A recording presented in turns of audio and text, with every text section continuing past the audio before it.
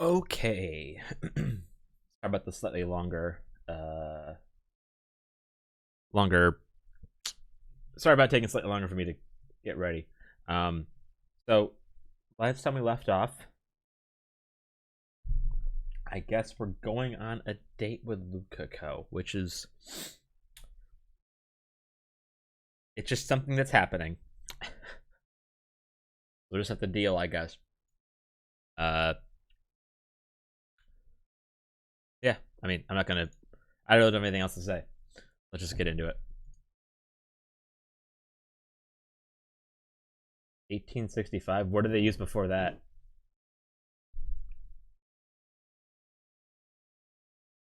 Rare.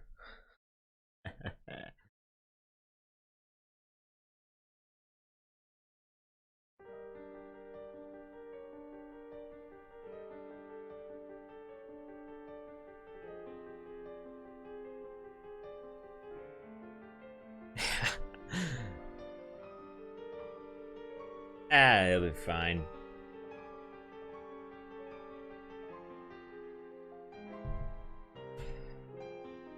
You think this date's gonna go well, Ohio?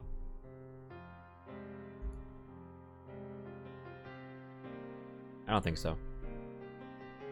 Of course, I know how it goes. And I still don't think it's gonna go well.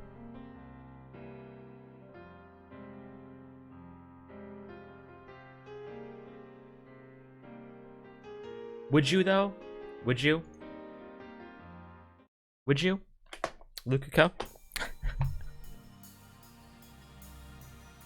He's gonna fucking...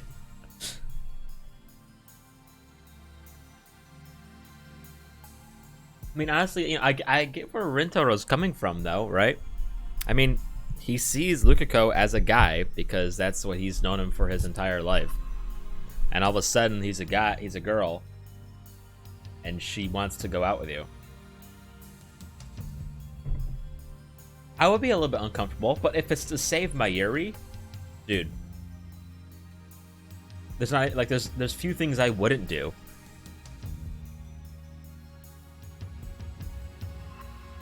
What the fuck did we tell her? I would definitely take one. I would take one for the team. I would take two at the same time for the team.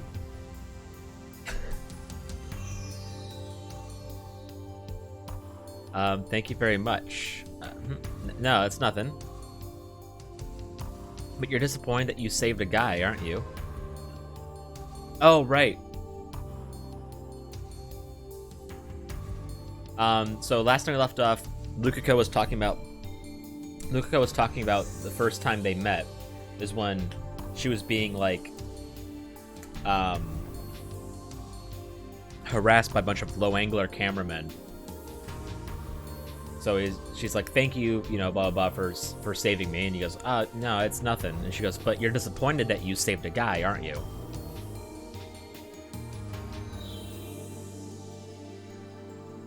I'm sorry, I just can't live up to your expectations.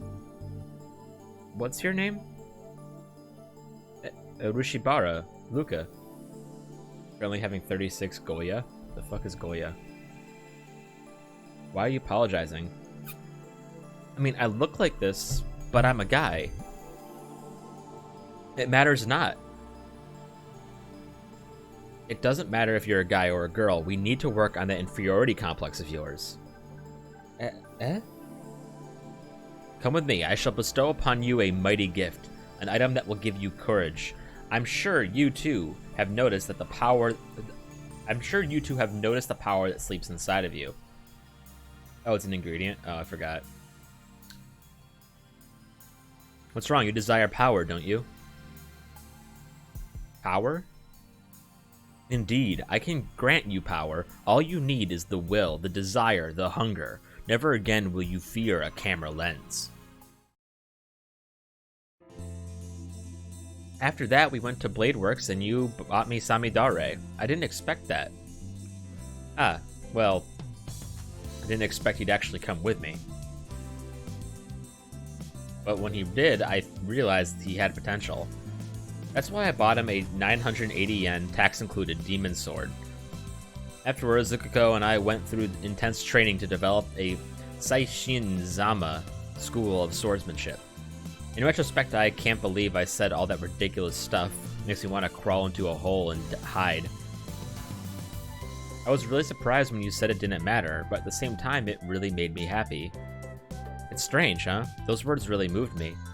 Luko's cheeks turn rosy pink. Her blush is too powerful, I have to look away. Ever since you said those words, I've liked you. Wait a second. Wait a second. Wait a goddamn second. Is she saying what I think she's saying? But Lukiko was a guy. But that Lukiko was a guy. Does that mean I made the guy Lukiko fall in love with me? My mind goes blank. Oh god. By the time I drop her off back at the shrine, I'm worn out physically and mentally. We ended up walking for 4 hours straight, which is tiring, but my mental exhaustion is greater. In the end, we didn't talk much, we just walked. Today was really fun. Really? You're just saying that out of consideration. I can tell that she's forcing her smile. Although all through that day, I couldn't stop thinking about the time Lukiko fell in love with me, so I barely made conversation at all. The manual was completely useless. On this world line, Lukiko was a girl from the beginning, so Lukiko's memories of when we first met might be inconsistent with mine. But even with that in consideration, Lukiko's story still felt out of place. So, Lukiko fidgets as she whispers. What is it? Well, tomorrow... She wants to take me on a date again tomorrow? I mean, we are a couple and we are going out, and that means we like each other, and it's summer break right now, so it's natural to go out on a date every day. Is it though? I guess if you're both unemployed. I want to be with Okabe-san again tomorrow. Thanks.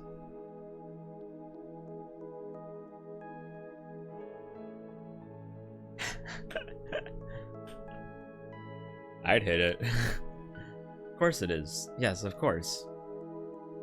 Thank goodness. Yukiko smiles again. She looks so happy and relieved.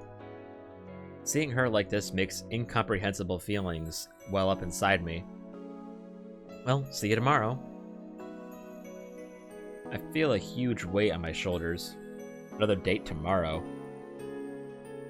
Tomorrow. Welcome back, Arin. Ah, you filthy normal. When I return to the lab, I am greeted by Mayuri's smile and Daru's pure hatred. Since when does a Chunibyo patient like you rate a girlfriend? It's not right, man. How'd your date with Luka-chan go? Well, stage clear, somehow. Probably. Probably not, actually. Komima's the day after tomorrow, you know. What if you and Luka-chan go as a cosplay couple? Maybe you can persuade her to go, now that you're her boyfriend. Mayuri, don't use my position to your cosplay advantage. She never says yes to me, and I've asked her so many times, too. But if Ocarine asks her, then I'm sure she'll say okay. I refuse. Why? Because Koima is on the 15th. Mayuri is fated to die that night. How am I supposed to spend the hours before her death cosplaying at Komima? Kamima. Or, I'm not gonna say Kami. To be honest, I don't get this dating thing. Ocarine, you idiot. Those words are an insult to virgins the world over. Apologize. Apologize to the virgins. Just think about it. All you do is walk, eat, and go home. And the whole time, you have to worry about what your partner is thinking. What's fun about that? For the virgins. Don't say that, Ocarine. You make Luka-chan sad. Mayuri's expression is uncharacteristically serious. You know, just being with the person she likes is enough to make a girl happy. That's all she really needs. Doesn't being together make boys happy too? If not, that makes Mayuri sad. Why would that make Mayuri sad? Okarine's the minority. I mean, dates are a great opportunity for H scenes. You're an idiot. Come on, holding hands and stuff is pretty H, isn't it? And when you're arm in arm and her boob hits your elbow, that's like super mega H. And at the end of the date, you kiss, right? Damn you. Death to normals. You play too much eroge. Hey, when did Luka-chan fall for Ocarine? When, well... I was really surprised when you said it didn't matter, but at the same time, it made me really happy. Ever since you said those words, I've liked you. I think back on what she said, something still feels off about her story. I said that Luka-chan's gender didn't matter. I remember that clearly. But I didn't say that because didn't I say that because Lukako was a guy? Right, that doesn't make sense. Now I know what feels out of place. I wouldn't have said that to a female Lukako, so why does Lukako remember what I said back then? I recall what happened with Ferris. I remembered, yeah. The wish Ferris made was to save Papa, who died 10 years ago, yeah. Ferris regained her memories from before she sent the D-mail. Could Lukako too? I've remembered the previous world line. Could Lukako too have remembered the previous world line, where she was a guy? Yeah, the very, very, very long scene. That would explain everything. However, she remembers that event, and she said she liked me for it, so did Lukako like me even when she was a guy? I think I need to check this out. The one frame that felt the longest was when Rintaro ran into Mayuri and Kurisu in the shower. That frame felt like it lasted for hours. It would not go away. Hey, dude, it was so... Didn't it also zoom in?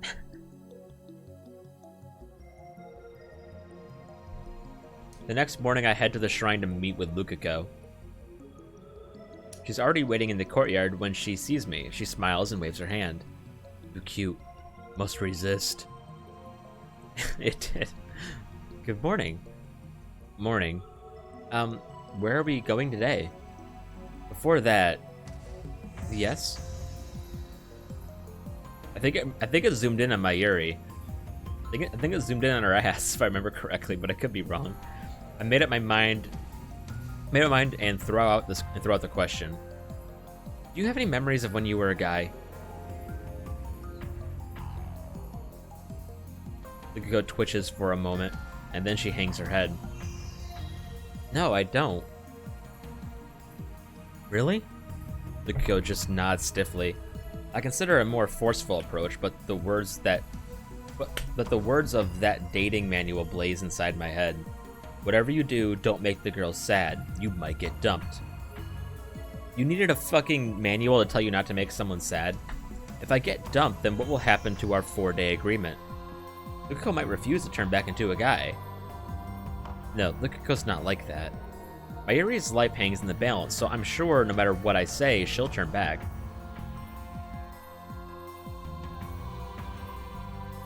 That's the dragon one, right? Or is it naive of me to think that?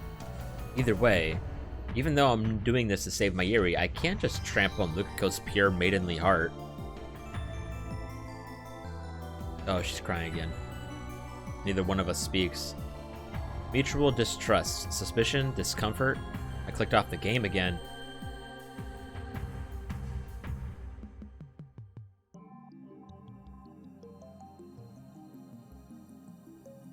One word could shatter our temporary relationship. Lukako is the first to break the suffocating silence. I'm sorry. Let's cancel today's date. Lukako bows her head and goes back into the shrine office. I hurt her. I feel guilty, but at the same time, I'm relieved. I hate myself for it. Instead of returning to the lab, I stand on the bridge in front of the station and gaze blankly at the stream of people. Ferris might be visiting the lab. Ferris was at the lab on this day when I first came to this world line. My actions shouldn't have influenced Mayuri's, so she should have called Ferris over to show her the costumes. Right now, I don't want to see anybody. I need to think. But try as I might, no ideas come, no solutions. Lukiko agreed to go back to being a guy if I went out with her for a time. I've stayed faithful to that, so... Faithful? How? I just made a huge mistake back there. I've done nothing but make Lukiko sad. Tomorrow is the 15th, the day Komima opens, the day Mayuri dies. At the very least, I need to make our relationship last until that evening.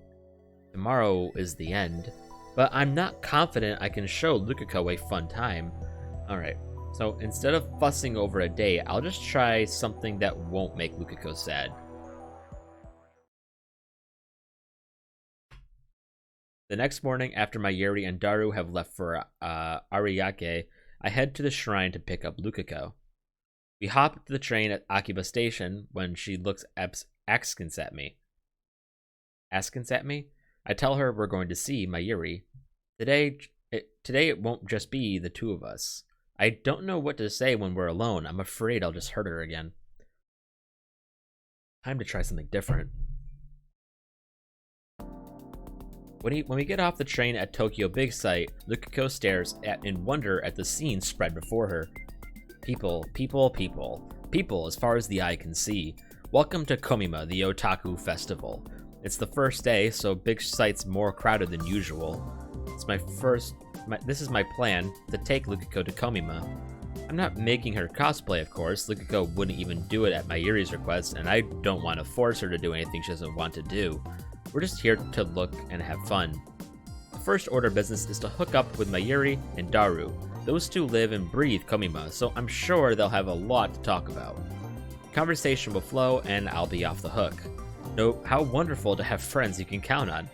Of course, bringing a date to Komima is a surefire way to earn myself the hatred of otaku everywhere, but no matter. I'll endure their contempt if that's what it takes to make Lukiko happy. So resolved, I strike out through the crowd towards our designated rendezvous point. Lukiko, clearly overwhelmed by the sheer number of people, struggles to follow behind. Okarin, Luka-chan. Near the edge of the parking lot, I see the petite Mayuri wave her hands high. There aren't as many people here. Welcome to Komima, Luka-chan. Yeah, it's my first time coming here, but it's amazing. Take it easy. Where's Daru? Daru's in line for promo goods. He couldn't come. He said maybe he'll join us later, if he survives the battle. Damn, that means he won't join us. He won't join up with us for at least another hour. Didn't he forgo the battle just this once? Lukiko's eyes dart from place to place. She's clearly uncomfortable with the chaotic atmosphere. There's still some awkwardness between us after what happened yesterday. Even on the train ride, we barely spoke to each other. What's the point in being a couple if it turns out like this? It was easier to talk when we weren't supposed to be boyfriend and girlfriend. Lukiko seemed to enjoy herself more too. Was it a mistake to bring her to Komima? Well, Lukiko didn't refuse. Even when I told her we were going to Komima, she just nodded obediently. Mayushi will show you around, okay? There's lots of people, so we've got to be careful. First, we'll go to the cosplay area, and then we'll go inside. Mayuri's more cheerful than usual. She must be happy to have us here. Hey, is there anything you guys want to see? Lukiko, is there anything you want to see? No. Lukiko shakes her head. It's my first time, so if Okabe-san wants to see something, I'll go see it. Have a backbone, girl. I'm not particularly interested in anything. Great, you're both...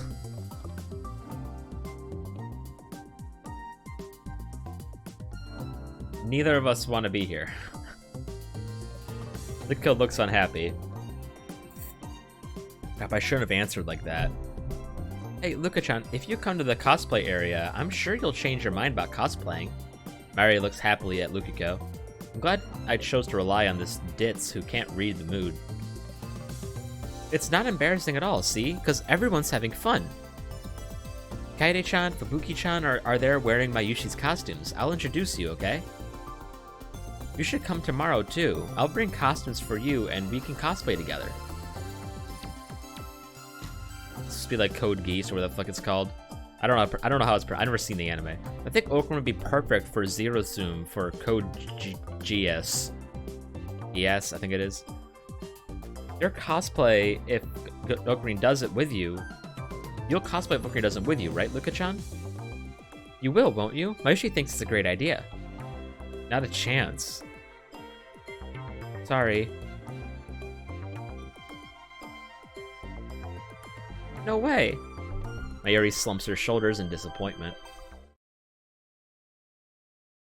In the end, Lukiko and I got fed up with the amount of people and left Ariake early. We took the direct shuttle bus to Akiba that only runs during Komima, but it was so cramped inside, I thought I was gonna die.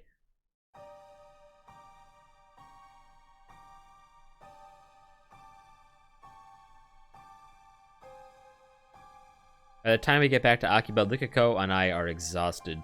My feet feel like blocks of lead, and I don't have the energy to even attempt conversation.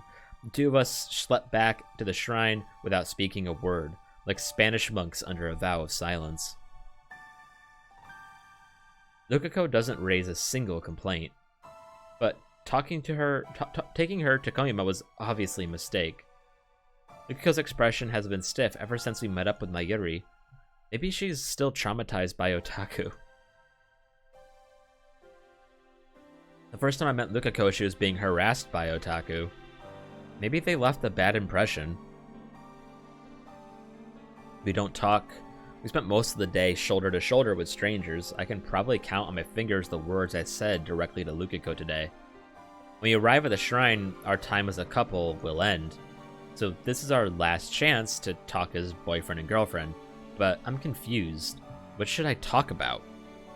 I try thinking about things we have in common. The Demon Sword and Samidare, the Saishinzama School of Swordsmanship, but Kurisu said to avoid chuny topics and the dating manual concurred. What else is there? Finally dawns on me. There's nothing else Lukiko and I share. Silence dominates the shrine. The silence should be calming, but it's not. I've safely escorted Lukiko home. Mayuri's death is just 3 hours away.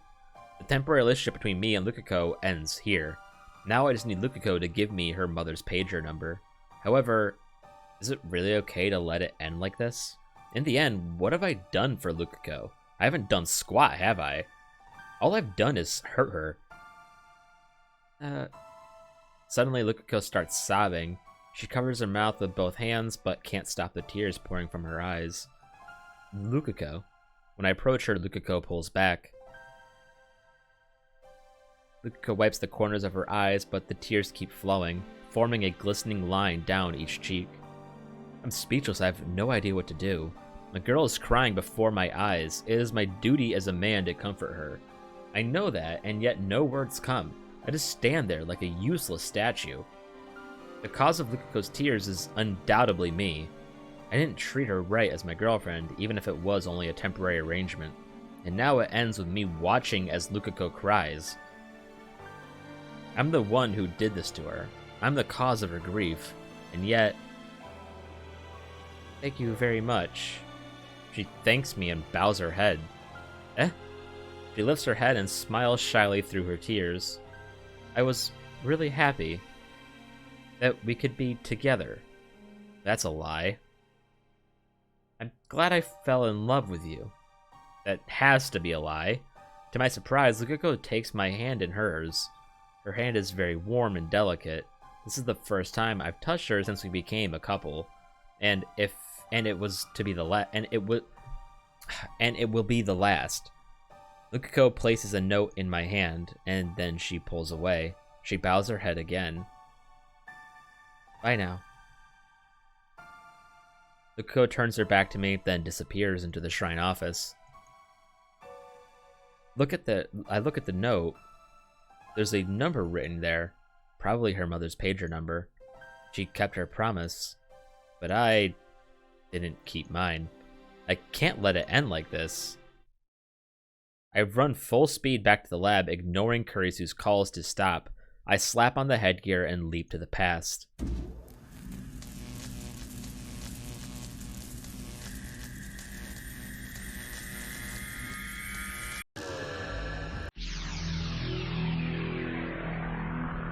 How many times have we time leaped? Like, at least 20 times, right?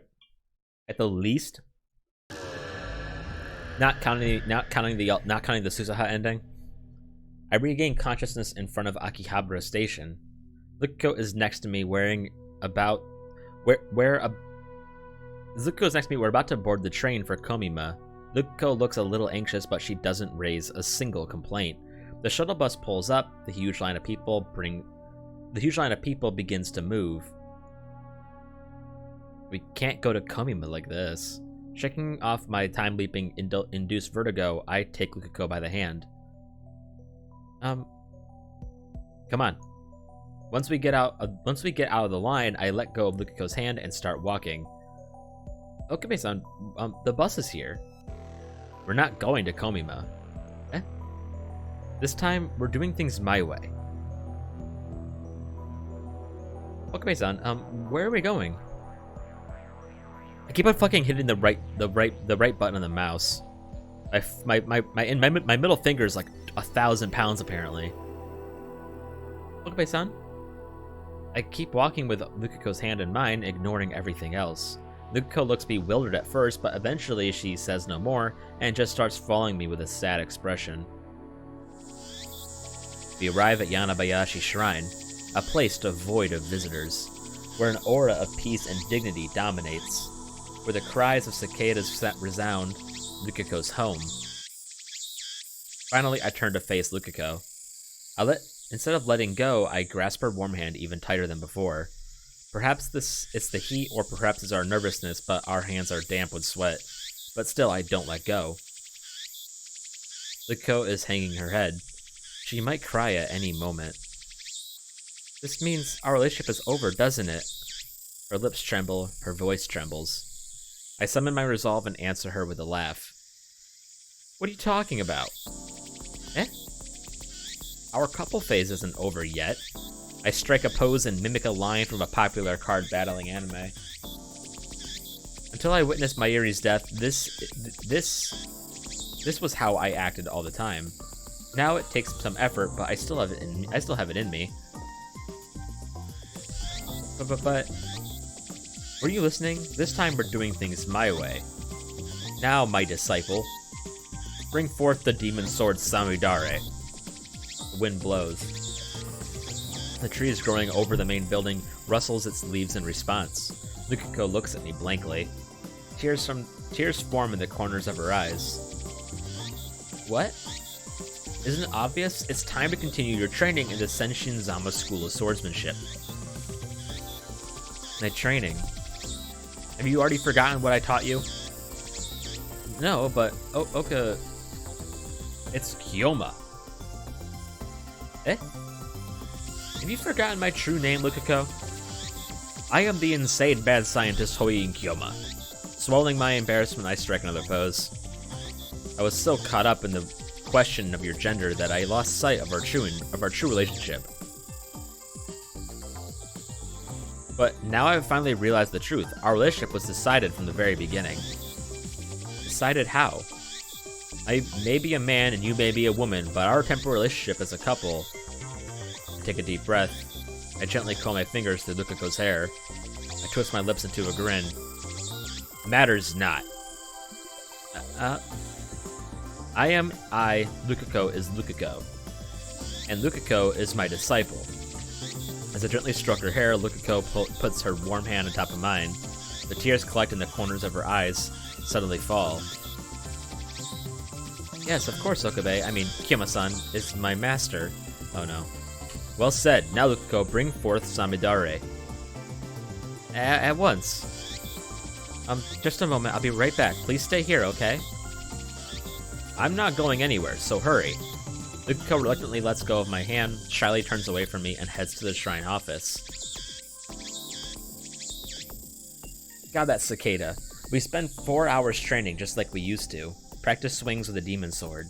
Stories of the sword's history. Lectures on the intricacies of Saishin Zamba's swordsmanship. All fabricated for my chuny delusions. I talk, Lukiko, dressed now in her Miko robes, listens with rapt attention. Occasionally, we take a break, sit on the shrine's stairway, and eat the sweet rice balls Lukiko's mother brings us. And that's how we spend an extraordinarily ordinary 4 hours. And the cicada finally shuts the fuck up. Alright, that's it for today.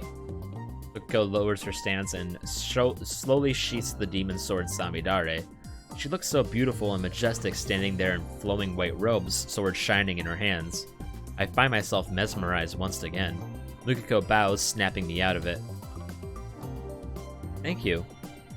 I think I got a little stronger. No need for humility. Today, you mastered one of the Saishin Zamba style's secrets. Type 32 Cherry Bomb. But don't get cocky, for you are still weak. Yes, sir, I want to learn even more from you. The breeze feels nice after the sweat we worked up.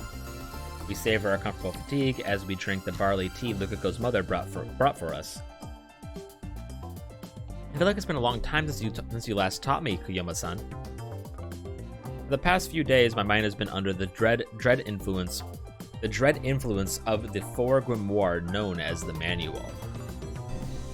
But I fully recovered, do not worry. Grimoire Noir, perhaps?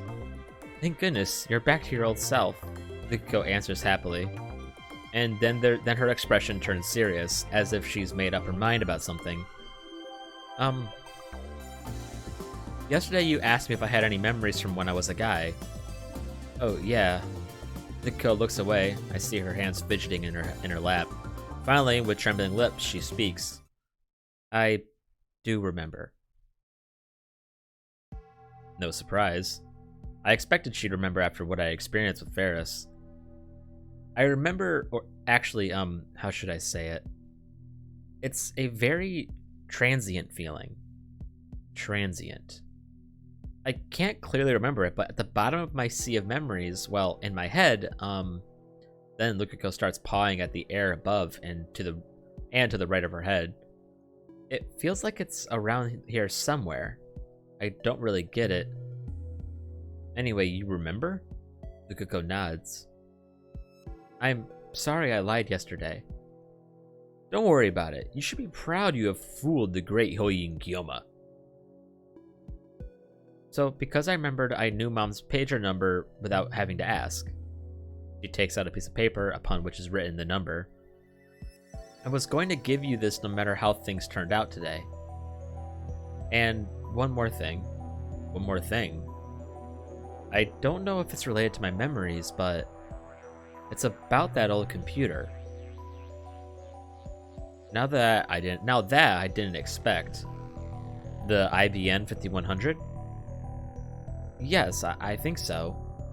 Lukiko did seem like she knew something about the IBM 5100. Plus, Luca's dad confirmed that it was here at the shrine, and then one day it suddenly disappeared.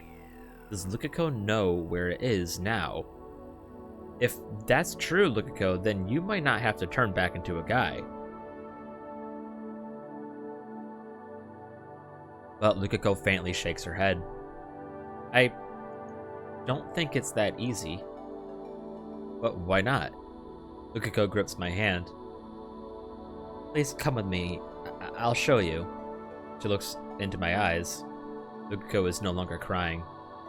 In the fading sunlight, her eyes shine with firm resolve. She brings me to Daiburu. I look up at the huge towering building. The IBN 5100 is here? Not there. Lukiko faces away from Daiburu and points to a coin locker tucked in a narrow alley. It happened last year, just before New Year's. Lukiko walks up to the coin locker as she talks. The computer was at our shrine until then. Until New Year's. That's a contradiction. It was only 2 weeks ago that I found the IBN 5100 at Yanabayashi Shrine, which means I really haven't returned to the original world line, and I clicked off the game again.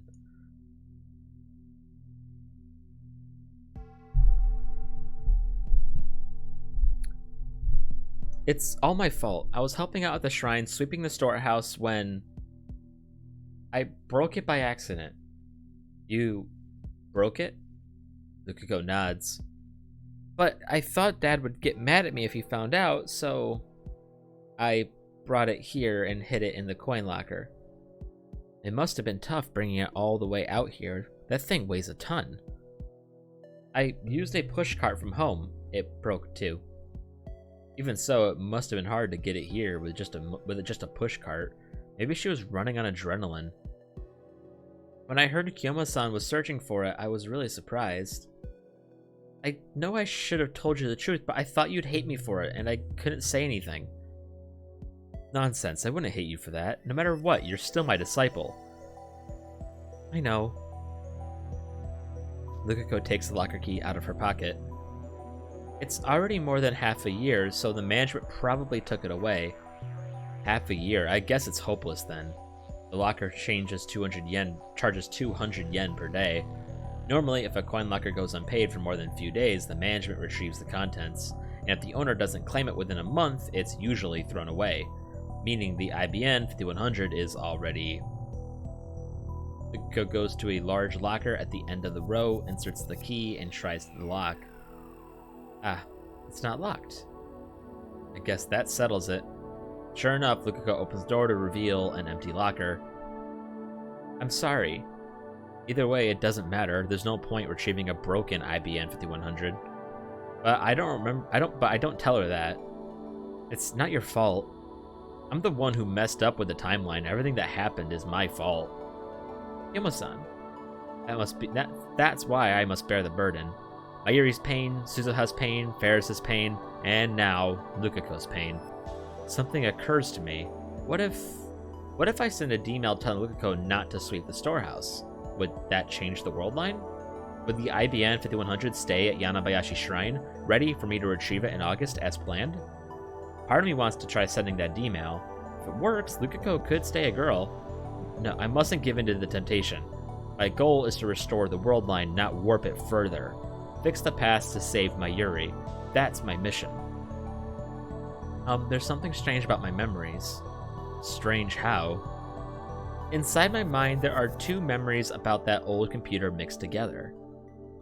The first is the memory of me breaking it, the other has no memory of it at all. The male me didn't break the computer, he swept the main shrine instead of the storehouse. So Lukiko swept the storehouse because she became a girl. Because she swept the storehouse, she broke the IBN 5100 and deposited it into this coin locker. And as a result, the IBN 5100 will never reach me. Is this the butterfly effect?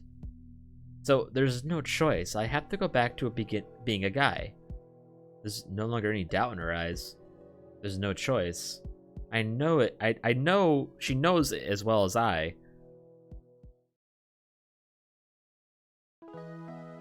We return empty-handed to Yanabayashi Shrine, which is dyed scarlet by the setting sun.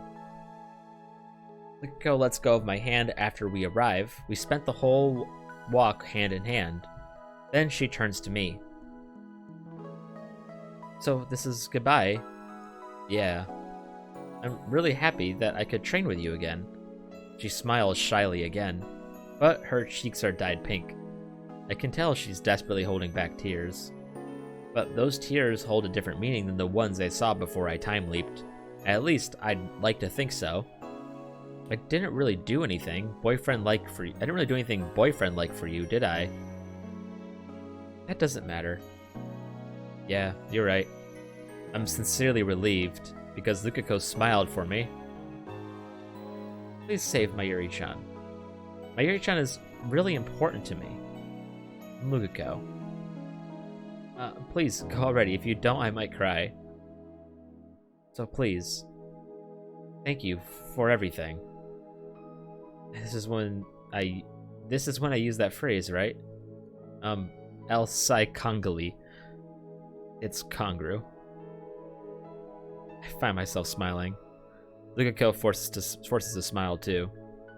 El Sai Kongru. She bows deeply. She doesn't raise her head.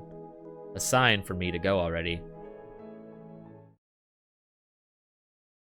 Turn back to the archway at the shrine's entrance. My feet are heavy. They won't advance. I stop in front of the stairs. Then I take out my phone.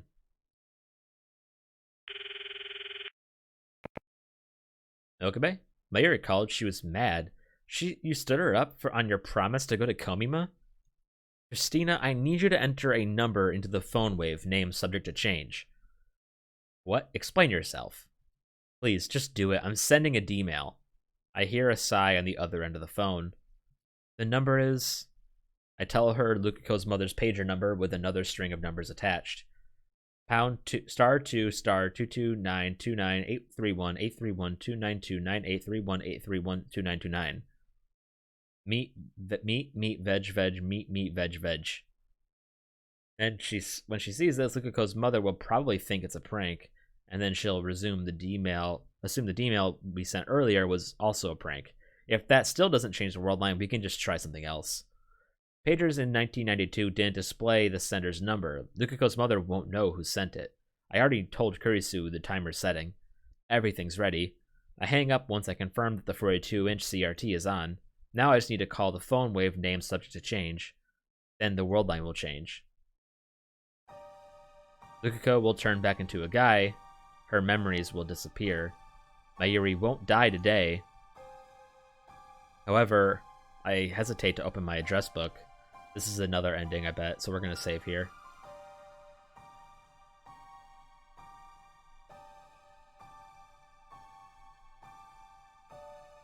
My thoughts turn to Lukako, who is probably still watching me from behind.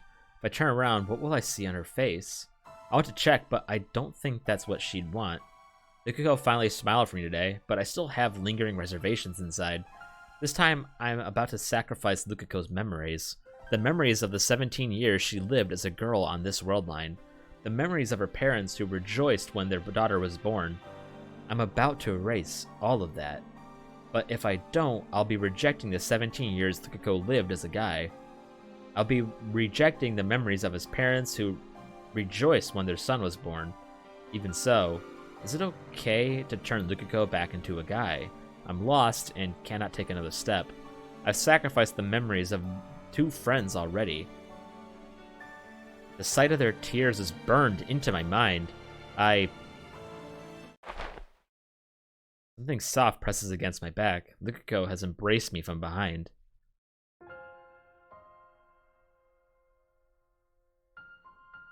I hear faint sobbing.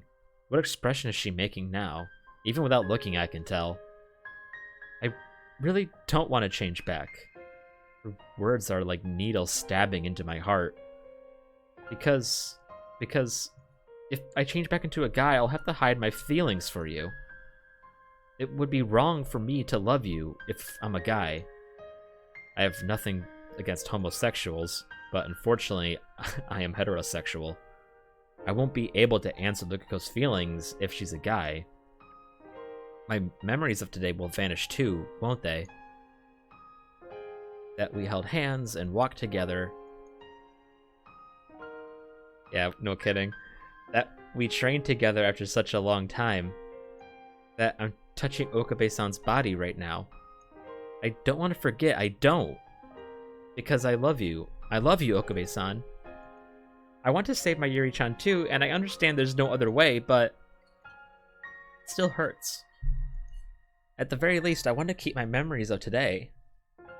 If I'd known it would hurt this much, then I never would have wished to become a girl in the first place. Lukako. Sniff. I'm sorry, I know that doesn't matter to you, right?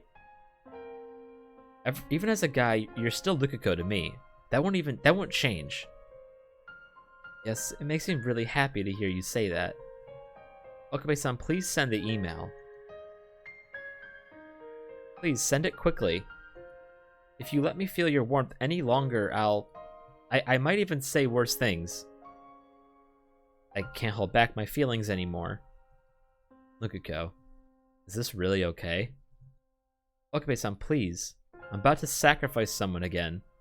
Is it my place to make that decision? My fingers tremble around my phone.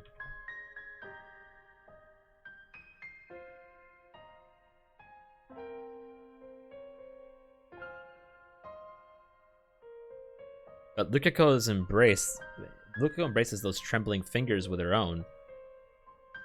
Will you remember me?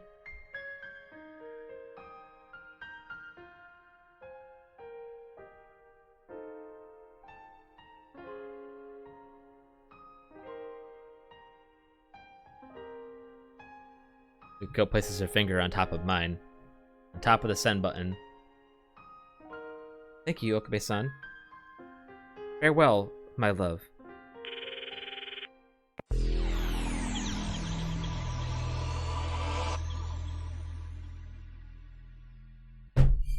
Breaking hearts.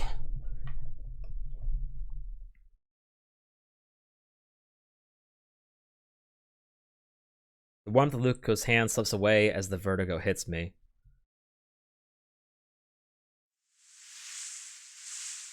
I'm still at the shrine, but I no longer feel Lukuko clinging to my back. I turn around slowly.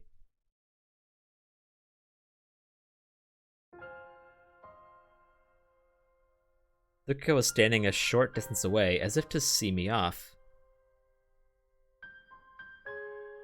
No tears, just a bewildered smile. My chest feels like it's about to burst. I want to hold it back. Hey, Lukuko? Yes? You're... I hesitate for a moment, but I have to know. You're a guy, right? Yes?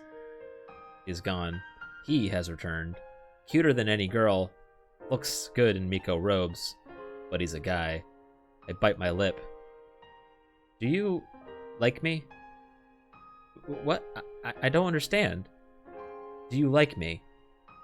I respect you. He respects me? I don't deserve his respect. But that's not what matters now. Lukuko's answer seemed clear, but wasn't.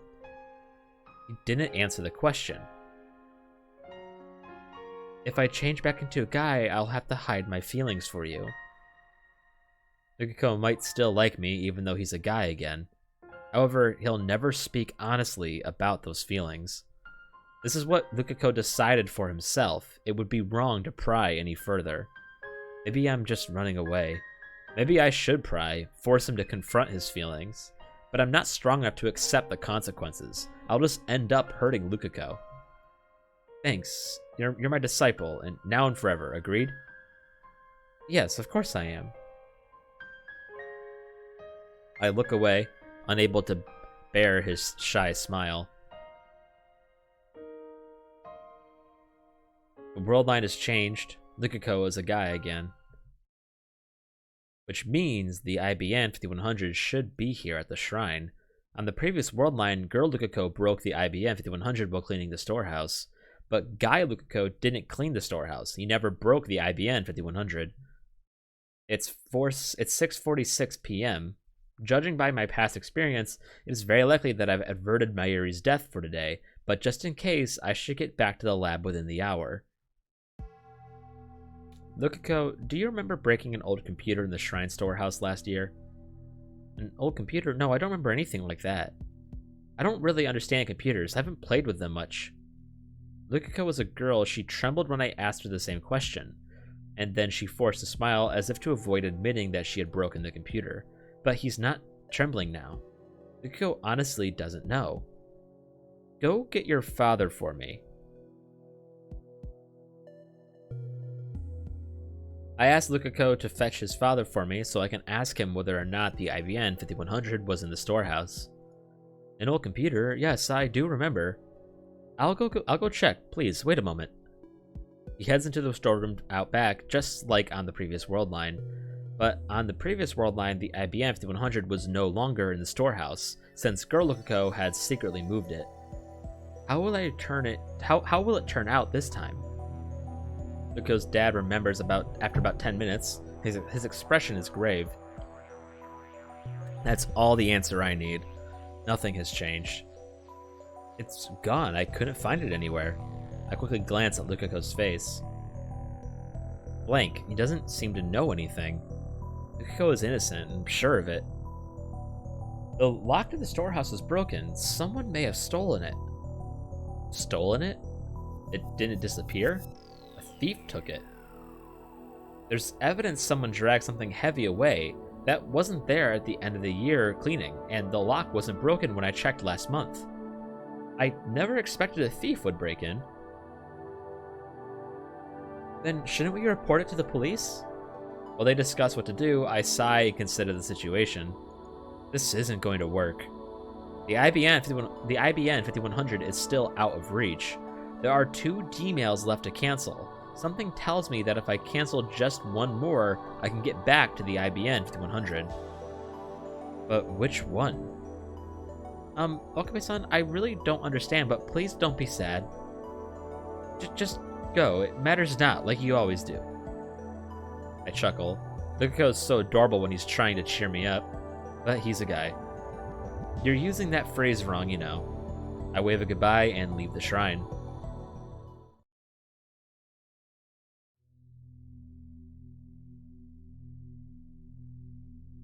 Two D-mails remain. Hang on, I'm updating the stream title.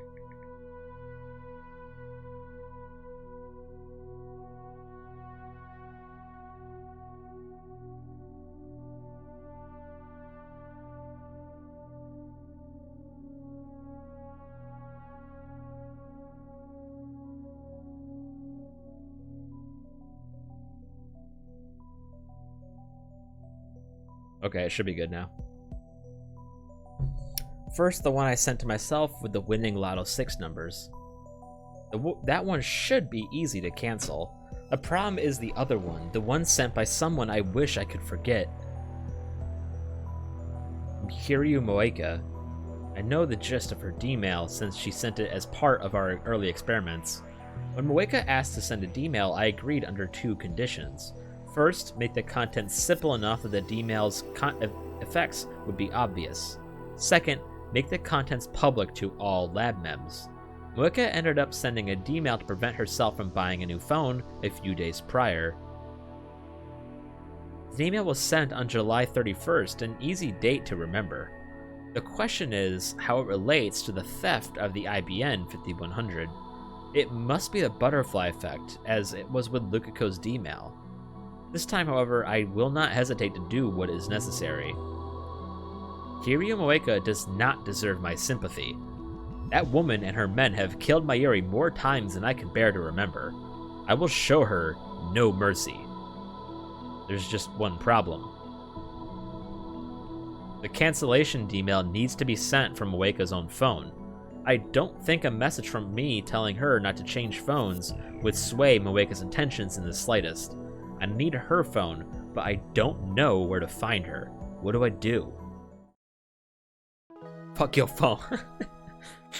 I return to the lab and set things up so I can time leap at the moment's notice. How do you think Kiryu's email affected the location of the IBN? I return to the lab and set things up so I can time leap at a moment's notice. Fortunately, that isn't necessary. Phew, I'm stuffed. I barely ate today, so I was hungry. Is there more tomorrow? Yeah, and the day after, too. Mayuri just got back from Koyama 30 minutes ago. She and Kurisu, who stayed behind the lab, have just finished eating cup noodles. It's already past 8, and so far nothing has happened. Mayuri is still alive. Going by the pattern, her death has probably been postponed until about this time tomorrow. Is this the will of some higher being? God, fate, the universe itself?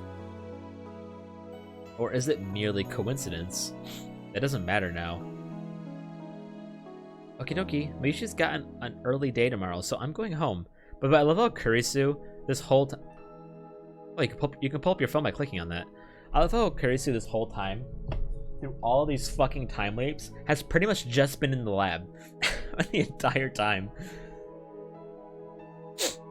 Mayuri takes a big stretch and starts getting ready to go home. She's been up since 5 this morning. Looks like she plans to wake up early tomorrow, too.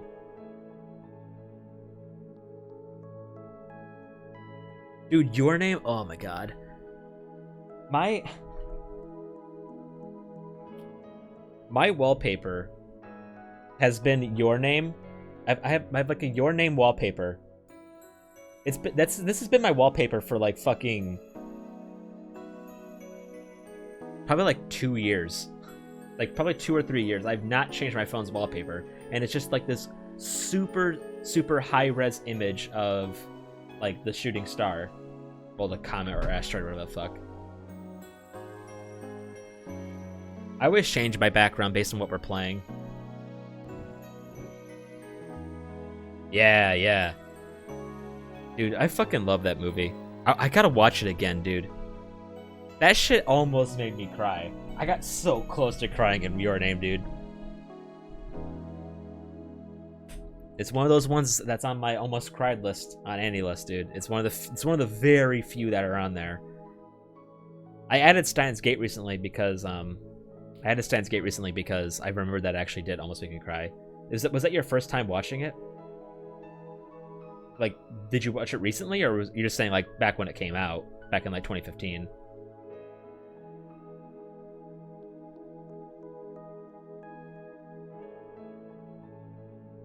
It's a fantastic movie, dude.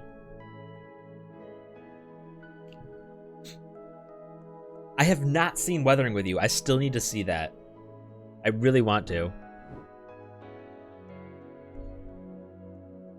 That reminds me, I haven't seen Daru at all. He's fighting in the Komima Holy War too, so that doesn't surprise me. Busy checking his spoils, I guess. Hey guys, why don't you come too? I'll pass, but my assistant looks like she wants to go. What? Kurisu jumps up at my answer. Hey, don't put words in my mouth. I saw your eyes sparkling while you were listening to Mayuri's cosplay stories. Maybe, but nobody said anything about going. Come on, Chris-chan. I know that Kurisu is an at-channeler, but is she an otaku? Not all at-channelers are otaku, but she has often hinted at an interest in cosplay. No way. I'd suffocate in a crowd like that. It's not as crowded on day 2. If you're worried, come in the afternoon. All the popular stuff will be sold out, though. I've never been to a convention before. Not once. Not even like a small, like, relatively local one. You go, Okabe. You're Mayuri's guardian, aren't you? No, Mayushi is Okarin's hostage. Yeah. Oh, right. That's what it was. Well, you don't want your hostage to escape, do you? Shouldn't you take her along in handcuffs or something? I've got business in Akiba. What do you mean, business? The search for Kiryu Moeka. I already sent her an email, we need to talk, and now I'm waiting for her reply. Something tells me it's not gonna work. No answer? I guess it was just an excuse. Christina, we need to talk. Again? Abrupt as usual. What do you mean, again? Nothing. What you gonna talk about?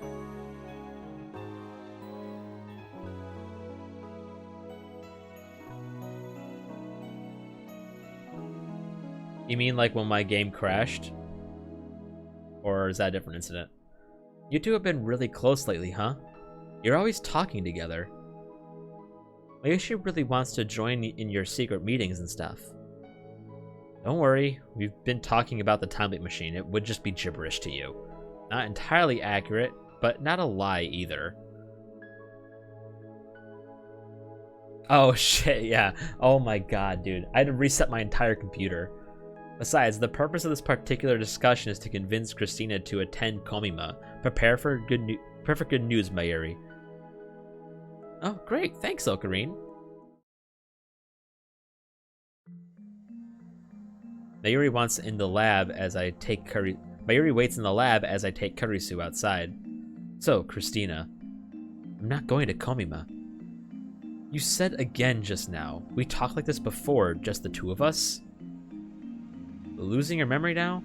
Does our little mad scientist have an acetylcholine deficiency? Yeah, we're gonna need to look that one up. A neurotransmitter level. This thing levels in the hippocampus, increasing when learning or remembering. But were you actually able to end the task in Task Manager when it was still playing? Unlike me, who canceled the task, who ended it, and it still fucking played somehow. It's still playing.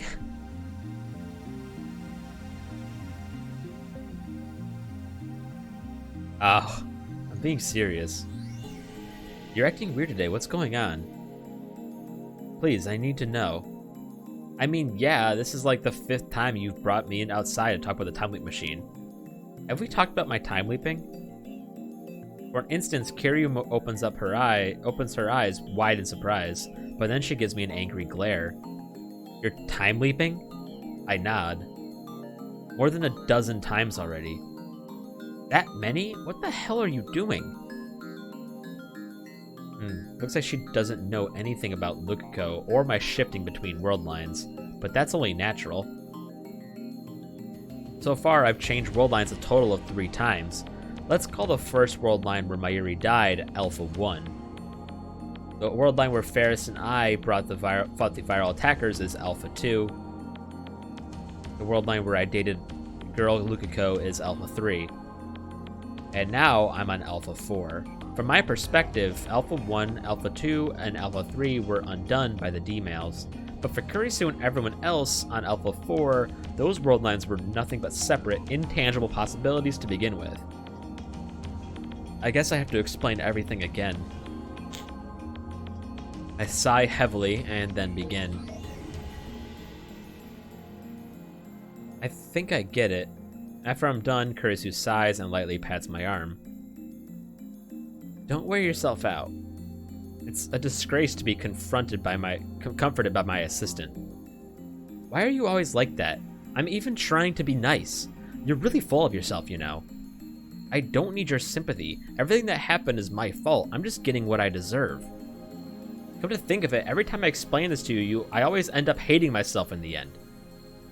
Okabe. Don't worry about me. Worry about Mayuri. Mayuri will probably die tomorrow. I don't know how it will happen. If Mayuri stays away from the lab, she can probably avoid running into Moeka and her men. If it doesn't matter though, she'll die all the same. All Alpha world lines converge on her death. Escaping the attractor field is the only way to save her. Sorry about this, but I want you to be there when she dies tomorrow night. That's why you want me to go to Komima?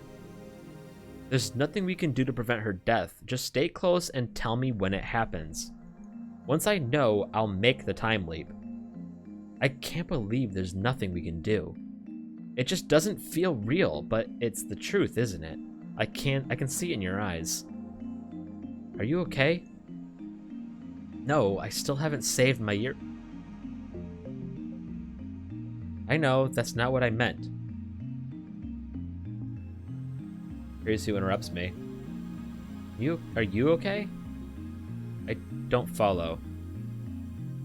You're carrying an awful burden. It's rare for her to look so concerned for me. I told you not to worry about me. It's Mayuri you need to worry about. Tomorrow I'm going to look for Moeka. If Mayuri doesn't die tomorrow, I can postpone the time leap. If Mayuri does die tomorrow, I'll return to the past no matter what. I wish there was some way that Mayuri wouldn't have to suffer. Then why don't you time leap now?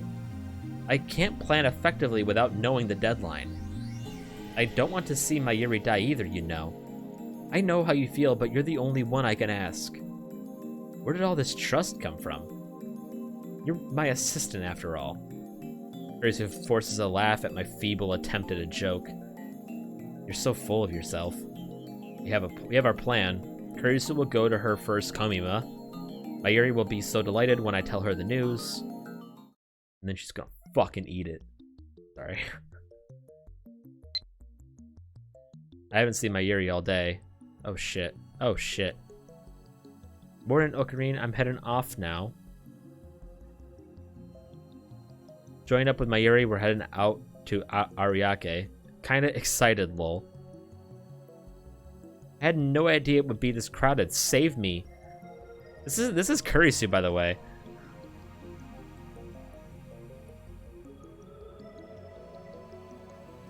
I want to be with her, of course, but that's not possible. Moeka hasn't replied, which means I have to find her myself. Unfortunately, I don't know anything about her.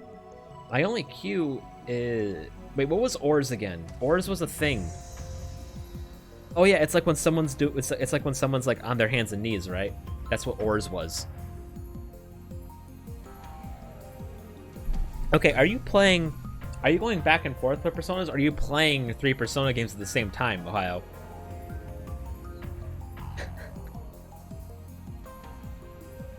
The only clue is Arc Rewrite, the company Moeka supposedly worked at. Well, I don't have the address book. They're not in my address book. Oh, wait, do I have any new wallpapers?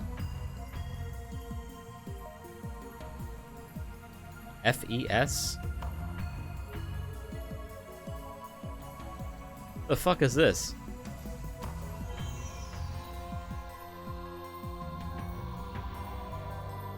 Yeah. I can't escape it. Cat Froggy. Think strange. Oh, fuck. We'll go back to blue.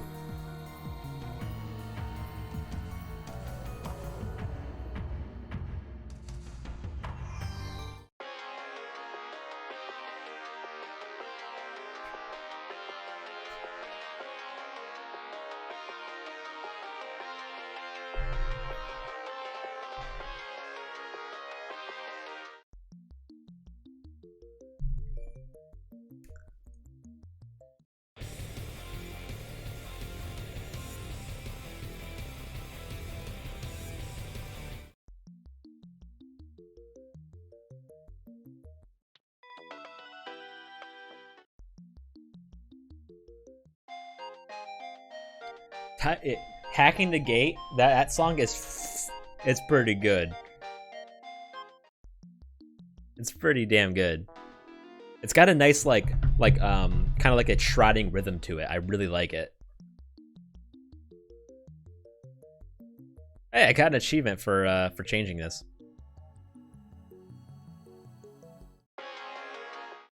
I don't want the same thing. I want a different one. This would be really funny if I got this during like a really like important and dark event. Precaution.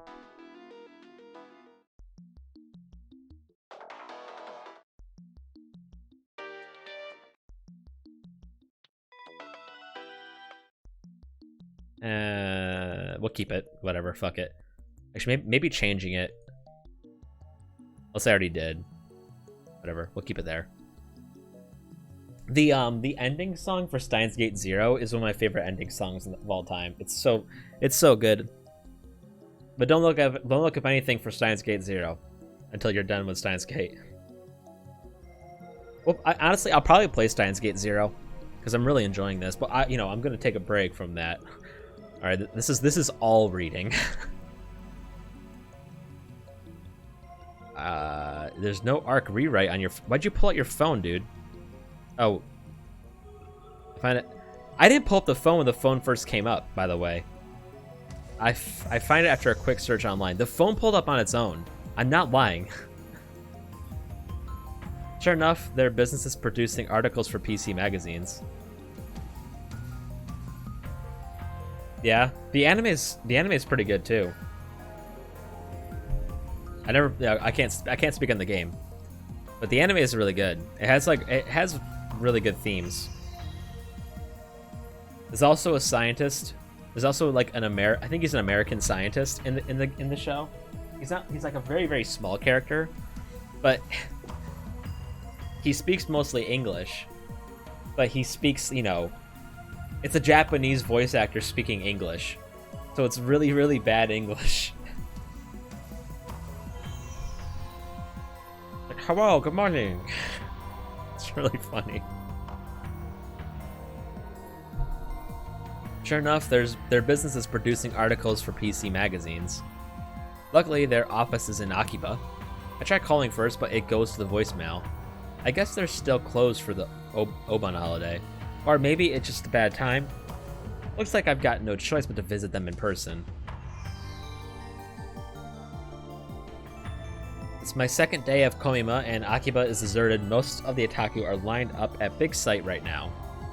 I've experienced the craze of Komima several times firsthand. It's literal war. It scares me whenever Mayuri goes alone. I can't help but imagine her trampled by a horde of crazed otaku. How many times have you... What Persona game have you beaten the most? But in reality, Mayuri is surprisingly quick and tough. I've seen her weave through crowds like you wouldn't believe. Kurisu is the one more likely to get trampled. P4. I can't help but feel sorry for her. Maybe I was wrong to ask her to go. Is it the game you've beaten the most times, like of all time? I find the ARC rewrite office in a fancy-looking building on the outskirts of Akiba. I take the elevator up, but there's nobody there. I lean against the wall and wait. After about 30 minutes, a man dressed in shirt and tie appears. I explain that I'm a relative of Kiryu Moeka and ask her for contact info. But he gives me an unexpected answer. We don't have an employee by that name. You don't? Damn, I've been tricked. Again. For the 40th time. I should have known better. Moeka is working for CERN. Of course her place of employment is a fake. Is this the end of the line? Just as I'm about to turn around and leave, the man pounds his hand as if he remembered something. Wait a second. There was a girl who worked here just 2 days before disappearing. I think her name may have been Kiryu.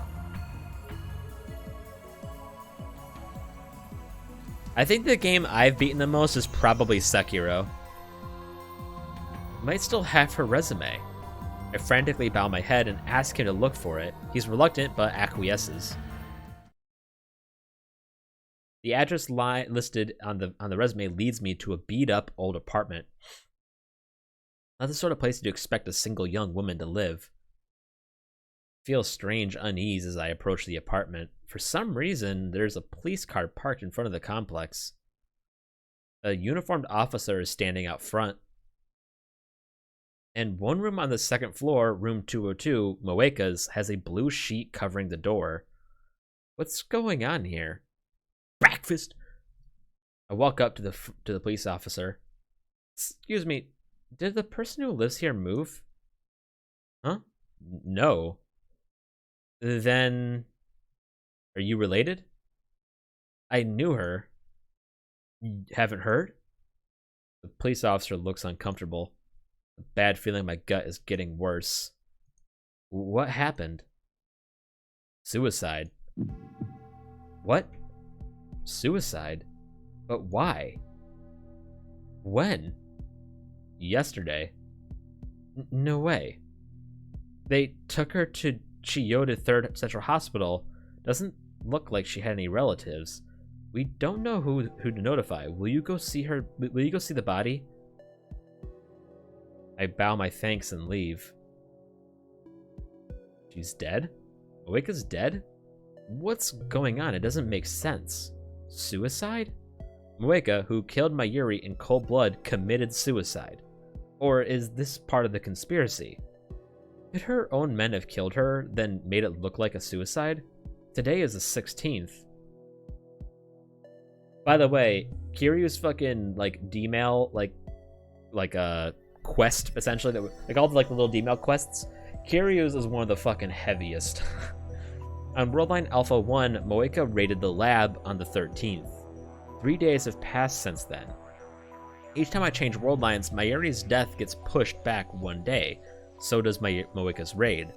It hasn't happened yet on this world line. So why did she die? I just don't get it. This is the first time this has happened. How should I deal with this? What should I do? I squat on the ground and cradle my head in confusion. If Moeka is dead, maybe Mayuri doesn't have to die. No, I don't think convergence is that kind. Fate demands Mayuri's death. Whenever I try to stop it, something interferes.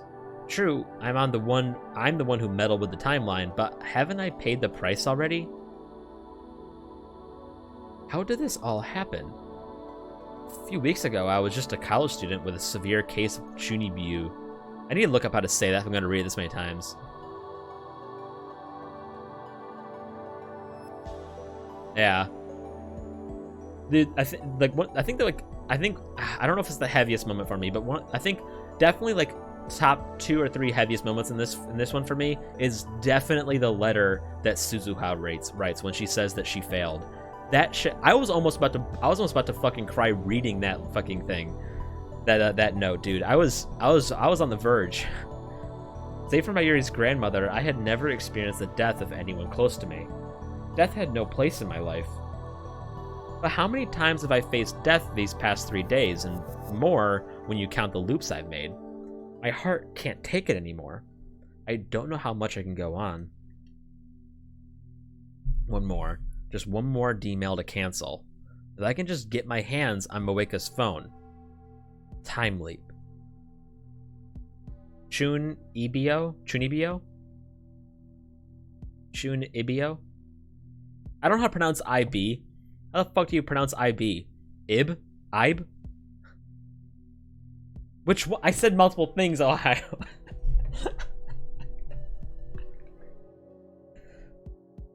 Chunibyo. Was it that one?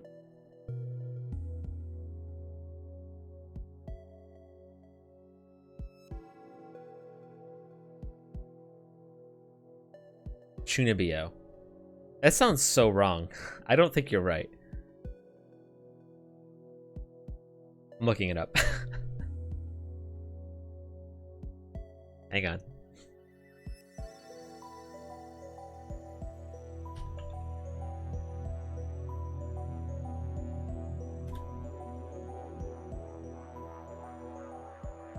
I don't trust them.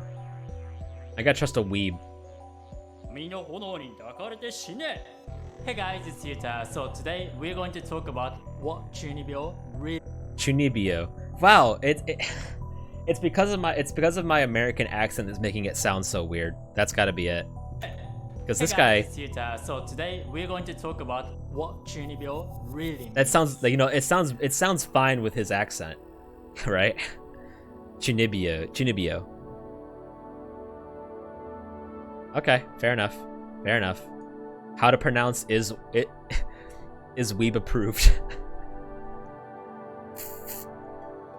Moeka died yesterday around noon. I can go back to before that happened. The reason she died isn't important. Whether Mayuri's murderer kills herself is none of my concern. I just need to cancel that D-mail. Upon return to the lab, I casually look up at the second floor window, and what I see shocks me to my core. Electrical discharge? Someone is using the time leap machine. Who? Mayuri and Daru should be at Komima. Not even Kurisu should be here. I asked her to escort Mayuri yesterday. Besides, she's against changing the past. So who?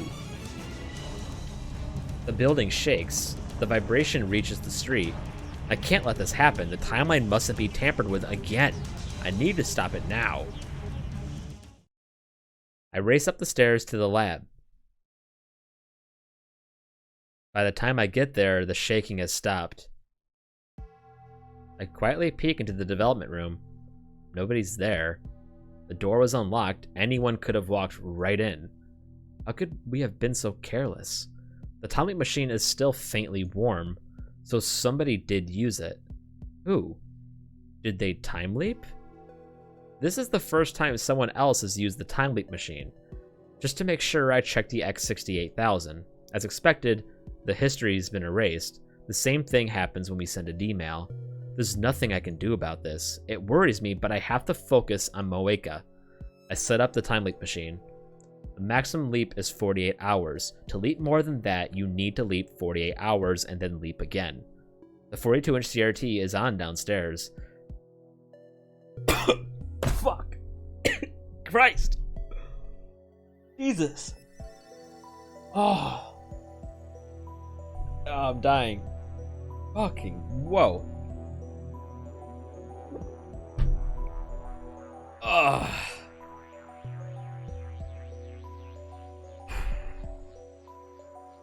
Yeah, I don't know. Fuck, dude, I choked at something. Ah, fuck.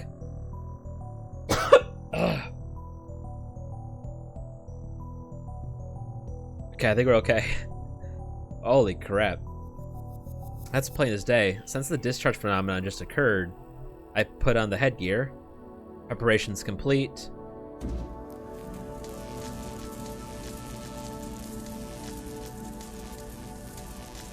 By the way, there's that gun he said he's pointed at people's backs like 2 times now. Should I really leap now? Don't be ridiculous. Of course I should. Let's go! Even though this is clearly a place where we can save. Let's, we're right. This might be another ending. Lock it. Anytime that this little thing pops up, I'm gonna save.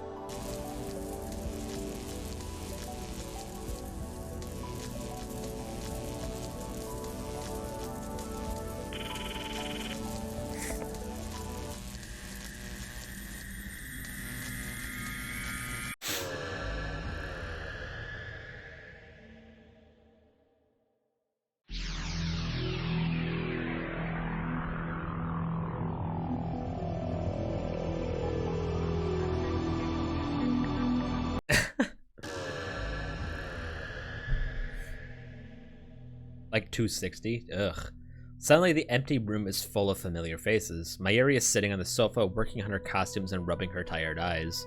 Daru is at his PC, muttering to himself. Kurisu is in the development room, tinkering with the phone wave, name subject to change. Where is Moeka now? Should I try going to her apartment again? Honestly, I'm afraid to meet her face to face. I don't know what I might do. That woman killed Mayuri. Innocent Mayuri, sewing with all she's got. I've seen the blood drain from her body.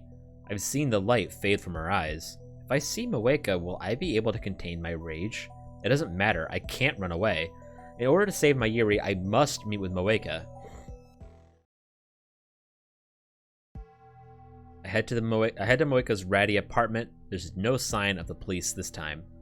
Moeka's suicide won't happen for another 2 days. I run up to the iron stairs and stand in front of the door to Unit 202. The lights inside aren't on. Yeah, Rintaro, it's crazy. It really is. It's some like heavy like, because usually like in a story, if you have a character that's if you have a character that's gonna go through a change, usually something just big happens and it changes them, right? But Okabe just has like 1,000 shitty things happen to him, so he like his change is so like quick and jarring, but not jarring, like so quick and different, but it still makes sense and it still works, which is impressive.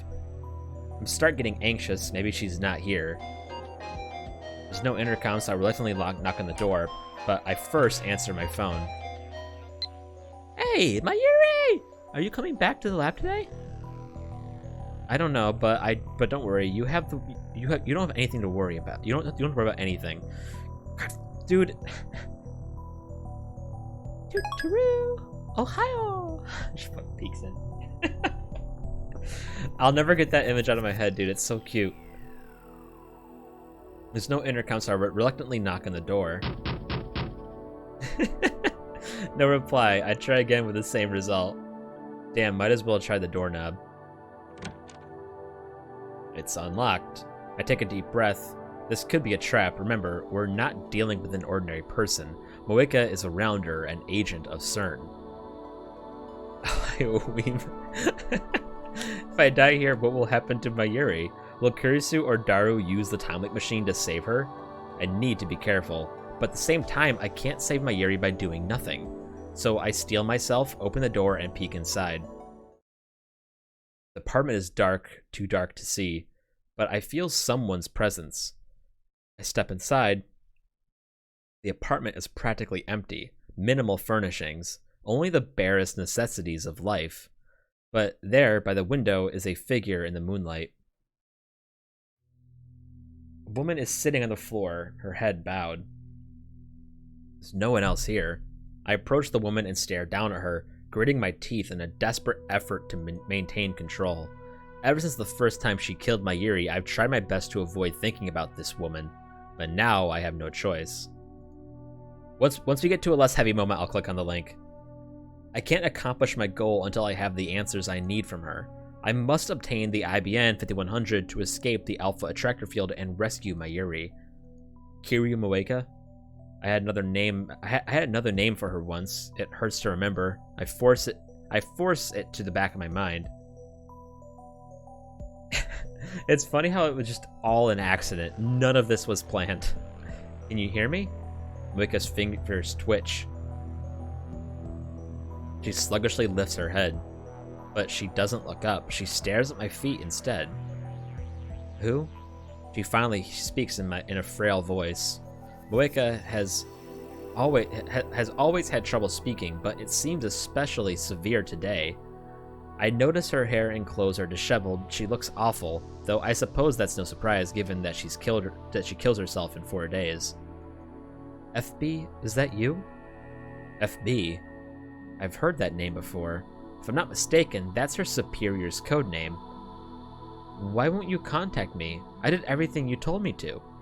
The phone in Moeka's hands glows faintly. She's still clinging to it, I see. Did I do something wrong? I'll fix it, I promise. Just don't abandon me. I'll do anything for you, FB. Please answer me. Give me orders. I'll obey. Tell me what to do. Tell me. Tell me. I'm at a loss for words. I wasn't expecting to find her in such a miserable state. She was so cold, so calm when she killed Mayuri. It's like she's a different person now. Is this another effect of the worldline change? But it's only been a week since she sent her D-mail. How could she have changed so much? I get my knees and shake Moeka by the shoulders. Hey, can you hear me? Hey! FB, why won't you answer? Kiryu Moeka, hey, it's me, Okabe. No response. Moeka just keeps crying and mumbling to herself. I shake her harder, but she doesn't react. She doesn't even resist. Looking down, I notice that she's typing rapidly on her phone. Bewildered, I look at the screen.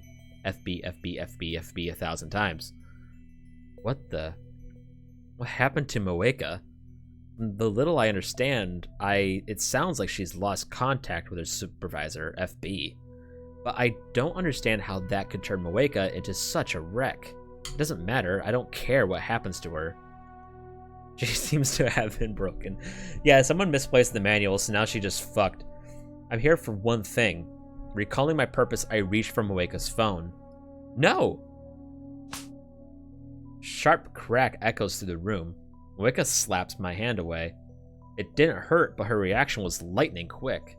Now Moeka curls up into a ball, hugging the phone tightly to her chest. It was like this from the moment I met her. She never let go of her phone, not even for a second, as if it were the only thing keeping her alive. No mails. No mails.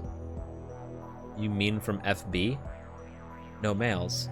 I make several more attempts to take her phone while she babbles incoherently, but she just slaps my hand each time. Former boyfriend. Next, I try persuasion. I promise to help her search for FB if she lends me her phone. It's a lie, of course, though come to think of it, I would like a piece of FB too.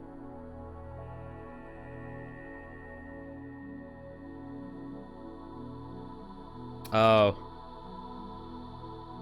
I can't remember anything from fucking Toy Story apart from 1 and 2.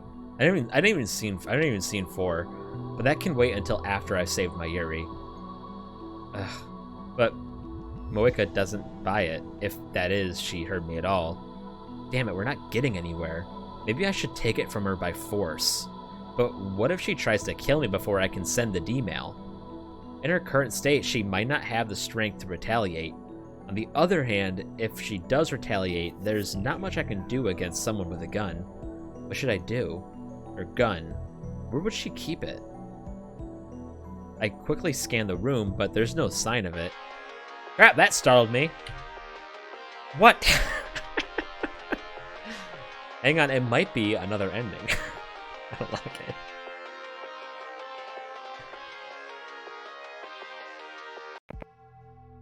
Hello? I stand up and move to the entrance where I can take the call without letting Moeka out of my sight. Where are you? Sorry, I'm busy. Is it woman? You're with a woman, aren't you? Is that the first thing that comes to mind? You really are a mainstream girl. Shut up. You promised you'd help with the phone wave, remember? Or is your lab mem number just for show? Get Dara to help. I can't do it today. What are you doing? Where are you? Kiryu Moeka's apartment. So you're with a woman. You're the worst. She has not met Moeka on this world. Has she not met Moeka on this world line? I quickly gave Kurisu a simplified version of the usual explanation. Kurisu listens attentively, as she always does. Maybe she's more considerate than I give her credit for. As soon as I finish, Kurisu gives it to me straight. You have to take it from her by force. You've seen too many Hollywood movies. You're up against an agent of CERN. Play nice and you could end up dead. Don't hesitate. Remember, you're doing this to save Mayuri. I know you're pretty weak and scrawny, but you should be able to handle her in your current state. Gee, thanks. At least she's not beating down the bush. Suddenly, she lowers her voice. You might think I'm a monster for saying this. Not that I care what you think, but... Kill her if you have to. You're a monster. But you're not a hypocrite, and that's what I love about you, Christina. Love? What's the matter with her now? I mean it. I wish my conviction were as strong as yours. Well, thanks. But that's not all, right? There's a reason you're willing to suggest murder as an option. How did you reach that conclusion? Good, you're still thinking. I can't be certain whether your story is true, and I don't quite understand this attractor field hypothesis. But based on what you told me, if this Kiryu woman commits suicide 4 days from now, then that means her death flag is already active. In other words, this world line has approved her death. In previous world lines where that wasn't the case, you probably couldn't have killed her even if you tried. Something would have happened to prevent it.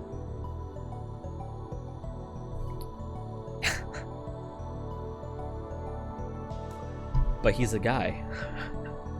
Or possibly killing her would have caused a dramatic shift in world line divergence. But on this specific world line, her death is already certain.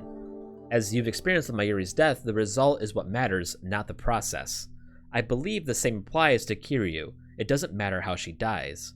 In other words, I can kill her instead of letting her commit suicide. She's already going to die, so that makes it okay. The kind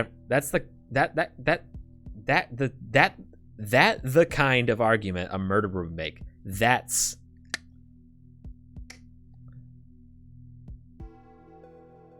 Don't be a hypocrite. We're not talking about right or wrong here, Okabe. She's unforgiving as always, but it actually feels nice to speak frankly like this. But what about the law? Even if fate forgives me, society won't. As long as you have the time leap machine, you can undo anything, even murder. The result will be that you gained the necessary information without killing anybody. I understand. Just remember one thing. You're responsible for what you do. I guess that's quite a thing for me to say, huh? After telling you to kill her? It's fine. Your advice was truly becoming of a mad scientist. Get it done, Okabe. Bye. He hangs up without another word. Strangely, I find Kurisu's harsh tone encouraging. Does she think that she is a... Who does she think she is? A general? I manage to smirk as I close my phone. Moeka's still sitting on the floor. Kill her if you have to, Kurisu said. Moeka did the same to us. She doesn't deserve mercy.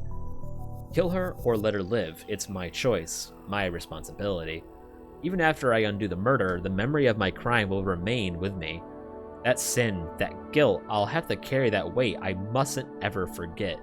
That's what Kurisu meant when she spoke of responsibility. Murder is unforgivable, no matter the circumstances. Can you understand that, Kiryu Moeka? I reach for Moeka's phone. This time, there's no hesitation. No! Moeka resists. I grab her slender hand and pin it to the window.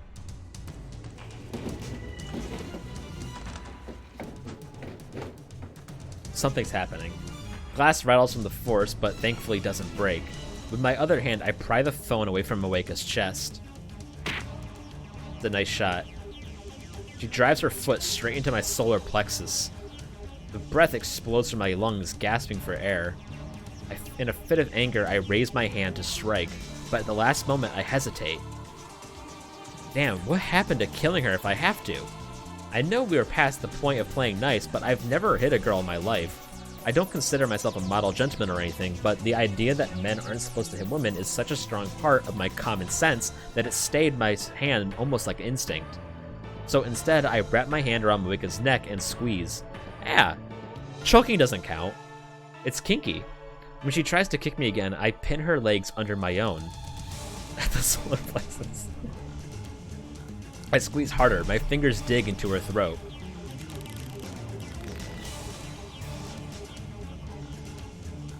She struggles for breath. Yeah, choking is chill. I feel her throat moving as she gasps for air. I didn't hit her, officer. I choked her.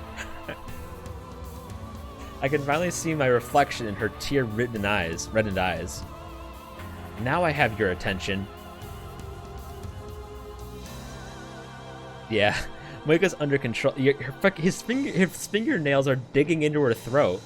Moeka's under control, but now I don't have a free hand to take her phone. If I loosen my grip and on her throat even slightly, it'll turn into a struggle again. Moeka is hiding her phone behind her back now. I need that phone. Should I let go of her hand or her neck? Give me your phone. Moeka weakly shakes her head. If you don't, I will kill you. I wonder if I even can. I can undo it with the time leap machine. It'll be the perfect crime, one that never happened. But still, I don't have it. Do I really have it in me to murder someone? I don't know, but I have to try. Hand it over or I'll kill you. She's struggling. No words leave Moeka's lips, just rough breathing. Stalemate. Neither of us shows any openings. We're practically motionless, but our breathing is ragged. It's taking all my strength just to pin her down. Our rough breathing echoes through the room. For a moment, it even seems to synchronize. This is getting me nowhere.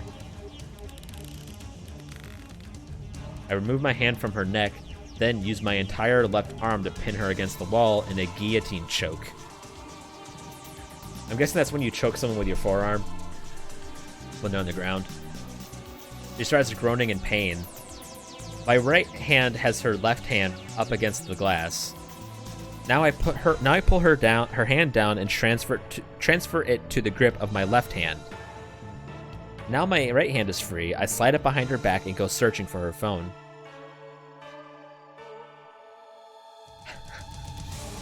Funny you should say that. I have to lean in close to do this. I press my body up against hers. Ugh.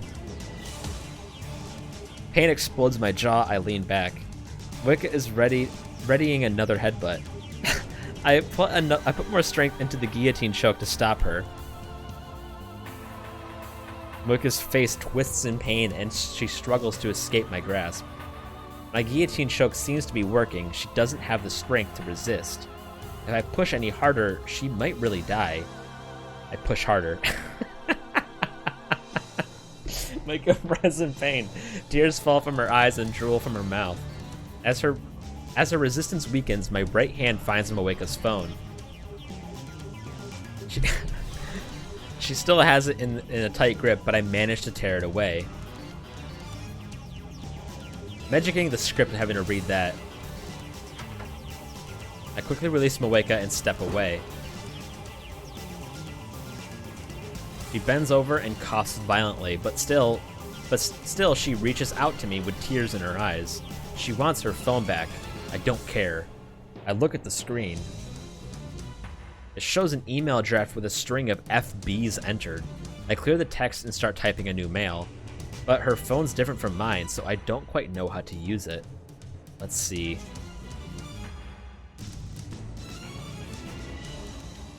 Startled, I look up to see Moeka staggering to her feet. She's like a goddamn zombie. Okay, so the reason why I said funny you should say that is because in the anime, the apartment door is open during this. And, like, the landlady comes upstairs and peeks in and goes, "Kids these days," and just fucking keeps walking because she thinks they're just fucking. It just doesn't do anything.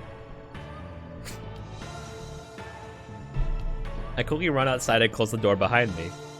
Then I lean my entire body weight onto it so she can't open it from the inside. Doorknob rattles as she tries to open the door. Then she starts pounding on the inside. It's a good thing doors in Japan open out. That's stupid. You wouldn't see this in a Hollywood movie. Anyway, I have her phone. Now I just need to pretend to be Moeka and send the cancellation email. Moeka changes to the past will be canceled. The world line will change. The IBN 5100 will come back to me, and then we'll hack into CERN. Mission complete. Fate won't have Mayuri this time. Victory will be mine. What does Maki say? Get ready for the D-mail. Okay, but what's that noise?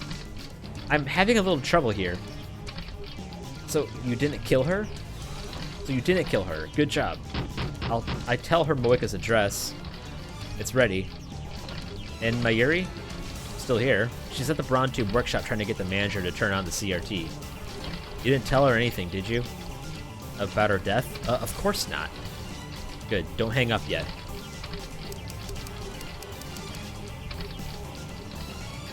I put my phone down and resume typing into Moeka's phone. A middle-aged lady comes to the apartment next door.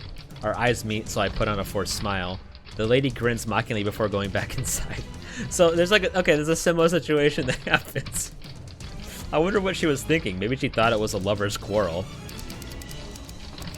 See? Model change. Do it now. B4 sold out.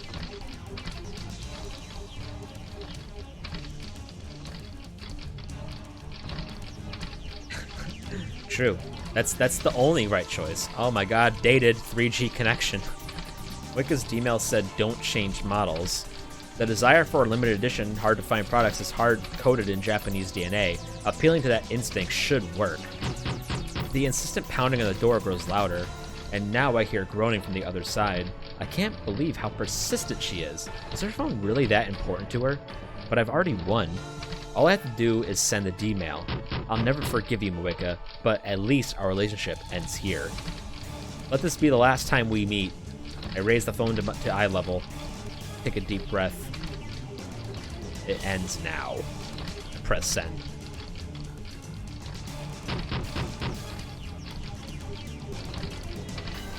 Moeka's voice actor in this part fucking really sells her going insane.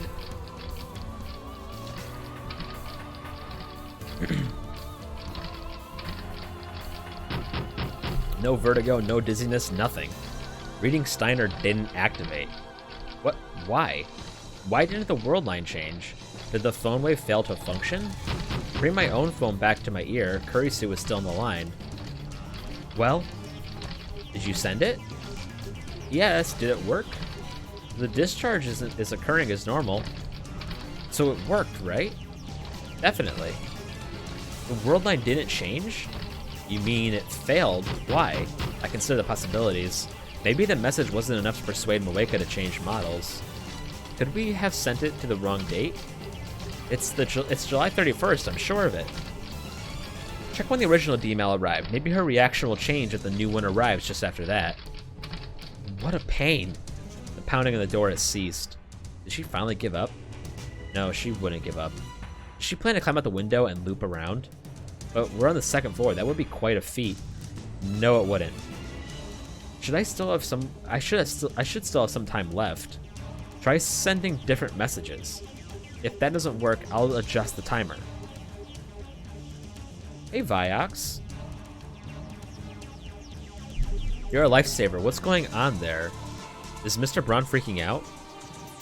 I can hear him shouting from below. Hashida and Mayuri are trying to calm him down, but who knows how long that'll last. I don't think there's much time left. I put my phone in my pocket without hanging up. I kind of want to have a flip phone again. I changed the message and sent another email. Phones are just too big now, dude. But still, nothing happens.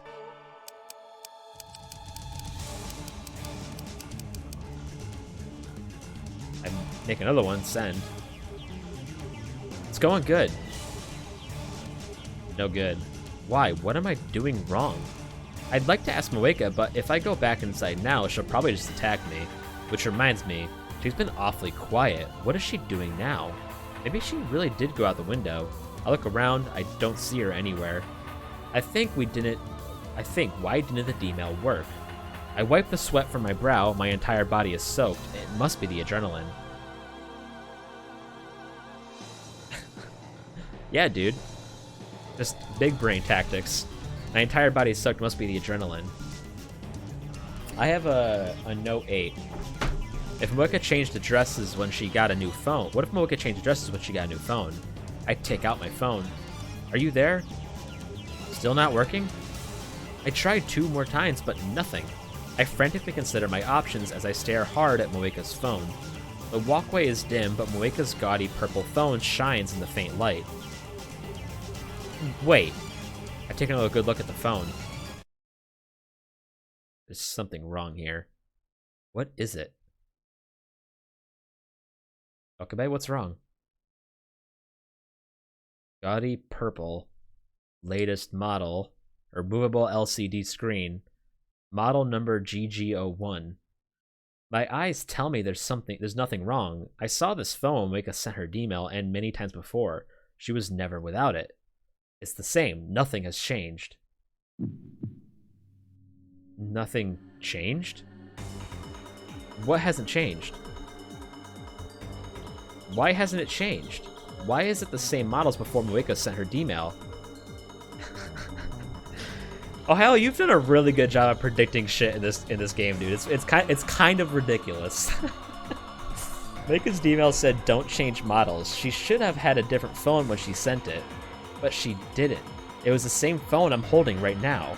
There's only one explanation. She never changed models to begin with. No way. She lied to me. Moeka's D-mail wasn't about her phone. That explains how it affected the IBM 5100. It also explains why my cancellation D-mails aren't working. That sneaky little... And I think I've done a pretty good job at leading you on. The door violently shakes behind my back. It's much stronger than before. She must be ramming something hard and heavy against the door. I quickly move away from the door. The door shakes again. I can see the frame starting to warp. She's crazy. I suppose I should be thankful she doesn't have a gun, but honestly, this is terrifying enough. It chills my body to think of what her face must look like now. I've never been the target of such a single-minded obsession before. But unfortunately, I can't run away. I need to face Moeka again and wring the information out of her.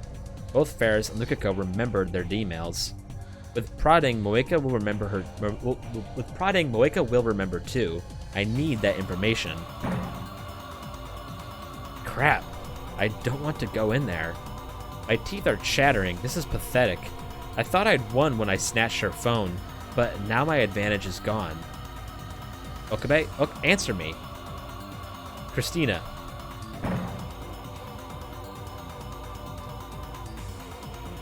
Yeah, true. What's that pounding? Are you okay? Moeka's D-mail wasn't about a model exchange. What do you mean? She must have changed the text right before we sent it. That's why the cancellation mails aren't working. Did you check her history? It might still be there. Her arrival history. Of course, even if it's not in her sent history, it should still be in the arrival history. I glare at the purple phone in my hand. It's a good thing Moeka didn't change phones. Now I know exactly where the D-mail went. I should have thought about that. Checking now. For a second there, I thought it would be easy. I should have known better. Moeka is not a casual phone user. Her mailbox has literally hundreds of entries over the last week, almost all from FB. Some of my mails are sprinkled in. I don't have the time to search through each of these mails, even just the subject lines. Not to mention the pounding on the door is freaking me out. Christina, I seem to be in a spot of trouble. If I fail, I'm leaving the rest to you. Don't be ridiculous. If you're in trouble, then get out of... I hang up. The lady next door comes out again, alarmed by the escalating noise. She glares at me. But when she sees the magnitude of the door's damage, the lady opens her eyes in shock and runs back inside. I'm not leaning against the door anymore. Moeka could just open it, but she hasn't realized that. She's so fixated on getting her phone back, she's destroyed her own door. In any case, I don't have time to check her mail history. I put the phones into my pockets and move to the side of the door. I carefully grip the doorknob and wait for the interval between bangs. Now, I yank the door open. Coffee table flies out and smashes into the walkway railing. Okabe! Her screech raises hairs all over my body.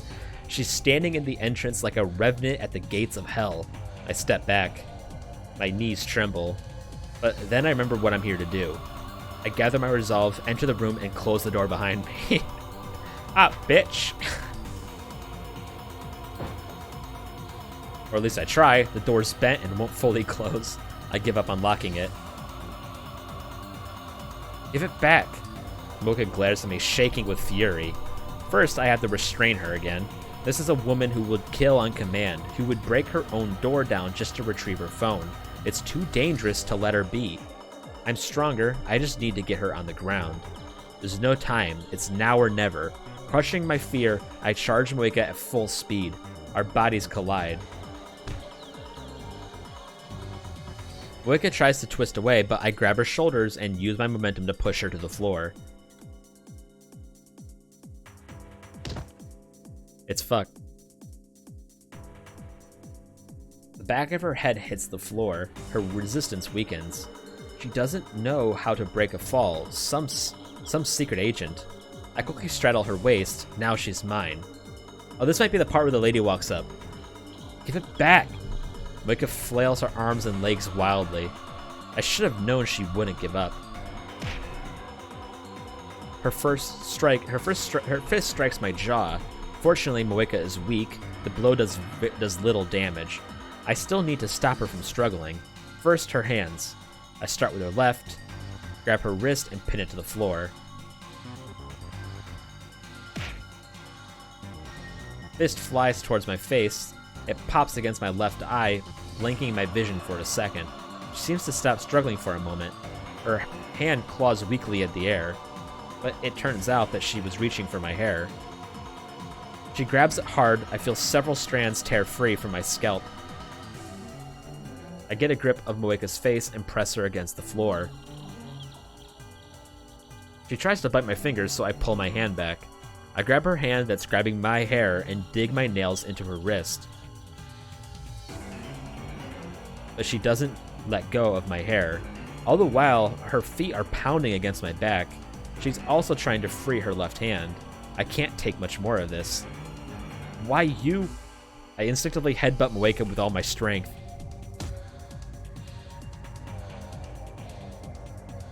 The sickening sound of bone against bone echoes inside my head. The impact makes me dizzy too, but I fight it. Moeka goes limp, an opening. Finally, I succeed at pinning down both of her hands. Of course her shirt's undone. Her glasses fell off at some point during the struggle. Her red, swollen eyes give her an even more demented look. There's an angry bump on her forehead where I headbutted her.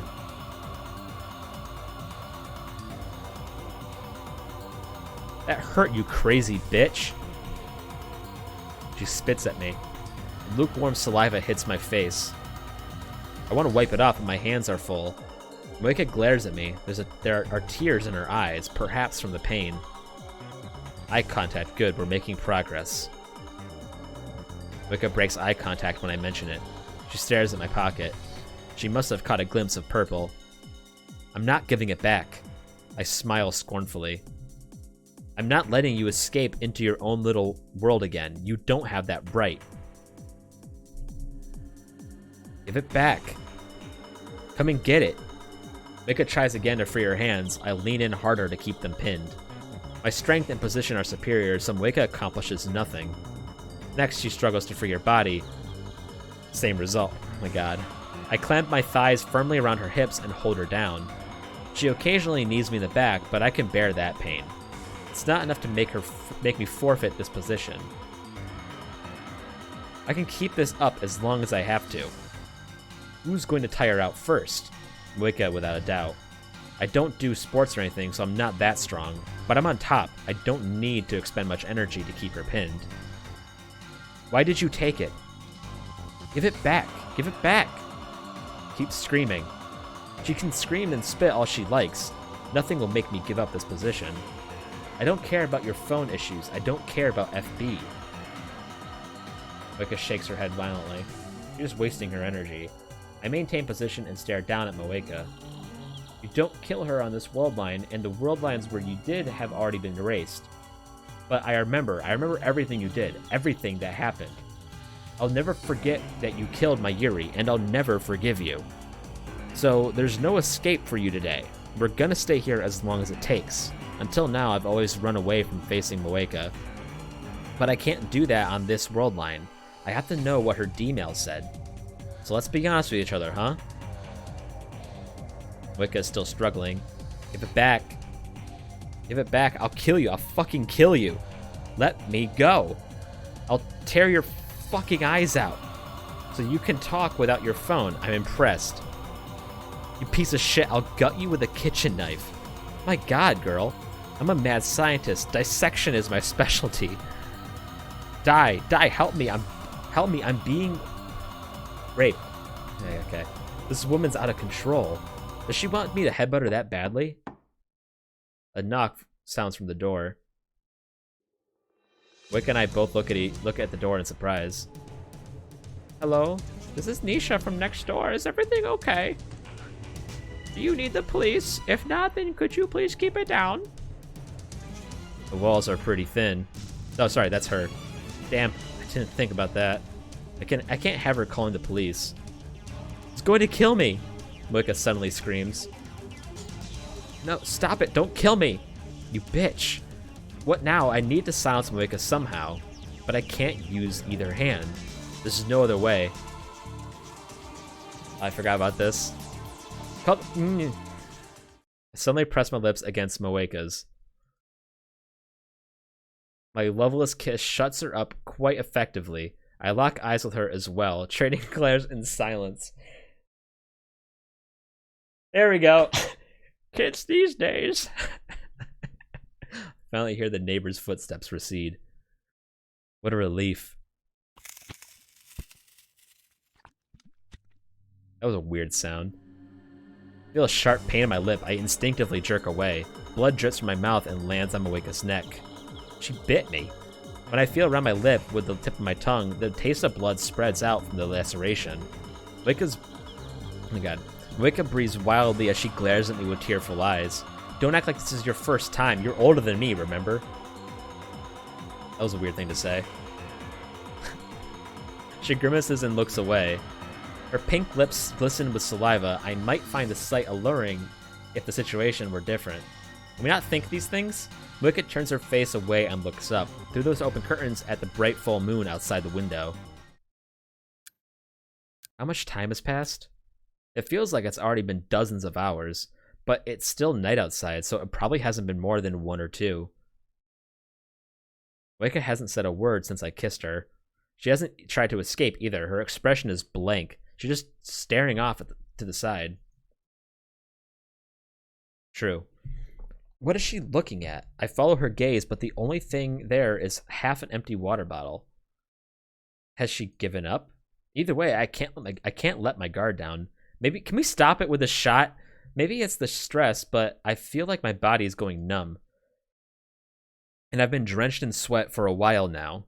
This room has no air conditioning whatsoever. The heat is starting to get to me. I thought I had an overwhelming advantage in this position, but it's harder to maintain than I expected. Not only do I have to keep Moeka pinned, I also have to keep a close eye on her so she doesn't try anything. All Moeka has to do is lie there. She can rest and try again whenever she's ready. Will this last all night? At this rate, my strength might give out first. Fear mounts. If she escapes, she's going to try to kill me. She must have her gun somewhere, I'm sure. Fine. I consider calling Curiously for help, but I can't use either hands, and I don't even know what time it is. Damn, it's almost like I'm the one who's trapped. No, stay positive. You can do this. Moeka's dependent on her phone. That's her weak point. If I keep her separated from her phone, then sooner or later she will resist. Her will to resist should collapse. It's a matter of whose strength will fail first. Okabe-kun. Suddenly, Moeka calls my name. What do I have to do? Now she's trying to ask nicely. What does this mean? Does this mean she's given up? This is what I was waiting for. Now I move in for the kill. Do you remember sending a D-mail? A D what? D-mail. An email that you send to the past. You sent one to your own phone. You led me to think that it was about a phone model exchange, but you changed the text before you sent it. Her typing speed is lightning fast. It would have been easy for her to type a mere 36 characters while Daru and I were preoccupied with the phone wave, name subject to change. Your D-mail changed the past. Don't you remember? Normally, once the past changes, everything up until that point is undone, but it should be possible to make Moeka remember just as Ferris and Lukako did. I don't know. You do know, you just haven't remembered yet. Remember or else. Or else what? I don't know. This is just a tactic to put pressure on Moeka. I have another plan to make her remember. Moeka turns away again and bites her lip. Tears start falling from her eyes. I watch, never once taking my eyes off of her. You just did. I didn't notice before now, but her shirt must have come undone during the struggle. I can see the alluring curves of her collarbone, the skin of her large, pale breasts, a hint of sexy underwear.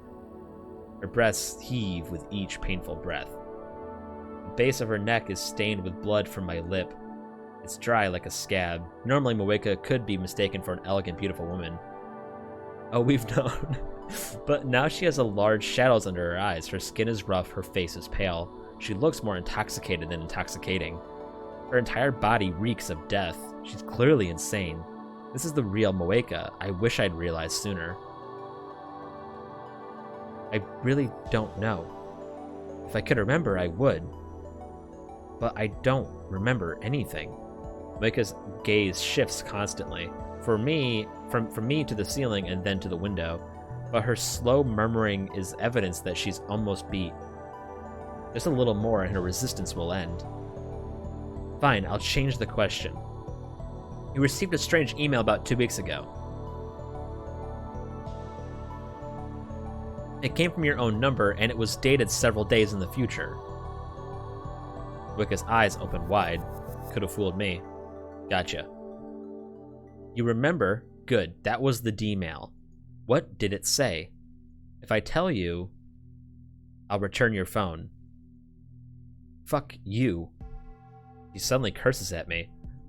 I won't tell you. Why not? It's my mission. Her mission? I recall what Moeka told me in a previous world line. The Rounder's mission is to find and acquire IBN 5100s. In that case, the IBN 5100. She fell into my trap. Her reflexive response was all I needed to see. It was about the IBN 5100. How much do you know? I'm asking the questions here. Just answer. I can't. I won't betray FB. So you're choosing FB over your phone? How loyal. But Mayuri's fate hangs in the balance. Moeka still hasn't calmed down. She's been opening and closing her hands for a while now. She's not trying to escape my restraint, she's just twisting her body, licking her lips, shaking her head, trying to brush the hair off of her face. It's like she's suffering from withdrawal without her phone. Soon, she won't have the mental fortitude to resist. If she won't talk now, then I'll just wait until she will. Is it really that painful to not have your phone? Why are you so dependent on it? I can't talk to people. You're talking right now, aren't you? And when she attacked the lab, she was leading a squad of hardened killers, and I clicked off the fucking game again.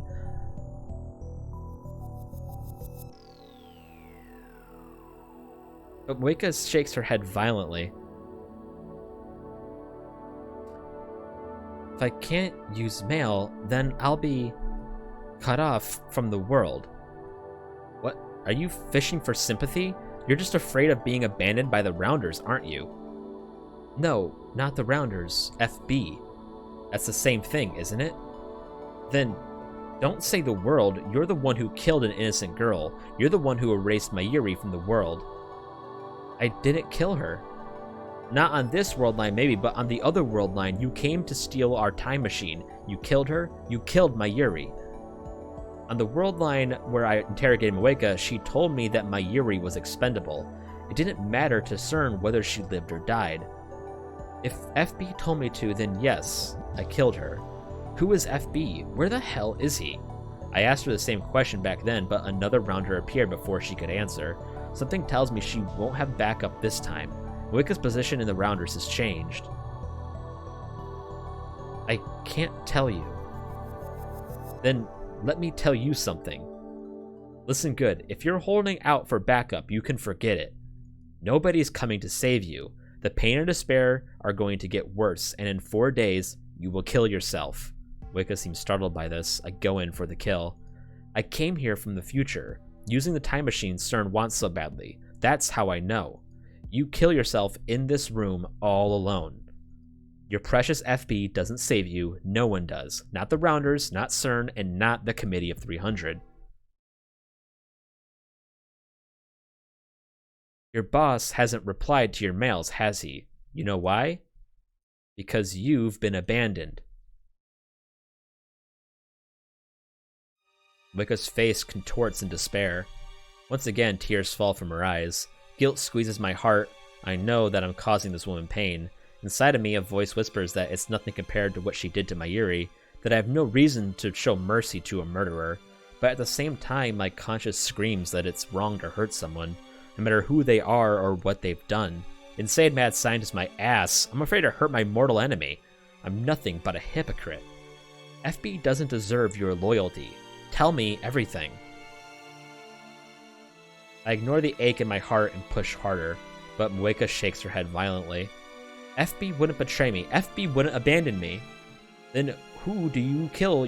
Then why do you kill yourself in 4 days? You kill me and make it look like a suicide. I wouldn't need to cover it up if I killed you. I just undo your death with my time machine. When I got here, you were sitting in the corner like a limp rag, crying about how FB wouldn't answer, remember? But how many days has it been? How often did FB contact you before, and when did it stop? I keep the questions coming, need to pile on the pressure. It used to be every day, but it's already been 10 days. 10 days with no contact, correct? Moeka looks up to me with pleading eyes. I won't betray FB. FB betrayed you. I believe in FB. He threw you away. FB used you, and now your usefulness has ended. FB isn't like that. Then what sort of person was he? She was gentle to me, like a mother. I finally had a place I belonged. Like a mother? FB is a woman? I expected an evil-looking old man like you see in the movies, but I guess I was wrong. I'd talk to her about my memories. She'd always reply right away. Like a friend, but gentle, accepting. Have you met her? Moeka shakes her head weakly. You haven't met, even though she's like your mother, your friend? Damn, if they had met, then I could have gotten Moeka to lead me to her. Rounders must hide their identities from one another. So you've talked, but you've never met. But you must have wanted to meet her, right? Even if it was against the rules? No.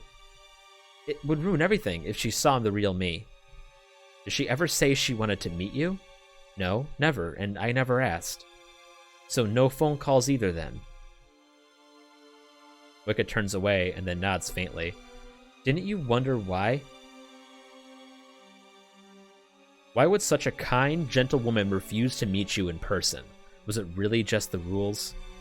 And why isn't she returning your emails now? Think about it. She was using you. You were tricked. Don't say that. She's not like that. What did her last email say before she stopped contacting you? Leave the IBN 5100 at the designated location. The IBN 5100? Moeka, you fool, you let your tongue slip. 2 weeks ago, FB told her to leave the IBN at a drop point. That means she already had it in her possession at that time. I recall how Moeka kept bombarding me with questions about the IBN 5100. I might have let it slip that I found the computer at Yanabayashi Shrine. After that, she sent her D-mail. The world line changed. The lock was broken on the shrine's storehouse door. The IBN 5100 was gone. These facts point to one conclusion. She sent herself the location of the IBN 5100.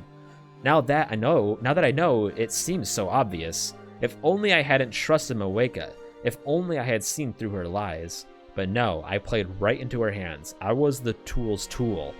I almost burst into self-deriding laughter, but I desperately hold it back and keep a straight face. What was the designated location? The coin locker in front of Daibiru. The coin locker in front of Daibiru. Wait, isn't that where Luko hid the IBM 5100 on the previous world line? Is this another effect of convergence? Can I retrieve the IBM 5100 if I go there now? No, I can't expect it to still be there. Remember what happened with Lukiko. The invisible force and convergence is keeping the IBN 5100 away from me. If I want to get it back, I need to cancel Moeka's D-mail. I know the message. I've already reached my goal. Moeka starts crying softly. I sigh deeply and lift myself off Moeka's body. I lean back against the wall, stretching my aching limbs. I take Moeka's phone out of my pocket. I'm using your phone. Moeka slowly gets up. She wipes her tears and fixes her hair and clothes.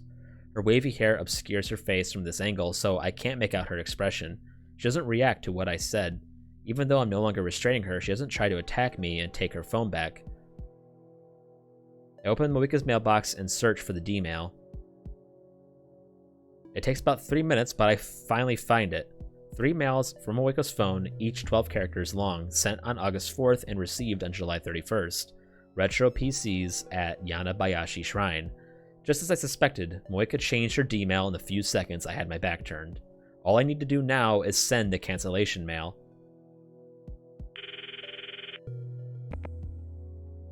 Okabe. You at the lab? Don't worry me like that, idiot. What, were you worried about me? I mean, you set off an obvious death flag. I'm surprised you're still alive. Where are you now? I'm standing by at the lab. Set up the machine. I'm sending another D-mail. Destination? July 31st, 11 a.m. 11 a.m. on the 31st. While Kurisu calculates the hours, I type the mail. Do not go, not at Shrine, it is a trap. Well, to be fair, there is a trap at Yanabayashi Shrine. That isn't wrong, it's not a lie. I addressed the mail to phone wave, name subject to change. Okay, all set. Alright, activate it. Activated. Press the send button. The mail starts sending. Reading Steiner should activate, this time for sure. Oh, nice. I brace myself for the incoming vertigo. Well? Nothing. Why won't it change? Another mistake? No, there's no way. I know what Moeka's message said. This D-mail should have canceled it. 30 stuffed souls? Holy shit. Why isn't it working? What the hell's wrong this time? What did the first D-mail say? That the IBF 5100 was at Yanabayashi Shrine. I tried to cancel it by telling her it's a trap, but it didn't work. I'll try to phrase it differently. Wait, we went through this with the Lotto 6 experiment, remember? Lotto 6 experiment. I sent myself the winning numbers, but the past me didn't buy the ticket. Instead, he gave the winning numbers to Lukako. The person who reads the D-mail chooses whether or not to act accordingly. Here you learn that the IBN was at the shrine.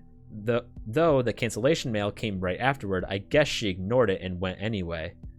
Maybe she didn't believe the cancellation mail, or maybe she was so diligent she decided to check it out even when told not to. I glance at Moeka. She's still hanging her head, but her tears have run dry. I wonder if she's listening. Damn, even when told it was too risky to go to the shrine, she went anyway. We need a more persuasive message, something that will prevent her from going to the shrine. Like what? That's the problem. Is it possible to persuade her with just 36 bytes of text? Or should we consider other possibilities? What if I send a D-mail to myself on July 30th? Could I beat her to the IBN 5100? Were you even interested in the IBN 5100 then?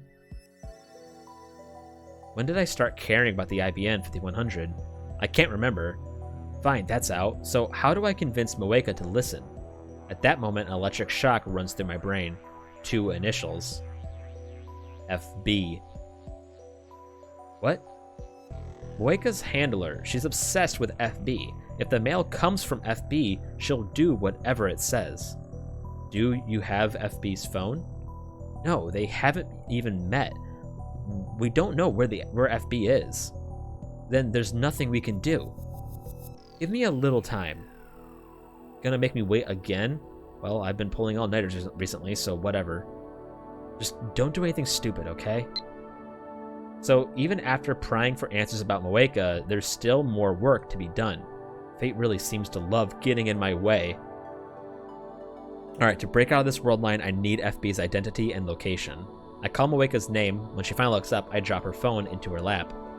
She accepts it with a confused expression. Looks like we're searching for FB now. Moeka grips her phone, but she doesn't look at the screen. I sigh deeply. I need to get as much information on FB out of her as I can. How exactly did you become around her? Honestly, I couldn't care less. I hate having to stand here and talk with the woman who killed my Yuri. Hugging her phone to her chest, Moeka retrieves her glasses and puts them back on. 4 years ago, I tried to kill myself. Her voice is barely an audible whisper. For a moment, I'm surprised she's not talking by mail. I had no hope. I wanted to get away from everything. Why? No big reason. Her expression is blank, lifeless, like always. But behind her glasses, her eyes are red from crying. There are only 2 traces of emotion on her doll-like face. Little things, lots of little things, piled up. I've always been like this. And your family? Moeka shakes her head a little. Has none, I guess. I don't bother asking whether she had any parents. It doesn't really matter. I locked myself in my room and overdosed on sleeping pills. But I didn't die. Afterward, I got a mail. Recruiting rounders, it said. It was sent to hundreds of people, not just me. Isn't that spam?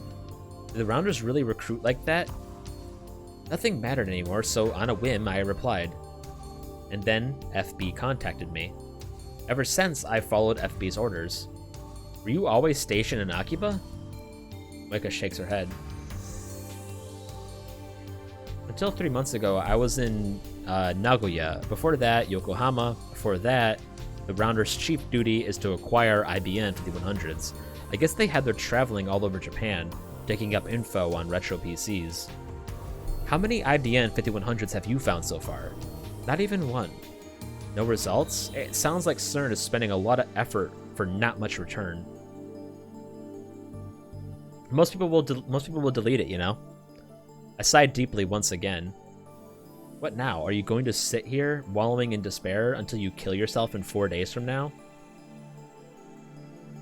Or do you want to rebel against fate? But yeah, still a really weird way. Rebel? Even as I asked the question, I know that for her, rebellion is impossible. This world line has already approved her death. She's in the same situation as Mayuri. No matter what she does, she will die. I know that, and yet I ask the question. FB used you and threw you away. Accept it, and then ask yourself what you're going to do about it. Wicca looks down. Even if FB did use me, that was the only place I belonged. That was the first time in my entire life that I was needed. FB gave me purpose. To protect that purpose, to protect FB, I would do anything. You're beyond hope. I stand up. Drown in your dependence for all I care. Your death has already been decided. But I won't let fate have its way. I'm rebelling to the end. No matter what, I will save Mayuri. Just a little bit more. I can't give up now. It's midnight, and Akiba is practically empty. The silence is eerie. There's no sign of anyone near the coin locker. Considering the IBM 5100's size, it couldn't fit in the regular sized lockers. She must have put it in one of the 3 large lockers on the right. The light's on. The bottom locker is still in use. Is the IBM 5100 inside? My heart starts pounding in my chest. I feel my face grow hot with excitement. We've been apart for too long, my partner, but now only a thin locker door separates us. Is this what love feels like? Let's not go crazy. I force myself to consider the situation calmly. Is the IBM 5100 really inside? I want to check right this instant. I can't believe I forgot to ask Moeka which locker she used. Should I get a crowbar or something to pry the locker open? If the IBM 5100 really is inside and I steal it, what will happen to the world line? I have yet to cancel all of the D-mails, which I thought was the only way to restore the original world line. But now the IBM 5100 is so close, why can't I just reach out and take it? I know how to cancel Moeka's D-mail, so I can always do that if this doesn't work. Let's try it, just to make sure. First, I make a quick visit to the lab. Ignoring the complaints of the lab mems who stayed awake in the lab all night, I retrieved a makeshift crowbar from the development room. Then I return to the lockers and thrust the pointed tip of the crowbar into the crack of the door. That didn't take too long. Instant police. Cyberpunk, baby. Just as I begin to pry, a shrill siren shatters the night. I look up to see the red lights of a patrol car coming this way. The timing couldn't be worse. Police release me after about 30 minutes of scolding. I return to the coin locker, and try to pry it open again. Immediately, another patrol car appears. This time they take me to the police station. I'm stuck in an interrogation room all night, getting preached to by policemen. I conclude this is another effect of the attractor field convergence. No matter what I do, I cannot obtain an IBM 5100 on this world line. That is what fate has decreed. How many times do I have to teach you this lesson, old man? Get the police to call my father, and they release me. Sorry, Dad. They didn't go so far as to arrest me, but the policemen, as well as my father, scold me harshly. That's pretty impressive. Isn't Japan like really, really hard on crime? Act apologetic, but in actuality, their words fall on deaf ears. Fate called the cops. After my father goes home, I head straight to Moeka's apartment. I tried calling her. I took the opportunity to memorize her phone number yesterday, but she wouldn't pick up at all. Before I got there, I send a mail to Darude asking him to check if the coin locker is still occupied. The door to Moeka's apartment is unlocked. I find Moeka hugging her knees in the corner just like she was when I first found her. You put the IBM 5100 in the bottom right locker, correct? How? I don't know. I need to check this real quick. Daru, check. The big locker on the lower right is in use. What's this about anyway? Don't make me your errand boy so early in the morning, fool. Daru, you're one of only 2 guys in this story, alright? You're really important to me. If that's the one you use, then FB hasn't picked it up yet. Do you know what that means? Moeka frowns. It means that if we stake out the locker, you'll get to meet FB. Had it occurred to you, some secret agent you are. I'm headed there now. You coming? What will you do if you meet her? Borrow her phone. That's the best way to prevent Moeka from going to the Yanabayashi Shrine. I can't meet her. I'm too afraid. The real me could never live up to her expectations. Something tells me her expectations were never that high to begin with. Moeka's face contorts again. I'm being blunt, not only because Moeka is my Yuri's murderer, but also because Moeka's weakness is starting to get on my nerves. Just like Daru's mail said, the locker is still occupied when I get there. I look around to make sure there are no patrol cars. No crowbars this time. I don't feel like getting arrested. I head across the street to Daibiru, hide behind one of its humongous pillars, and begin the stakeout. My legs are getting tired. I was going to borrow Mayuri's portable game console, but I decided I didn't need the distraction. Still, it's really tough to keep standing like this. I also need to stay inconspicuous. Someone might notice that they see me standing in the same place for hours. I wouldn't want a security guard to give me trouble. I mean, I guess there's not much worry about that. I've already been here for 7 hours without incident. My legs are numb, so I squat and lean against the pillar. So hungry. I'd love to go get some food, but I can't take my eyes off the locker. Just then, somebody taps me on the shoulder. FB? I try to leap to my feet, but my legs get tangled and I fall over. Moeka is standing there, looking down at me with those glassy eyes. What are you doing here? I'll keep watch too. Is that okay? Why the change of heart? I stand up and dust off my clothes. You were comfortable with your male-only relationship, weren't you? I thought you wanted to maintain that distance. So what made you decide to risk a meeting? At this rate, Moeka pulls her head on her knees, puts her head on her knees, she looks ready to cry. I've seen that expression once before, in her moonlit apartment. If I lose contact with FB, I'll lose my connection. To the world? Moeka nods faintly. You can't bear to be alone yourself, yet you'd end an innocent girl's life because some person you've never met told you to. A cultist, that's what you are. And her cult leader FB abused her weakness before throwing her out like old clothes. It pisses me off. FB's cruelty, Moeka's weakness, I can't decide which I hate more. Then Moeka nervously brings out a convenience store bag. What's this? Dude, she hooked us up with some fucking snacks. Instead of answering, Moeka looks away. I look inside. What? Milk and bean buns? Exactly what you need on a stakeout. There's enough for 2. You brought this for me? Moeka nods. Very well, you may join the stakeout. Now we can take turns watching, and we'll also look less suspicious to passers-by. The night draws on and still no sign of FB. We nap in 1-hour shifts, but it doesn't help the exhaustion. On top of that, I don't have anyone to talk to. Moeka can't keep a conversation going, so there's nothing I can do to stave off boredom. Slowly climbing. I went back to the lab to shower before dawn, but Kirisu was working an all-nighter on the time loop machine, just glared at me. The wait finally ends at just after 1 p.m. on the 13th. Used to be when your personal... Yeah. Someone comes to open the lower right locker. We watch from behind the pillar. It's a nondescript middle-aged man. He's dressed in a new suit, but it hangs rather poorly on him, as if he's not used to wearing it. Is that FB? Moeka shakes her head firmly. FB is a woman. So maybe she hired someone to pick it up. Or it could be someone from the lock company here to clear it after a week's overdue. That would make us all idiots, Moeka, FB, and me. The man has the key to the locker. He pays the late fee with 100 yen coins, then removes the cardboard box with the IBN 5100 inside. The man thought ahead and brought us push cart. He puts the IBN 5100 onto the push cart with a bit of effort and begins walking away. Follow him. The man heads straight for Akihabara Station. Strangely enough, he walks up to the overweight man standing in front of the ticket machine. The overweight man is wearing a t-shirt and has all the signs of an otaku. He doesn't seem to have anything in common with the first guy, who looks like an average salaryman.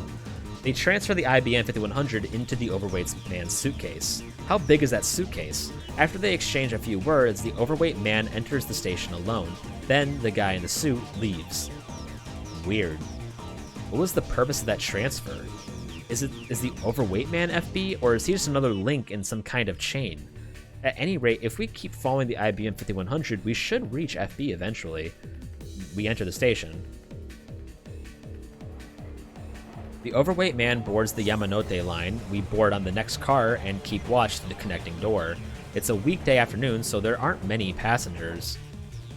30 minutes later, we arrive at Shinjuku Station. Here, the train sees a sharp increase in passenger traffic. He's getting off. Moeka pulls on my sleeve. The overweight man has slipped into the stream of departing passengers. He's about to exit onto the platform. We follow him, but due to our slow reaction, we have to push our way through the boarding passengers. Yeah, the train doors close and it slowly departs. The man starts walking towards the exit. Shinjuku is crowded, so we have to follow close behind or we will lose him. But then I stop in my tracks. What? The man is empty-handed. His suitcase is missing. What? For a second, I think we followed the wrong man, but no, it's definitely him. We watched him the whole time he was on the train. There's no doubt, he had the suitcase when the train arrived in Shinjuku. Could he have passed it to someone else in the crowd? Clever. They know how to lose a tail.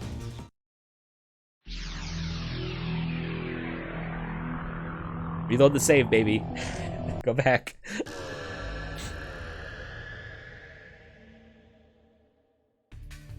I return to the lab and leap an hour back. I find myself inside the train. I know it's bad manners to use my phone on the train, but this is an emergency. No one told him.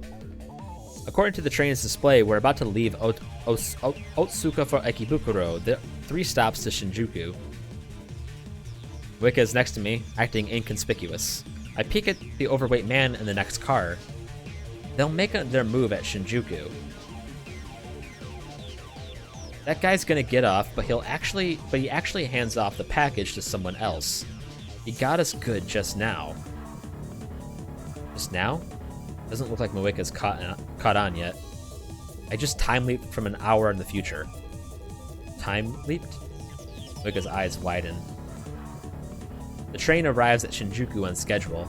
Just to make sure, I'll have Moeka follow the man when he gets off. Before the doors open, I stealthily move to his car. He still has a suitcase with the IBN 5100.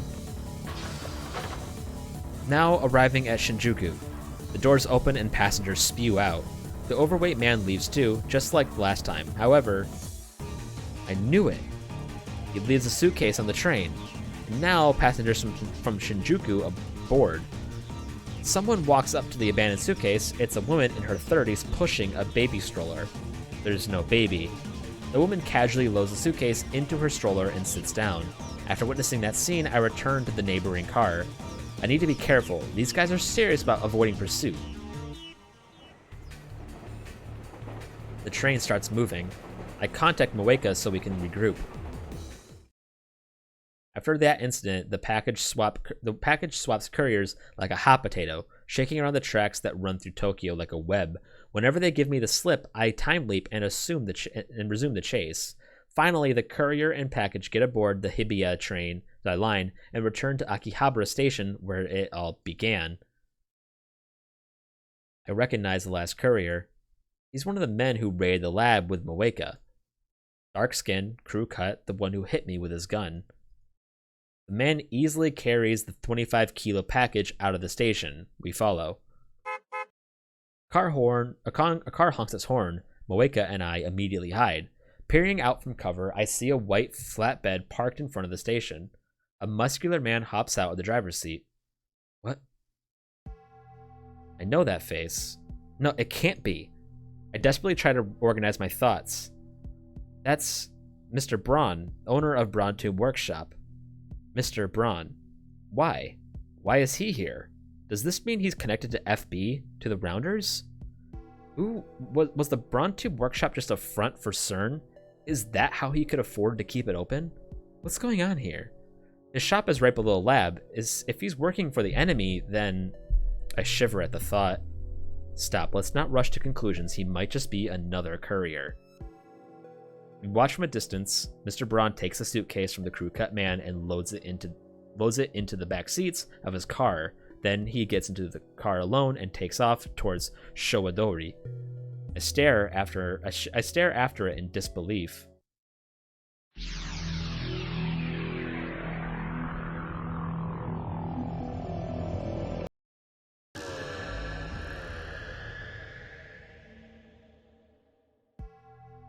time leap several hours to before the first man arrived at the coin locker.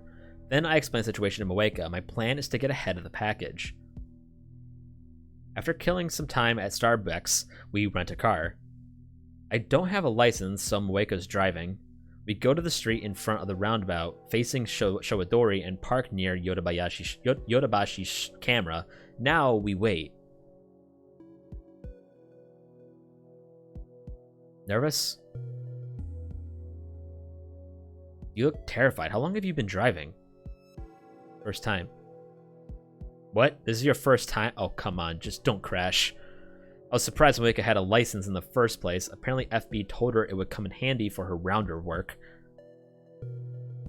I and Moeka wait in the car while keeping a lookout on the roundabout. The white station wagon's already stopped there. From this distance, I can clearly see Mr. Braun in the driver's seat. Nobody else is riding. The crew cut guy should arrive just after 5 p.m. As expected, the crew cut man arrives right on time, effortlessly dragging the suitcase behind him. It feels weird seeing the exact same scene from a different angle. I hurry back to the car where Moeka's waiting. He's coming. The station wagon rolls past us. It takes a left turn at the Showadori intersection towards Okachimachi. Moeka smoothly sets the car in motion. Finally, we arrive at Mr. Braun's house. This is the house where Suzuha lived. Her rusty old mountain bike is still sitting out front. Mr. Braun brings the IBN 5100 inside. We stop a little farther down the road and keep watch. What does this mean?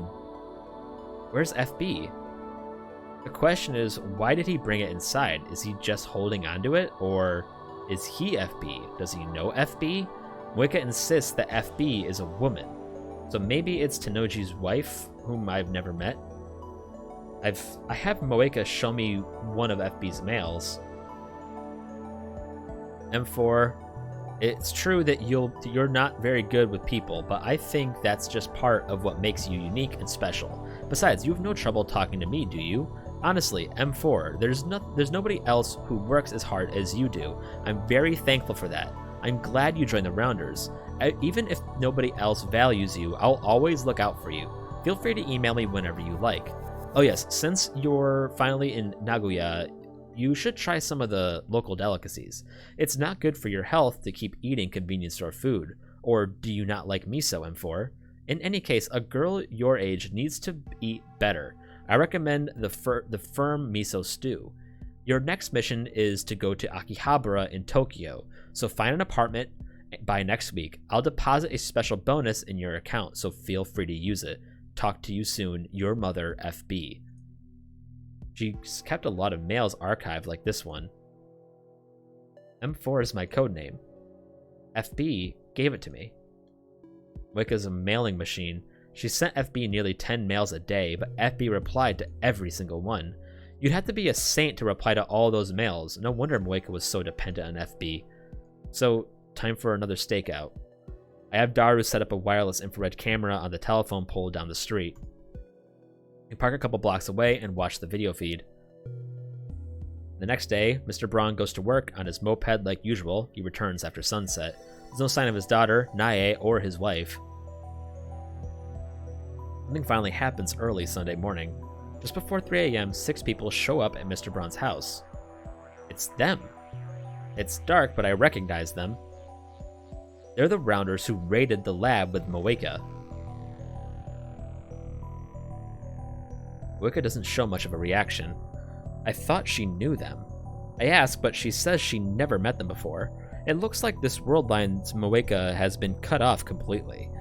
Were they done with her once she found the IBN 5100?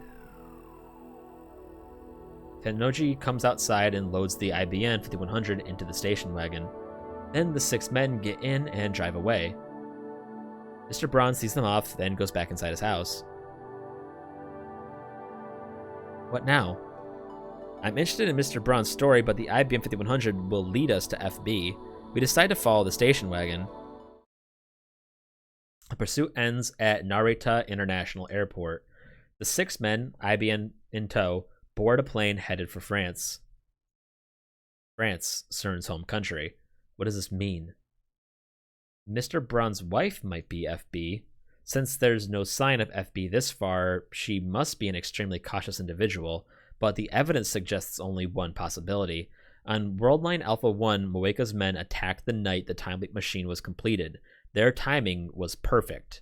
It makes sense if you assume that Mr. Braun is closely linked to FB. He was right downstairs the whole time we were discussing our plans. FB knew exactly what we were up to. We were dancing to her tune all along. When we get back to Akiba, Moeka and I start walking towards Mr. Braun's house. But on the way, I get an angry call from Kurisu demanding an update, so I decided to take care of that first. Nae is FB. Hang on, Kurisu. I got a mail. It's Mayuri. It's more important than literally anything.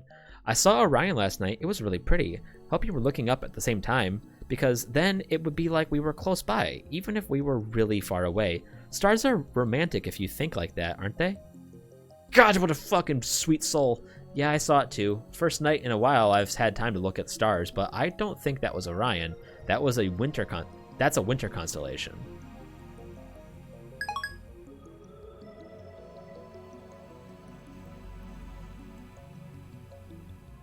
Kurisu sighs when she sees me. I thought I asked you to keep me posted.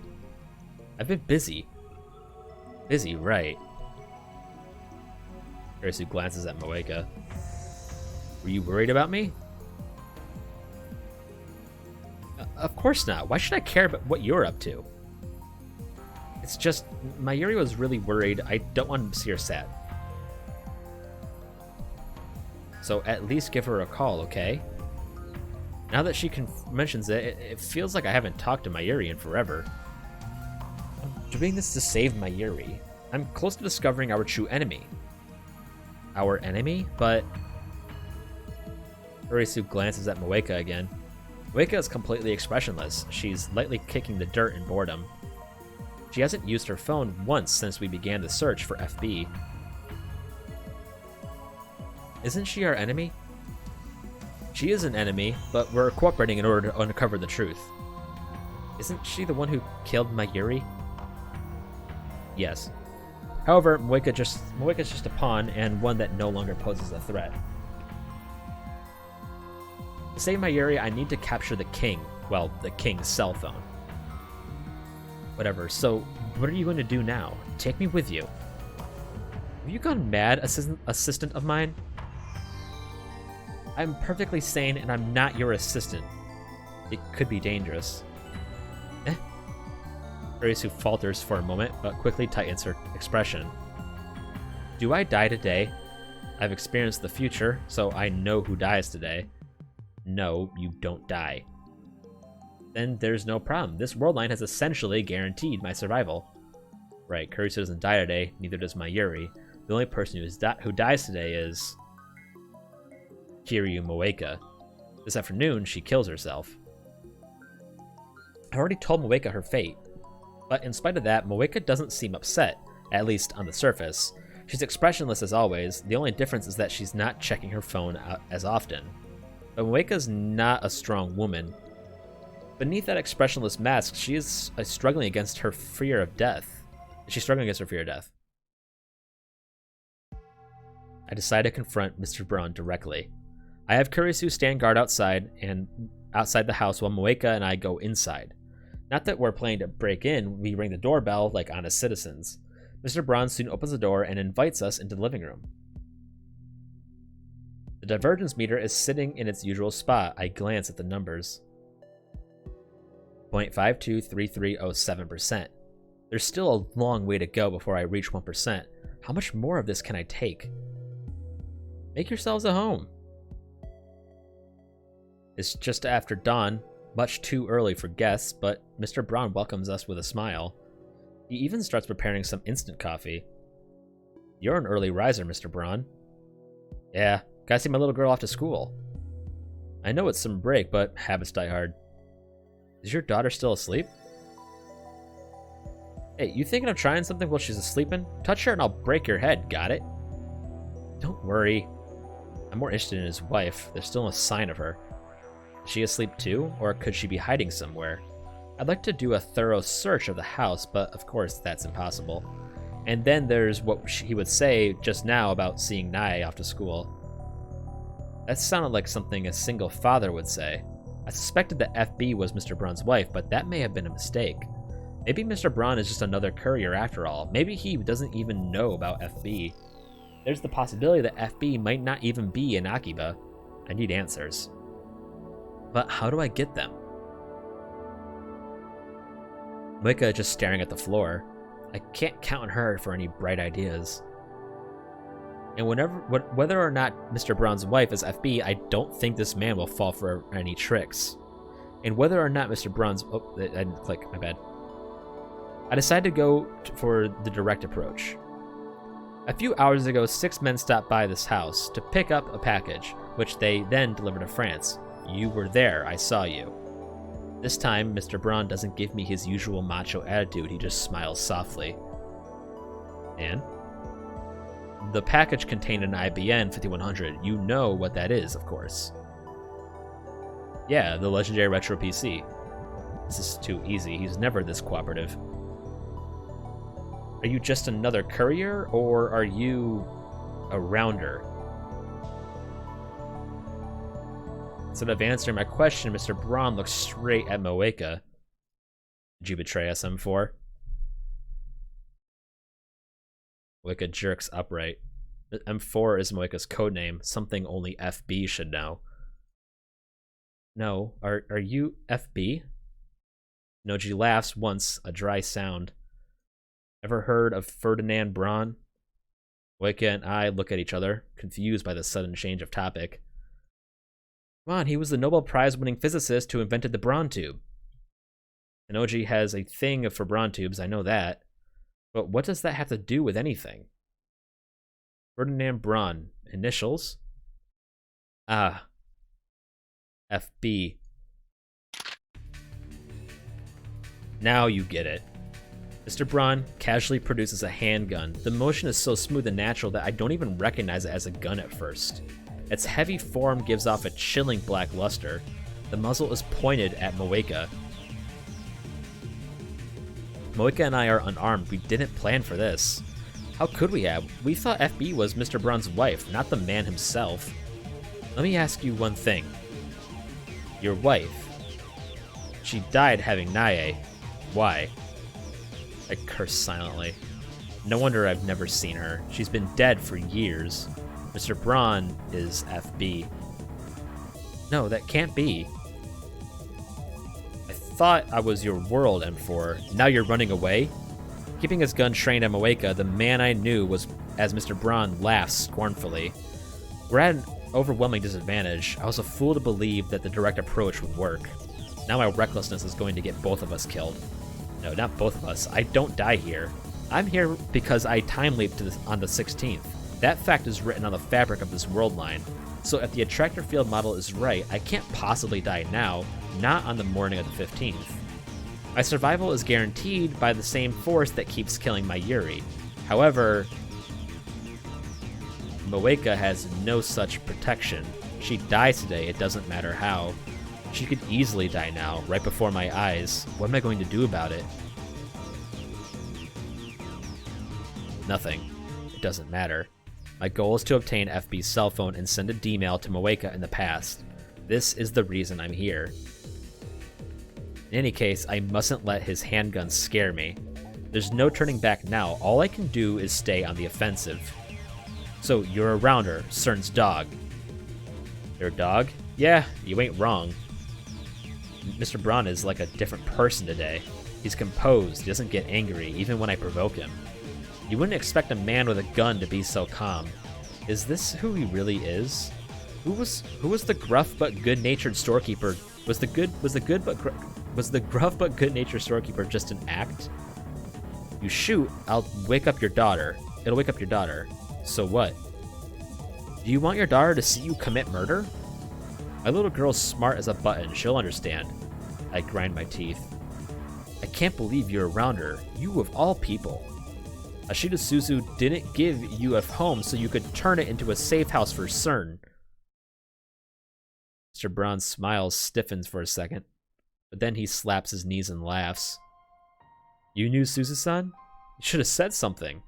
Mr. Braun and I haven't spoken about Suzuha on this world line. Anyway, what gives you the right to speak for her, huh? She died 10 years ago. You were what, 8? How do you know how she feel? She told me.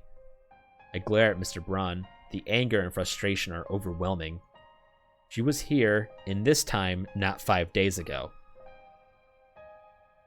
I'll bring it to you here in Akihabara. That's my duty, and I'll see it through. The rest is up to you. Change the future, please. I still remember her words vividly. Though it feels like it's been forever since she spoke them, in objective time, it was just a few days ago. She was right here, and you never knew it. Ashita Suzu, no, Amane Suzuha was a time traveler. She came from the future to stop CERN. What? You never noticed, FB? The woman who saved your life came from the year 2036. She was one of us, a lab member, the daughter of Hashida Itaru. Suzuha hated CERN, and here you are, a man who owes her everything, doing their dirty work. Is this how you honor Suzuha's memory?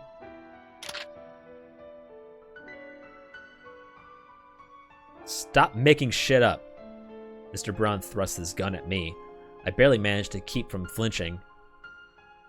How did you turn out this way? Fuck you, it's complicated. Complicated? Is that supposed to be an excuse? Are you really FB? Moika looks completely lost. Mr. Braun sighs and lowers his gun. Yeah, I am. The males.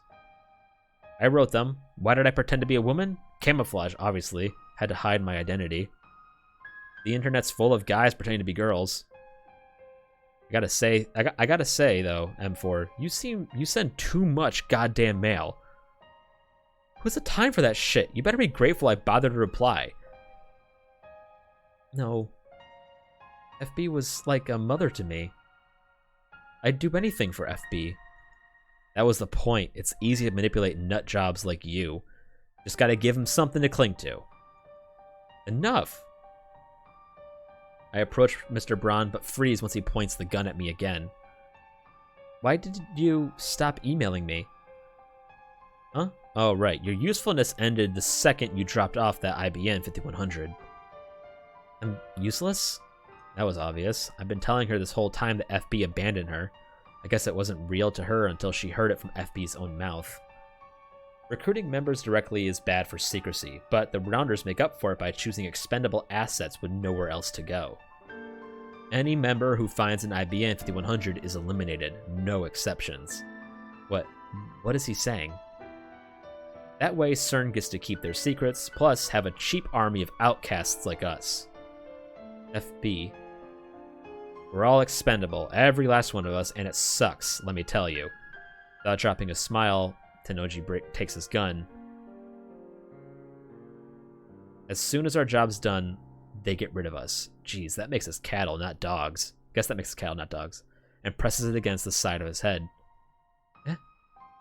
Disobey orders and they'll go after your family. I can't let them touch my little girl, can I? Wait, don't! Sorry for everything, Suzu-san. Really? How did I turn out this way? He pulls the trigger.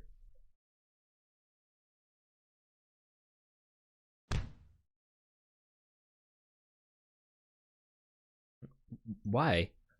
Brains splatter against the wall. Mr. Braun's massive body drops to the floor and sprawls out motionless. Dark red stain begins to spread over the tatami mats. He's dead. Mr. Braun's dead. No, why? It's over, and I still don't understand what happened. Would he have killed himself even if we hadn't confronted him? Was his death too the will of fate? Mr. Braun had completed his mission. Maybe he chose to eliminate himself rather than face CERN assassins. You fool. I bite down hard on my lip. I pound my fist against the floor. You left your daughter all alone. You meant to protect her with this sacrifice, but what is Nae supposed to do now? How could you die with a smile? All rounders are expendable, he said. Does that mean FB was just another pawn? Is that how CERN operates? That's insanity. This can't be real. Nae, is she still asleep in the next room? Blissfully unaware of her father's suicide? How do I explain this to her? Should I run? Again, strictly speaking, my purpose is to obtain FB's phone. Once I send the D-mail and change the world line, all of this will be undone.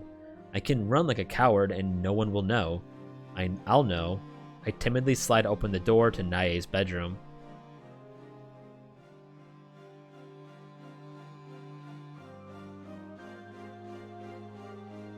Yeah, but you know, it's still like he's still a human being, right? But yeah, it could be dampened down a little bit. I think it's kind of like, even though this world line doesn't matter, he wants to keep his humanity kind of thing. It looks like you'd expect. There's a red backpack hanging next to the desk, and there's a futon laid out on the floor. Fair. I think the dumbest part, my least favorite part of Steins Gate is when he lets Ferris send the D-mail without confirming what's inside. That's my least favorite part of the entire show. But Nae isn't there. The window's open, the lace curtains are waving as if to invite the fresh morning breeze inside. It's gone? Where did she go? No, don't tell me CERN kidnapped her. I don't even know if she was here when we arrived. None of this makes sense. This isn't the world I know. His phone. I need Mr. Braun's phone. I'm relieved Nae isn't here. I don't have to tell her about her father's death. I find Mr. Braun's phone in his pants pocket. I was ready to kill him for it if I had to. Never thought he would kill himself. And now I'm looting his dead body like a hyena scavenging for scraps of meat. I make myself want to puke. I leave as soon as I have the phone, dragging the catatonic Moeka with me. We regroup with Kurisu, who was worried sick, waiting outside, and hail a taxi. I wish we hadn't spent so much time parked near Mr. Braun's house. Once the body is found, the police might trace the rental car back to us. Maybe we should have reported it first, but I'd rather not have to answer any questions. Besides, soon, none of this will have happened. That goes very differently in the anime. So the manager was FB. First, we take Moeka back to their apartment. There, I explained to Kurisu what happened. Moeka didn't say a word on the way back. Now she's sitting on the floor by the entrance, staring off into space. It must have been quite a shock to hear Mr. Braun's FB's confession. The one person she trusted betrayed her. She may never recover. Were Mr. Braun's actions really a betrayal? I'm not quite convinced. Something felt off back there. Rounders who complete their mission are eliminated, no exceptions. That's what FB said. But in that case, why wasn't Moeka killed? Hey, Moeka. It's possible that FB did what he did so you could live. Maybe he didn't abandon you. Maybe by pushing you away, he was trying to keep you safe. This may just be wishful thinking. We never know FB's true intentions. But I want to believe that Mr. Braun did care for her, that there was a place for Moeka somewhere. What am I doing? Why am I trying to comfort Moeka? Maybe I'm just soft. Okay, we need to send the D-mail now. Grace's expression is grave. Miss this chance and you could be in a lot of trouble. Kurisu had the same thought as me. Your goal is to save Mayuri, not take revenge on CERN, right? I don't want anyone else to be hurt because of that machine we built. Yeah, you're right.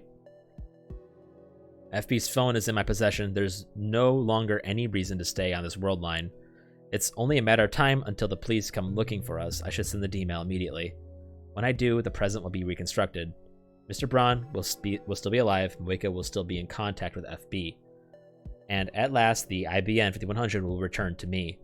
I just need to think about saving my Yuri, and all will be well. Do you think Daru's still in the lab? I'll try calling. I'll send the same message I tried to send earlier from Moeka's phone, only this time it will be from FB's phone. When Moeka sees it, she'll believe it to be an order from FB. Knowing her dependence on FB, she'll obey without question.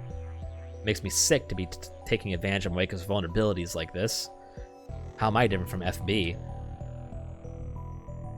He said he'll be there in 5 minutes, so we just wait until then. By the way, something weird happened back there. After closing her phone, Kurisu glances at Moeka and lowers her voice. Taco party. While I was waiting outside, I heard a gunshot. And right after that, I saw her. Her. Who? I ask, even though I already know the answer. Only one person it could be. Nae-chan. She ran out the back door. When I called her to stop, our eyes met. Kurisu bites her lip as if fighting an unpleasant memory. It happened right after she heard the gunshot. If that's true, then Nae saw her father die. She saw her father die and ran away. What? There's a knock on the door. Someone's here. Who?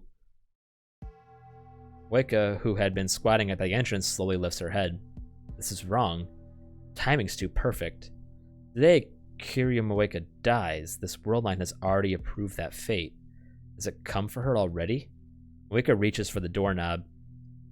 Wait, don't! I try to stop her, but too late. Moeka is turning the doorknob. The door slowly opens, and there stands... Hi. An innocent greeting. A child's voice, familiar. How did she find this place? How did she get here? Why did she come here? She ran away. Our eyes meet. Right after I heard the gunshot,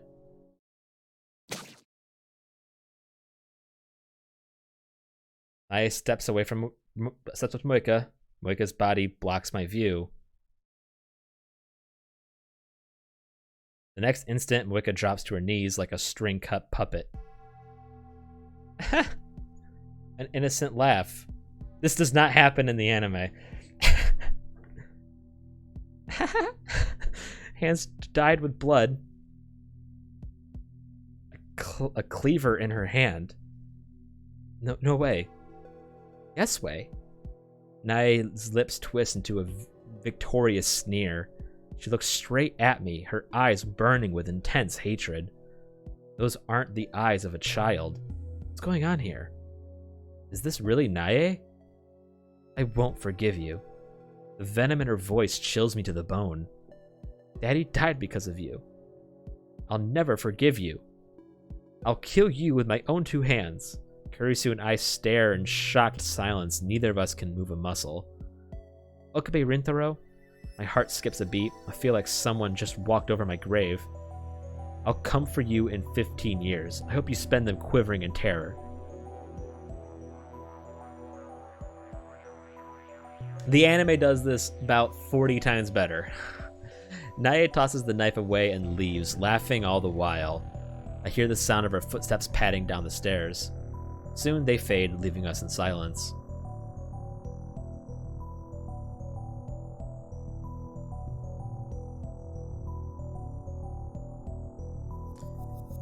I'm gonna call bullshit on that. Nuh-uh. Nope. False. This wouldn't happen. What the hell was that? A demon? Was she possessed? My entire body is shaking. I have to struggle just to move a finger. What about Moeka? Moeka's clothes are soaked in blood. There's a gaping wound in her abdomen where Nae had stabbed her. Calm down. Kurisu yells at me to come to my senses, and then she takes out her phone. Check on Kiri-san. I'll call an ambulance. No, wait, before that, maybe you should just send the D-mail. Even now, Kurisu is calm. I feel an irrational surge of anger at her composure, but I know that she's right. Once I send the D-mail, this world line will be undone. I know that, but still, I run to Moeka's side. I lift up her arms and see that her chest is already covered in blood. Moeka! I can't... What the fuck? There we go.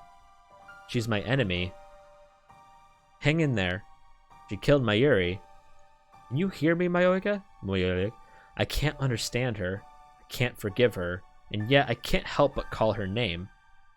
Because in a sense, she's a victim too. Mika slowly opens her eyes. Her eyes are blank and unfocused. She's fading fast. I killed something. She tries to speak, but her voice catches in her throat. I bring my ear closer to her lips. I killed someone. Precious to you. Yes, you did. Countless times. Not on this world line, but on others. This is my punishment. The will of fate. I'm sorry. I'm sorry. I silently squeeze Moeka's hand. Moeka doesn't squeeze back. She no longer has the strength. I had nothing except FB. The only place I belonged. I would kill to protect it. You're right to hate me. Yeah, I'm sorry. I forgive you. The words come to my lips unbidden. But as soon as I speak them, I understand why. Moeka does not kill Mayuri on this timeline. Even if she could, it would not happen until tomorrow. This Moeka, the one dying in my arms, is innocent. And yet, even now, she says, I'm sorry. How can I not answer that? How can I not answer her? I forgive you. Perhaps the words are meaningless. Forgiving Moeka will not cure Nae's hate, neither will Moeka's death. I don't even know if I truly mean what I'm saying. But still, I remember what Kurisu said. My goal is to save Mayuri, not avenge her. So here, now, I forgive you. The anguish seems to fade from Moeka's face. Her eyes slowly close.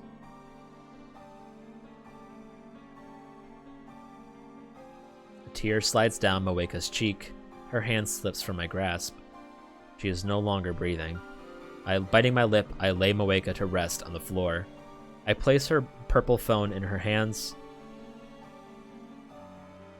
Okabe? Kurisu calls to me in a weak voice. I think you should send the D-mail. Everything is ready at the lab. Yeah. Moeka and FB are gone, but Mayuri's fate remains unchanged. The universe still demands her death. Hey, Christina? When I send the D-mail and change divergence, do you think Moeka's fate will change? Based on the attractor model, field model you spoke of, she'll be more likely to live in divergence if divergence exceeds 1%.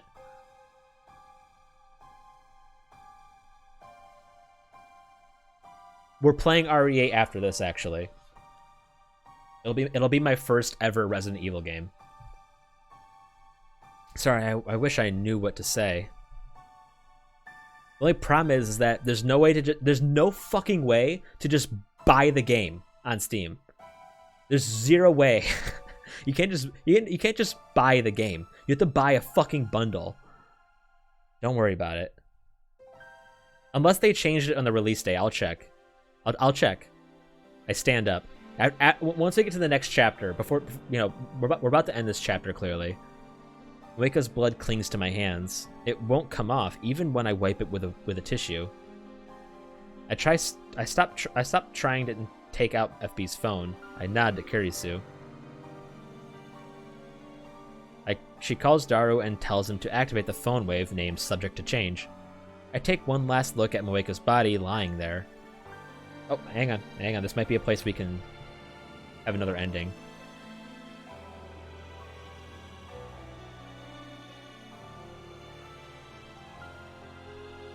I want to go back and get all the endings. Causality is a strange and terrifying thing. At the beginning of all this, Moeka killed Mayuri.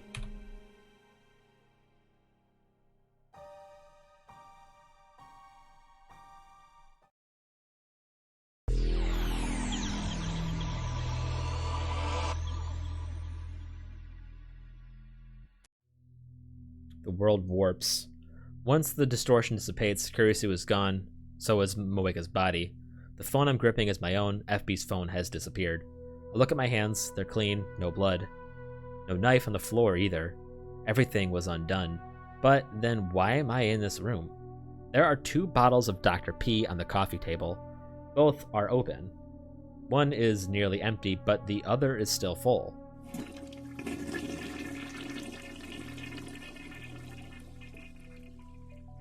jump at the sound of a running shower. That was not a running shower. After a few minutes, Moeka comes out of the bathroom expressionless. You're alive. Moeka sits down on the tatami mats, not questioning why I'm here. She takes out her purple phone and begins typing a mail. Feels like forever since I've seen her lightning speed typing. I don't need an IBM 5100 anymore, Moeka. It reads like Moeka and I were discussing the IBM 5100 just moments ago. Of course, that's exactly what happened on this world line. That explains why I'm here. What do you mean? My supervisor told me to stop looking, Moeka. Your supervisor? You mean FB? Ooh, she fucking reacted to that. How do you know about FB? Where'd you get that information? So FB's still alive. Feel relief, but also fear. I mustn't forget that he is my enemy. For now, however, I'm more interested in what Moeka just said. FB canceled her mission to retrieve the IBN 5100. Doing your duty sets you up for disposal, so we're more like cattle than dogs. I recall his last words. Perhaps he canceled her mission so that they wouldn't be eliminated. Bro, you sent a D-mail canceling the mission, you fucking idiot. I don't think that will prevent their deaths. I cannot escape their fate. I won't forgive you until I kill you with my... This does not happen in the anime, and it's a very, very, very smart change. This Nae thing is fucking retarded. I'm sorry. Because remember how she reacts when she accidentally kills fucking Mayuri? She's not a crazy like girl, you know, like a little fucking demon baby, right? I'm so glad they changed that in the anime. That's really dumb. I cover my ears. I can't get that childish yet hate-filled voice out of my head. On that world line, I turned an innocent girl into a murderer. I bite my lip hard enough to draw blood. That world line has already been undone. But how will things turn out on this new world line? There's no point in thinking about it. If the plan worked, the IBM 5100 should already be back in my possession. And if that's the case, then there's no need to stay on this world line either. That's the end of the chapter, probably. Nope, not yet. Okay, hang on.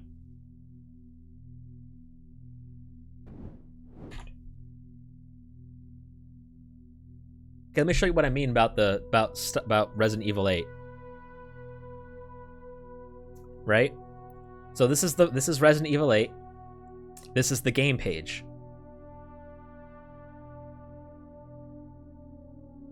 You can't not buy a bundle. You can't just buy the game.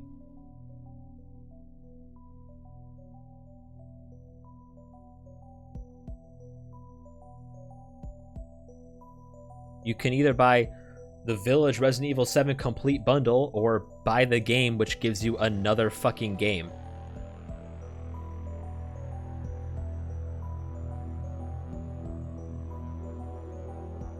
Why? Just let me buy the game. I don't want the trauma pack. I don't want like anything special. I just want the game. But they make you buy the like fucking. I get it's like regular price, so it's no big deal. But like, I don't care about whatever the fuck this is. I don't play the other games. I don't care about the beloved Resident Evil character. I don't care. I just want to buy the game, but it doesn't let you. Also, I want to click on Ohio. Do I still have the link? Yes, I do. Cool.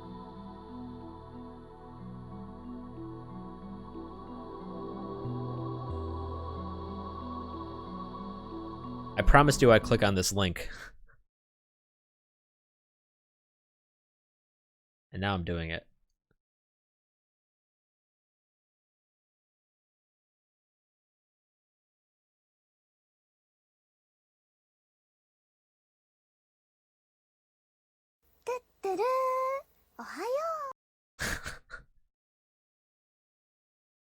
What? You don't have any banking info. You have jack shit. Get off my dick.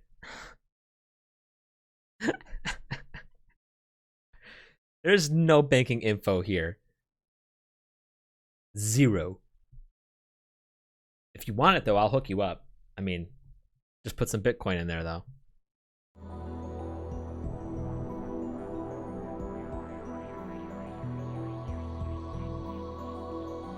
Oh.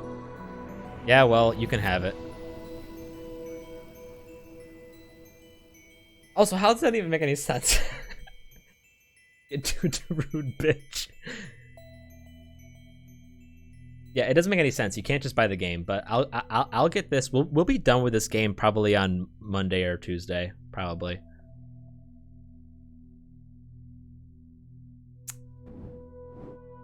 There we go. On the way back to the lab, I stopped by the Braun Tube workshop and peek in through the window. Oh yeah, also watching Steins Gate 0, accidentally watching the first 6 episodes of Steins Gate 0. So it spoils it also, not only does it spoil all the things I mentioned before, it also spoils that Mr. Braun works for CERN.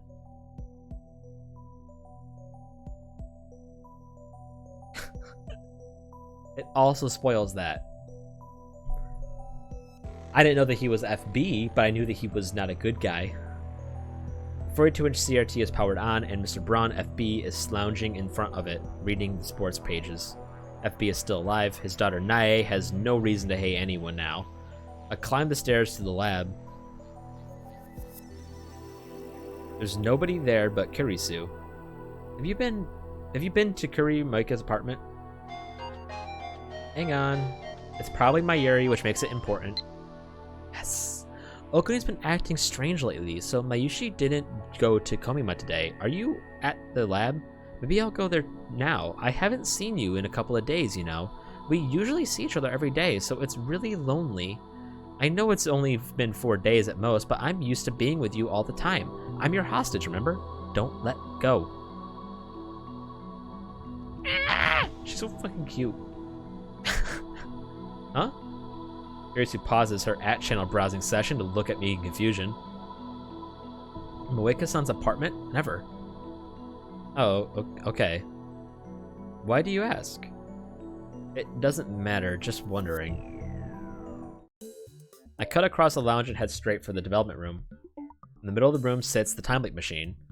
After a glance at the time leak machine, I scan the shelves. It's here. A large, familiar cardboard box. I was right. Inside the box is the IBM 5100, the legendary retro PC stolen from me by the twist of fate. At last, it has returned. The long battle is finally over. I did it. I can save Mayuri. Daru, where's my super hacker? I can't contain my excitement. My heart is beating like a jackhammer. He's not here. He went to Koyama, remember? Oh, right. In that case, he won't return until evening. I can't wait that long. So I fire up the time machine and leap. Could you imagine Kurisu's perspective? Hey, where's Daru? Oh, he'll be back this evening. Gotcha. He just fucking teleports 48 hours back.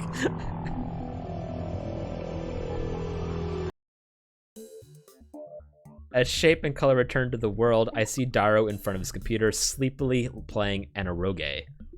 Kurisu napping on the sofa. She's probably just got done with her all-nighter on the time leak machine. Mayuri is not around. She probably went to Lukako's to beg him to cosplay. Daru, Christina. Kurisu jerks awake. It's time for the final phase of Operation Verthandi. My sonorous declaration earns only blank stares. Why are they so slow? The IBM 5100, Daru. It feels like it's been quite some time since we've seen this man, hasn't it? It's been a hot minute. I have not seen him in a very long time. Yeah, I can't remember last time have we even seen Daru today? Yeah. Listen to me, man. We have an IBM 5100. Of course we do. You're the one who found it, Okarade. Yes, I did. I found it at Yanabayashi Shrine. Have you been drinking too much soda? Let me sleep, for crying out loud. Kurisu rubs her eyes and complains. She looks dead tired. I was up all night. A question, Daru. Have you researched how to use the IBN 5100? Huh? Well, yeah, I guess. Can you believe I did it while preparing for Komima? I'm like a saint or something. They'd knight me for this in England. Then we shall call you Sir Supahaka. Hell no. Will you guys shut up? You're giving me a headache. If Daru knows how to use the IBM 5100, then we can hack CERN right now. Hear me, Lab Mems. Mayuri's not here, but that's actually more convenient.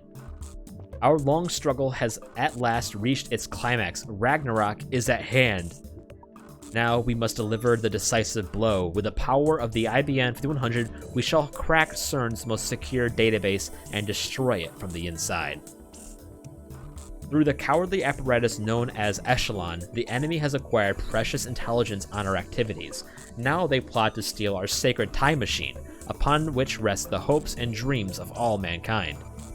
Beneath its scholarly trappings, CERN is a hive of scum and villainy, of men who would sacrifice innocent souls in their quest to rule all space and time, but now we are poised to crush them with a hammer of justice. And when we do, they will know once and for all by whose hand the wheel of fate truly turns. When the sun sets upon the battlefield, the foul system that rules the world will crumble, and from the flames a new age will rise, an age of glorious, unfettered chaos. Shut up! Urisu gets fed up and rises from the sofa. What are you talking about?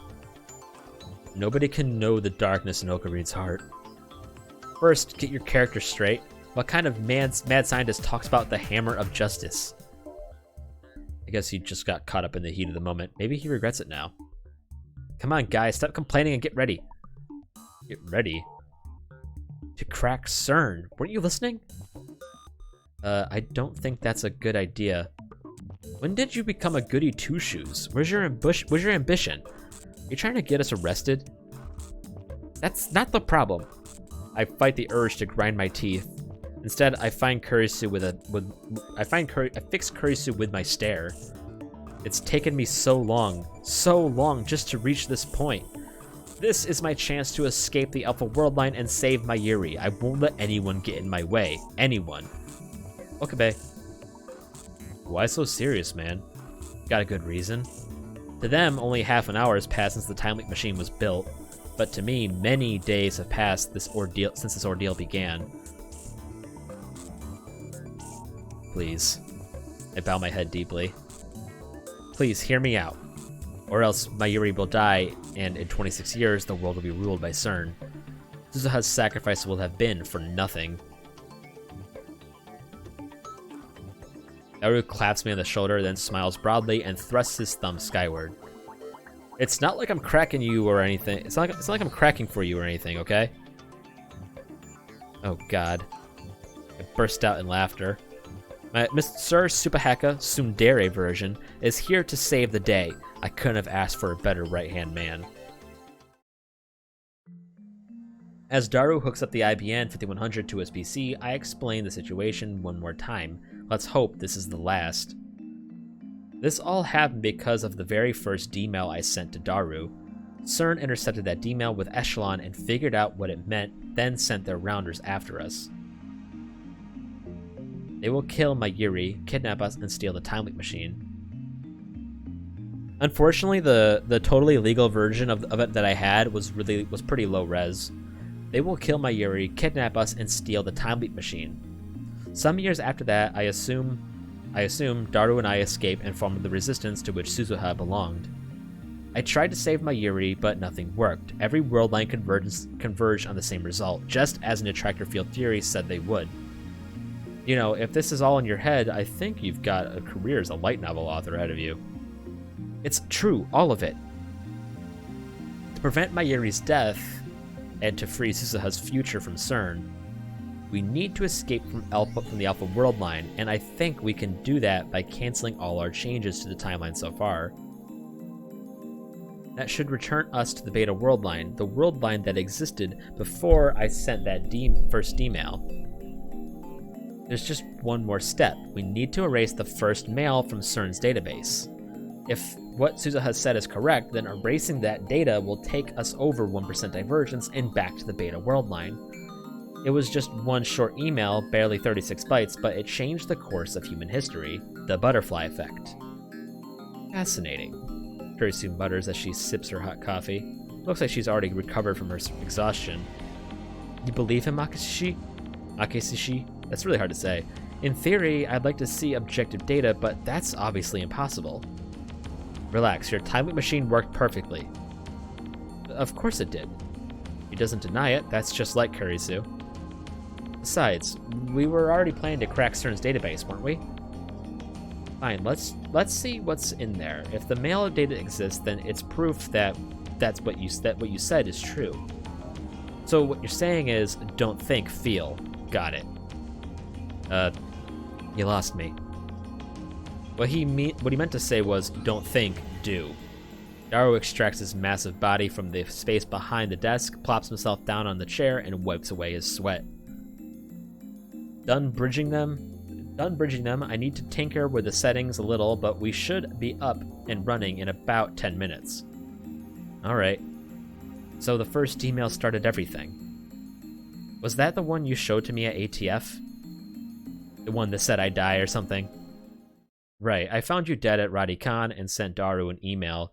Daru happened to be experimenting on the phone wave named Subject to Change at the time, so the discharge phenomenon occurred and the mail was... My voice trails off. Something is telling me to stop. Fear rises in my chest, a sudden, terrible certainty that I am missing something vital. I frantically replay the conversation in my head.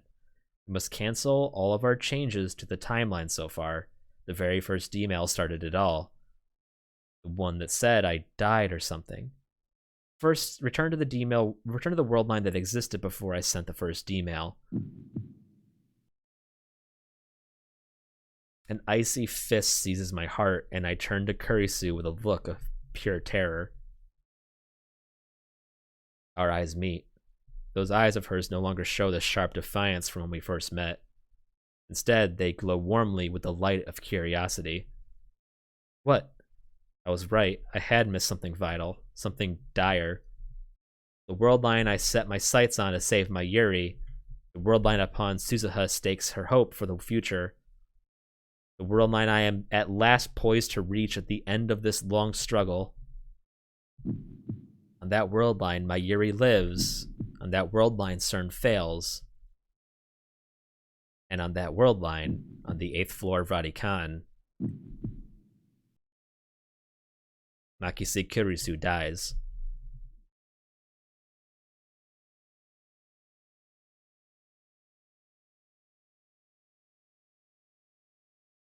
That's like the third moment that I nearly cry, and I'm holding on, dude. I'm like, it's hard to tell, but dude, I'm holding them back. I thought that I had found the solution, that everything would be all right, but the equation was meaningless. I had solved nothing. Instead, I am left with a terrible choice: my Yuri or Kurisu. One of them must die. Radikan is still off limits. They haven't yet repaired the hole that Suzuha's time machine made. I look down through the hole at the streets of Akiba. From there, they look narrow and stifling. Across the way, a train trundles by. I watch the yellow-striped cars move past. I came here because I wanted to be alone. The day before yesterday, I abruptly canceled the attempt to hack CERN. Kurisu and Daru demanded an explanation, but I just couldn't give them one. The decision has paralyzed me. 2 days later, I am still nowhere close to finding an answer. What do I do? 2 weeks ago, on the 28th, Dr. Nakabachi held a press conference in this very spot. The same day, Kurisu was murdered. Let's say we go through with the plan and delete the first email I sent, the one about Kurisu's death, from CERN's database. That would return us to the Beta World Line where it all began. What would happen then? According to my predictions, our friend, lab member 004, Makise Kurisu, would disappear. Someone who died on the July 28th cannot be alive now. On August 15th, that would defy causality. A time paradox. That world line has already rejected her existence. The moment we erase the D-mail, Kurisu will cease to exist, and so I am left with two options. Option 1, hack CERN with the IBN 5100, erase the first email I sent, thus returning to the beta world line. Kurisu will disappear, but my Yuri will live. CERN will never build a time machine, and the future will be free. Option 2, don't hack CERN. Keep living here on the Alpha world line. My Yuri will die, so will Moeka and FB. Kurisu will likely be kidnapped by CERN, but at the very least, she won't die. With her research, CERN will gain control of space-time, and the future will be a dystopia where no one is free. And I'm supposed to choose? Ridiculous. I choke out a laugh. How am I, of all people, supposed to make that choice? There's no way. I don't really care about the future, whether it's free or ruled by CERN. I know I should care. Suzuha entrusted her wish to me. Doesn't that make it my responsibility? But still, it doesn't seem quite real. 20 years is a long time. Right now, only my Yuri and Kurisu matter. I must choose which to save. If I had been given this choice back on July 28th, before this all started, I probably would have not hesitated to abandon Kurisu and save my Yuri. But it's not July 28th, it's August 15th. I spent 2 long weeks with Kurisu. She's one of us now, an integral part of the lab. And as soon as I leapt through time and again, she was the person I relied on most. Always calm, always thoughtful, always ready with a new hypothesis, always there to give me a push when I needed it most. I wouldn't even have the time machine if not for Kurisu. It's thanks to her that I made it this far. After all she's done for me, there's no way I can abandon her now. But nor can I let my Yuri die. Everything I've done I did to save her. I would give anything, even my own life, to see her safe. More than anything, I want her to live. No matter what, I won't let her die. I can't choose, I can't.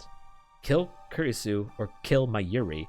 That is what this choice comes down to. Is this how it ends? I drive my fist into the wire fence. Suzuha, Ferris, Lukiko, Moeka, is this what I sacrificed your memories for? Is there no other option? No way to save them both? What if I use Suzuha's time machine? I could return to the beta world line, then use her time machine to travel to July 28th. No, that wouldn't work. The reason Suzuha leapt to 2010 was to prevent CERN from creating a dystopia. That only occurs on this world line. On the beta world line, she'll have no reason to leap to 2010. Suzuha's time machine won't exist, so I won't be able to use it. Alright, then what if I send Kurisu a warning via D-mail? I could say don't go to Dr. Nakabachi's presentation. No, that wouldn't work either. Remember, causality converges. Kurisu's death is inevitable on the beta world line, just as my Yuri's is inevitable on this world line. No matter what I do, fate will ensure her death. There's no way. I slowly sink to the floor with my back against the fence. I can't save her.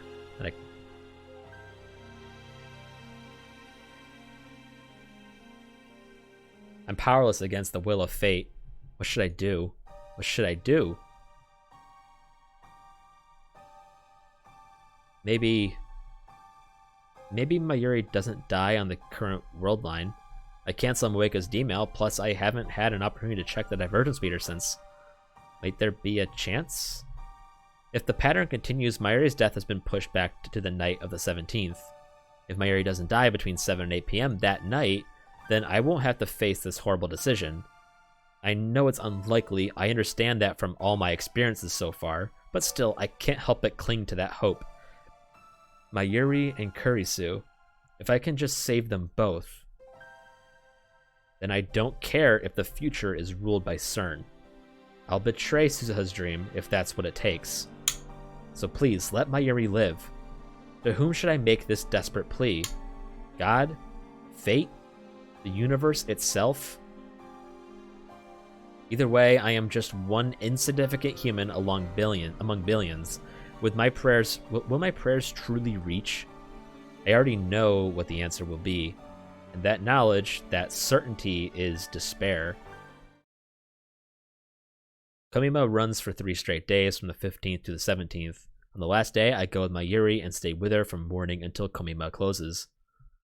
It's not really my thing though, and the crowd is ridiculous, so I wait off to the side with my Yuri's bags. From time to time, my Yuri appears with new bags for me to guard, and usually a snack for us to share, but most of the day I spend alone. To some extent, I'm here to escape reality, to empty my mind and forget my fears, but even when I close my eyes, I can still hear the footsteps of death approaching.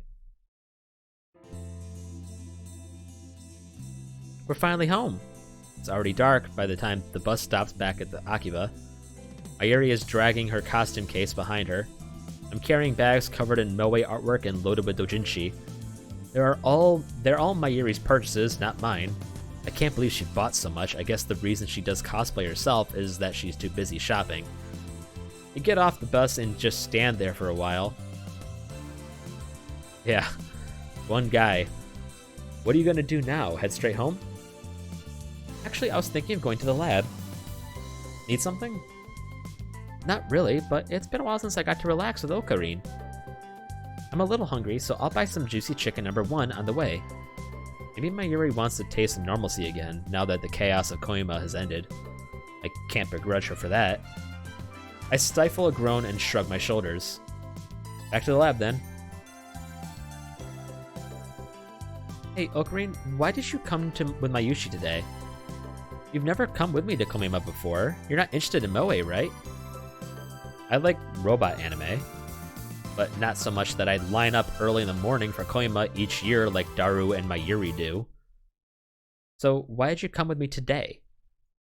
Well, to confirm your death. Those words pop into my head, but I quickly shake them away. Why am I so set on Mayuri dying? I want her to live, remember?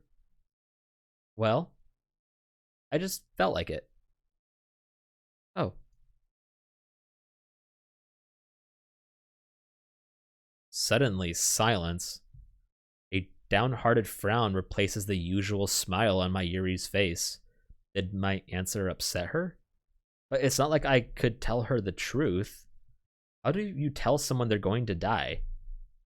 Lukako. I frantically tried to smooth things over. I thought maybe you'd managed to get Lukako to cosplay, so I came to laugh at him. Too bad he didn't come. Yeah, Lukakun would be super popular if he did come, though. People would take his picture and post it all over the internet, then everyone in the world would see how cute he is. And after he became a superstar, Mayushi would see him on TV and think, wow, he's gone so far. It's scary because it's true.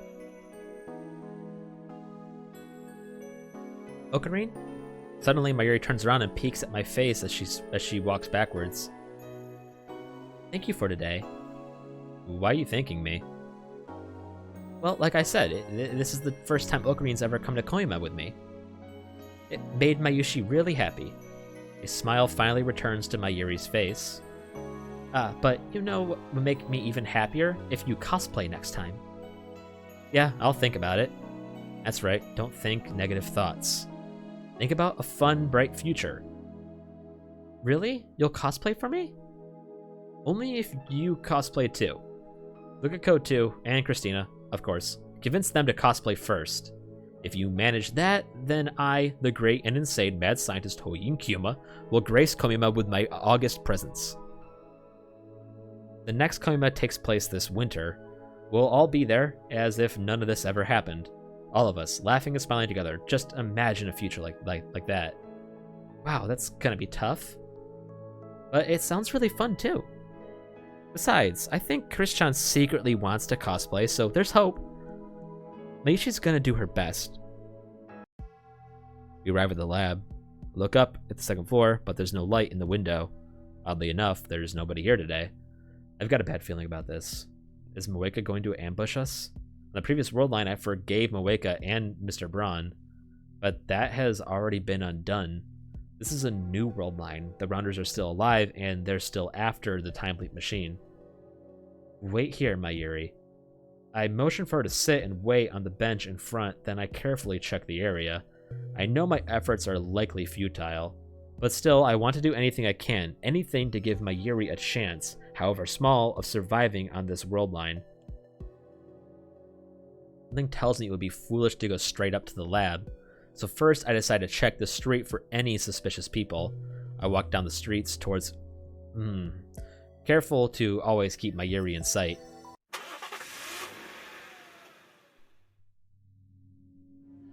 Suddenly, a white station wagon parked at the end of the street fires its engine and takes off in our direction.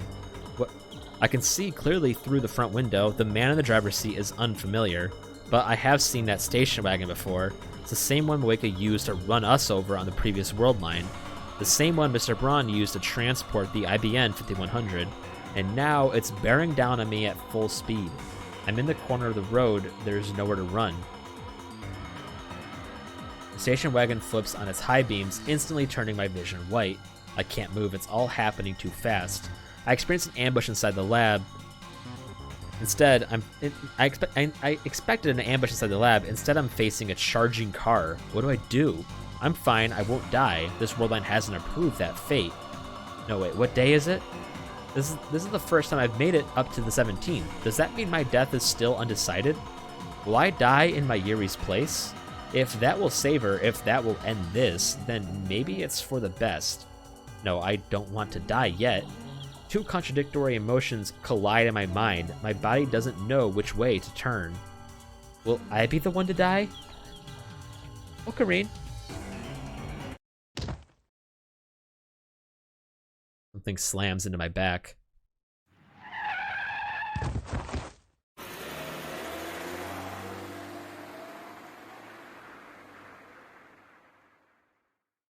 I open my eyes. I'm lying on the side of the road. My whole body hurts, but I don't appear to be seriously injured. Someone saved me? Look up to see the station wagon's taillights disappearing around the corner. And there, lying in the center of the road, is Mayuri. Mayuri? I run to her side. Mayuri is bleeding from the head. Pavement is slick with blood. Does she protect me? That's not what I wanted. I lift her body up in my arms. Her eyes twitch, then slowly open. Kareen? Mayuri, I'm sorry, this is my fault. Her hand wanders as if seeking something. It reaches up to the starry sky. Her eyelids are heavy. They could close at any second now. But still, she looks straight into my eyes, and for some reason, she smiles. Finally, my Yushi was useful to Ocarine. What? Stardust handshake, her delicate fingers grasping at the sky, but all they find is empty air. Her arm goes limp. Grabbing her hand before it hits the ground, Mayuri is no longer breathing. I've seen her die countless times, but this time, it's too much. This time, it's all my fault. I embrace Mayuri's tattered body, her lifeless, motionless, tattered body. I clench my jaw and bite back my tears.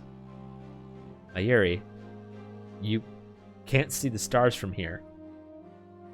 How could this happen? Why did she have to die like this? What possible meaning could this death have? Yes, it happened because fate demanded it. Yes, her death is unavoidable, the result upon which the world converges. I knew from the beginning that this would happen, but I never imagined that she would die saving me and with a smile on her face. What do you mean? You were finally useful. Tell me, Mayuri. There's no future for Mayuri on this world line, and that brings me once again to the choice. Do I return to the Beta world line killing Kurisu, or do I leave things as they are and accept Mayuri's death? I can't run away. I am the one who twisted fate. I am the one who must decide.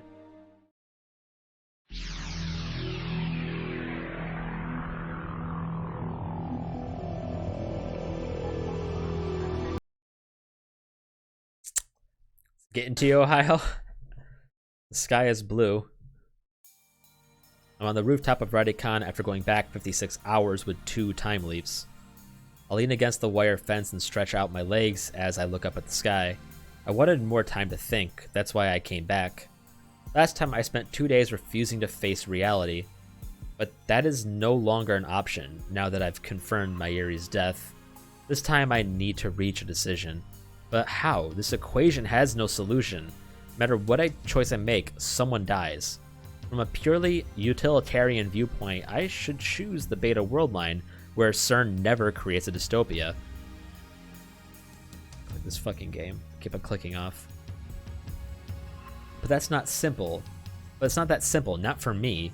There must be some other way.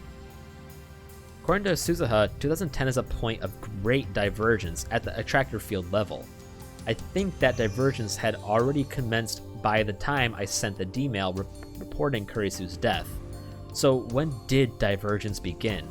I can't say for sure, but I think it was the moment we completed the phone wave named Subject to Change. That was around the middle of July. Daru and I deemed it a failure right after completion.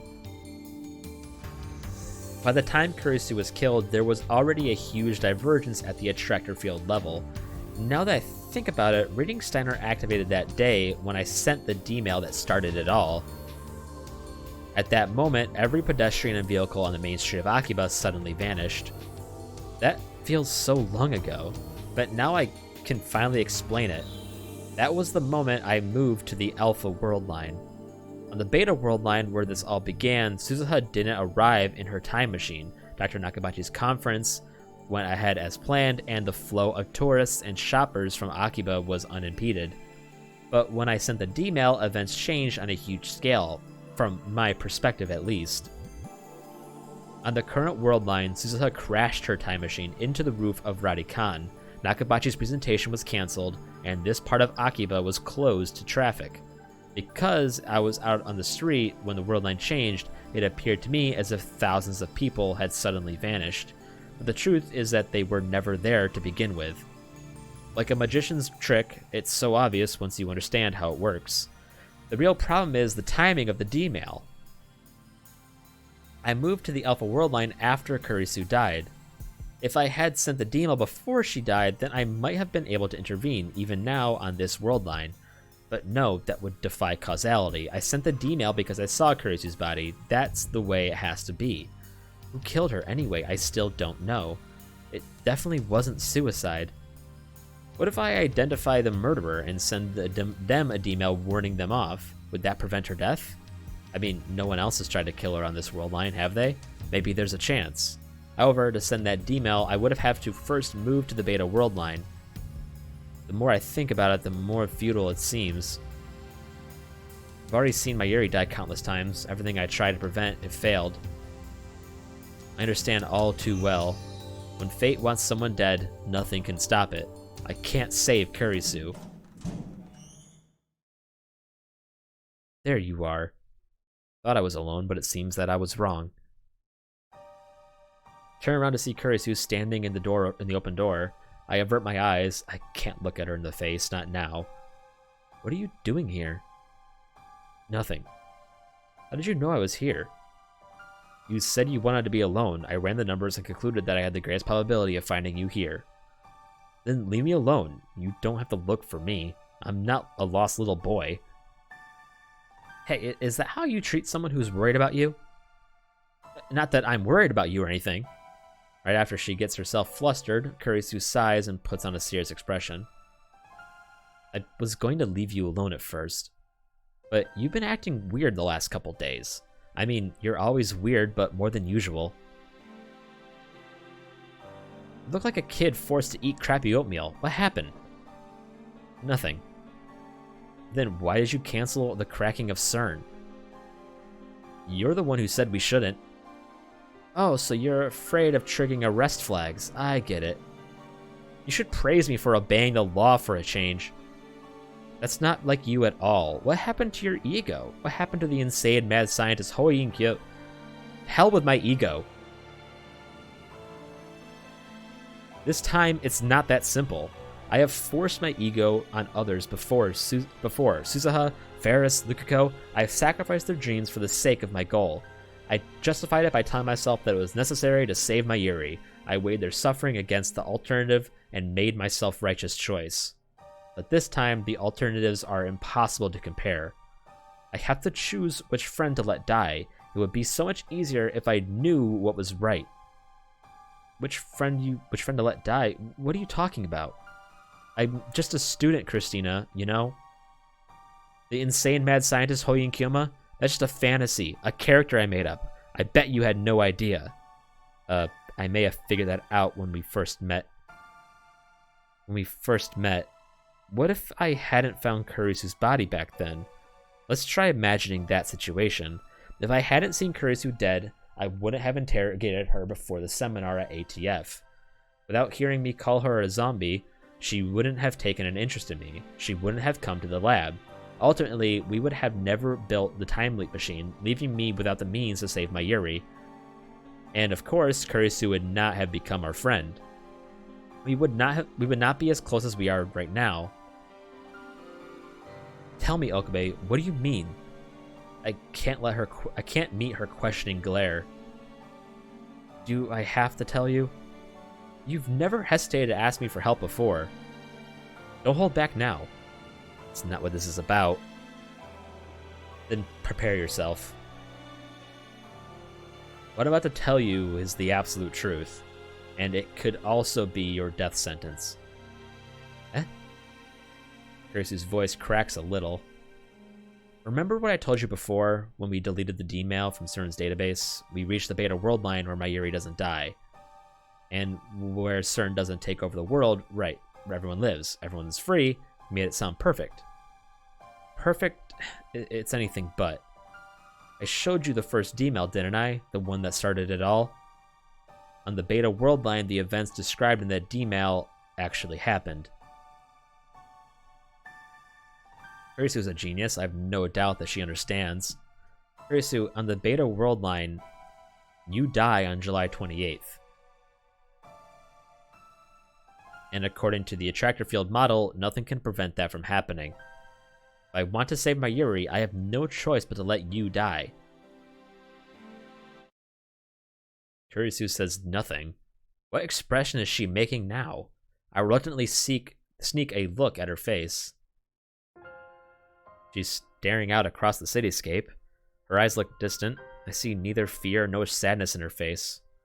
She seems accepting. Kurisu is always like this. Always calm no matter what. It's hard to believe she's younger than me.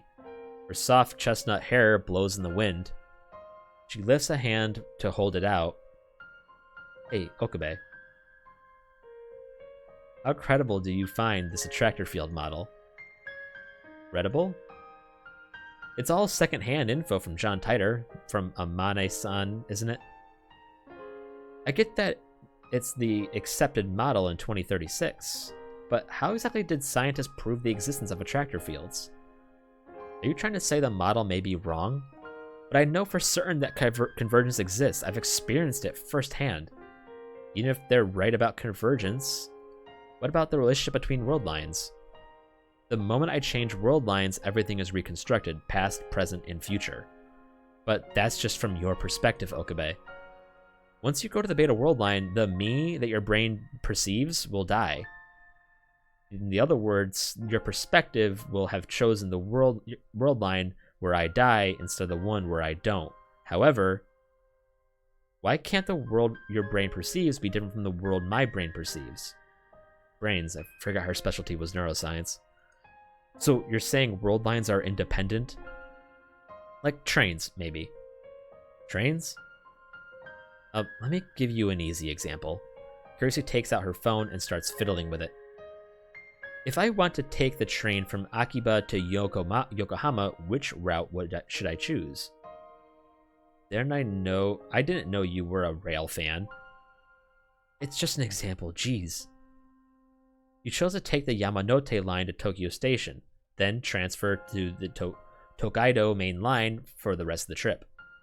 Kurisu keeps talking as she looks at her phone, apparently reading off an itinerary.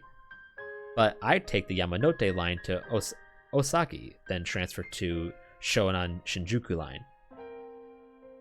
Another person, say Hashida-san, might decide to take the Keihin Tohoku line for some reason.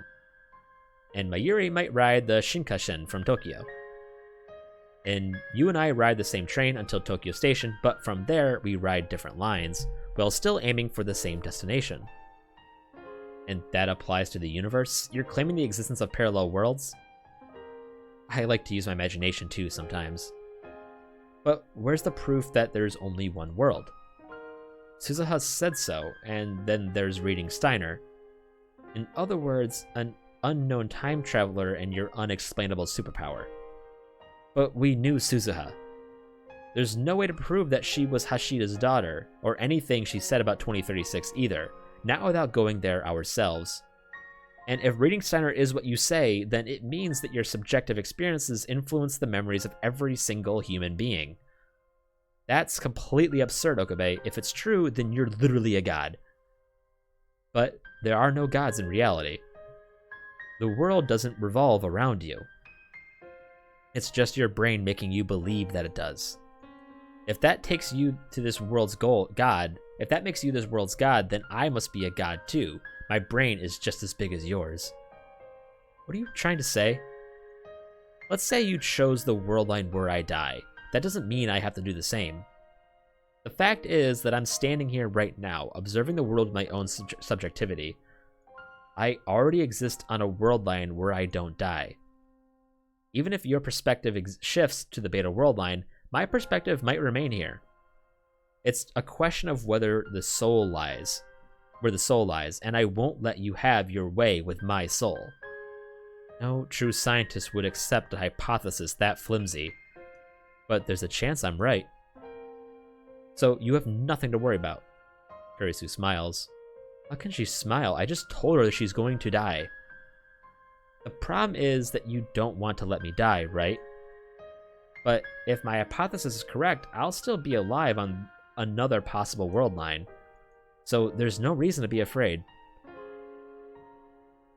It's just a hypothesis. The same is true for attractor fields. It hasn't been proven. Even if someone did prove it by 2036, that doesn't help us here in the present. In other words, anything is possible. Kurisu turns her back to me after finishing. It's an armchair theory. A daring armchair theory that could, quite possibly, render meaningless everything I've done up to now. How can Kurisu stay so calm? She's just an 18-year-old girl. You really don't have to worry about me, Okabe. It would just hurt my pride if you did. Don't say it like that. Phone's ringing. Yeah, it is. Hello? Ah. Mayuri? Yeah. Displayed on the screen is Mayuri's face, devoid of its usual brightness for some reason. What's wrong? I heard from Daru that Okarin's been acting kinda strange. Mayuri was so preoccupied with Koima she didn't really notice. Even though she usually notices right away when Okarin's not happy. I'm sorry, Okarin. Don't apologize. You've done nothing wrong. Did something happen? Okarin? Can't tell her, I just can't. I've kept it a secret from her all this time. That's the way it has to be. There's nothing wrong. Oh. You know, you used to talk to Mayushi a lot about a lot of things, remember? Like, the organization's 4 leaders. Their names are Back Turkish, Virginia Burp, Balloon Drag Queen, and Wide-Eyed Gore, right? Black Tortoise, Vermilion Bird, Blue Dragon, and White Tiger. Yeah, that. You know, it was really fun talking to Okarin about stuff like that. But now... Okarin, is Mayushi a bird? If Mayushi's a burden, just say so, okay? What? I never... I'm hanging up now. If you feel like talking to Mayushi about anything, just call, okay? Uturu. She hung up on me. What did Mayuri say? How are you a burden? Don't say things like that, damn it. Why is she only serious at times like this? Burden, huh? I've never felt Mayuri was a burden, not once. Then you should tell her that. Maybe it wasn't a good idea to leave Mayuri in the dark. She never looks like she's thinking anything, and yet she's saw my doubt. Either way, I can't tell her the truth. Okabe? Kurisu sighs, then glares at me. The old you wouldn't have worried about anything. Anyway, you should go see Mayuri. I'm sure she has a lot to say. She's right, even if I don't tell Mayuri the truth, I need to at least tell her something. I'll postpone my decision and go see Mayuri. I should have saved before that. It's afternoon, on the first day of Koima, and the crowds are finally beginning to thin out. Of course, the industry booths and cosplay area are still packed, but at least I don't have to wait in line to get in. I've been trying to get in touch with Mayuri for a while now, but she hasn't responded. I checked with Daru, but he hasn't seen her today either. Cosplay ends. The dam is broke. Cosplay ends at 4 p.m. I focus on searching the cosplay area until then, but I still can't find her. Maybe she finished early and went home. I tried calling her home, no luck. They haven't seen her since she left this morning. Where is she? I'm afraid that she'll disappear the second I take my eyes off her. It's been like that ever since she lost her grandmother. Maybe it's just my imagination. I've been so close for so long, I saw Mayuri at her weakest and most vulnerable. Maybe that has made me overprotective. But I don't care how other people see us. I just can't leave Mayuri alone. I step into the cemetery, the final resting place of Mayuri's beloved grandmother. When was the last time I came here? For about a year after Mayuri became my hostage, I periodically accompany her here. I don't think I've been here since I entered high school, so it's been about 3 or 4 years. As I get closer to Mayuri's grandmother's grave, I begin to hear a voice. It's Mayuri. I recognize her voice anywhere. It sounds like she's talking to someone. I approach quietly. Hey, Granny. Mayuri is standing there, talking to the grave. What a relief, she hasn't disappeared. I decide to watch silently from a short distance away. I've been having scary dreams lately. For a second, I wonder if she's learned to commune with the dead, but no, she's just talking to herself. In my dreams, bad things keep happening to me. Like someone shoots me, or a car hits me, or I get run over by a train. What? Don't tell me. It's so real, it hurts so much, and I feel so sad, and I try to call for help, but nothing comes out. Why do you think I'm having these dreams? Does she remember her deaths? All of them? Is she inheriting memories like I do? And, you know, they always end the same way. Mayushi's crying and Ocarine comes to save me. Mayushi tries to say thank you, Ocarine, but Ocarine can't hear my voice. He holds Mayushi and makes a very sad face like he's going to cry, but he never does, you know? I can tell he's forcing himself not to cry. Come to think of it, both Ferris and Lukako remember their memories from before the past changed. I used to think that memories couldn't be shared between world lines. I used to think that I was the exception with reading Steiner. But maybe that's not the case. Maybe everyone has the same power, and the only difference is how strong it is. Maybe reading Steiner is nothing special after all. That makes Mayushi even more sad. I try to say sorry, but he still can't hear me. And that's when I wake up. Why am I having these dreams? I failed so many times to save her. I've watched her die again and again. Everything I've done has been to prevent that from happening, and yet I have the memories of those deaths tormenting her. But have the memories of those deaths been tormenting her as she sleeps? I bite my lip in frustration. I still have a terrible decision to make.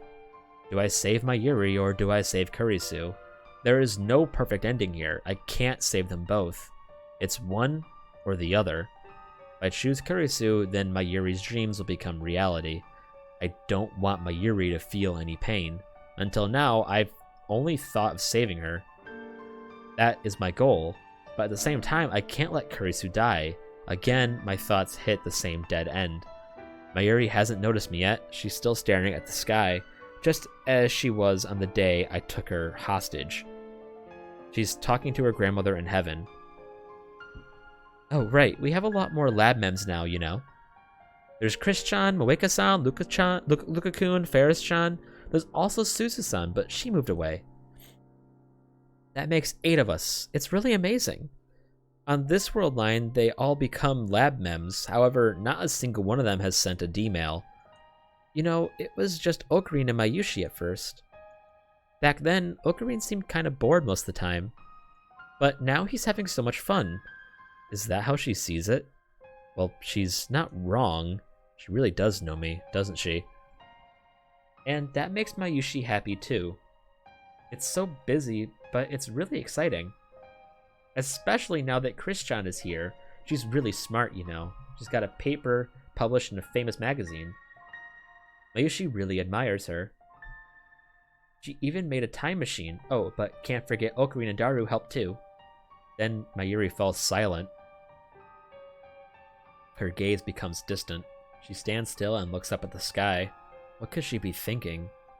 But, you know, sometimes I remember back when it was just the two of us. When Mayushi only had just become Ocarina's hostage. I'd go to the lab after school, but Ocarina wouldn't be there, so I'd tidy up the room and decorate it with cute things. Then Ocarina would finally show up a little later. Mayushi would say, "Welcome back," but instead of saying, "I'm back," Ocarina would say, "Good work," like a big boss or something. Every day we'd spend a few hours just hanging out, doing nothing, and then we'd go home together. We didn't talk much, but it wasn't bad. We're just there, together, you know? We'd sit next to each other on the sofa, Ocarina would work on his big plans, and Mayushi would read manga and play games. And sometimes we'd have a snack together. It was so nice and relaxing. I never wanted to leave.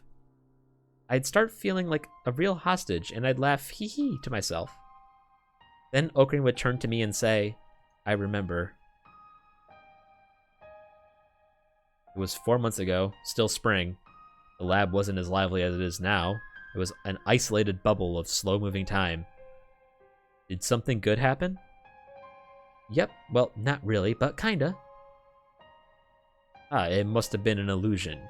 You could be under the attack from the illusion conductor, one of the organization's feared agents. Oh, gotta be careful then. But you know, I'm sure that Mr. Illusion Kid Hugger... Conductor, not Kid Hugger. I'm sure that he's not a bad guy. It was nothing, just meaningless chatter to pass the time. I felt so happy there. So happy I could cry. I wanted to stay like that forever. But that doesn't mean I don't like how things are now, okay? Mayushi shakes her head in denial. Finally, she stops looking up at the sky and bows her head instead. You know, I haven't talked to Ocarina much lately. Maybe Mayushi's getting a little lonely. It's true, I haven't had time to talk to her lately. But that's because I've been fighting to prevent her death. To keep her dreams from coming true. Also that Mayuri will keep smiling. I never again want to see her cry like she did on the day her grandmother died. But, you know, I don't want to be a burden on Ocarina. That word again, burden. Now they run in. I never thought of her as a burden. Mayushi's got one big nuisance, isn't she? Granny? Mary lifts her face once more. I can't stay like this forever, can I? Of course you can. Huh? When I finally speak to Mayuri, she turns away with a surprised expression. She turns my way. Her face is so soft, so innocent. Slowly her lips curve into a smile. It's Ocarina. Wow, how'd you know I was here? I always know where my hostage is. Hostage? You cannot escape my grasp, not ever. Oh. But don't wear yourself out, okay? Mayushi's a little worried. Oinkyuma's not so weak as to require your concern. When the time comes, I'll tell you everything. Huh? So stay with me until then, like you always have. Okay. Mayuri stands up and turns to the grave once more. As an offering, she leaves a brand new white lily as well as some dango dumplings. Let's head back, Ocarina. Shouldn't we get some dango for ourselves first? Back when we used to visit the cemetery together, it was part of our daily routine to eat dango on the way back. Of course. Akiba is empty again today. The otaku have all made the exodus to Komima for the second day of battle. But come nightfall, they will return to Akiba like a victorious army laden with spoils on the streets, and the streets will be chaos. I know Daru has gone to Komima. The question is, has Mayuri? Hope she has. I want things to be normal again. Remember what I heard yesterday, the feelings Mayuri expressed at her grandmother's grave. The events of the last few weeks have affected her as well. After I escorted Mayuri home from the cemetery, I spent the whole night racking my brain for a third option, a way out of this mess.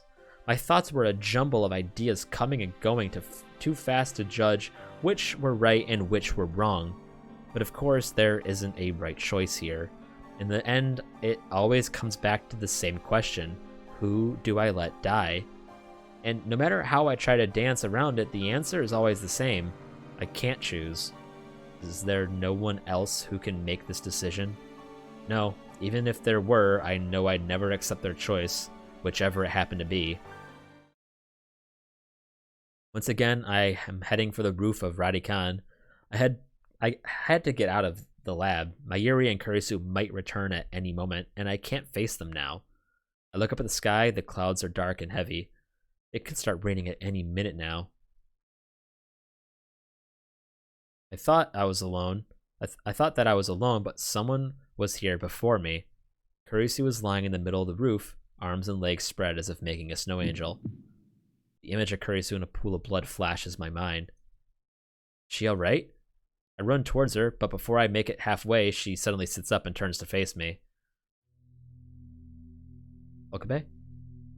You're alive. What a dumb thing to say. Fortunately, it looks like Kurisu didn't hear me. She's busy combing her disheveled hair with her fingers. I breathe a silent sigh of relief. Right, I forgot to make a run, and I forgot I might run into you here. What were you doing? Thinking? Oh, was she thinking about her death? I don't know what to say, so I keep my mouth shut. Kurisu appears to be in the same boat. She's staring at the capsule toy dispenser in the corner, her face wearing the usual frown. The awkward silence drags on. When you think about it, Kurisu's fate rests in my hands. My decision will determine whether she lives or dies. Her fantastic hypothesis yesterday was a desperate attempt to construct a scenario where she doesn't die. Even if she believes that her theory is correct, it must be difficult for her to avoid imagining her own death. I force a smile. I'm getting really uncomfortable here. The metal Upa. Looks like I'm in your way, so I'll just go. Oh, okay. Damn, I was expecting a sarcastic remark like, since when do you mad scientists have manners or something? Just then, something cold lands on the tip of my nose.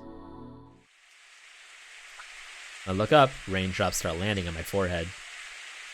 An evening shower, it's only going to get more intense and quickly. Kurisu hasn't moved a muscle. She's just standing there with her arms folded, staring at the ground as if she doesn't notice the rain at all. Hey, it's raining. Huh? Oh, yeah. She's acting strange, like her mind is elsewhere. I knew it. She's been thinking about. Whoa. In less than a minute, the rain turns into a full downpour. We had no time to seek shelter. What the hell? Kurisu's scream is drowned out by the roar of the rain. What a surprise. That's what you get for tempting the sky gods. Now safely inside the building, we take a moment to catch our breath. It's been a week since Suzuha's time machine disappeared, but Radikan is still closed. The lights are off, and it's pretty dark inside. You should have warned me sooner. Even my underwear's soaked. Same here. I bet you're glad it's dark, huh? What do you mean? If the lights were on, I'd be able to see everything. Even in the dim light, I can tell that Kurisu is scrambling to cover her chest. Ugh, I forgot that you're a perv too. You're the one who announced that your underwear was wet. Just drop it. If you're imagining what color my underwear is, I'll kill you. I'm not imagining anything. She's too self-conscious. But the color of her underwear, huh? Gotta be white. Sneezes. Cold? I'm not stripping naked, if that's what you're suggesting. Your pervy tricks won't work on me. Who said strip? Calm down, will you? Urgh.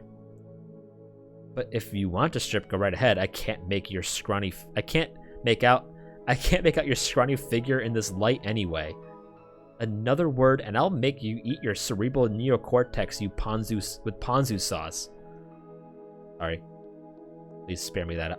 Please spare me that horror. Still, these wisecracks are a welcome distraction. A storm like that shouldn't last long. Guess we'll just wait it out.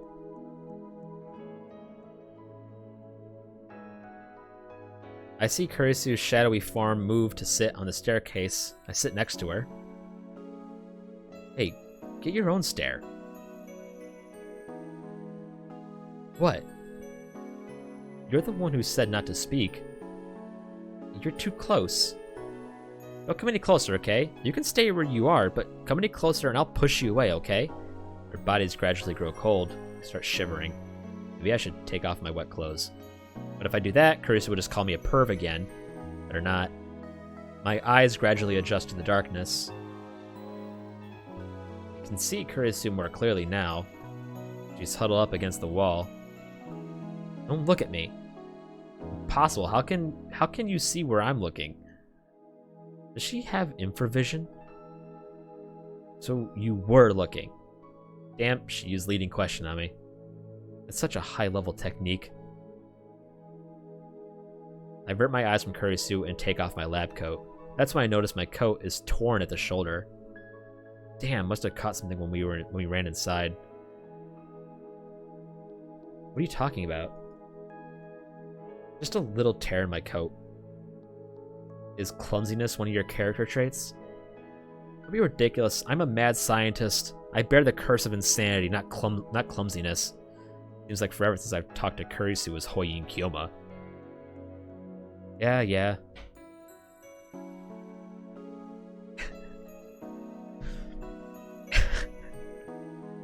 I'm fine.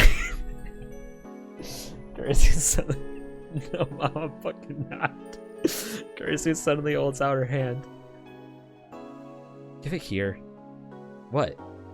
I happen to have a sewing kit with me. I'll stitch it up for you. A sewing kit? You? Something wrong with that? Hand over my coat, as asked.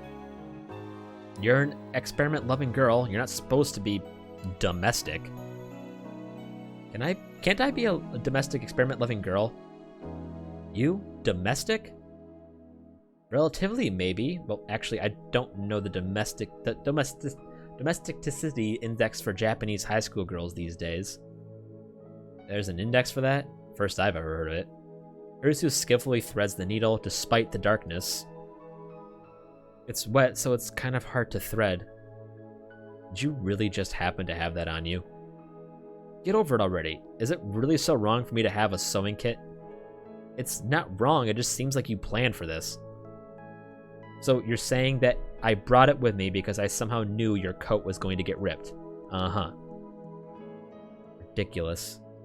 And before you get the wrong idea, I'm not fixing your coat because I want to or anything, okay? Nice tsundere line. Don't mock me. You just happened to tear your clothes and I just happened to have a sewing kit handy when you did. It's coincidence, that's all. Coincidence. Hey, you didn't time leap, did you? So now you're saying that I went back in time for the sole purpose of repairing your stupid lab coat? Uh-huh. Ridiculous. Ridiculous. It's so important that I said it twice. Comprendes? You're right. If you had time leaped, you would have brought a towel, not a sewing kit. What's that? Sarcasm? All you do is complain. After working for a while, Kurisu cuts the string with her teeth, then hands me back my coat. Here. Thanks. By the way, it was dark, so I couldn't really see. If it turns out bad, it's not my fault. It was dark, that's all. Oh, and I hope you like the color because I have no idea which thread I used. It's random. Black, red, or pink. Those are the 3 possibilities. Let's just hope it's not pink. She sneezes. Cold? I guess. Take my coat. But it's wet. Well, yeah, but...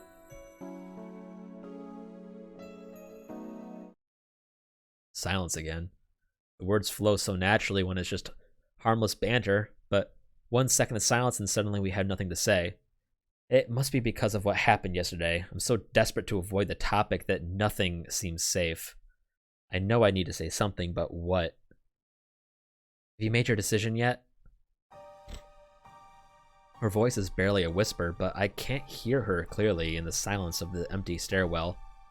I look at Kurisu. She's hugging her knees to her chest, presumably against the cold. My decision. I know what she means. That's why I can't answer. You still haven't made up your mind? You like Mayuri, don't you? What? Where did that come from? Kurisu keeps staring into the darkness. It's probably just my imagination, but lately I've been seeing things, like a strange sort of deja vu. In these visions, you're fighting to save Mayuri all by yourself. You never give up, no matter how much it hurts. Kurisu too? Then you come to me for help. You're so desperate, so earnest, that I just have to do what I can. Not that I'm doing it for you, okay? I just want to save Mayuri, that's all. Anyway, these images are stuck in my head like memories. Yeah, everyone's kind of got it, but...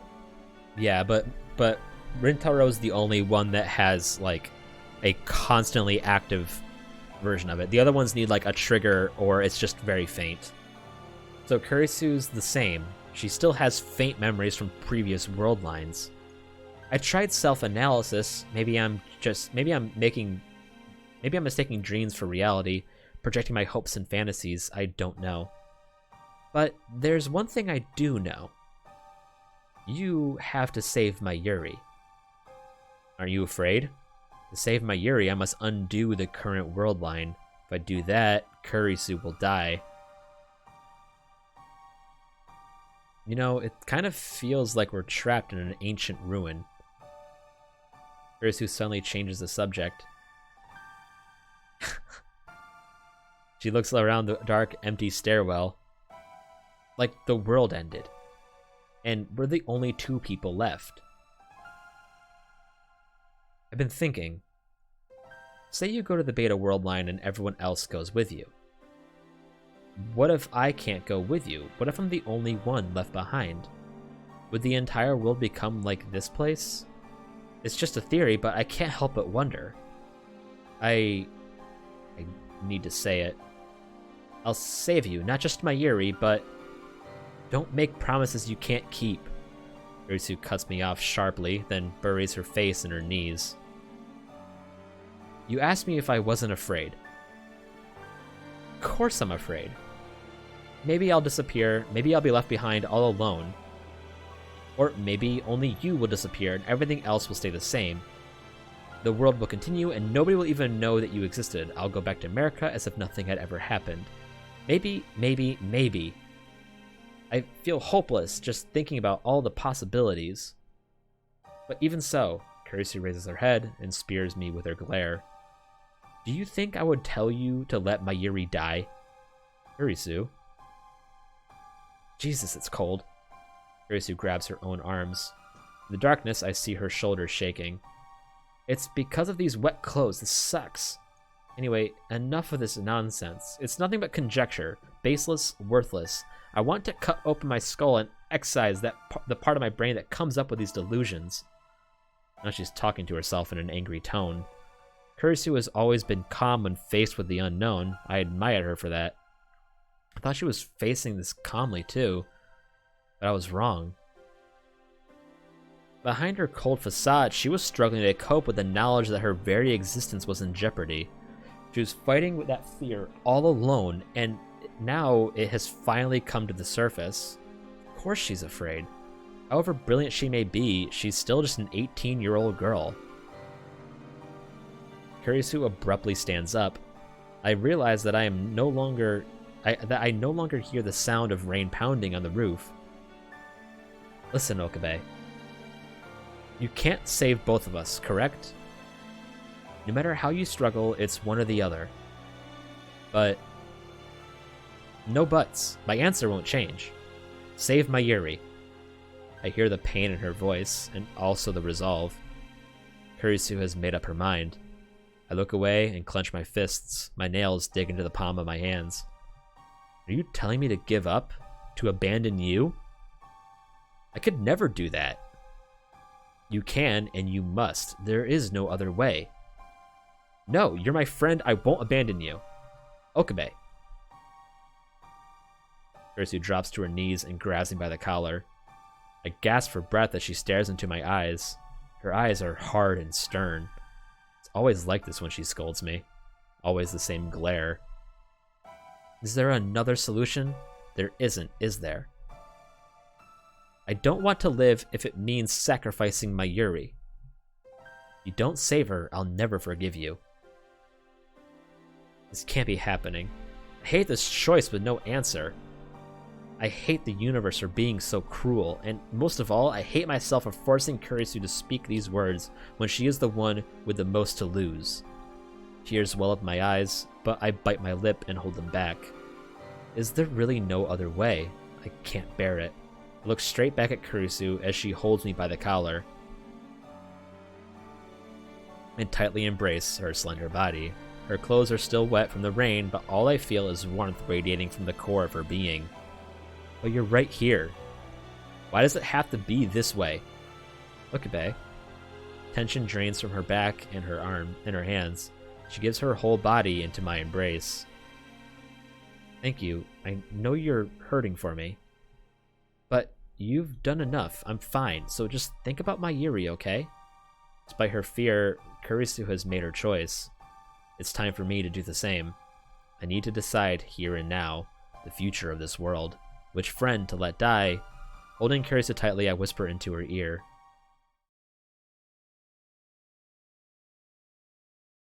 Sorry. A meaningless apology. I want to save Mayuri more than anything. These words are a death sentence, but I force myself to speak them. It takes every ounce of willpower I possess. I can't save you. I know. When I finish, I feel as if a great weight has lifted my shoulders, and at the same time, as if 1,000 needles are stabbing into my heart, Kurisu weakly returns my embrace. Then she lets go and stands up. Well then, there's already a look of relief on her face. I'm heading back. Back? Where? To America? The lab, of course. I need to dry my clothes. I want to take a shower too. In that case, we should go back together. But before I can suggest it, Kurisu beats me to the punch as if she read my mind. You stay here and soak for a while. Understand? We can't go back together. That's her verdict. Understand. I hang my head and shut my eyes. Kurisu's footsteps fade into the distance. I wrap my arms around her body. Even though it's summer and sweltering hot, I can't stop my body from shaking. I realize that part of me is relieved that Kurisu left alone. At least I won't have to face her again. To look upon the face of the girl I chose to die. I'm a coward. My self-loathing echoes in the darkness.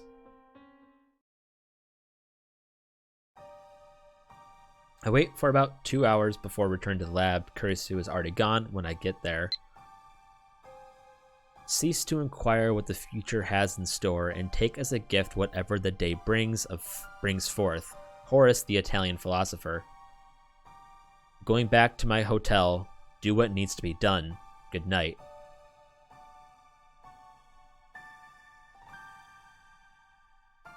All she left is a single email. I sit down on the sofa while drying my hair with a towel. I look towards the PC in the corner of the room.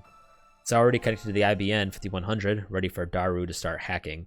I already got in touch with him. The hacking starts tomorrow at noon.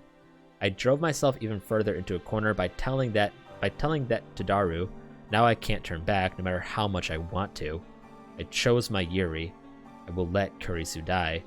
Showering didn't soften the retching pain in my heart.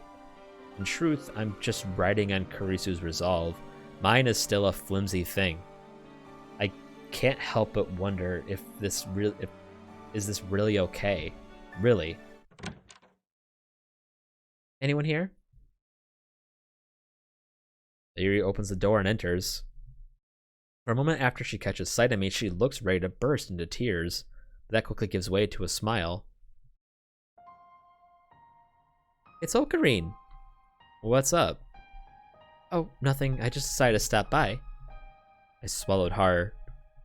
Maybe I should explain the situation to my Yuri, but I know she'll feel guilty if I tell her. Mary doesn't need to know. Everything will be okay as long as we crack CERN's database and reach the beta world line. You know, I haven't talked much with Ocarine lately. But, you know, I don't want to be a burden to Ocarine. Can I really let it end like this? Should I tell her what Kurisu is sacrificing for her sake? Did you take a shower? Mayuri moves behind the sofa, grabbing the bath towel on my head, starts rubbing my dry hair. You smell good, like shampoo. I don't mind the towel so much, but when she buries her nose in my hair and starts sniffing... Stop that. I jerk my head away. Mary goes back to drying my hair. You know, I didn't go to Komima today. Why? I was thinking about Ocarine. When I got to Ariake, I remembered how sad you looked, and then I thought, I shouldn't be having fun at Komima.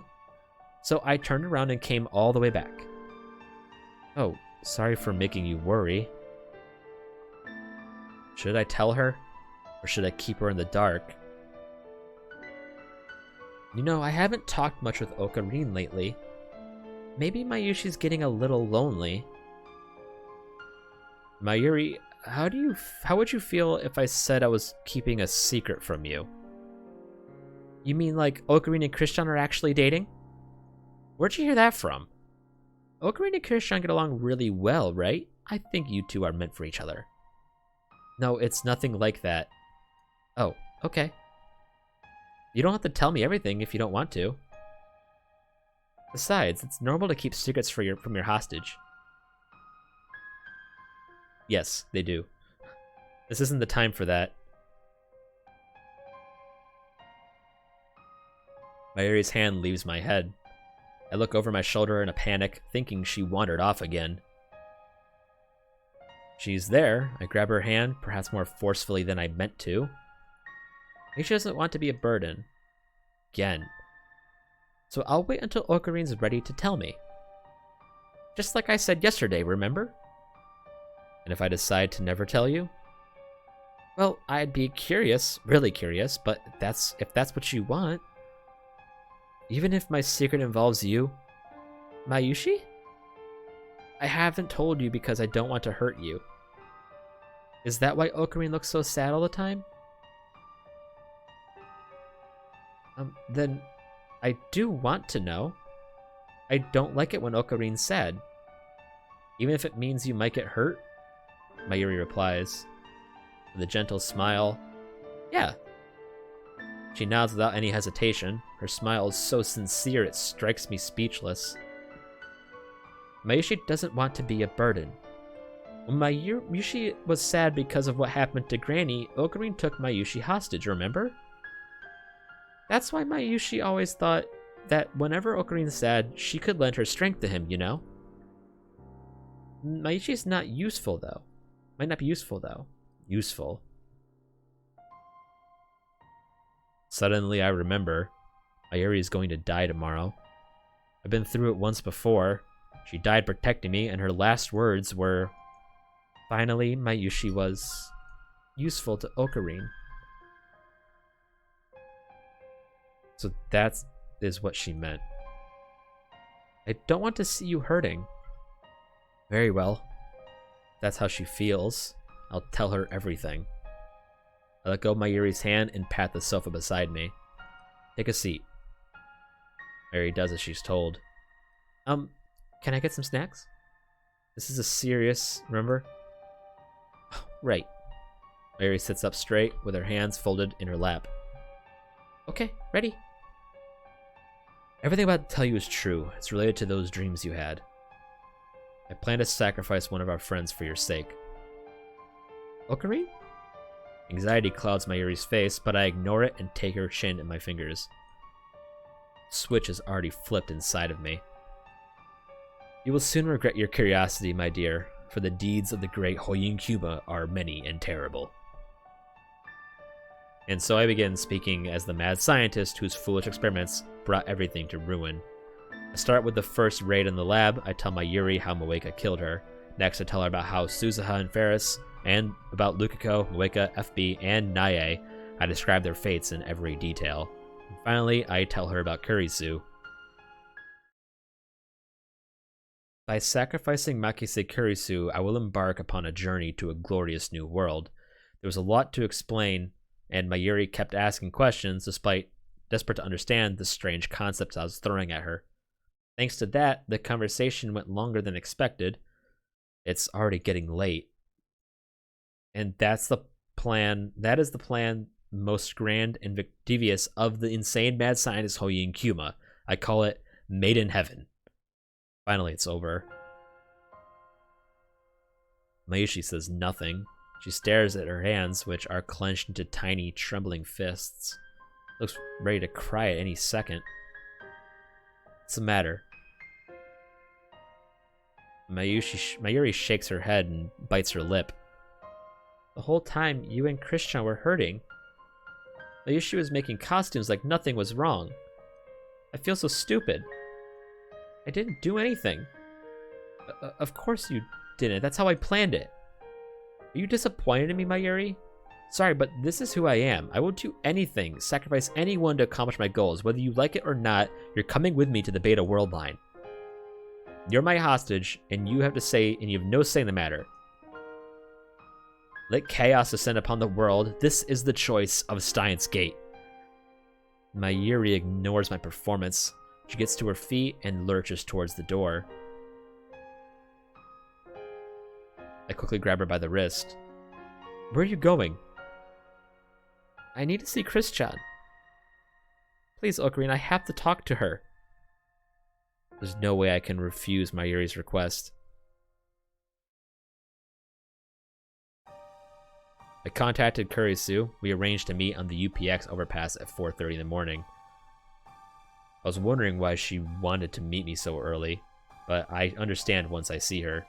She's dragging a large suitcase. Thanks for coming to see me off. She faces us with a smile. Does that suitcase mean what I think it does? Oh, yeah, it does. You're going back to America. Kurisu nods. I was supposed to go back at the beginning of the month, but then I ran into a certain mad scientist and ended up staying longer than I planned. There's nothing else I can help you with anyway, and I don't want to be a liability. Is she doing this for me? Or is she trying to outrun her fear? It's not my right to stop her. Even if I did, it wouldn't change anything. Today, as planned, I will crack CERN's database and move to the Beta World line. I've made my decision. Mayuri is next to me, standing still with her head hung. What's wrong, Mayuri? Are you feeling sick? I gently nudge her back. Come on, Mayuri. She takes one step, pauses for a second, then leaps on Kurisu with a cry. Christian? Whoa, what's going on? Mayuri doesn't want Christian to disappear. Kurisu hears the desperate plea in Mayuri's voice. She gives me a look that says, Did you tell her? I silently nod. You can't disappear, not from Mayushi, okay? Mayuri doesn't want to live if Christian has to die. I expected Mayuri might say that. It's absolutely essential that I remain firm. I feel bad for Kurisu, but it needs to be said. This is the way it has to be. I chose you, Mayuri. You have an obligation to live. Pain stabs through my heart. These words are reprehensible. Kurisu and I made a pact. She agreed to trade her life for yours. If that sacred covenant is broken, this world is doomed. I clench my fists tight to suppress my self-loathing. Don't put Kurisu's feelings to waste, Mayuri. But... Thank you, Mayuri. Kurisu wraps her arms around Mayuri's back, returning the hug. But this was my decision too. I'm okay with it, really. Okabe loves you, you know? What? What are you saying? It's true, isn't it? He gives me a mischievous smile. It would make him really sad if you died. You don't want him to be sad, do you? But if Christian goes away, it'll make Mayushi sad. Yeah, I know. It makes me sad too. But this was going to happen eventually. I had to go back to America sooner or later. So even if you move to another world line, just think of me as being in America. It's practically the same thing. That's not the problem. I don't want Christian to disappear. Let's stop this, okay? Don't make Christian disappear. Kurisu separates from Mayuri and gazes straight into her face. You have to listen to us now, Mayuri. Uses a gentle tone as if speaking to a child. Then she lightly bumps Mayuri on the head. Okay, don't ever let go of her again. I know. Well, I'm off. Thank God I'll never have to see your silly face again. She punctuates her insult with a smile. She's so cheerful now, a far cry from the shivering girl in the dark. To see her like this breaks my heart. Sorry. I repeat the words of my heart again and again, begging for forgiveness. Kurisu turns to go.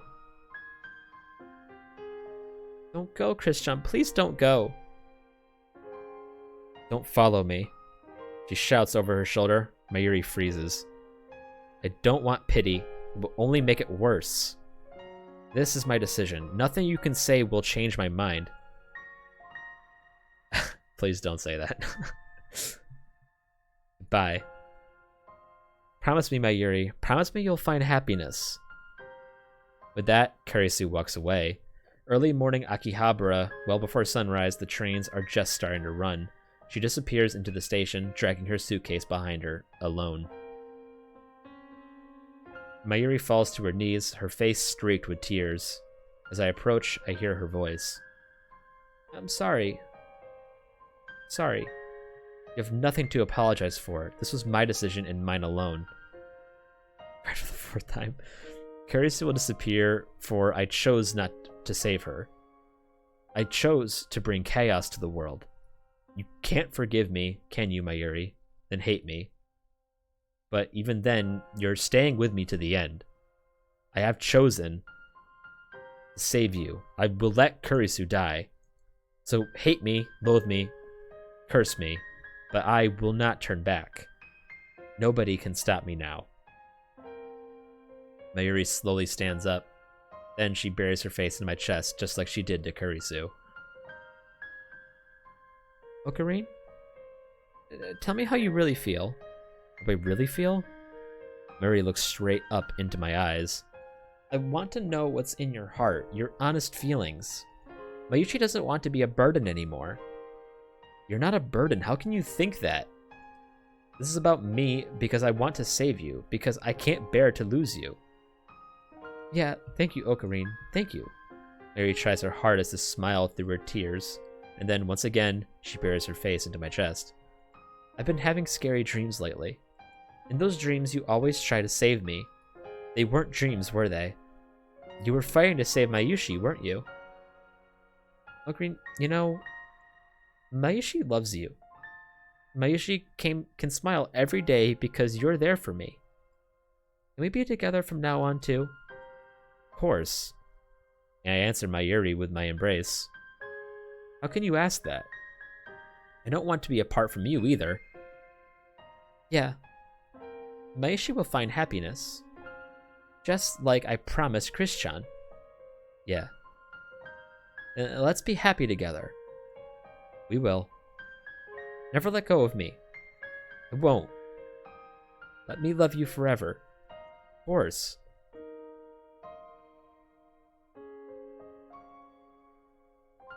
Radiance of the rising sun pours out between the buildings. Daybreak. As the sky grows brighter, we remain in our embrace, as if to reassure each other that we are still here.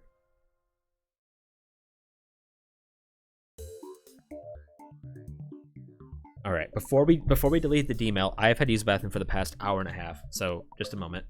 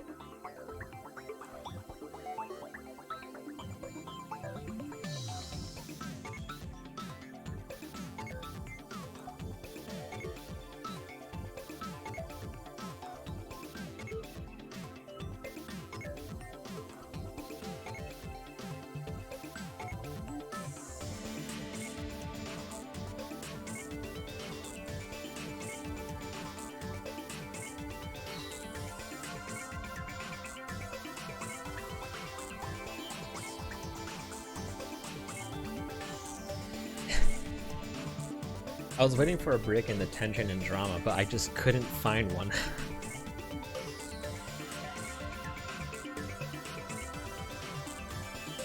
I couldn't find a time that was, like, appropriate to leave.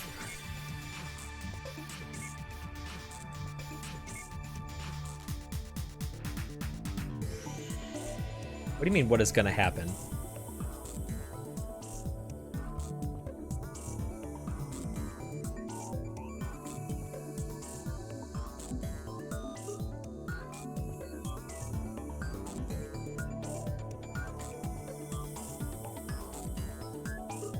If it goes, there's more than an hour left.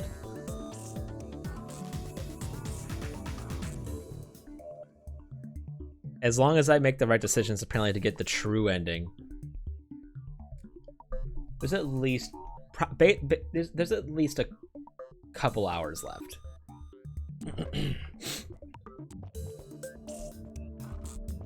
Let's just say it's not. Well, we'll read. My throat's so dry. I don't have any more water.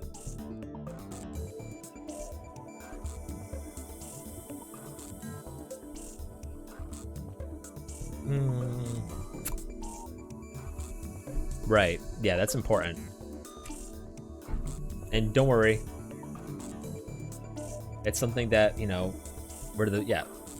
those are the two big things that will probably be covered in the next few hours. But I don't know. Honestly, I don't know how long is left. The time has come. We will now commence the final phase of Operation Verthandi. Mayuri and Daru turn to me and nod. Today is the last day of Komima. Daru wanted to attend, of course, but a little begging convinced him to prioritize the operation. It is. I take a look around the lab. These 20, it's like a really big thing. It's like staggeringly important.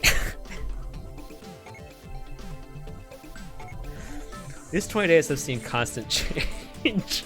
It's incredible to think that at one point this lab had a whole 8 members, and now we're back to 3. The memories we made, the experiences we shared, To save my Yuri, I will undo them all. There is a sorrow in me, and guilt. I engrave them deep inside my heart. I will never forget, I mustn't forget these long yet short summery days.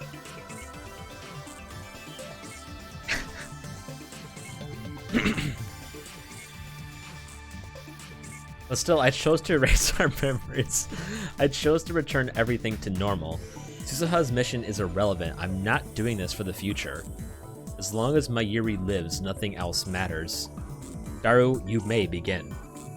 You sure? Yeah. Okie dokie. Daru starts typing on the IBM 5100. It's already connected to the main computer. This will get us into CERN's central database, where they keep the data they mine with an echelon. There we will locate the first email I sent on June 28th and erase all trace of its existence. With this, I can reach the Beta world line. At last, my Yuri will be safe. I look at my Yuri. She's on the couch, still sitting straight as a ramrod, with her grandmother's pocket watch pressed to her ear. She stays still, with her eyes closed. Whenever my Yuri wants to calm down, she listens to the sound of that pocket watch. Yeah, like, one of the moments one of the main moments that I said made me almost cry wasn't them saying that they would have to undo the D-mail. It was me realizing after all the other D-mails, I was like, wait a minute. After, like, just the realization that that's what would have to happen is what made me, like, about to cry. Not them revealing it, just me realizing it. Ever since we parted with Kurisu, Mayuri has said nothing about my choice. I guess she's come to terms with it in her own way. The actual work I left to Daru, no problem there. But waiting for him to finish, I walk into the development room. In the center of the room is the time leap machine. I'll tell you this though, you have missed a tiny little sentence, like a tiny little thing that happens at the beginning that you haven't mentioned. You haven't mentioned one tiny important thing that happens at the beginning. But you have been harping on the Upa. I squat down and gently brush my fingers against the microwave surface. It's cool to the touch. I've made irreplaceable friends because of this thing, and because of this thing, I've hurt them. But I don't want to blame the tool. It's how you use the tool that matters, and I've got to admit it saved me more than once. But still, once this is over, I'll destroy the time leap machine. We must never make the same mistakes again. Ocarine, I found it. It's really there. The D-mail I sent, it's there. It sure is, man. Daru points to a string of characters. My name is there, followed by the message I wrote about Kurisu's death. 3 lines total, each 12 characters long. This data led CERN to our doorstep. At FB's instruction, Moeka and the Rounders attacked. If Suzuha is right, then by erasing this data, we will escape from the Attractor Field Alpha, where CERN dominates the future. That will take us to the Attractor Field Beta. To the Beta world line within its range of convergence, to a future without Mayuri's death. Mayuri is standing next to me, gazing intently at the monitor. She grasps my hand firmly. Ocarine? It's okay. Looks anxious, so I pat her head to calm her down. Everything's set. One press of the enter key and that data's gone. Daru stands up and gestures to the open seat. Well, remember, Mr. Braun works for CERN.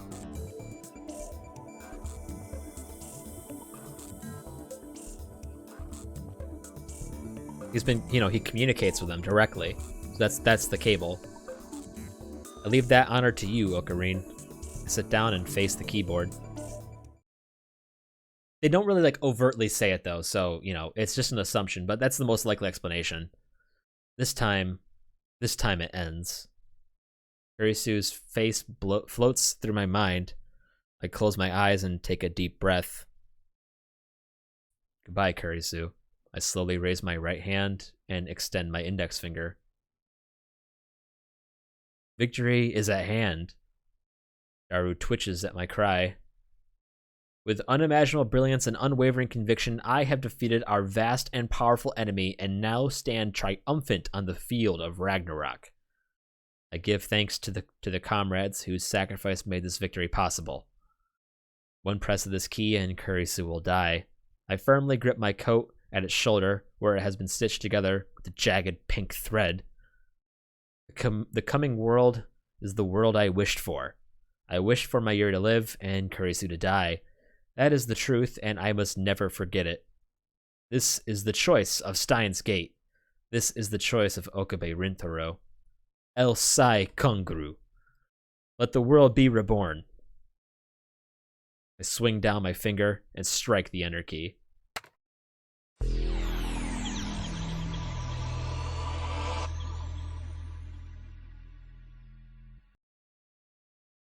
After a while, the spinning stops and the color gradually returns to the world. Reading Steiner activated. The world line has changed.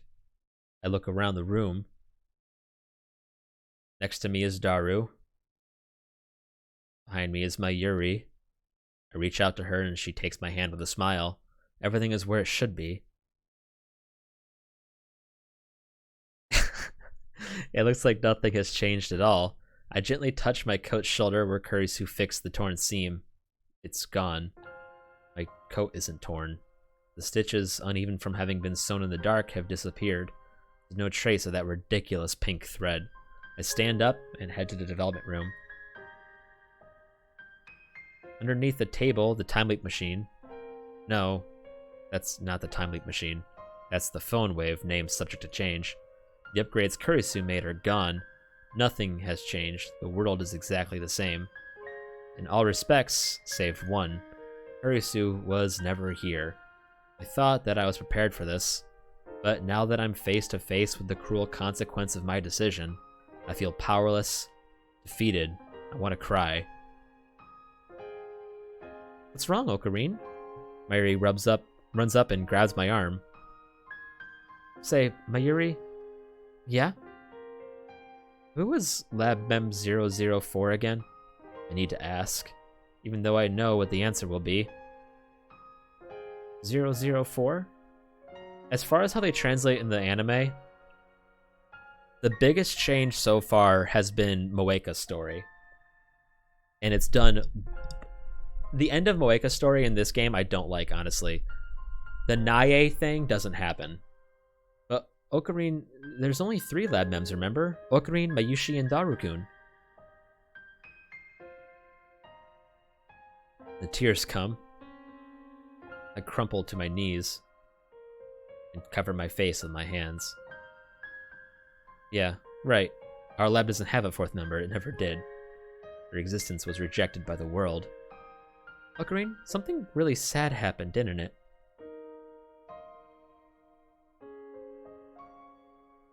Mayuri rubs my back. Mayushi is here for you, Ocarine. I embrace Mayuri.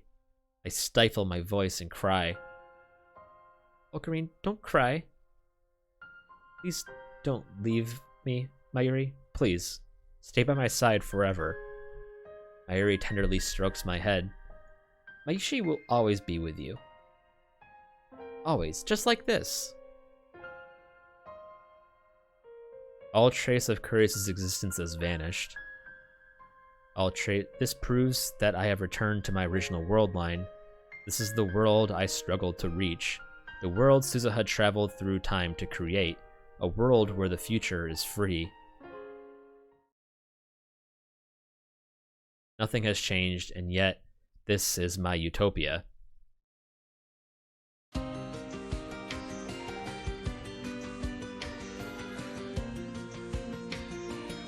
We'll have to look up how to get the true ending then.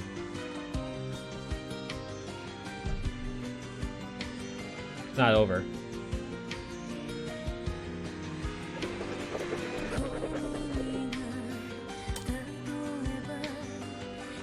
What's that?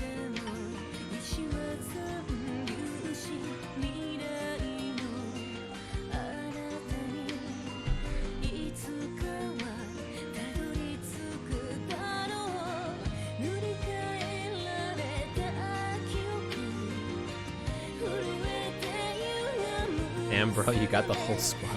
Okay. What the fuck is that? This isn't the true ending, I can tell, because, I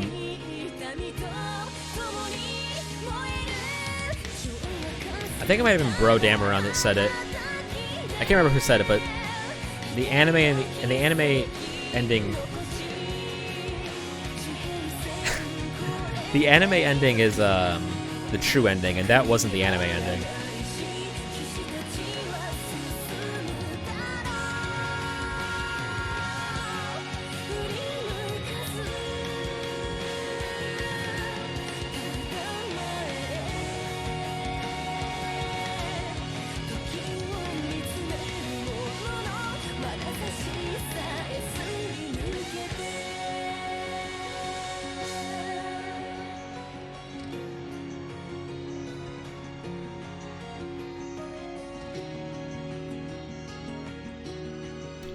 We have to get all the other endings.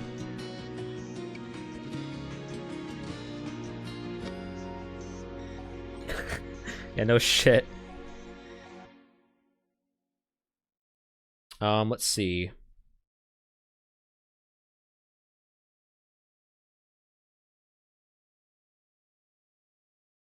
The night of the 17th... hang on. The night of the 17th passed, the night of the 18th passed, and Mayuri still didn't die. I kept a close watch for 3 days since then. There have been no attacks, no accidents, no signs that anything might happen. That was enough to convince me that Mayuri is safe. Together with Daru, I destroyed the phone wave and the IBN 5100. Although we have lost the ability to send D-mails, that is a small price to pay to stay below CERN's radar. Mr. Braun is downstairs in the Braun Tube workshop watching TV on the 42-inch CRT, like always. When I went to check out Radican, I found it open for business as usual. A search for the internet turned up no mention of the satellite crash. Instead, I found a small article in the local section of a newspaper dated July 28th. It was a report on Kurisu's murder. There was no follow-up. The culprit is still at large. According to Daru, the police questioned me several times. It was I who discovered the body, after all. Of course, I don't remember any of that. At any rate, Mayuri is still alive. I've accomplished what I set out to do. It's over. Ocarine. Mayuri emerges from the ticket gate, waving her hand as she runs my way. She weaves through the gaps between shoppers and maids handing out leaflets. And when she gets to me, she looks at me with puppy dog eyes. Sniff. Why are you crying? Mayuri doesn't answer me. She just strokes my cheek gently, silently. She's crying, but she doesn't seem sad. Rather, she seems overcome with emotion. Ocarine came to pick me up. You waited for Mayushi. I'm so happy. It's so happy over every little thing. It does, dude. It's a fucking hard-hitting game. Mayuri wipes away her tears, making room for her shy, innocent smile. So, Mayushi class changed from hostage to girlfriend, right? Indeed. No idea how to respond to such an embarrassing question. But she's right, Mayuri and I are officially a couple. This is not in the... Alright, this must be the Mayuri ending. This isn't the ending. This isn't... I thought maybe we were...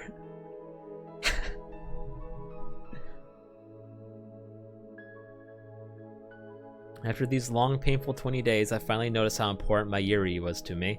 Plus, she told me that she loved me. Thank goodness it wasn't just a dream. Let's get going already. I'm going to die standing in this damn heat. Start walking without waiting for Mayuri's response. But the lab is hot too, isn't it? At least you've got a fan, and besides, I'm thirsty. Gotta get my daily dose of Dr. P. It's Sunday. Despite the heat, I see plenty of shoppers laden with bags enjoying themselves on the streets of Akiba. I suddenly feel a void in my heart. Nothing about this town has changed, yet it feels like something is missing from my life. No doubt it's the gap that was left by Kurisu, but there's no such thing as a perfect future.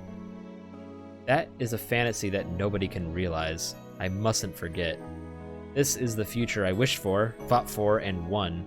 I have what is the most important to me, Mayuri. I should be thankful for that. I am blessed far beyond the common man. I look beside me and realize that Mayuri is not there. Turn around, she's not there either. Mayuri? She's gone. She always like this. And then she just wanders off. Anxiety seizes my heart. Mayuri promised she would never leave me. This world line is worthless without her. Mayuri! I shout her name at the top of my lungs. I search for her in the crowd, but it's too thick to see. Mayuri! Over here! Fucking crazy bitch. I turn around, sorry. I turn around to see Mayuri running towards me. In her hands is shaved ice. You said it was hot, remember? I thought I'd be nice to get it something cold. Please fucking stop. Don't scare me like that. I feel so relieved. I want to embrace that small body of hers, but we're in public, so I stop myself. I take the shaved ice and hold my empty hand out to Mayuri. Hold my hand. Okay. Mayuri takes my hand. Her slender fingers intertwine with mine. That's not what they're doing. Let's save the shaved ice for when we get to the lab. It's too hard to eat while walking. What, won't it melt? If it melts, it melts. Oh, well, I guess you're right. We can't eat if we're holding hands anyway. Won't let go. I won't ever let you go. Mayushi won't let go either. Mayuri puts just a little more strength into her grip. Love for her fills my heart. Suddenly, Mayuri looks up at Radikan. Ocarine, is it possible to dream when you're awake? When you're awake? You mean daydream? Is that what it's called? You're so smart. I don't know who it was, but Mayushi feels like she had a very important friend. What? And whenever I think about that important friend, my heart hurts. Like, you know? And sometimes I hear a voice. A voice? The voice tells me to find happiness. All of that was undone. I erased those memories, sacrificed them. I wonder if that voice is the reason for Mayushi's with Ocarine now. Perhaps everybody remembers their experiences from other world lines. Those memories may be vague and tenuous, but they're there. They speak to us in the form of dreams, visions, and deja vu. If I ever meet that person, I want to tell them thanks. I'm not the only one who remembers. I wonder who it was. It must have been God. Oh, well, thanks, God. Mayushi's really happy. Mary looks up, reaches out to the sky like always. She shakes hands with the stardust twinkling beyond the coats of blue. I look up, too, to hold back the tears. On we walk, hand in hand.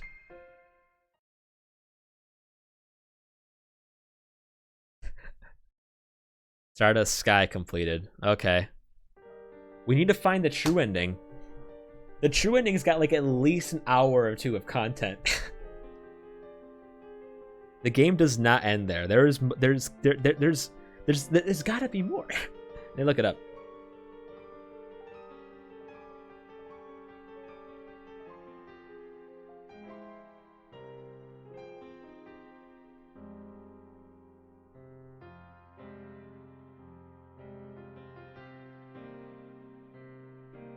I can't pull it up on this, otherwise I don't want to risk any spoilers.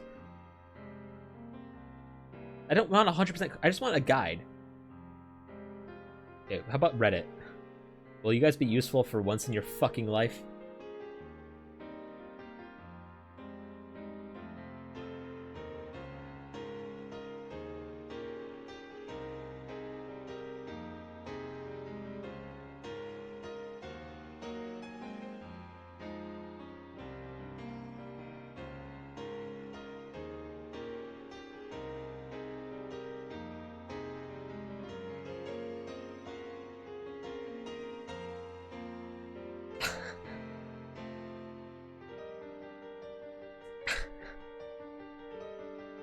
This is so complicated. I don't even know how to fucking do it. I'm reading and I'm not.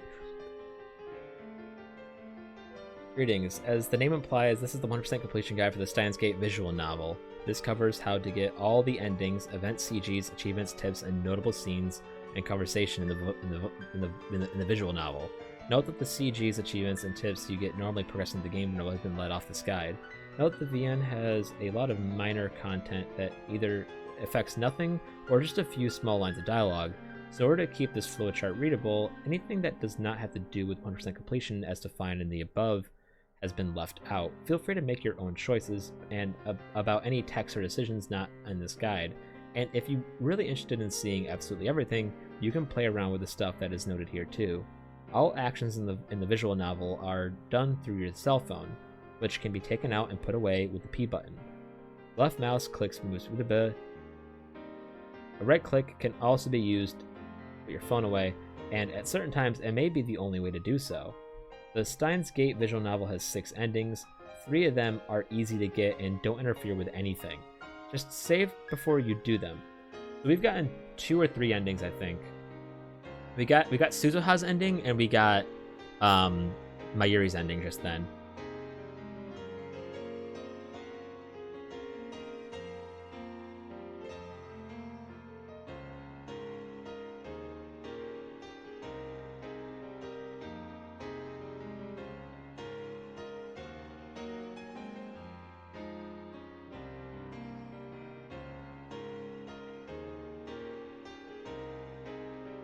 I said they do, yeah, they do make a good couple. Never said they turn into a couple.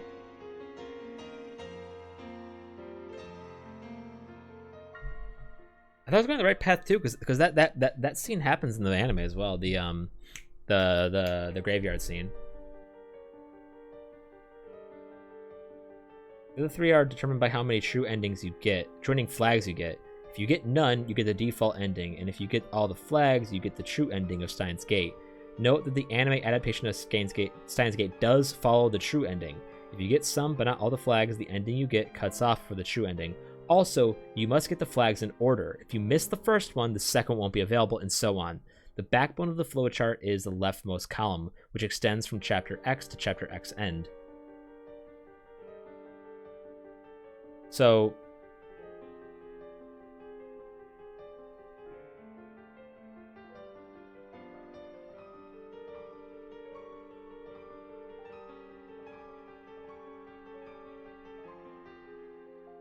this fucking flowchart. Why did I even go? Why did I go to Reddit? Why did I go there for help? Am I an idiot?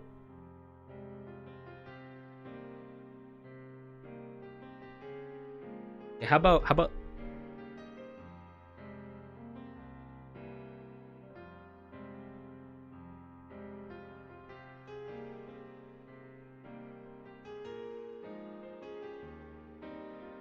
Yeah, I'm leaving the Steam site. Okay, fuck off. Anyway, this is a flowchart. If you don't do anything in the flowchart, okay, show me the flowchart. Okay, finally. I am.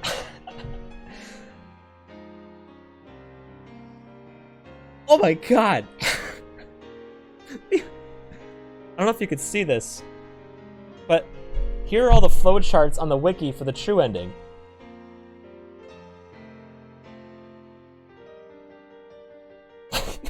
Fuck.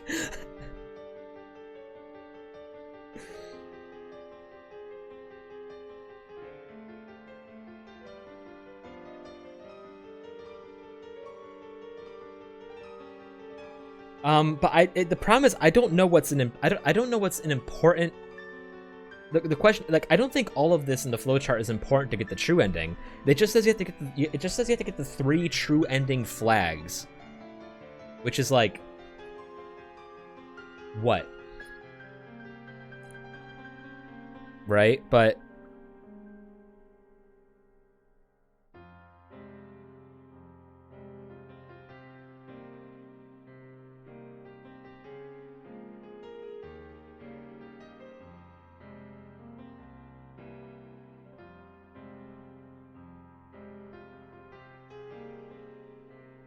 it all really depends apparently how you. It seems like it just depends heavily on exactly, yeah, I was about to say that you have to reply to Kurisu's emails in a specific way, but the question is how, right?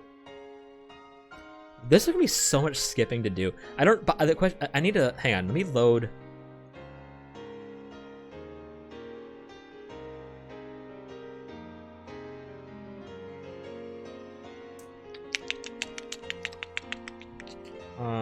Which one's the latest? This one is.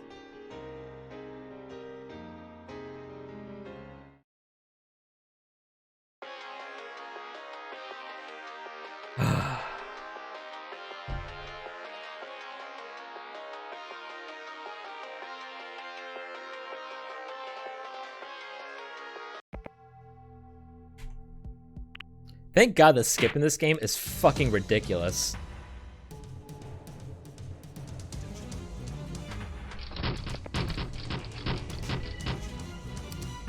I need to see if I got any of the flags already. But I can't pull the phone into this fight. I need to look at my fuck, but some of them are probably gonna be gone, right? In my received history. I didn't get any of the flags. Son of a bitch.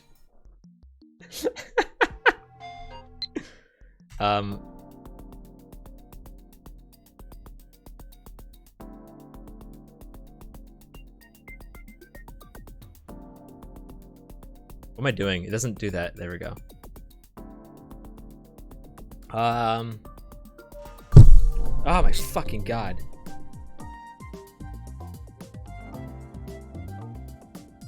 This flowchart is absolute cock.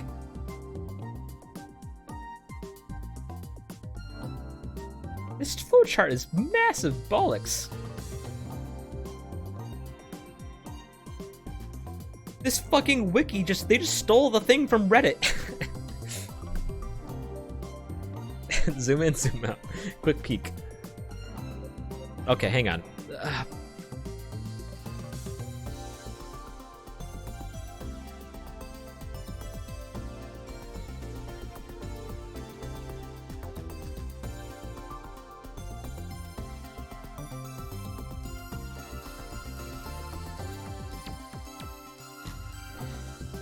These things need to tell me. These things need to tell me, like, it just says, oh, answer this message from Kurisu. But it doesn't tell me what fucking chapter it happens in.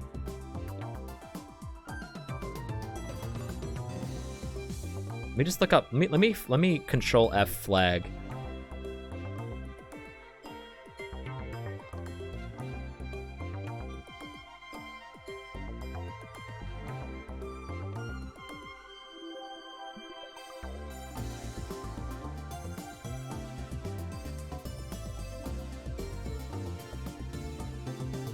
Okay, so the first one occurs in chapter 4.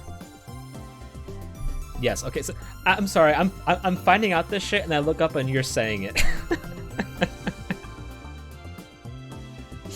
Oops. No, just title menu. There we go.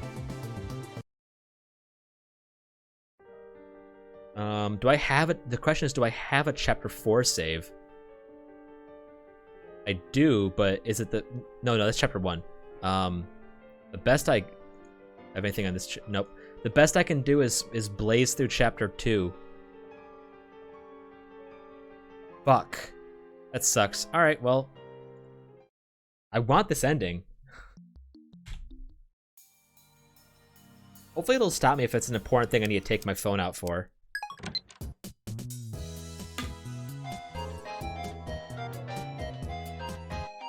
I mean, it doesn't matter how I respond to the other emails except for the one in chapter 4, right?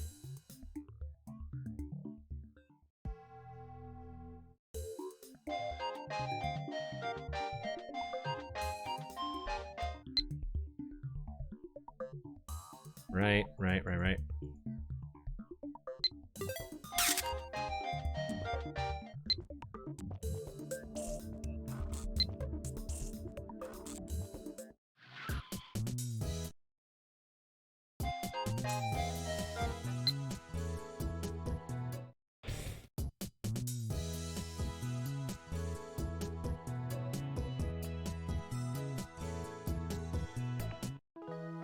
This is ridiculous.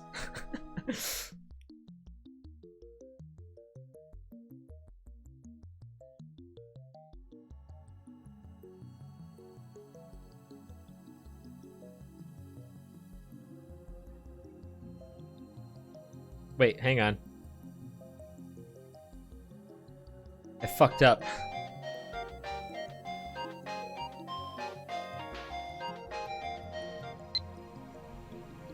Okay.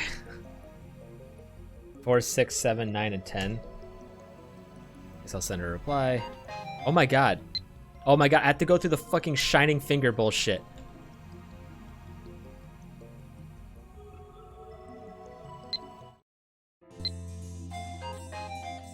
My god.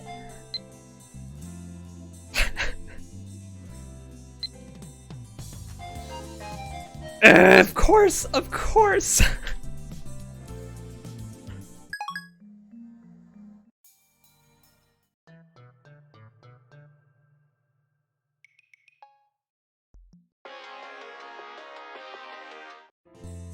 Hi, Mayuri. Let me skip this. I'm sorry, Mayuri. It's not that I don't care. It's just that I'm in a rush.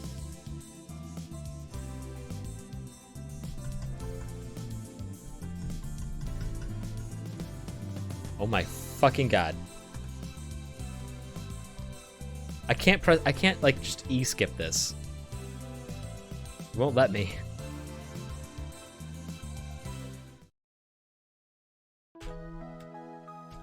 My skip button's broken. It's not skip.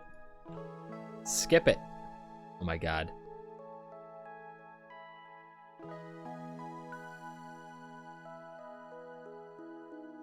Oh.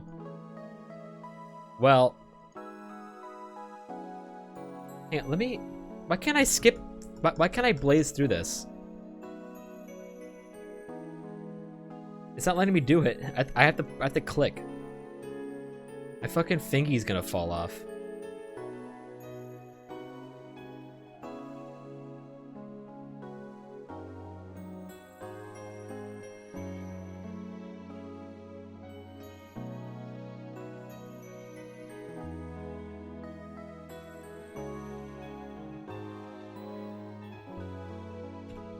Uh-huh. Mayor, I love you, but Jesus Christ, I can't sit here all day. Let me save. Oops, let me save. All right. I have to keep this one just in case. Maybe the game broke.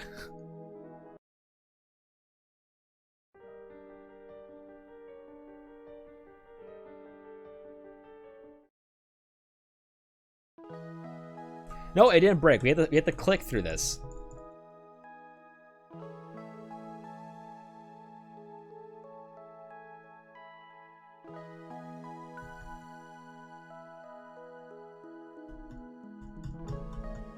Oh my fucking god.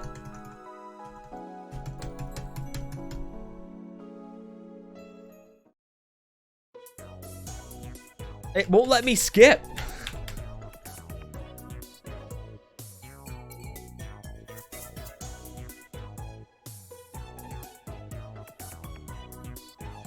This is the worst.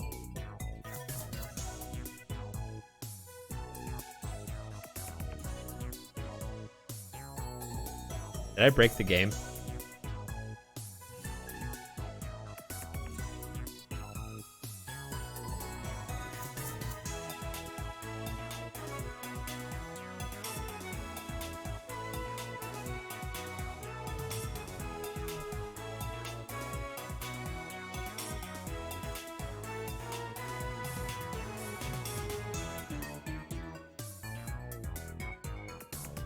I'm gonna get arthritis in my hand in 5 minutes.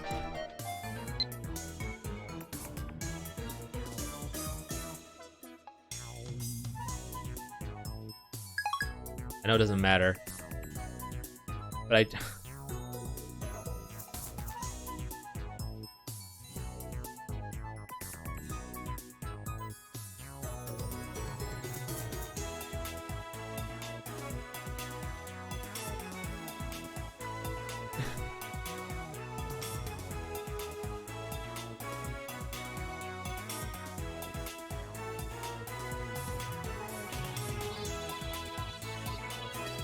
What's so special about this scene that I can't like fast forward through it.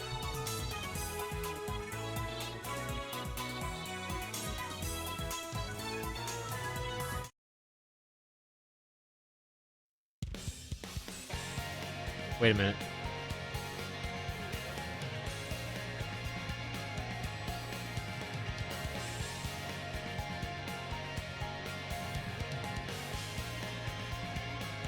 What happened?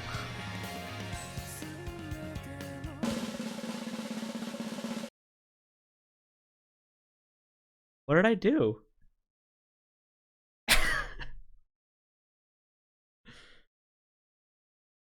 And I just saved over it.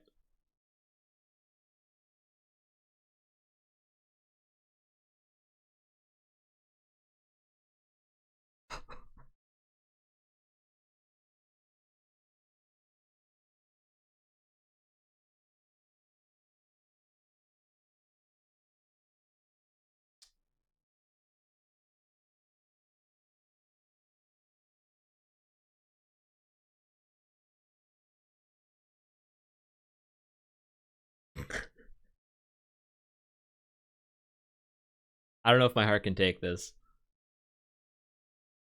Thanks for waiting, Nia. The afternoon Ferris Cup is about to begin. Ferris appears in the spotlight. The previous peaceful audience instantly explodes in excitement. Everyone stands up and shouts in unison with their fists raised skyward.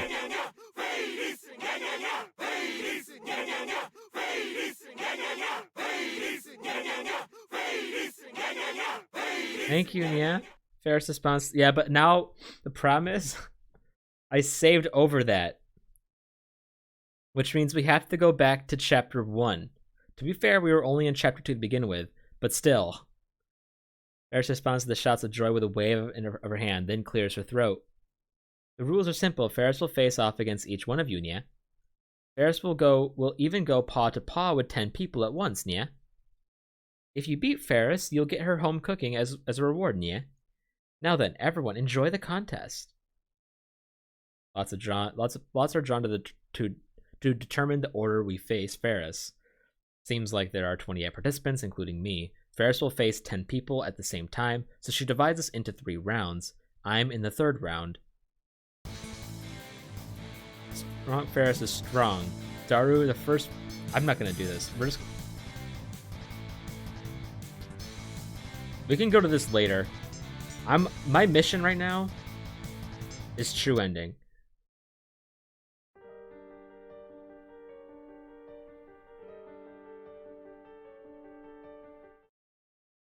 Good lord. Give me strength.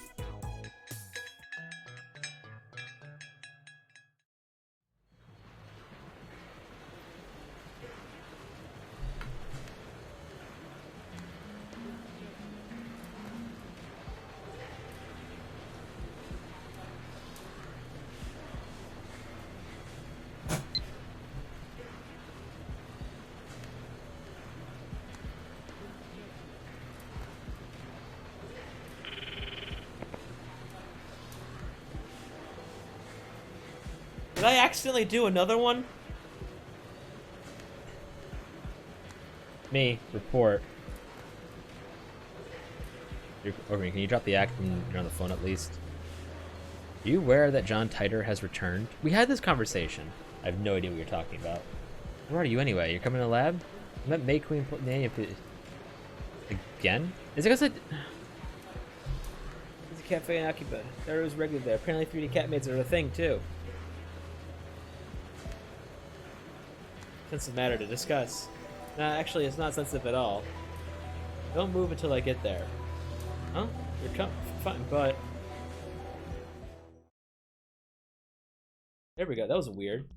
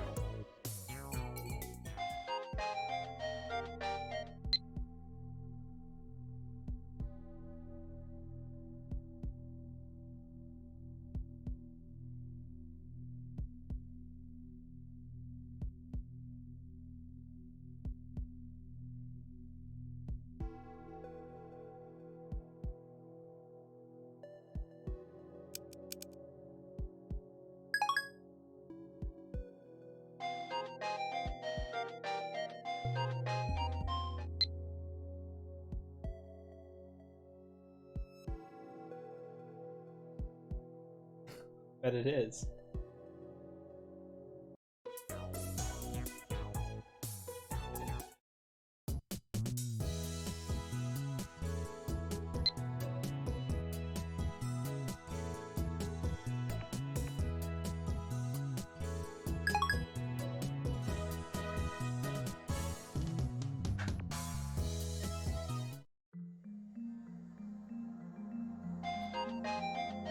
Aren't sleeping streams all the rage right now?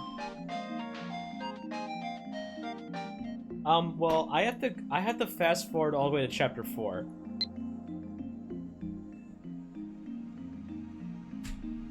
We are currently in chapter 1. Oh no.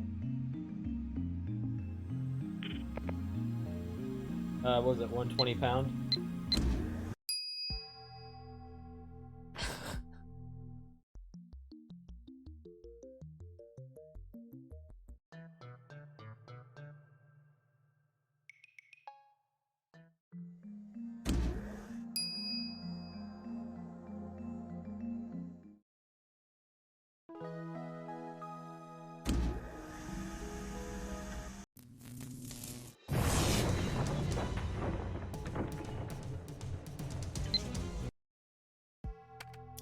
We hit chapter 2.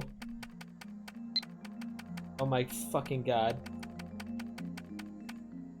I can't have my I need to know when I get a mail, so I have to like open all the mails at least.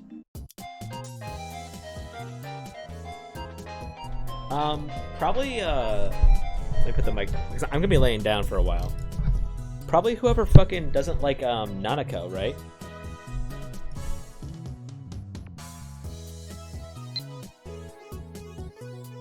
Can't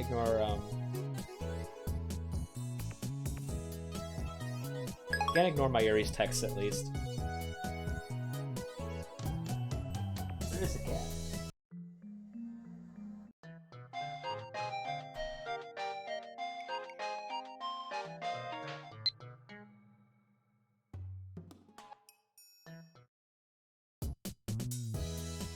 How much mail do you get in the beginning of the game? I'm gonna reply it like this.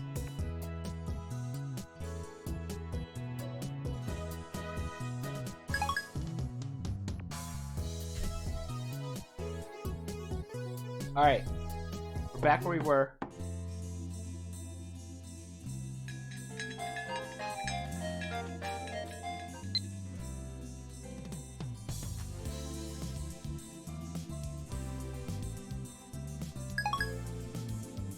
I need to remember to actually answer the phone.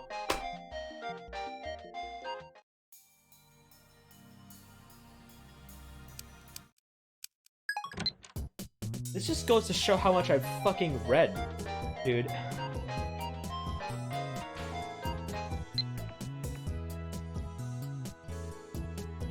Who's this again?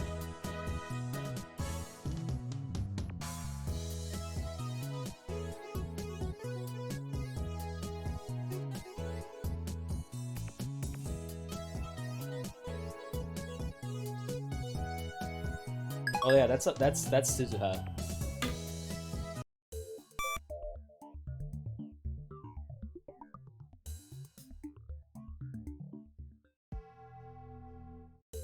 This is gonna take so long.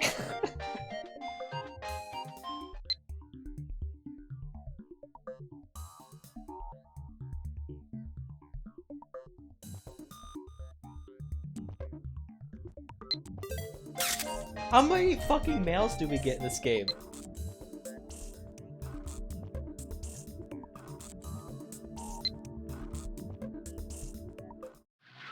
Holy fuck.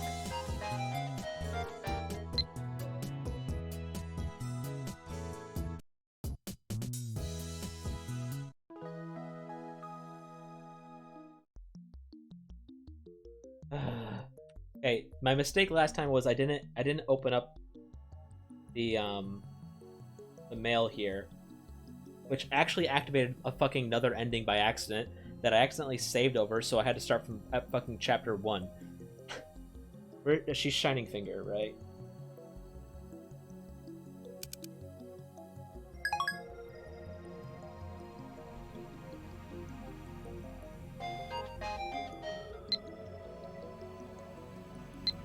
There we go. Be good. Oh, fucking, never mind.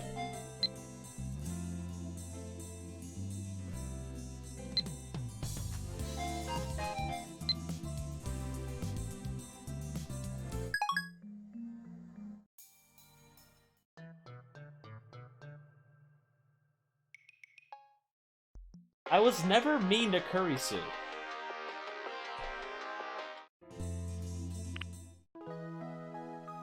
Okay, now I can skip through it. It wasn't letting me do it before because I was accidentally activating. I don't know, fucking.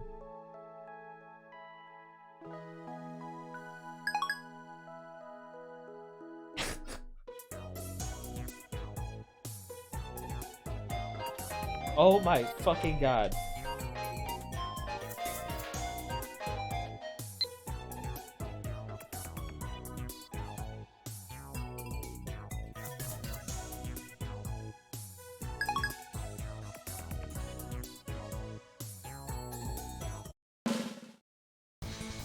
Wait a minute. What the fuck did I do wrong this time?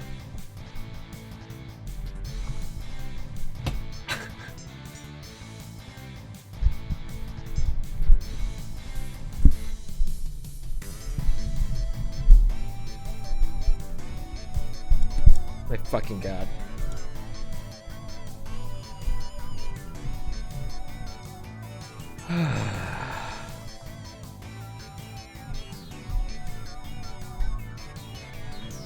Uh-huh. I'm sorry, fair. I don't care.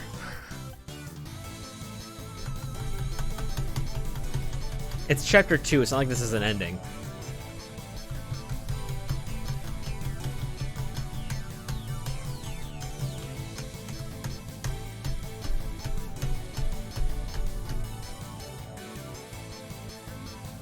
Let me skip. Have mercy on my soul.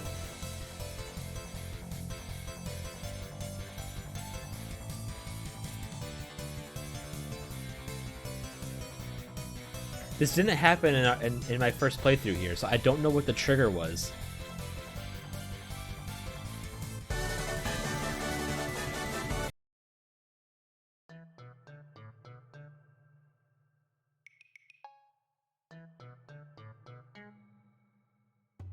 My finger's getting tired.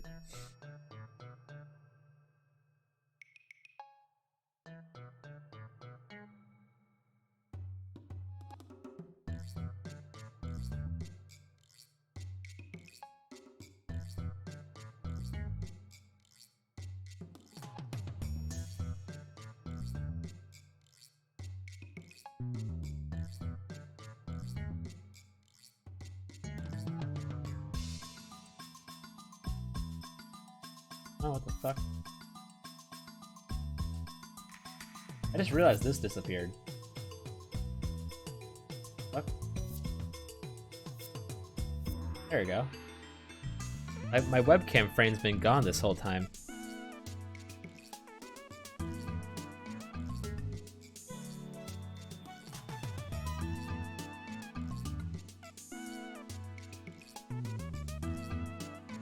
No one told me.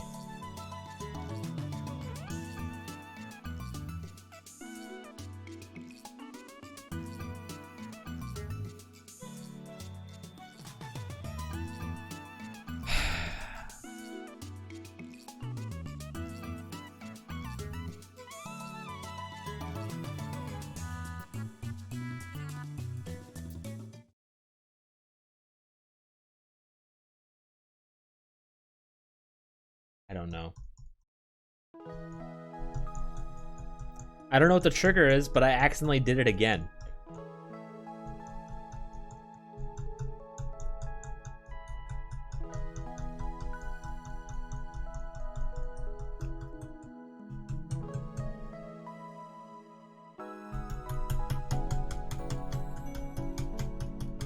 Okay, maybe that was just a little side thing. It was. It's like I guess it's just like extra little fucking thing I got for some choice of dialogue I did.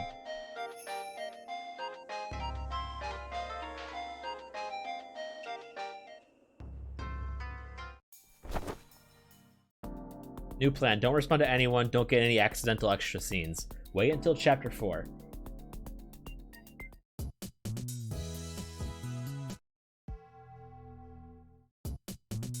I can't believe how much I've read today. Like, sorry, since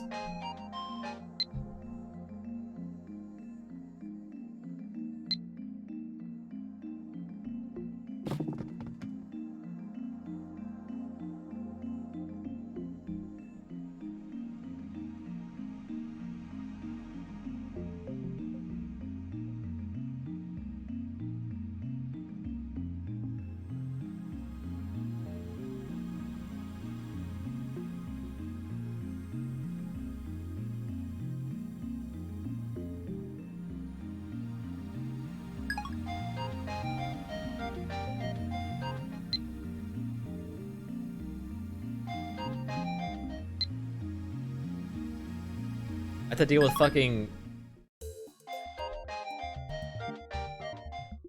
Oh, it's Suzuka.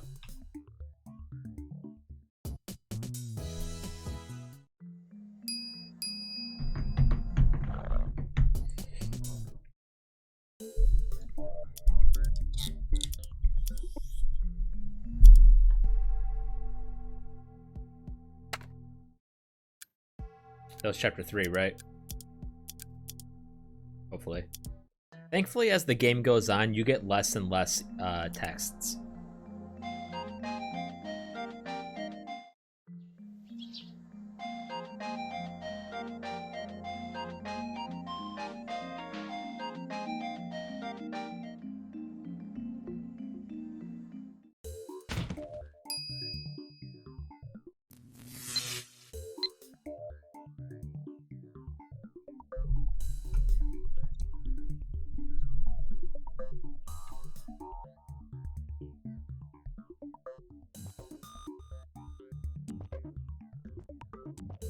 What am I looking for?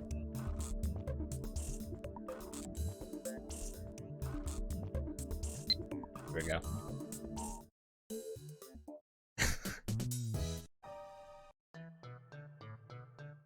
The mood changes with the music, bro.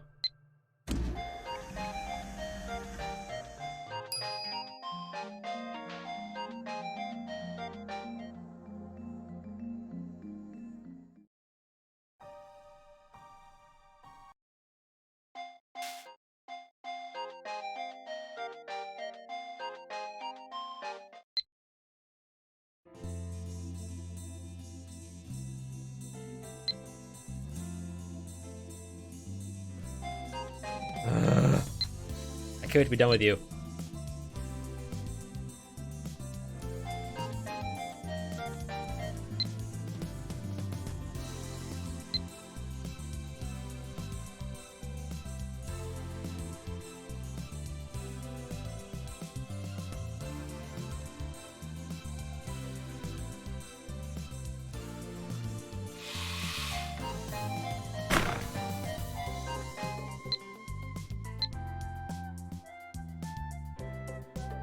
Let me skip.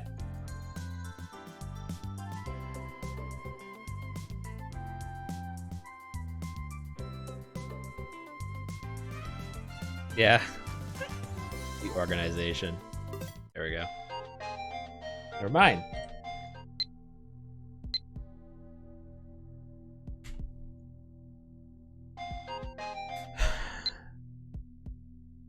This is why I don't text. I don't fucking... I communicate with nobody. That's definitely my choice. No one else's.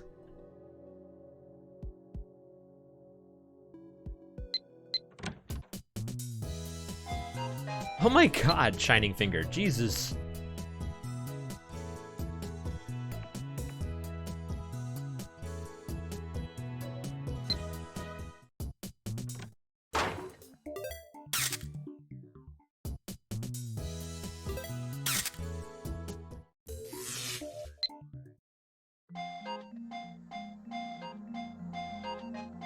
Look how many emails you get. One that's all her texting you.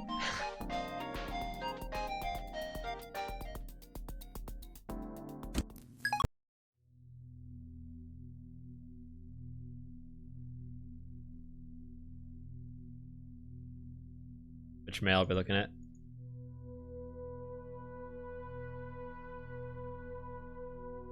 Which one of the 1,000? Sloppy perv, district manager, how can this be come? You guys sent that mail that changed the past. Why aren't you interested in the result? Let's write the mail.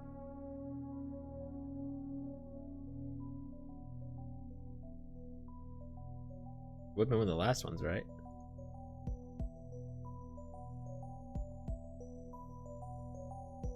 Right, there we go.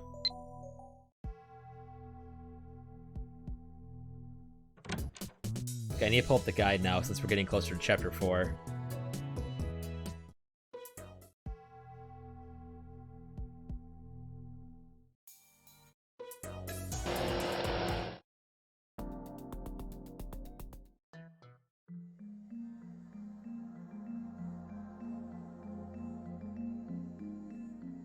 As the choices for some achievements and choices needed for the true ending are mutually exclusive.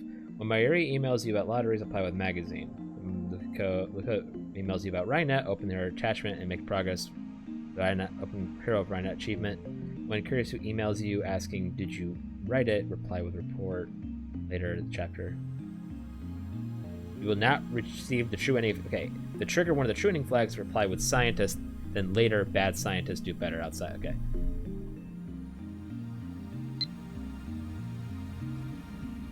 So what am I doing?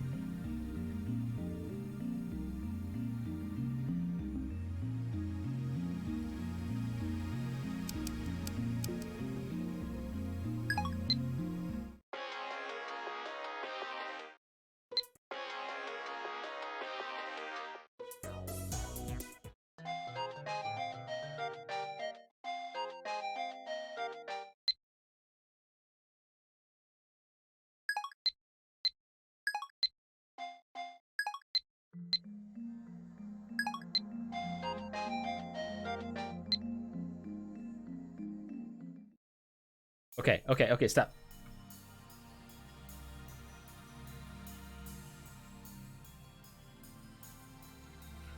Alright, we need to clear all of these.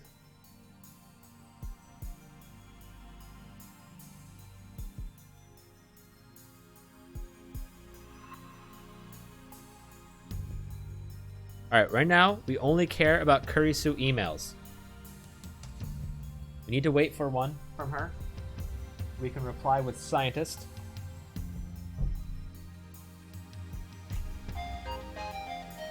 Why would she text me if this was... Mayuri, it's, Here you go. Fine, well, we'll reply to Mayuri.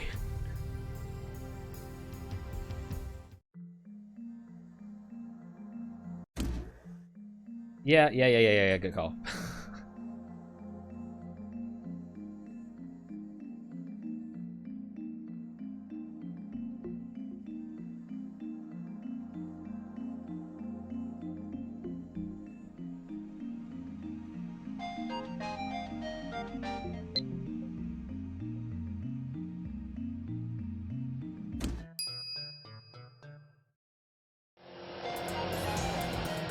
Assistant.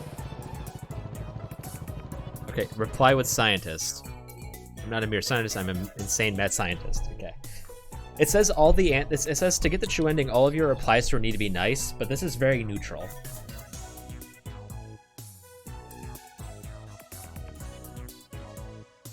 And then later, bad scientists do better outside disgrace. Why am I still here? To her subsequent mails.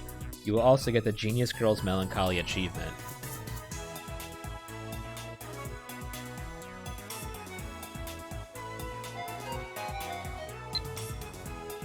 What do you mean mad scientist? More like bad scientist. Am I right? That's like a pun my grandpa would come up with.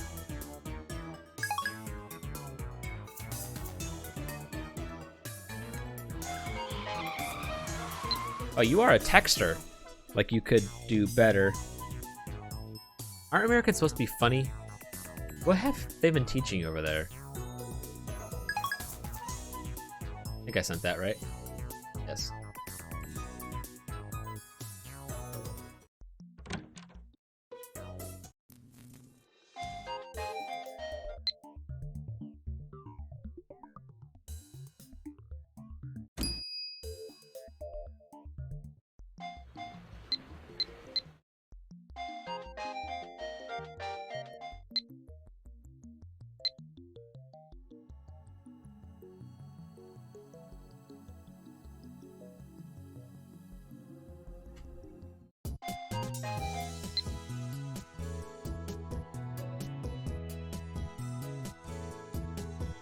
I can't be done with this chick.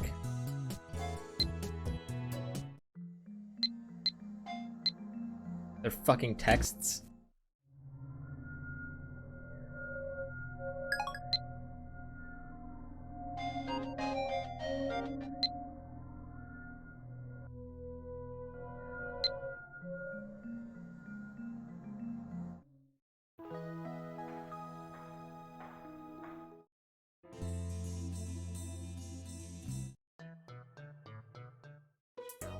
Yeah. Oh god.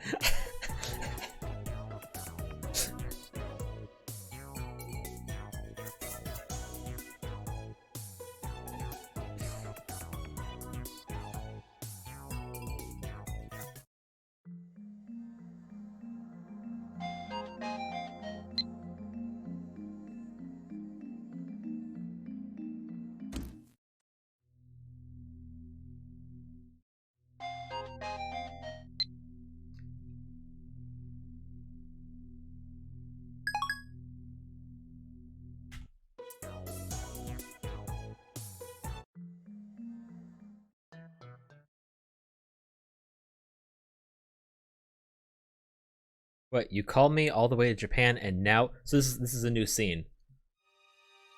I knew it. You never wanted to see me, did you? The street is dark and her hair is covered in her eyes, so I can't make out her expression. Oh, okay, hang on. When I arrive, I find Curtis sitting on the bench in front of Barn 2 Workshop talking on her phone. What, you called me all the way to Japan and now you... I knew it. You never wanted to see me, did you? From the sound of her voice, I can tell that she's crying. Why did you ask me to come here then? Can you at least tell me that? Gracie lifts her head in surprise. She must have noticed me. She falls into an awkward silence, then turns and walks away. It looked like she was crying. I wonder if she got into a fight. Who could have made her cry like that? Her boyfriend? Even a friendless, experiment-loving girl like her can get a boyfriend. No, there's no way such an arrogant, abusive girl can have a boyfriend. But then who was it? A sibling? Or maybe her father, who she hasn't seen in 7 years? I'm afraid to ask. Curiosity is scary when she snaps. The memory of her baleful glare sends a shiver up my spine. I hurry to the second floor.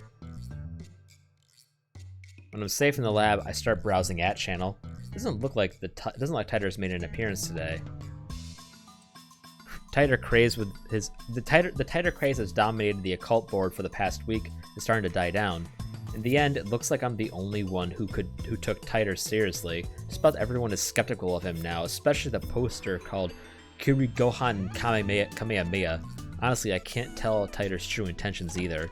Suddenly, I hear the door swing open. Startled, I turn and face the sound. Kirsi was standing there glaring at me. Her eyes are red. So she was crying. Why did she come back? Yeah? I wasn't crying or anything, okay? No, you were definitely crying. Don't be ridiculous. Where's your proof? Your eyes are red. Her glare weakened for a second, but then returns to at double intensity. I wasn't crying, okay? You're not being very logical, Christina. In fact, she's not acting like herself at all. Did she come up here just to claim that she wasn't crying? She should have just gone back to her hotel and cried into a pillow instead of coming here to make excuses. Anyway, I wasn't crying, understand? End our discussion. Sniff. That sniffle tanked any credibility she might have had. Even now, instead of going back to her hotel, she plops onto the sofa and hugs Mayuri's Upa plushie to her chest like a little girl. The next few minutes, she just sits there pouting and staring at the wall.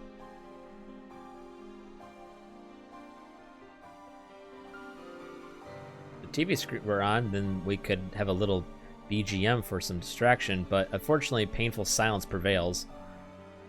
The only sound are the whirling of desktops, hard drives, and Urisu's occasional sniffle. Jeez, what an annoying assistant. How are we supposed to get any science done like this? Christina. Shut up, don't talk to me. Your lips say don't, but your aura says please. Maybe she's begging for attention? Listen, you don't have to talk, just listen. If there's something troubling you, I'll do everything in my power to help. Eh? Kurisu looks at me blankly. And it's just me, and it's not just me. I'm sure I speak for Mayuri and Daru as well. So don't hesitate to come to us. When you want to cry, just hold it in. Don't hold it in. Just let it out. We won't reject you. We'll hear you out. Why? Because you're important to us. You're our friend. Yeah. For some reason, Kurisu blushes and hangs her head. She hugs Upa so hard her face caves in. I'm sorry, I was a little upset. You don't have to tell me if you don't want to. Just tell me when you're ready. I'll hear you out. Okay. She nods softly. Looks like my sincerity has finally reached her. Just as planned. Show a friendless, experiment-loving girl just a little kindness, and she'll easily grant you her favor. How do I know? Because I too have few friends. Kurisu help is critical to solving the mystery of the phone wave, named subject to change. Now that my plan has succeeded, her petty private matters shall no longer be impeded to our science. Normally I, the great Hoyin Kiyoma, would not concern myself with the mental health of my minions, but if this is the price I must pay to bring my dream to fruition, so be it. With this, Kurisu's loyalty is assured. Soon the world will tremble before us.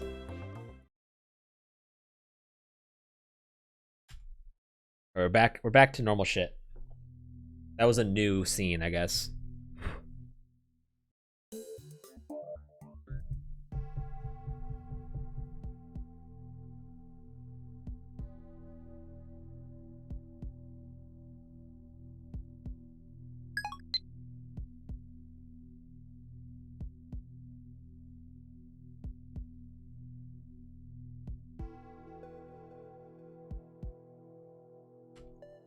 I'm down. Work it out later.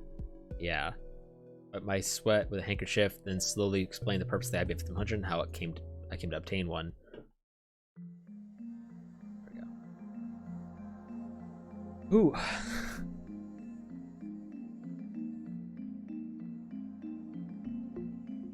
Did I call Ferris then? There we go.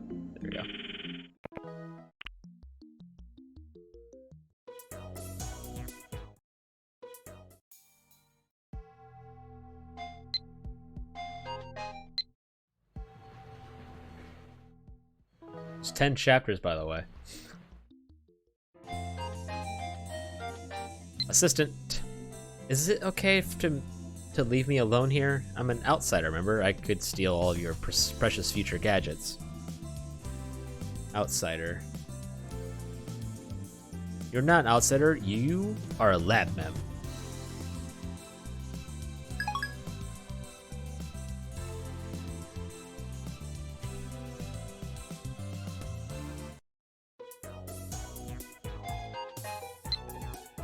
It's a disgrace to be thought of as your partner. People will start doubting my character. Anyway, finish your errands and get back here.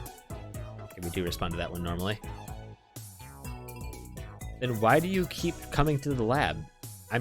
In truth, you're so happy to be a lab mem that you can't help it. Isn't that right?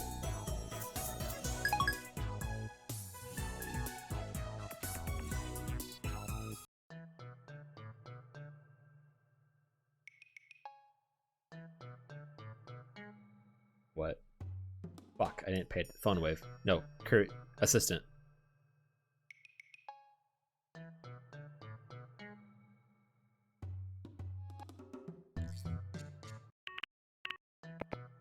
Oh yeah, she fucking does the thing where she hangs up on you. Seriously though, why am I still here? I was supposed to have gone to America by now. It's the choice of Steins gay El Saikanguru. So reply, and why am I still here to her because that should be the last one for this chapter, I think.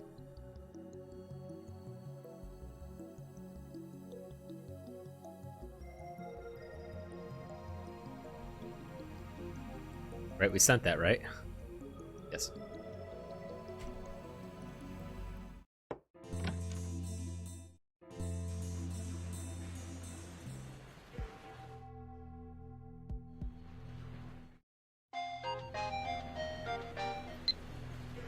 I don't know about this Steins Gate thing, but there we go. I got it. You can't see it, but I got an achievement. The one that says I'm supposed to get. I don't know about this Steins Gate thing, but maybe Chaos Theory can explain how you derailed my life, lol. Any rate, take responsibility for getting me involved.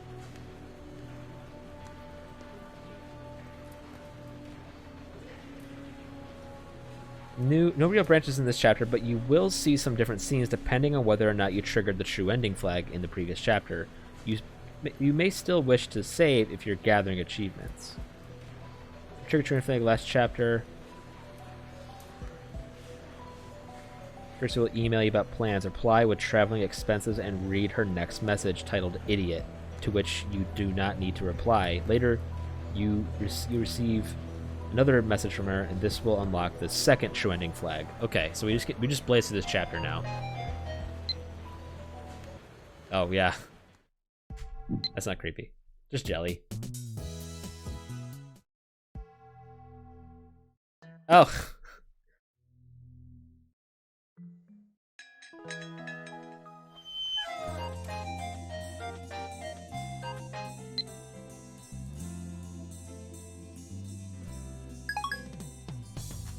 It is. I haven't. Do you get it even if you don't do the proper ending like I did? I forgot. Or is it a different? Oh fuck! I forgot about this.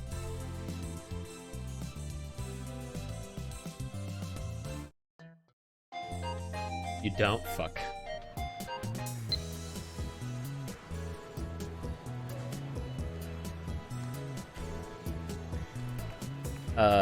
This is a new one? Anyway, Kurtsu scratches her cheek in what could be taken for a bashful gesture. I hope Amane-san finds her father. Yeah. That would be nice. I'm gonna think of it, she has a father. She has father issues too, doesn't she? Maybe she sympathizes with Suzuha? Hey, Okabe? Suddenly, Kurtsu starts fidgeting for some reason. I'm sorry about before.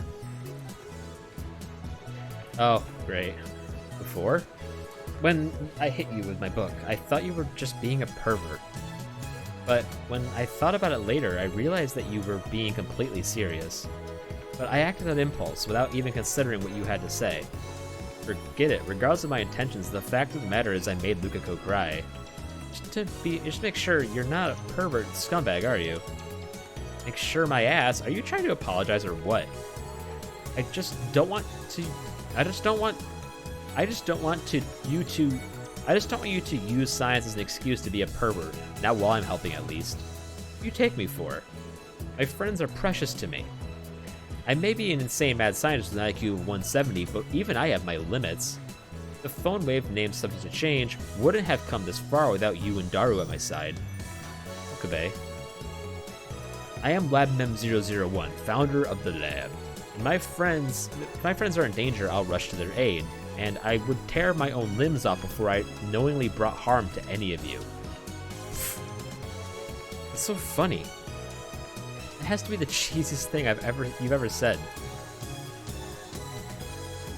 Still, it's nice to hear. The research institute I work at in America is full of talented people from all over the world, but it's not a friendly place. Everyone thinks he or she is the best. Do you think you have an ego?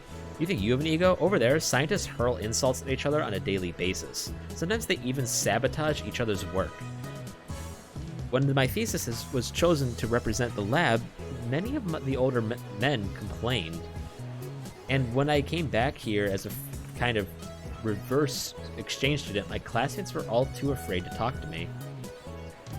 Compared to that, your lab is childish, but comfortable. Seems like everyone has their own problems.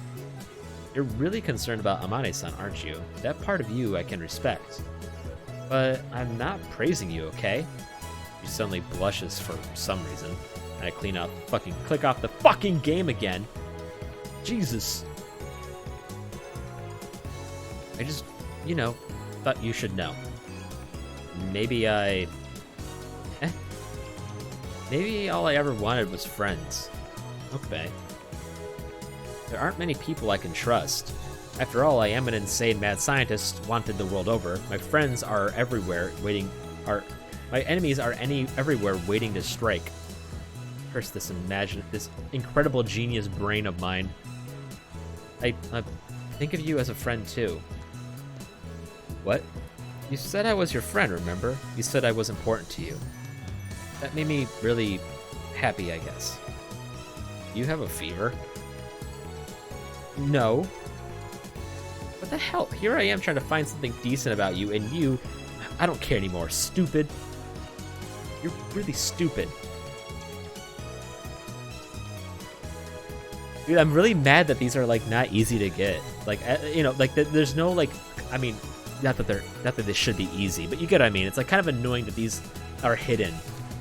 Kurisu squares her shoulders and quickly walks ahead. I give chase. They are. What just happened? I clicked off the game again! That's what happened! I fucking... at the same time... I also fucking minimized Streamlabs. There we go. Streamlabs. What just happened? Is this girl planning something? Maybe she really is planning to take over the lab. No, wait. Maybe she's trying to sabotage the party because she doesn't like Suzuha. No mere assistant is going to pull one over on the great Hoyin Kyoma. Anyway, time to get my head in the game. We must prepare for the Last Supper, Operation Edimini. There we go. That new scene's over.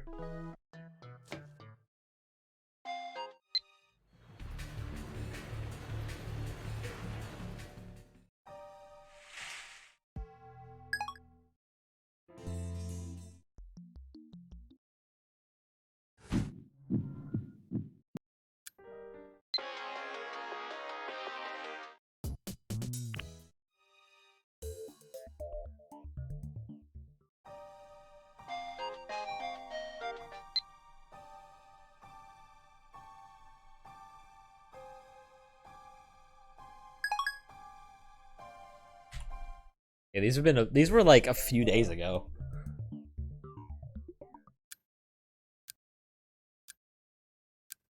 Mayuri and Daru go home, leaving me with Kurisu.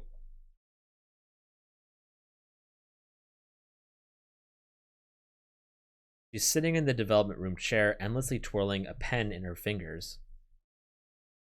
What are you doing? Thinking about the time leap machine. I know we can make it, but I'm wondering what will happen if we actually use it. Hasn't even started working on the machine, and she's already worried about what comes afterwards. That takes confidence, alright. Are all geniuses like this? What will happen when we use it? I doubt we can find an answer to that question, not without testing it live. Kurisu knows that. What she's really wondering is whether it's worth the risk. That's why I avoid arguing with her. You're thinking too hard. Finish the machine, then worry about it. So pompous. Kurisu groans and flops down on the desk. It's strange to see her like this. She's usually so cool and collected. But maybe that's an act, and this is who she really is. Hey, Okabe. Can I talk to you about something completely unrelated? I'd rather talk about something related. You told me before that I could ask you anything, remember? I did? I don't remember that. I think my father hates me. He sighs sadly. So that's what she wants to talk about. A conundrum. This isn't like before. When she was merely an advisor, the Time Leap project depends on Kurisu to succeed. It is clear, however, that she will be unable to focus as long as these petty concerns distract her. In that case, it falls to me, the great Hoyin Kyoma, to solve her problem once and for all. Only then can she devote herself fully to the future of the lab. Very well, speak. Really are pompous. I assume it was your father on the phone the other day. And speaking, of course, when I found Kurisu outside the lab crying in her phone. The mood was delicate. Yeah. I don't remember the last time we had a kind word. I remember last time he had a kind word for me. Even when we were living together before I went to America, he acted like I wasn't there. We were supposed to be family, aren't we? And you, how did you treat your father? I was Daddy's little girl growing up. You practically had to drag me away from him. She smiles, but in her smile I see a hint of self-mockery. My father, a physicist, even as a child, I loved to hear him talk about science. I couldn't explain a word of it, but I always begged him to explain. I wanted to understand his work, so I started studying physics. I must have been 5. Damn, I guess that's what makes her a genius. Perhaps the yearning for her father's love was what gave birth to her genius. Thanks to that, I always got perfect grades in math. I ignored all the other subjects, though, so my grades were a little skewed. I even read my father's papers. I was a little girl trying to comprehend theoretical physics, but I gave it everything I had. I needed to understand. By 6th grade, I had learned enough that I could discuss my father's theories with him. I was so happy that I could talk to my father on his level, you know? We used to argue all night long. And then I started winning those arguments. All of them. Yeah, I can definitely see how that would make him hate you. A tragedy fitting for a genius girl. What kind of scientist loses to a grade school girl anyway? Seriously. You really think that's why? I'm absolutely certain that's why. I guess he did have a lot of pride. Anyway, one day he suddenly stopped talking to me altogether. Then he started fighting my mom, and finally he stopped coming home. I remember I really loved my dad, so it was a big shock. I felt it was my fault things turned out that way. I couldn't go to school. I couldn't go to school. I was so depressed. And then Mom recommended I study abroad. That's why she went to America. You were just too talented for your own good. So how do you feel about your father now? I don't know. Kurisu looks down. He's in Japan, right? Have you seen him at all? No, he doesn't want to see me. That's what we were talking about on the phone. I asked him if we could meet, but he told me to stay away from him. Father has quite the inferiority complex. No wonder she was crying. Even for someone as strong-willed as Kurisu, it must hurt to hear that from her father. Even if we did meet, I wouldn't know what to say. I tried to talk to him before I left, you know? I tried so hard, but he just ignored me. It hurts. Whenever I think about going to see him, I remember those times. I worry he'll ignore me again, and then I can't do anything. Are you crying? Just a little, okay? You want to reconcile with your father, correct? I don't know. If you did, then you wouldn't have confided in me, and you wouldn't be crying, you know. True. Just be straight with him. Say, I love you, Dad. Let's make up. I think that's a little out of character for me. It's your father. Stop acting like a weak little girl. Kurisu jerks upright, her face bright red. I'm not acting like a little girl. Yes, you are. You'll never reconcile with him like that. You need to speak from the heart. Give it to him straight. It's the only way to get your message across. You can't sugarcoat it. If that doesn't work, nothing will. Then you'll just have to hope that time heals the rift between you. And how long will that take? How should I know? I'm only a year older than you, remember? How long has it been since you went to America? 7 years. If nothing has changed in 7 years, then maybe it will take twice that much. I guess you're right. Kurisu sighs heavily and rests her chin in her hand. Did my advice backfire? Looks like she's even more depressed now. I fold my arms and rack my brain for a solution. I don't want to see Kurisu like this. It's pathetic. Well, when are you going to see him? Huh? Kurisu opens her eyes wide in confusion. I take out my phone and bring up the calendar. I assume it will be during summer break. Make sure you let me know ahead of time. What are you talking about? I might have plans. I need to shift my schedule around. Hold on a second. Don't tell me you plan on coming along. Of course I do. You're my assistant, and I will do whatever it takes to ensure that you are in peak mental condition for the experiment. Kurisu looks dumbfounded. What, did I say something wrong? Oh, you've had your fun. I'm in no mood for... I'm being completely serious. I'll go anywhere you want. Anywhere in Japan. I'll go anywhere in the world, but I don't have a passport or money. Okay. You're afraid you won't know what to say, right? Yeah. Then that settles it. I am a master of conversation. You will have nothing to fear with Hoyin Kyoma at your side. Pfft. Why are you laughing? You couldn't hold a normal conversation in your life if your life depended on it. Ugh. By Jove, she's right. A mad scientist does not care about the things like tact and decorum. He dominates the room with his sheer presence. Perhaps a soft touch is called for here. But thanks anyway. I definitely didn't expect you to offer, what'd she say? I didn't expect you to offer to come. Not that I'm happy about it or anything. I hate how you act like a nice guy sometimes. It's confusing. Confusing how? Why is she yelling at me anyway? Shouldn't she be thanking me instead? Okabe, that offer, I could take you up on it, right? Of course. Then once we're done upgrading the phone wave, I want you to come with me. As you wish. Where's your father anyway? Aomori. Aomori? That's where he lives now. That's way up in the north side of the island, like 700 kilometers or something. I wasn't expecting to have to go that far. What, you're not going to back out, are you? You already promised. I'm not taking you wherever you like, whether you like it. I'm taking you whether you like it or not, okay? Mori it is. If promising to go to Aomori will let Kurisu concentrate in the time leap machine, it's a small price to pay. A small price indeed. What, that this is fucking adorable?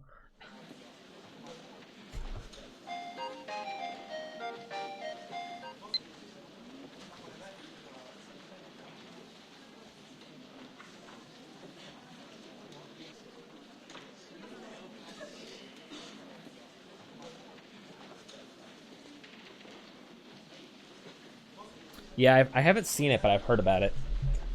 Here's the email about plans. Reply with traveling expenses and read her next message, to which you don't need to reply. Later, you'll receive another message from her, and this will unlock the second true ending flag. Going from Tokyo to Aomori by bullet train is over 15,000 yen per person. But the overnight bus is only 5,000 yen. Which do you prefer? I want to cover the traveling expenses, but I don't have that much on hand.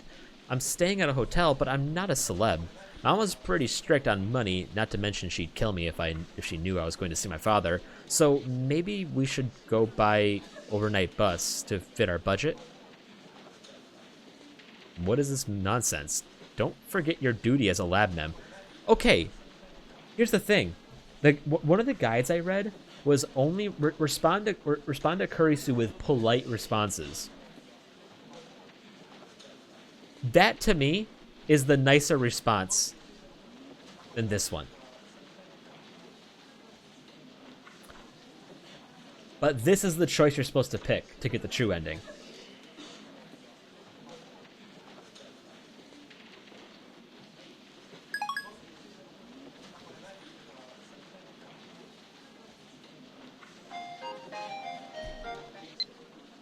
Idiot.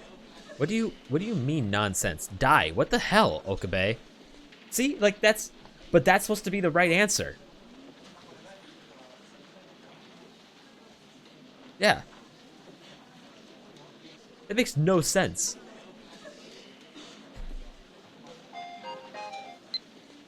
Sorry for getting mad, but Okabe, did you have to say it like that?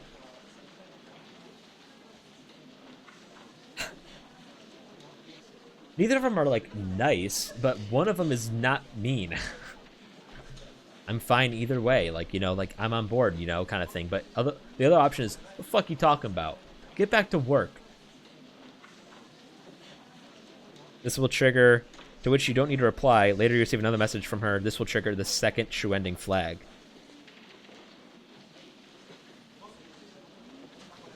We picked up on the 2 training flags available so far. Kurisu will eat. So we have to go. Now we have to skip.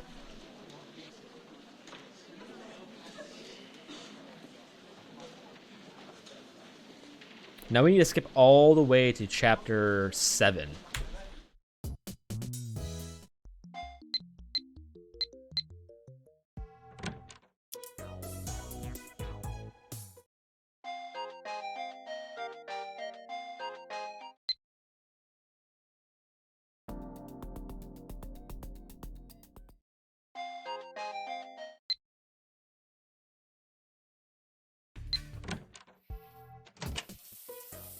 Hey, fan service scene.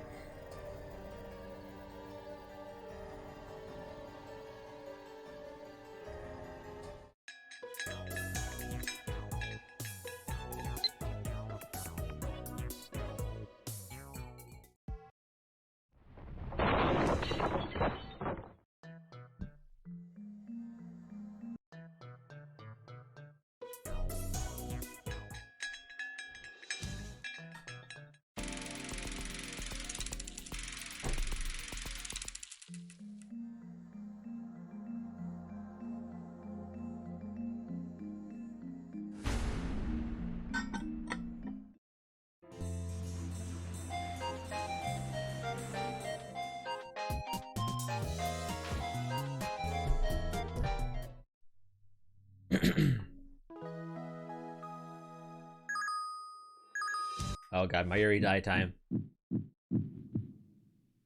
Oh, fuck.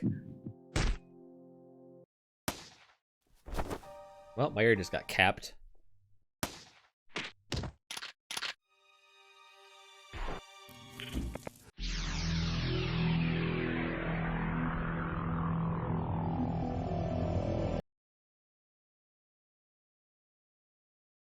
All right, now we just have to fucking blaze through chapter 6 apparently.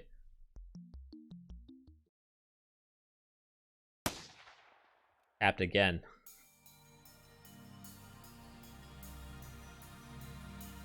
Did it work? Managed to time leap in the middle of that chaos. What am I looking for? Are we just trying to call her and make sure she isn't dead? There we go.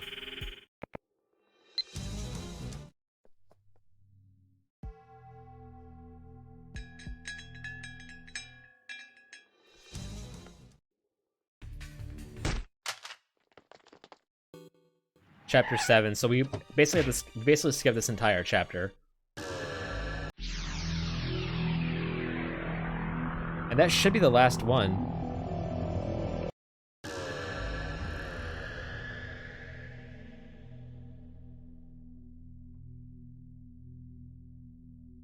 Got the 3 true ending flags up until now. Kirsty will email you. Read it, then her next message. That's chapter 8.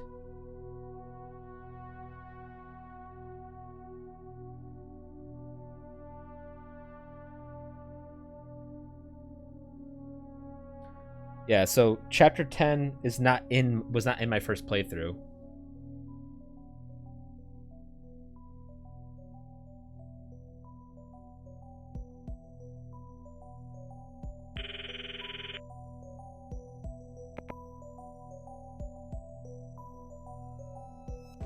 It's a message.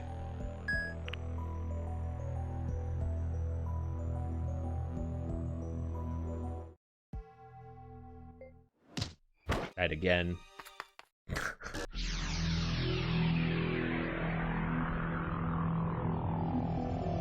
That should be the last one we have to worry about until chapter 10. She died again.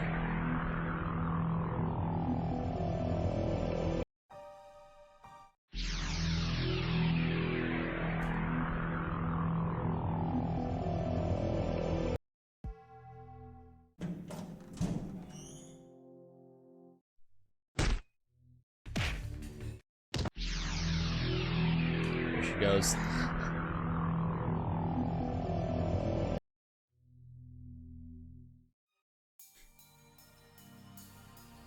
Wait, we aren't on. Wait, where are we? Let me throw in a quick save. Okay, we're still in chapter 6. The chapter titles go in fast mode too. Okay, new scene. And what you've been through, I'm surprised it hasn't broken you already. Incredibly, she sounds concerned about me. She looks like at any moment, she looks at me for a moment, then turns away as if embarrassed. I'll help. Ayuri is my friend and a fellow lab mem. And besides, I don't want to see you in such pain. I'm sorry. Don't apologize. Remember when I told you about my father? He really helped me out back then. Now it's my turn to return the favor. I want to be your strength. Besides, you still have to come with me to Ayamori. He smiles a wry but gentle smile, as if it were mischievous young brother. I know you're going to leap no matter what I say. You are a mad scientist after all, and mad scientists play by their own rules. Hey, aren't you supposed to go mwahaha or something? Yeah. Why do I even try? Kirisu's right, I'll do anything to save my Yuri. That was a very short little extra scene.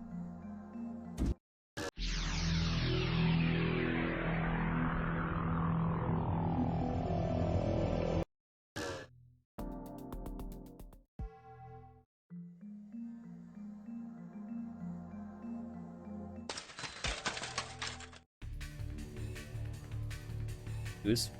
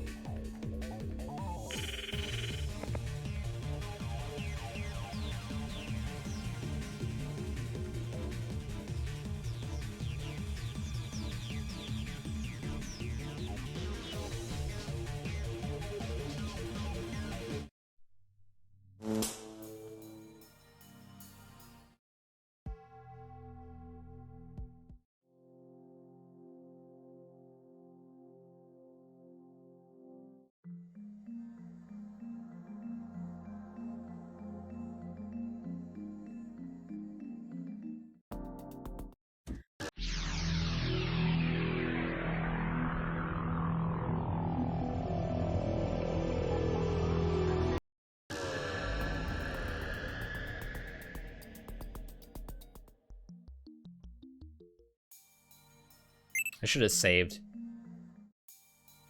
more often.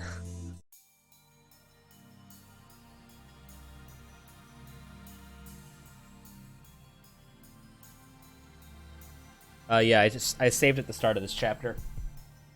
Let's look around, trying to think. All right, what's next? I wonder how the other lab amps are progressing. What do I call assistant? Hello? Assistant, it's me. Oh, I think you got the wrong number. What are you saying? It's me, Hoyin Kyoma. My name isn't assistant, and your name isn't Hoyin Kyoma.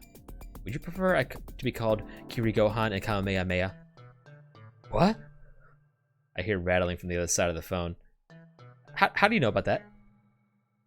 For a time leap, you made a tearful confession. You said, I'm an Chandler, a Nico junkie, and a cam whore who posts tits, but will you still accept me as your assistant?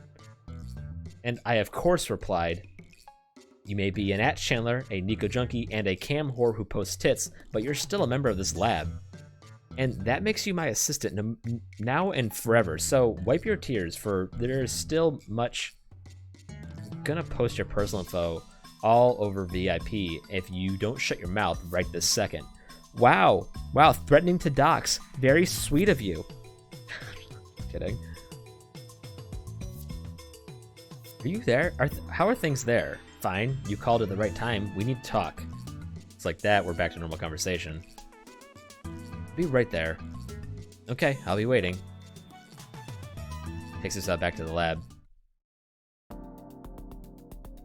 Kurisu greets us with a cold stare when we return to the lab. For your information, I don't post pictures of my chest, okay? It was just a joke. Let it die. Kirigohan and Kamehameha. So you're the one who kept picking fights with me on the internet. Makes sense. It is. I thought you wanted an open discussion. Sure, you were kind of annoying though. Are these two still fighting? By the way, it may shock you to learn that I am the poster known as Hoyin Kyo. I know. Same reaction again. Why do they only agree when it's at my expense? I clear my throat and change the subject. So, what did you want to talk about? The time leap machine? I think you probably forgot, so I wanted to make sure just in case. Have you been looking for the lifter? You haven't, have you? Alright, we haven't discovered what it was at this point in time. I already know it's a 42-inch CRT downstairs. Really? Where's your proof? I've been here before, remember? I see. Sorry for sticking you with this job. What? Don't apologize, it's creepy. I know you're not a fan of time travel research, but here you are building a time machine. I was just worried that maybe you were feeling conflicted. How rude. Kurisu scowls. I'm sure I've said this before, but I've always accepted time travel as a theory. I just don't trust people who claim it to be done despite how unrealistic it is. She sighs, then looks me over from head to toe. Besides, I can hardly deny it with the evidence staring me in the face. Still, though, I still don't like the idea of being called the mother of the time machine. Suzuha shrugs at this. Anyway, if you're apologizing, that must mean you helped out the first time. The first time? Before you started time looping, you helped me build the time machine, didn't you? Yeah, Daru and I helped.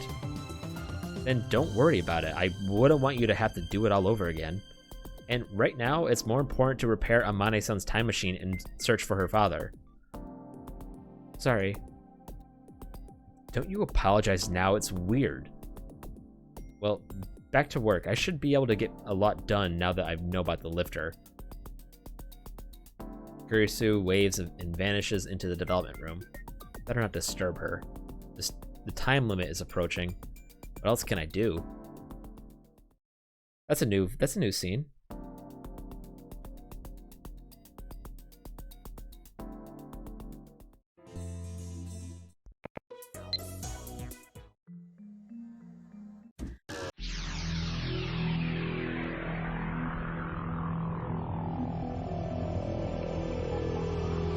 Picked up the true anything you so far.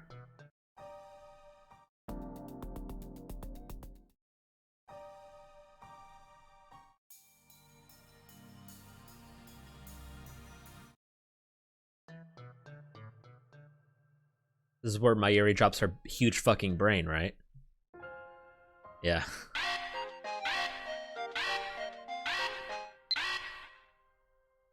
That's so sad.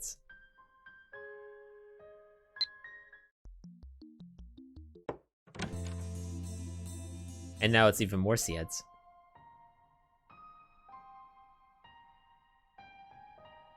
God, dude, this fucking note broke me.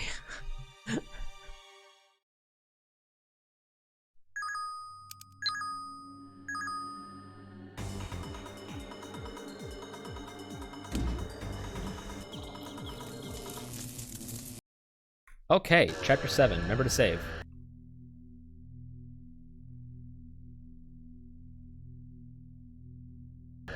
Alright, if you have picked up the 2 true ending flags so far, Kurisu will email you about the key. Reply, I don't have the key, then frog to her next message. Then open the attachment of the message. After that, make progress for the frog fed demise achievement. Then reload your save.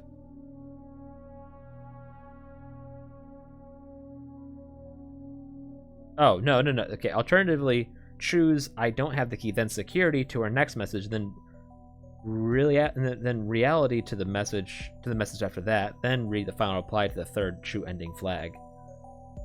There we go.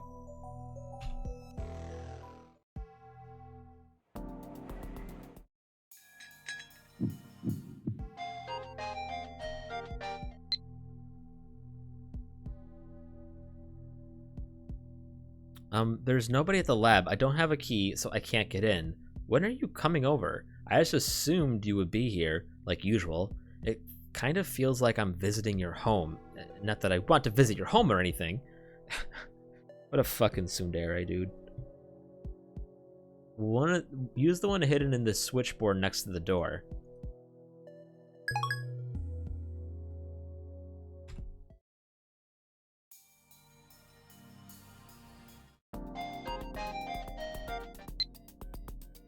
I found the key easily enough. Don't you think your security should be tighter?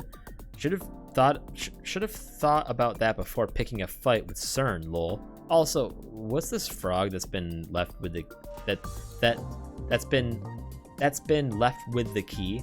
Someone's bad taste? Only a maniac would put something that gross there. Actually, it scared the crap out of me, but keep that a secret, lol, okay? Reply with security to her next message, then reality.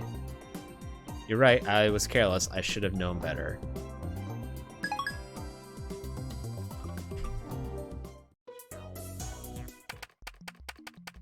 Jesus, that fucking... Okay, should I put a seizure warning in the fucking title?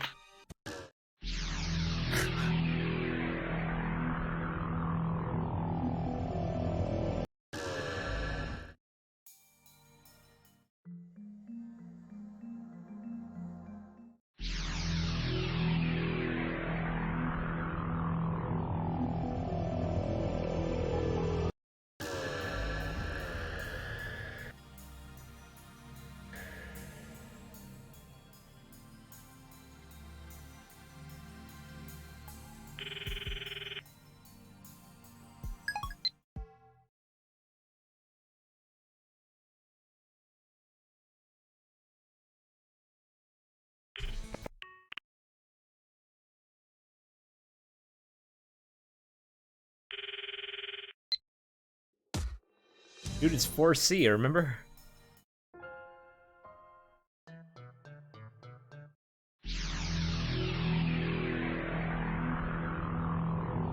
Remember that great character?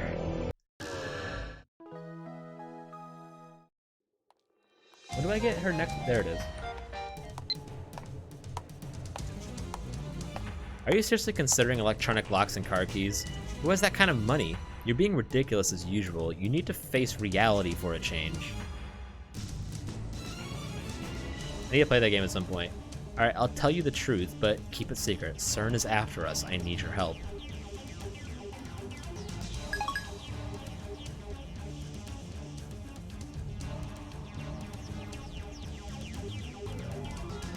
Then read the final reply for the third true ending flag, and then we should be done.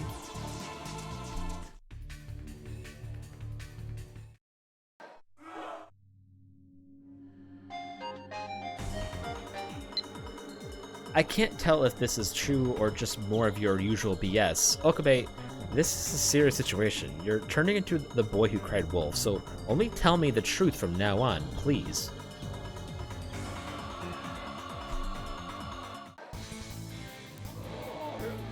Without a guide, if yeah, dude, when her earplugs were in the whole time, that was fucking big brain. We don't answer Daru's call.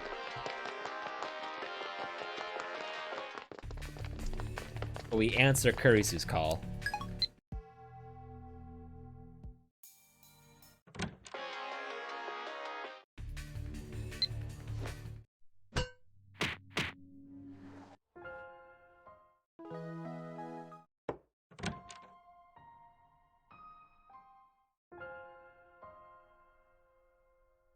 Sorry, Ferris, I lied to you. We should save here. I already did. Did not. Save here. Lock it. For possible endings. Okay, so we're in chapter 8 now. There's another ending to reach this chapter.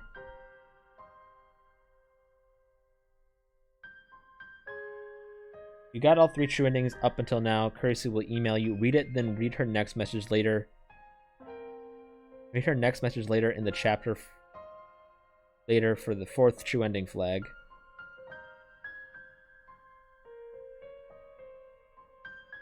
You got all 4 true ending flags up until now. Kurisu will email you with a subject. Reply with, and read her next message for the 5th true ending flag. Oh my god, dude. This would be actually impossible for me to fucking do. Hey, what the hell was that just now? That was some loving hug. I'm seriously jealous. Not about getting hugged by you, but about having someone of the opposite sex lovingly someone of the opposite sex to lovingly hug. Don't misunderstand me. Anyway, what was that about? Don't reply. Don't worry about it. I was just doing something I had to. It doesn't say to reply, so just then read her next message later in the chapter for the 4th true ending flag.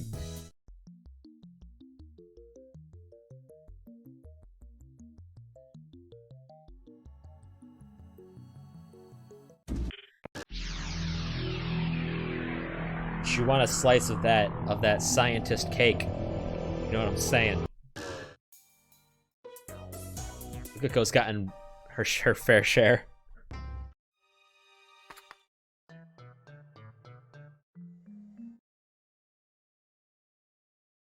Oh, well. Yuri Moeka, I don't want to see that woman again if I can help it. In any case, I should focus on Lukiko right now. Well, so what should I do about Lukiko? Well, you tripped a romance flag, so... Ursu ponders this for a while. Then she blushes for some reason and turns away. By the way, Ukbe, is there someone you like? Why aren't you answering? Not really. For a second, Mayuri's face floated through my mind. Understandable. If it doesn't, then you're not a human. But I feel more of a need to protect her rather than a romantic love for her. Oh, okay. Why do you ask? No, just wondering. There's no hidden meaning, okay? Why are you mad? Also, your face is red. It's not. Anyway, you should go out with Urushibara-san. Seriously? You don't like anyone else, right? Then answer her feelings, you dummy. What did I do to deserve this name-calling? Mayuri dies in 2 days. I don't have time to play boyfriend.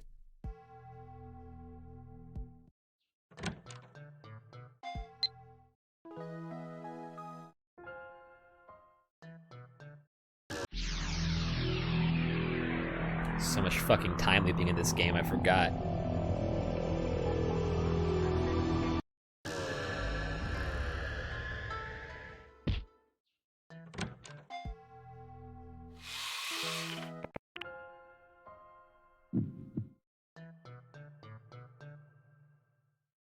Thankfully, the game will stop you if you go to a scene you haven't read before, so you don't accidentally miss these new scenes.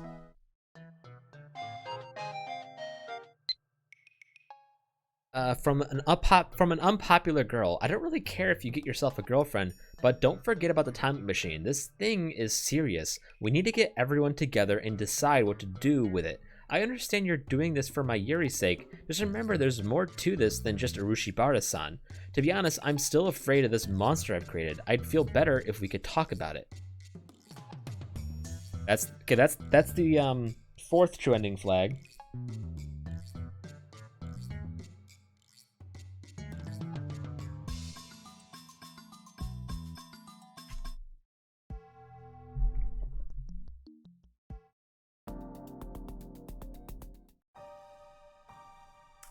I don't work today, so. Also, it's gonna be a short stream tomorrow, so I'm gonna make up for it. I'll be awake until 8 a.m. anyway. I don't sleep. My sleep schedule is 8 a.m. to 3 p.m.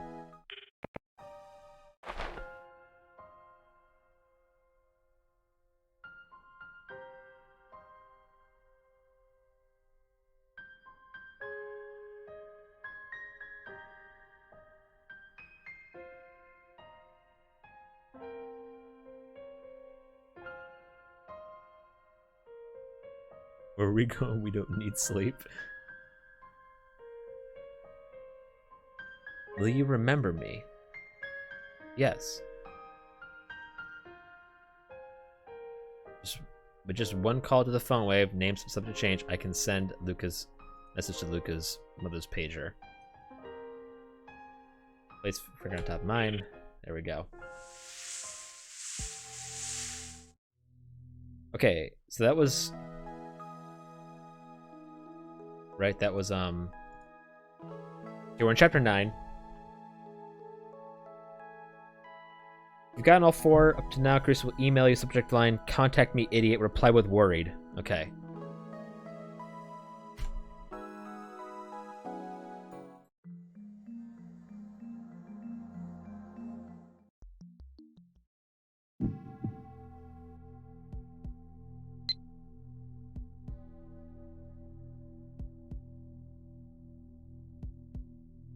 I put my overhead, not kind of excited, lol.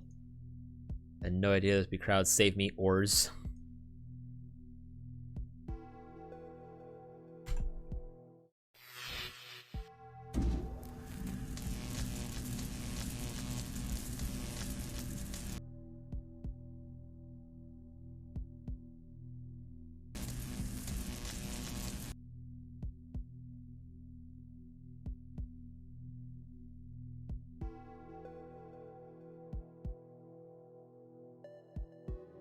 I've already saved here.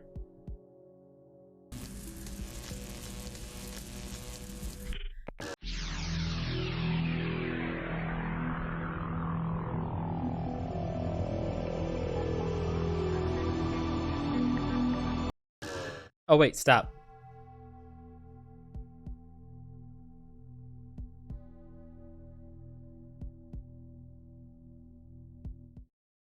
Oh fuck. No, we can't do that. We need to that save doesn't have our true ending flags. This one does. We need to do it this way.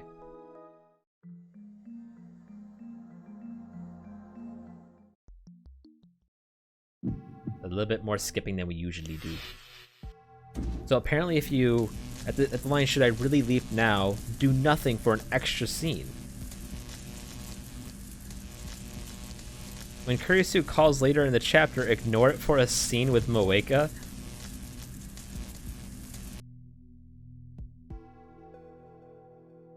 Let me say something I gotta fucking make. Ridiculous, of course I should. Just a little more and we can save my ear once for all. I know what will happen if I don't leap now. My ear will die and I will taste that pain and despair once again. And then I will leap. It's the same either way. Close my phone. There's no need to rush. Calm down. I can endure the pain if need be.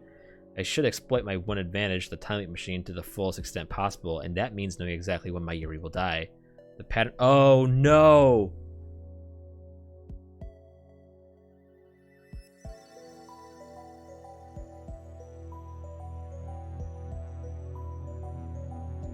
Ohio, do you have your tissue box?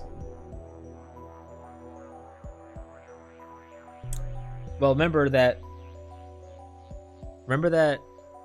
Kurisu and Mayuri went to the fucking Komima today, and she was all like, "Oh, I'm so nervous. There's a huge crowd."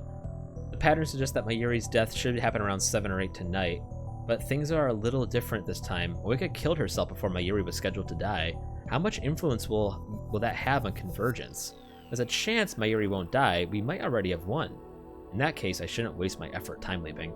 I have no obligation to save Moeka. I'll wait until Kurisu contacts me. It's 12:30 now. There should be about 7 hours left. I hear nothing but the slow, steady tick of the clock. The sound is echoing inside my head. Even if I plug my ears, it doesn't stop. I spent several hours searching for the IBM 5100, but as expected, I found nothing. I still can't imagine how Moeka's D-mail affected the computer's whereabouts. What does her phone model have to do with anything? Does keeping the same phone somehow tell her that there is an IBM 5100 at Yanabayashi Shrine? That doesn't make sense. But even the butterfly effect should have limits. But on the other hand, the truth is often stranger than fiction. Sometimes the simplest things have consequences that no one could have ever imagined. So I can't rule it out entirely either. In other words, I have nothing. I twist my lips into a sneer of self-mockery. It's 7:46 p.m., the moment of truth. If Mayuri is indeed fated to die today, I should be hearing from Kurisu soon. I hope nothing happens. All that I ask is to hear Mayuri's voice. I know once and for all that she is safe. Hello? Okay, she's what? I don't... Kurisu is sobbing. So I know, even without asking, she saw Mayuri die. She just... I saw it happen. She's dead. Mayuri's dead. This can't be...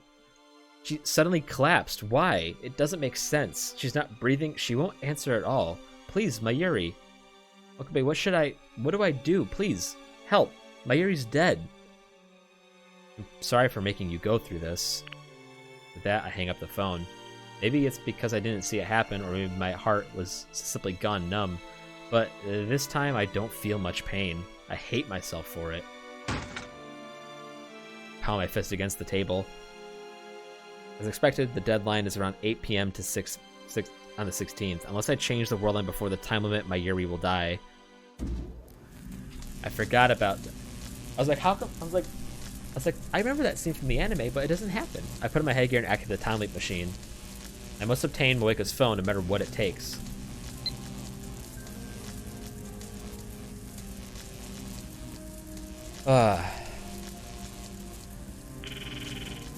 Poor Kurisu sees Mayuri die. If you don't do anything, apparently.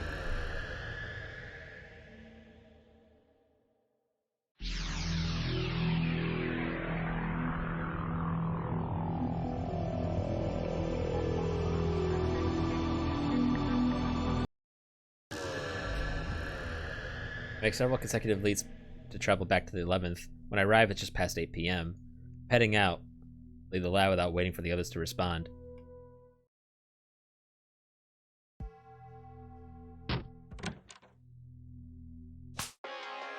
Okay, now apparently if you don't answer the phone, you get an extra scene with Moeka. Could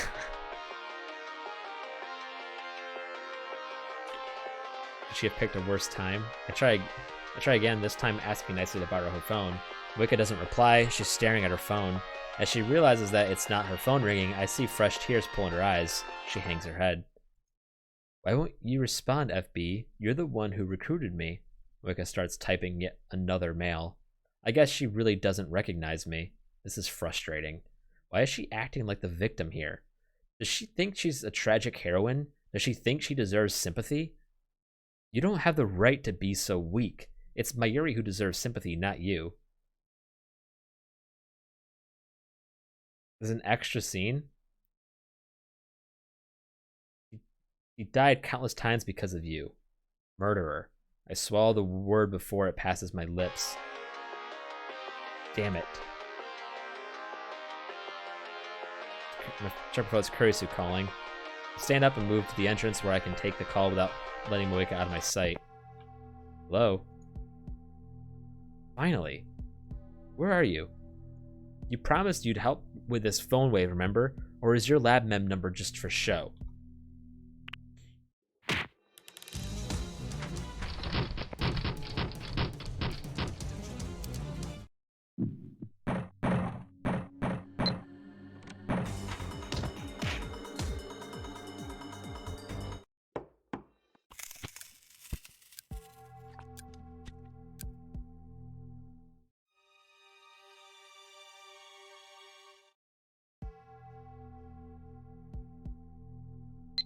There it is. Contact me, idiot.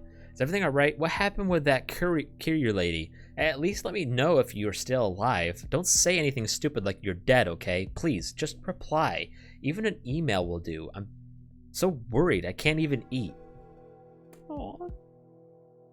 Reply with worried.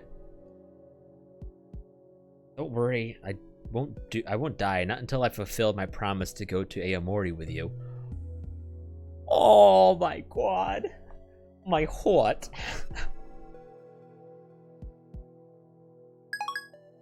That's so fucking cute. And read her next message for the 5th true ending flag.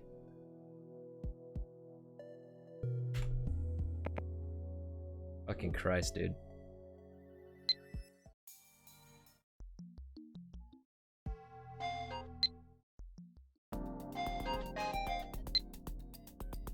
Contact me, idiot Riri. Okay, maybe this isn't what you want to hear, but I need you to listen. I don't care about Aomori anymore. I just want you to be safe, Okabe. When you ran out without saying anything yesterday, it felt like my head was going to explode. So hurry back, please. Dude, if what I forgot, I think I can't remember who said it, but if the true ending is like the anime, then we have a lot of reading to do for the true ending. Alright, that's the final flag.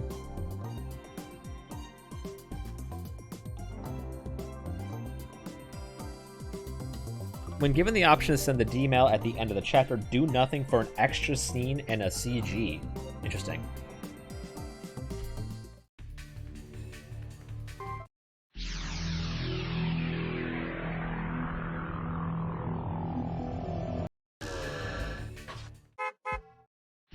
question is, do I finish the game today, or do I finish the game tomorrow?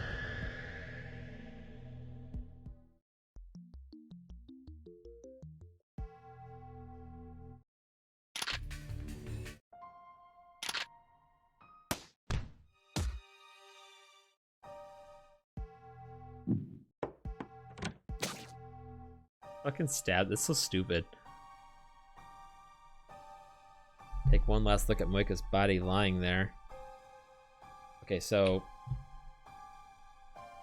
Save, idiot.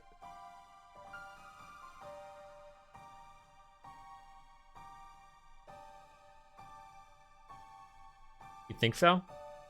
Take one last look at Moika's body lying there. Causality is a strange and terrifying thing. Beginning of all this, Moika killed Mayuri, but now Moika lies dead while Mayuri still lives, all because I changed the past. If Moika, if you're going to apologize for a sin you didn't commit, then I must apologize as well. I am responsible for twisting your fate, and for twisting the fate of Nae. I ruined that innocent girl's life, made her something other than what she was meant to be. Is it okay to just leave her like this? Of course, if I send a D-mail now, the world line will be undone. Nae's twisted fate will be corrected. There's no point in worrying about it. I should just think about Mayuri. I shouldn't burden myself with any more problems. Is this really okay? Of course it is. Send the D-mail. That's all I need to do. Why won't my fingers move? I already know what I need to do, and yet... Okabe? Wasn't there something strange about that girl? That girl, you mean Nae-chan? I nod. She was like a different person. What does she mean she'll kill me in 15 years? Bothers me.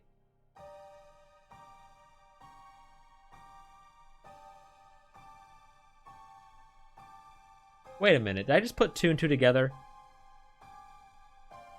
Did my brain just figure something out? Is she the one that kills him in the future in this timeline?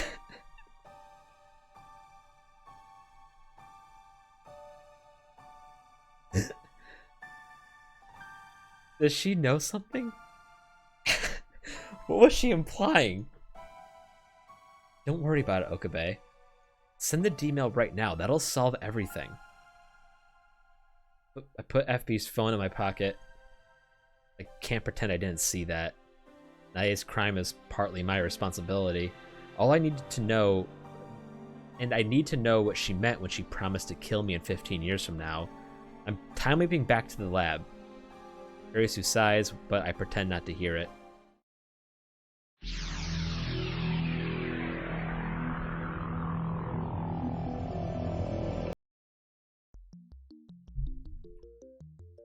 Our enemy, but...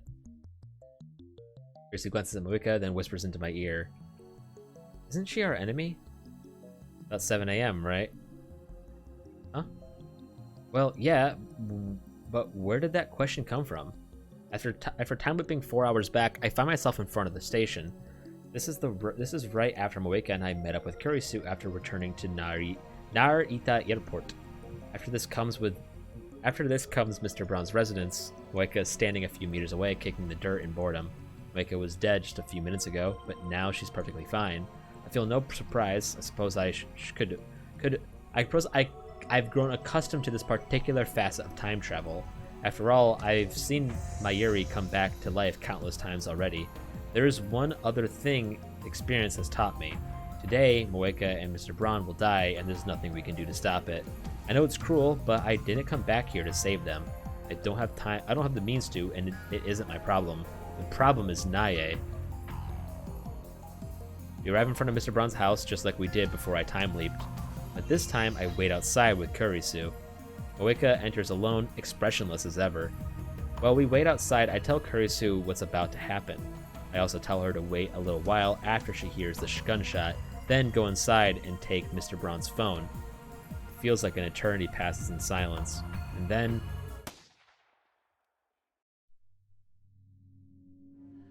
Kurisu gasps, her body stiff. There really was a gunshot.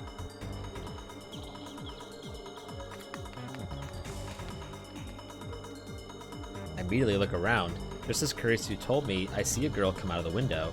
She walks away quickly, but at the same time, taking care not to make a sound. That's not how a child acts after witnessing her father's death. Wait. Nae looks over her shoulder. She spears me with eyes full of hatred. That alone is enough to make me shiver. It's pitiful, but a tiny little girl is making me nervous. Something is very wrong here. This Nae is like a completely different person. I want to know her true identity. That's why I time-leaped instead of sending the D-mail. Nae is still running, ignoring my calls to stop. I run after her. Out of shape though I may be, I am still more than matched for a 12-year-old girl. The distance between us quickly shortens. Nae keeps running, occasionally looking back at me and grinding her teeth in a very unchildlike manner. Normally, a child being chased by a man would cry for help and scream things like "stay away" or "help," but this girl says nothing. The only sound is her heavy breathing. Stop! I call out to her once more when she's nearly in my arm's reach. Unexpectedly, Nae slows down and eventually stops to catch her breath. Looks like she realized she can't get away.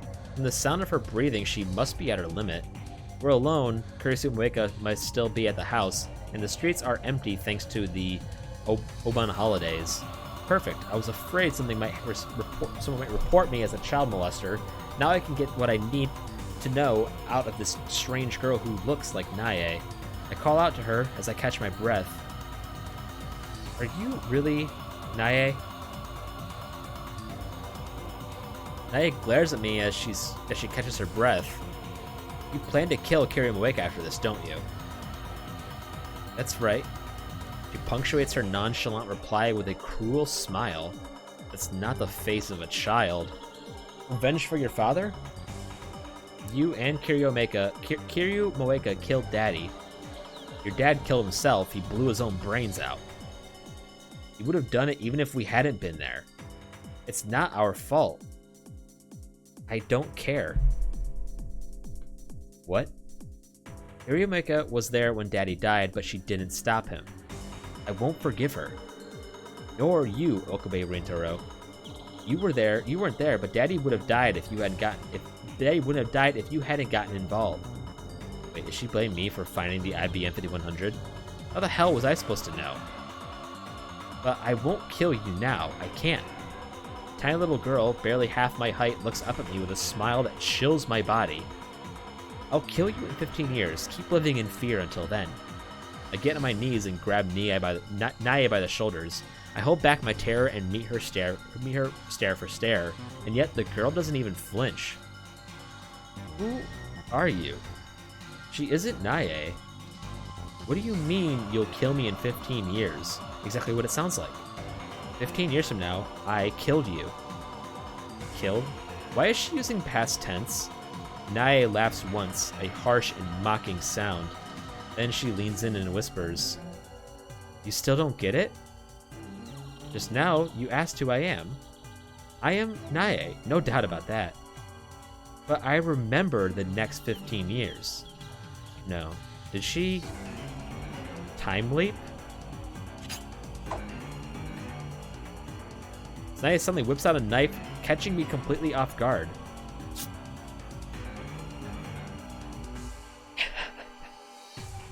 Nae drives a knife into the elbow of my right arm, which was grabbing her shoulder. Blood sprays into Nae's face, but she doesn't even blink. Instead, she laughs. Just like she laughed when she killed Moeka. Damn it. The intense pain brings me to my knees. For a moment I panic, but somehow I manage to convince myself that I'm fine. I won't die here, I tell myself. This world won't accept that. It's just like Nae said herself. It's not that she won't kill me, she can't. If she tried, something would surely interfere. Wanna hear how I killed you? In the future, you were one of the founders of the resistance against CERN. But I captured you and imprisoned you and tortured you every which way I could think of. You cried and screamed and begged for your life, all while covered in piss and shit. You were one sorry sight, Okabe Rintaro. After I ran out of things to do, I finally slit your throat, and then I stabbed you. over and over and over again. So many times I don't even remember. That's how your life is going to end. That's your punishment for murdering Daddy. Naya grabs my arm and digs her tiny fingers into the wound. My nerves burst into flame. Not just in my arm, but through my entire body. The pain forces the air out of my lungs in a blood-curdling scream. I can't shake off Naye's hands. I can't even remove a finger against the pain. CERN confiscated your time loop machine. They kept it locked away for 15 years until I came for it. After I became a rounder and killed you, I used that machine to come all the way back here. So she's an adult right now in her child body. It was hard, let me tell you, but that piece of shit can't leave more than 48 hours at a time. So that was the time leap that we saw in our room, in the lab. To travel 15 years in 48-hour increments would take, damn, I can't calculate through the pain, 2,738 leaps. I messed up a few times though, so it was really more like twice that. At least I kind of lost count. At least I kind of lost count after a while. Now I get it. After I came to this world line, I went back to the lab after learning of Moeka's suicide, and once I got there, I found evidence someone had the time leap machine. So that was Naye's final time leap. Naye keeps staring into my eyes as her fingers crawl deeper into my wound. I bite my lip in a desperate attempt to bear the pain. My blood won't stop flowing. It collects into a puddle and stains the asphalt dark red. Revenge was all I lived for. I won't let anyone in my way. I won't let anyone get in my way. I will kill Kiryu Moeka with my own two hands. I won't let that bitch kill herself. She doesn't deserve to go out easy. You left 15 years just for that? Which is insane. Yeah, or they could do what the anime did and just not fucking have this. And it was Moeka and I who made her that way, who turned an innocent little girl into a creature of hatred starved for vengeance. We stole 15 years of her life. 15 years, I can't understand what it's like to live with such hatred for so long. Just for that. They slender fingers pry deeper into my wound, so deep I can feel her fingers against my bone. It might not mean much to you, but to me, killing you two means everything. So you kill Moeka, but what comes next? I clicked off the game.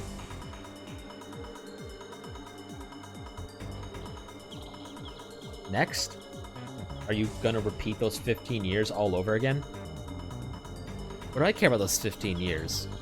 There's nothing for me there. She does not cry, she does not sneer. Her voice is flat and emotionless as she speaks these words. There's nothing more I can say to this girl I destroyed.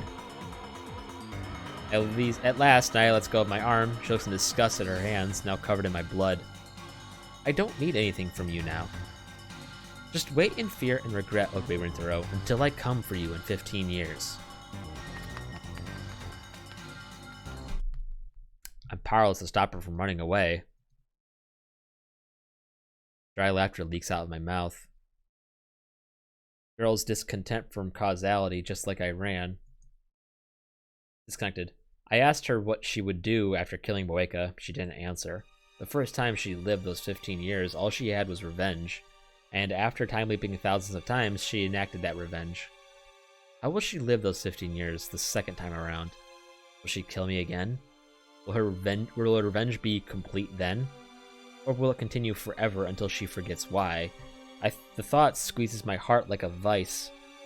Does time travel bring nothing but pain? We built a time machine out of curiosity. We were fools. If not for our meddling, CERN would not have targeted us. Mayuri would not have died. Susaha would not have had to travel to the past. Ferris would not have lost her father twice. Likako would not have had to forsake her feelings for me. And Moeka would not have killed my Yuri. Okabe. Gracie runs up to me. He turns pale at the sight of my bleeding arm. What happened? Are you okay? She kneels in front of me, worried. Worry is etched on her face. The phone. I brought it, but... Gracie hands me FB's phone. I take it and start typing out the mail with my left hand. Tell me what happened, will you? Should I call an ambulance? Calm down. I'm gonna send the email now. Right, if the world line changes, then this wound will go away. Yes, but who cares about my wound? That's all that matters. I finish the mail and take a breath. Hey, why do you think Mr. Brun didn't kill Moeka? What do you mean? Any rounder who finds an IBM 5100 is silenced, no exceptions. That's what Mr. Brun said. In that case, the one who should have been eliminated first was Moeka. She found the 5100 in the first place. And yet, Mr. Braun cut contact with her instead. And when we exposed his true identity, he shot himself, not Moeka. I think he wanted to save Moeka. Perhaps that's just wishful thinking. Perhaps I'm just looking for an ounce of comfort in all this suffering. Even if that was Mr. Braun's intention, it was meaningless. Moeka will die today, whether by her own hand or Nae's. It doesn't matter. However, I hope it works out on the Beta World line. They are the enemy. I should hate them for killing Mayuri, but in some sense, Mr. Braun, Moeka, and Nae are just victims of my foolish experiments. I pray that they can live normal lives, at least on the Beta World line. For their sake, as well as Mayuri's, I send this D-mail. Sorry, Nae. Once this D-mail is sent, this world line will be undone. But I can't let you have your revenge.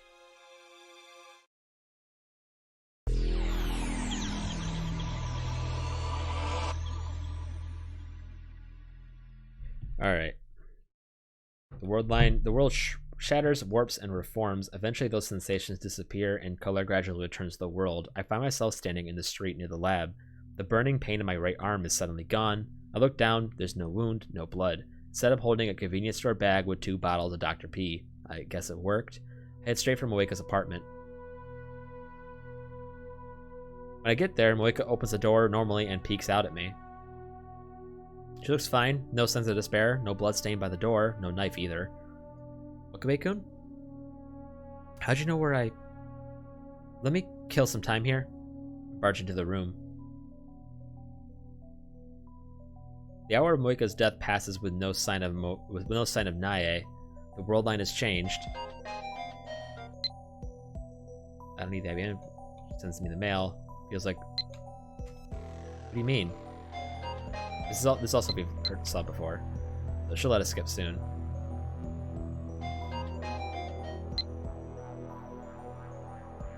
He's still alive.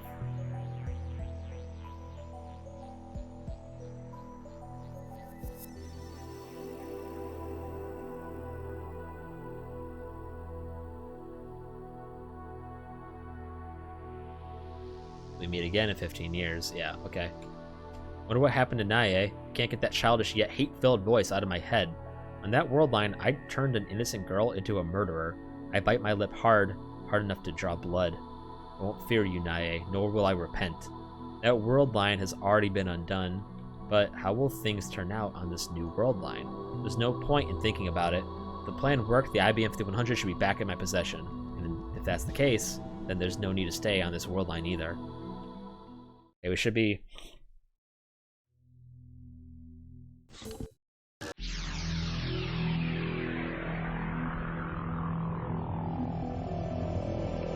You have the 5 of the 6 true ending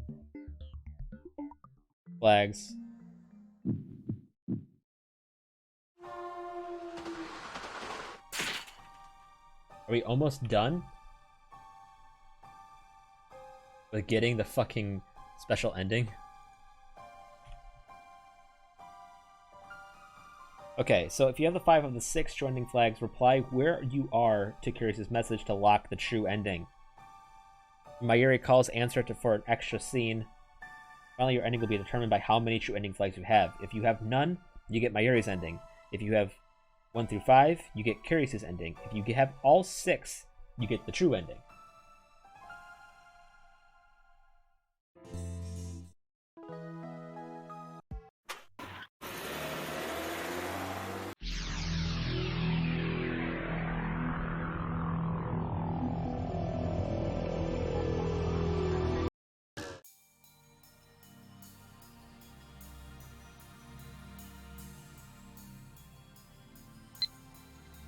Where are you? You haven't been to the lab in 2 days. Are you still in Akihabara?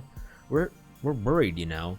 You were acting strange yesterday. I want to help, so tell me where you are. So tell me where you are. I don't feel right not having you around. Where are you? I want to see you.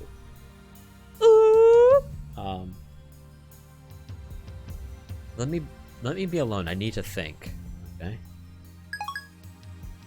All right, we locked the true ending.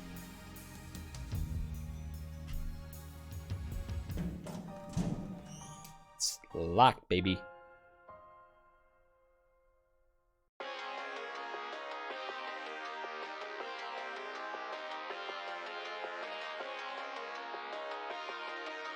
I already answered her call last time.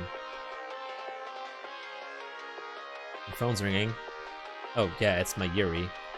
Answer it. I don't mind. Phone cuts out. I want to see what this is. The phone. The ring. I didn't want to. I don't want to hang up on her, but the ringtone cuts off during my hesitation. Such a wimp. I'm disappointed in you. Are you afraid of dying? You hear what I just said? I heard, but email just interrupts me. True, is she here? Hey, Ocarina, is something bothering you? You've been looking kind of sad lately. Do you want to talk about it, or is it something you can't tell Mayushi about? That would make me sad. If you feel like Mayushi is being a burden, then I want you to tell me, okay? Are you a burden? Don't say things like that, damn it. Why is she only serious at times like this? Burden, huh? Okay. You have no choice. This is the only scene. Yeah, okay. Never mind. We good.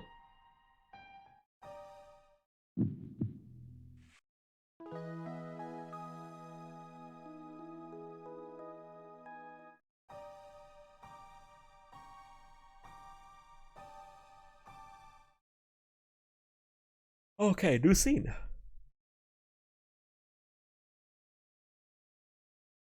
But you've done enough. I'm fine. Just think about Mayuri, okay? Despite her fear, Kurisu has made her choice. It's time for me to do the same. I need to decide here and now the future of the world, which friend to let die. Holding Kurisu tightly, I whisper into her ear. I won't give up, ever. Kurisu suddenly pushes me away. She steps back, her face is hidden behind her hair, but her fists are trembling. Her body exudes raw fury. This is ridiculous, you motherfucker. Whoa. I said I was fine. What do you mean you won't give up? Are you stupid? Want to die? Are you trying to be a hero, you Chunibyo whack job? Don't make promises you can't keep. Your stupidity is infuriating. Why can't you just do as I say? What's the problem, huh? If you weigh the options logically, saving Mayuri is the only... Fuck logic. Kurisu stares at me in shock. I'm not God. Maybe I got close, but that's not me. I can't decide who lives and who dies anymore. Suzuha, Eris, Lukako. I sacrificed their happiness to save Mayuri. And the whole time, the voice in the back of my head was asking, is this really okay? What gives you the right? What gives me the right? This time I want to save both of them without sacrificing anyone. Kurisu turns away with a frown, then starts tapping her foot in a clear gesture of displeasure. There's nothing you can do. It's the choice of Steins Gate. Isn't that what you always say? The equation is proven, Okabe. There is no escape. You're just one man. No matter how hard you try, you can't overcome the will of the universe. I know, but I'm still going to try. I won't lose Mayuri or Kurisu. I hear Kurisu grinding her teeth. Then she turns her back to me. Have it your way, but I'm not helping. I'm going back to America, and that is that. Goodbye. I don't expect we'll meet again, Hoyin Kyuma.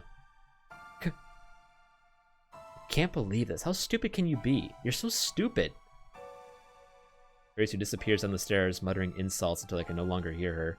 Now alone, I sigh into the darkness. Kurisu's absolutely right. I can't think of a single way to save them both. I'm a fool, and yet I have to try. But this time I won't have Kurisu's help. I have to fight the universe alone. How do I save both Kurisu and Mayuri?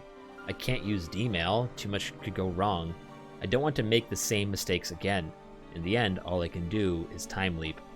Time leaping can't save Mayuri, but at least it can delay her death, give me time to find a solution. On this world line, Mayuri dies at 7:30 on the night of the 17th. That's about 26 hours from now. My battle has no end in sight. If only Suzuha were here, I could ask her for advice. But even alone, I must find a way. So resolved, I start time leaping again to save Mayuri. I've done this before. When Mayuri died the first time at Moika's hands, I tried time leaping to prevent her death. But I only tried running away that time. This time, I try every approach I can think of. I try hiring bodyguards to protect Mayuri. I tried taking Mayuri to South America, an entire world away from Japan. I tried crippling CERN with attacks on their servers, the ones that don't need the IBN. I tried getting Mayuri admitted to a hospital. It's hard, given Mayuri's perfect health, but I manage. My goal is to keep her from dying by heart attack. I try everything I can possibly imagine. However, every plan fails. Mayuri dies again and again and again. Sometimes it's murder, sometimes an accident. But every time I leap, Mayuri dies. Maybe it's impossible to resist fate. As long as I remain on this world line, Mayuri cannot be saved. Fate will kill her every time. From Mayuri's perspective, she only dies once. But I've seen her die dozens of times, all because of me, and yet it no longer affects me as it used to. Little by little, I've grown desensitized to her death. In the beginning, I felt unbearable pain every time I saw her die, and murderous rage towards the one responsible. Now I feel nothing. The realization stuns me. After dozens of leaps, I finally realized what should have been obvious from the beginning. I never leap back more than 26 hours. Why? I could go back as far as August 11th, one whole week in the past, yet I never do. Why? Because I know that even if I do, nothing will change. I don't believe that anything will change. Every time Mayuri dies, I find myself thinking, another failure, what went wrong this time? I calmly analyze Mayuri's death, then take my data and head for the time leap machine with a sigh, like a gamer forced for the umpteenth time to restart a particularly difficult stage. I'm just going through the motions. I didn't even realize until this moment how routine it had all become. Now that I have, my actions suddenly seem meaningless. I can't take another step. And that's how I find myself here, sitting motionless in front of the time leap machine I've been staring at for hours. When we got caught in that evening shower on the Radicon rooftop, my clothes got soaked, but now they're completely dry. My body temperature has dropped, but I don't have the energy to warm myself with a shower. I sluggishly get to my feet and pick up the headset. The sight of it fills me with resignation. Resignation, that's all. There's no there's no desperate drive to save Mayuri, no hope that this time I might succeed. Those emotions are long gone. In truth, they have been gone since my argument with Kurisu. Deep down, I always knew that she was right. I pretended not to see it. I told myself that time leap machine can solve everything, but that was just an excuse, a last attempt to satisfy my ego. In the end, all I'm doing is running away. Turn around in surprise, and there I see Kurisu standing in the doorway. I thought she never wanted to see me again. Why is she here? Why? Kurisu ignores my question and fixes me with her usual glare. Time leaping is just running away. You don't have to tell me, I already know. I know all too well. In the end, all I'm doing is running away, running from responsibility, running from the decision. If I had known I would have to make this choice, then I would have refused Suzuha when she entrusted me with her mission. I've hurt people, lots of people, just to save Mayuri. And yet I don't even feel guilty anymore. I feel like I'm losing my humanity. Then why are you hesitating now? Maybe because my insurance, the time leap machine, isn't effective. Or maybe I just haven't mastered it yet. Maybe I haven't tapped into its full potential. Running only makes it hurt more. She suddenly looks away. Then she leans against the wall and smiles bitterly. I should know. Is Kurisu running too? From what? Look at yourself, Okabe. You look like you've aged a decade. Your heart can't take it anymore. You don't need to beat yourself up like this. Just accept the truth. Like I said, you can't stay here. Go to the Beta World line. Go to the world where Mayuri doesn't die. Not just for your sake, but for mine as well. She's right, I have no other options left. No more D-mails, no more time leaps. There's no perfect world where both Kurisu and Mayuri live. Maybe there are things I've yet to try, but I'm certain that all of them will end in vain. As long as I stay on this world line, Mayuri will die. And if I go to the Beta World line, Kurisu will die. We'll never be able to talk like this again.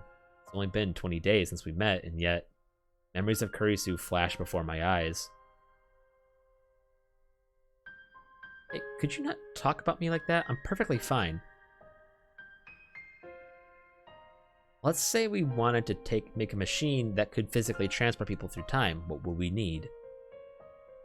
God, that was so long ago. Who the hell's Christina? I never said that. I don't want to deny who I've been because even my failures are part of who I am today. We have created a monster here. You said I was your friend, remember? You said I was important to you. That made me really happy, I guess.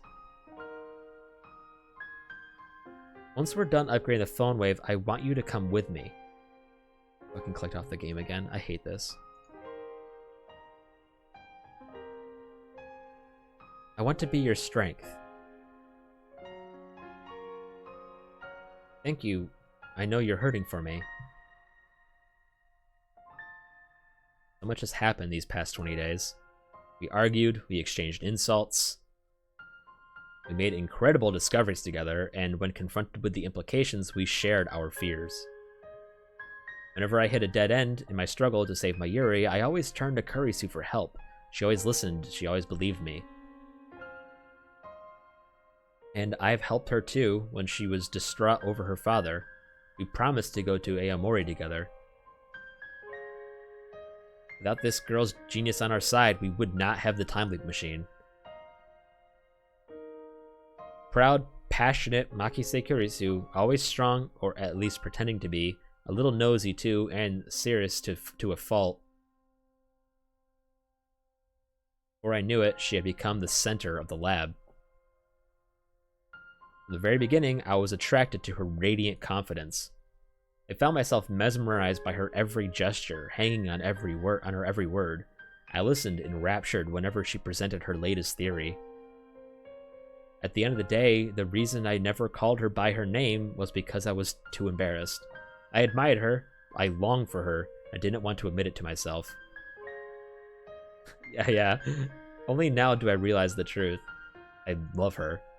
That's why I want so desperately to save her. She's not just a fellow lab member.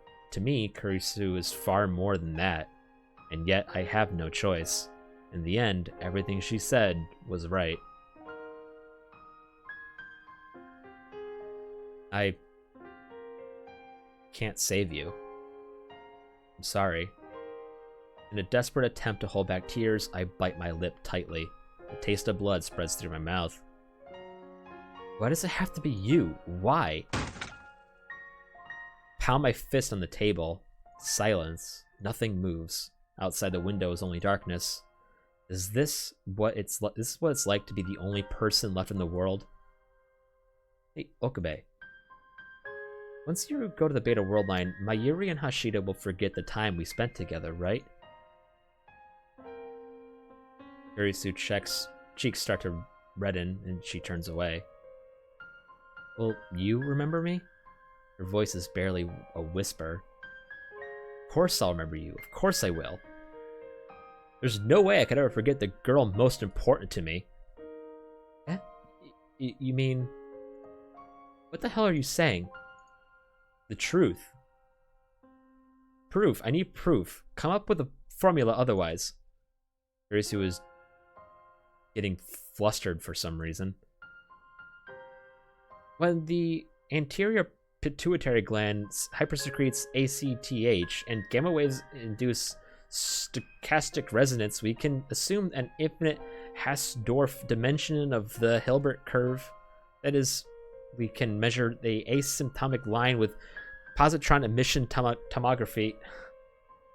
Kurisu, I speak her name. Our eyes meet. I love you. Kurisu looks away. Her face is bright red. And you? What? Do you, how do you feel about me? You want to know? Kurisu suddenly looks at me straight in the eye. Her face is still red, but her expression is firm. She walks straight up to me, grabs me by the collar, and jerks me towards her. Close your eyes. Did I make her mad? Perhaps Kurisu hates me for some reason. Maybe she really did mean all those insults she said to me. That would be really sad. I slowly lick my trembling lips and timidly try to ask a question. Why close my... Just shut up and close them. I do as I'm told, though I still don't know why she's so angry. My collar is still in Kurisu's grip. Abruptly, I feel a soft sensation against my lips. The faint scent of citrus tickles my nose. I open my eyes in surprise. See Kurisu's face scant millimeters away, and then I understand what has happened. She's kissing me. Her lips are very warm.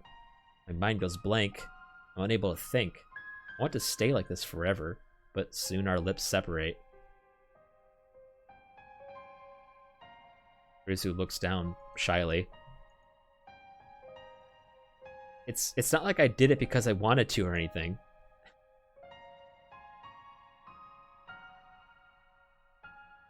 It's just, you promised that you wouldn't forget about me. Research shows that memories are harder to forget when coupled with intense emotions. You're a virgin and a perv, so I was sure you'd have an elaborative rehearsal on your first kiss, instantly making it a long-term memory you'd never forget, so I just don't want you to forget about me, Okabe, no matter what. My heart fills with love for Kurisu as she makes her frantic excuses. What a relief. Kurisu wasn't mad, she was just trying to hide her embarrassment. I want to be with her even more. I want to talk with her even more. I want to learn even more about her. But I know that wish can never come true. My chest tightens. I feel like I'm suffocating. Desperate to keep my emotions under control, I place my own hands on top of Kurisu's, which are still grabbing my collar. Sorry to disappoint you. Eh? That wasn't my first kiss. What? You're just a cherry boy. Shut up, virgin. I remember playfully kissing my Yuri in elementary school, and just a little while ago I forcibly kissed Moeka to silence her. But that was on another world line, and now it never happened, so I guess it doesn't count? So it wasn't your first. Right, so it only left a weak impression, probably not enough to become a long-term memory. I'm lying, of course. I never felt such an intense kiss as that. The shock was like a lightning bolt to the brain. But still, I'm lying. Because if I miss this opportunity, I'll never be able to touch Kurisu again. This is my last chance. So, once more. No, it's not. What? Kurisu fidgets. She usually glares at me harshly, but now she's avoiding my eyes. I don't ever want to forget, so let's make doubly sure. I decide to take the initiative. I rub my arms gently around Kurisu's waist and pull her slender body against mine. Then I guess there's no choice. Kurisu looks up at me shyly. Just a kiss, okay? What is she worried what is she worried that I'll do? Be gentle, okay? I run my fingers softly through her hair, then I slowly bend down. Okabe? Both shy, so we end up pecking at each other's lips like two small birds. Then we draw back and look at each other. Kurisu's eyes are wet, tears running down her cheeks. I kiss them away. They're salty. Don't forget me. Press our lips together again. Stronger than the first time, longer than the first time. I never want to let go. We embrace each other tightly, our feelings too powerful to contain. We seek each other's warmth again and again. Locked in our embrace, we feel each other's breaths. We feel each other's scent. We feel each other's taste. It's too fast. Kurisu whispers resonates through our embrace. Time is going by too fast. I could really use a word with Einstein right now. Time is not absolute. Einstein proved that time could be fast or slow depending on the observer. Hey, Okabe? The theory of relativity is so romantic. It's so sad, don't you think? What does Kurisu feel about me? In the end, she never really answered my question. Early morning, Akihabara Station. Kurisu is standing before the entrance with her huge suitcase beside her. She waves to me shyly as I approach. Then she blushes and shoots me her usual glare. After that kiss, Kurisu went back to her hotel to pack. That suitcase must hold everything that she brought to Japan. Going back to America. Well then, are you sure I shouldn't call Mayuri or Daru? I think that would just make it harder. But you, I have no trouble leaving behind.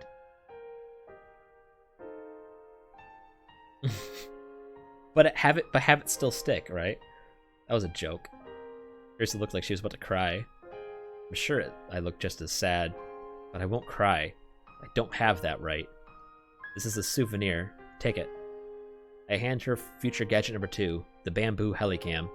It's a bamboo helicopter equipped with a CCD camera, which allows it to record video in the air, a truly groundbreaking invention. But sadly, due to its constant high-speed rotation, the video it produces tends to cause motion sickness. No thanks. Just take it. It's not even that bulky.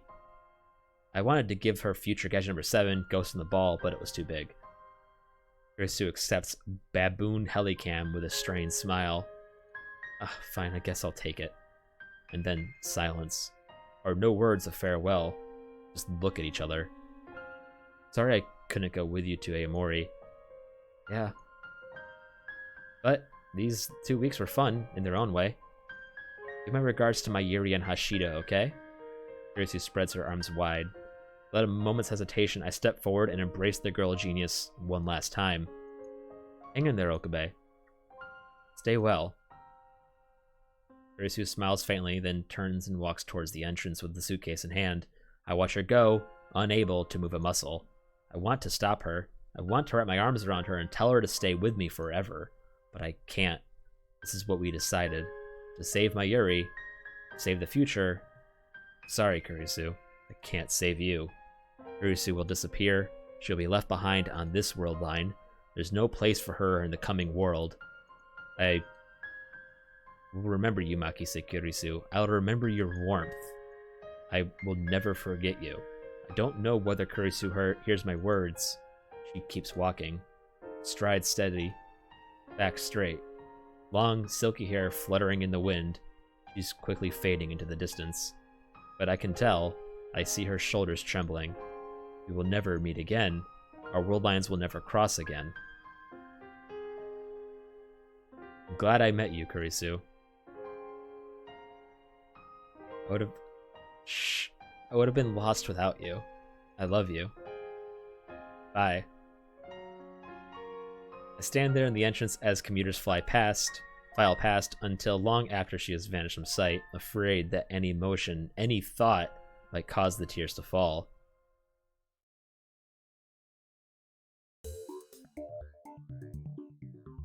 Time has come. We will now commence with the opera. I think we've already done this, right? Oh, never mind, it's gonna be different. Mayuri and Daru turn to me and nod. Today is the last day of Komima. Daru wanted to attend, of course, but a little begging convinced him to prioritize the operation. I take a look around the lab. These 20 days have been madness. It's incredible to think that at one point this lab had a whole 8 members, and now we're back to 3. The memories we made, the experiences we shared.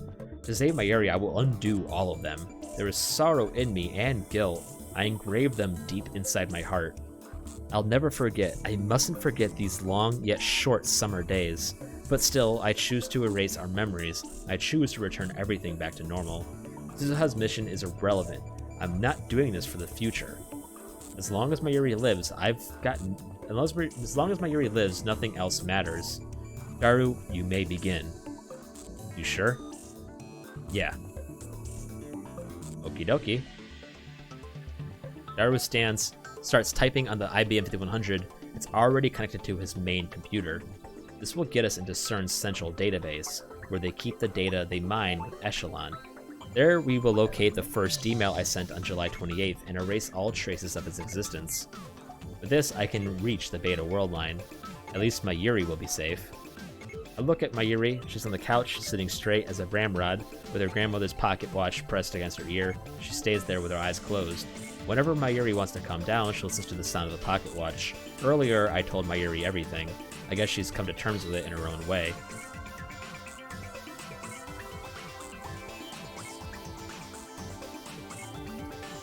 It's what's important to him, is what he's saying, not important to humanity. The actual work, I've left to Daru, no problem there. While waiting for him to finish, I walk to the development room. By the way, that must be Ghost in the Ball. In the center of the room is the time leap machine. I squat down and gently brush my fingers against the microwave surface. It's cool to the touch. I've made irreplaceable friends because of this thing. Because of this thing, I've hurt them. I don't want to blame the tool. It's how you use the tool that matters. And I've got to admit, it saved me more than once. But still, once this is over, I'll destroy the time loop machine. We must never make the same mistakes again. Ocarina, I found it. It's really there. The D-mail I sent, it's there? It sure is, man. Daru points to a string of characters.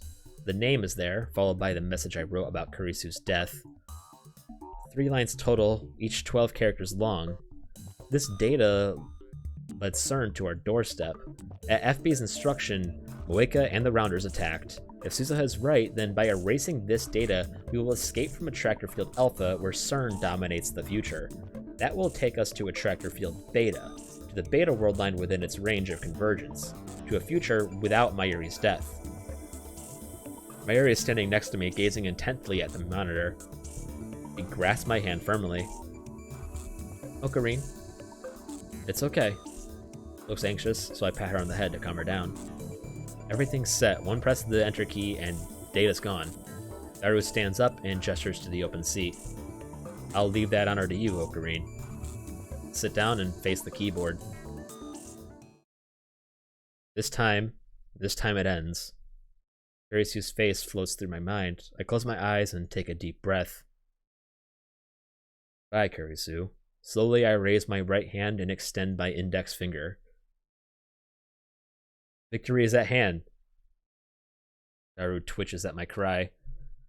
With unimaginable brilliance and unwavering conviction, I have defeated our vast and powerful enemy and now stand triumph on the field of Ragnarok. I give thanks to the comrades whose sacrifice made this victory possible. One press of this key and Kurisu will live. I firmly grip my coat at the shoulder where it has been stitched together with jagged pink thread. The coming world is the world I've wished for. I wish for Mayuri to live and Kurisu to die.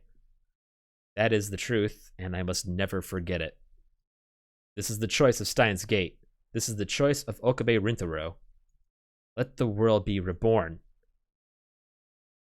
Swing down my index finger. Maybe. No, I wish for Mayuri to live and Kurisu to die. I swing down my index finger. And at the exact same time, I hear the lab door open. My eyes dart towards the sound.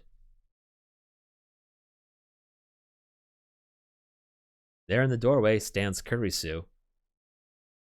Her face is flushed. Was she running? Why is she here? She should be on her way to the airport right now. Kurisu is looking at me. Whatever. Her eyes are glistening, but her face is all smiles. Did she come back for me? In a split second of frozen time, I imagine I hear her voice. We didn't say goodbye, she says. Immediately afterward, my finger strikes the enter key. Time starts to warp. Time is being rewritten. I feel my consciousness being sucked into the vortex. Reading Steiner. Divergence is changing. Warp accelerates. Kurisu. Daru. Mayuri. Everything inside the lab is shifting. Color fades as my conscious leaves this world line. I turn to face Kurisu, desperate to burn the last sight of her into my eyes. She raises her hand. Goodbye. Ocarine, I love...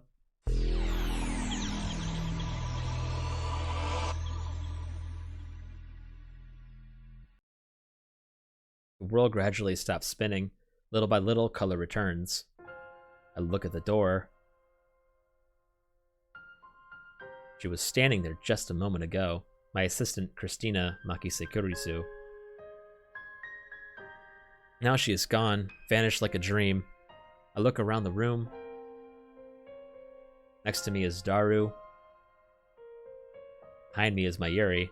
Everything is where it should be. Looks like nothing has changed at all. I gently touch my coat's shoulder where Kurisu fixed the torn seam. It's gone. My coat isn't torn. Yeah.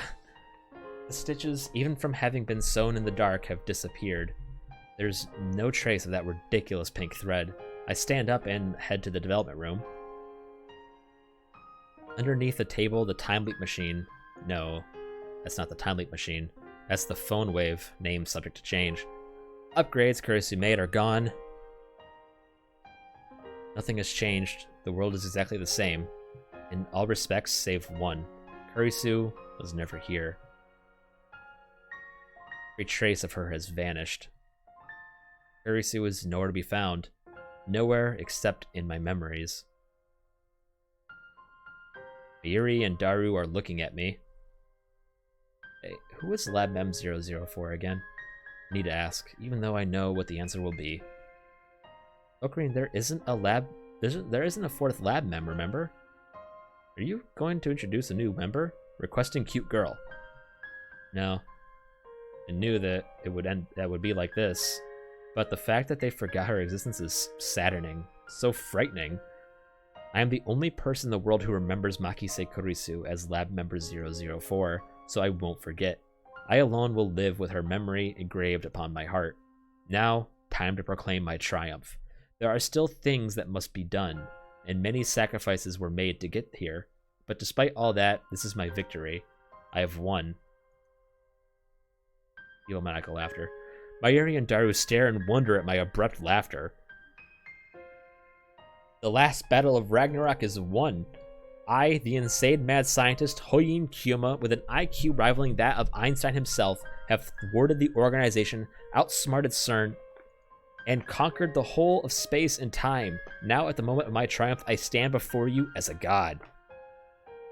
This brave new world is the fruit of my ambition. The hated system shall collapse, and chaos shall rule the earth. This truly is the choice of Steins. Ocarine? Mayuri suddenly throws her arm around me. I freeze, utterly taken back. Daru looks as confused as I am. Mayuri looks up at me and smiles. It's the gentlest smile I've ever seen. But to them, that's just Hoyin Kyoma. It's okay now. What are you saying? I must proclaim our glorious victory, that all may... But Ocarine, you look like you're about to cry.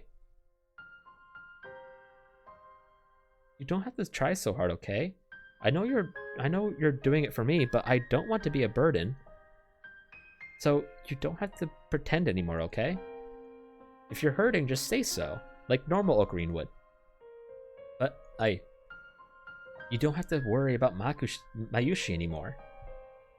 Mayushi is fine. So you can cry if you want to, okay? I don't know what happened, but it's okay to cry now. And just like that, the mask shatters. All it took was one word from Mayuri.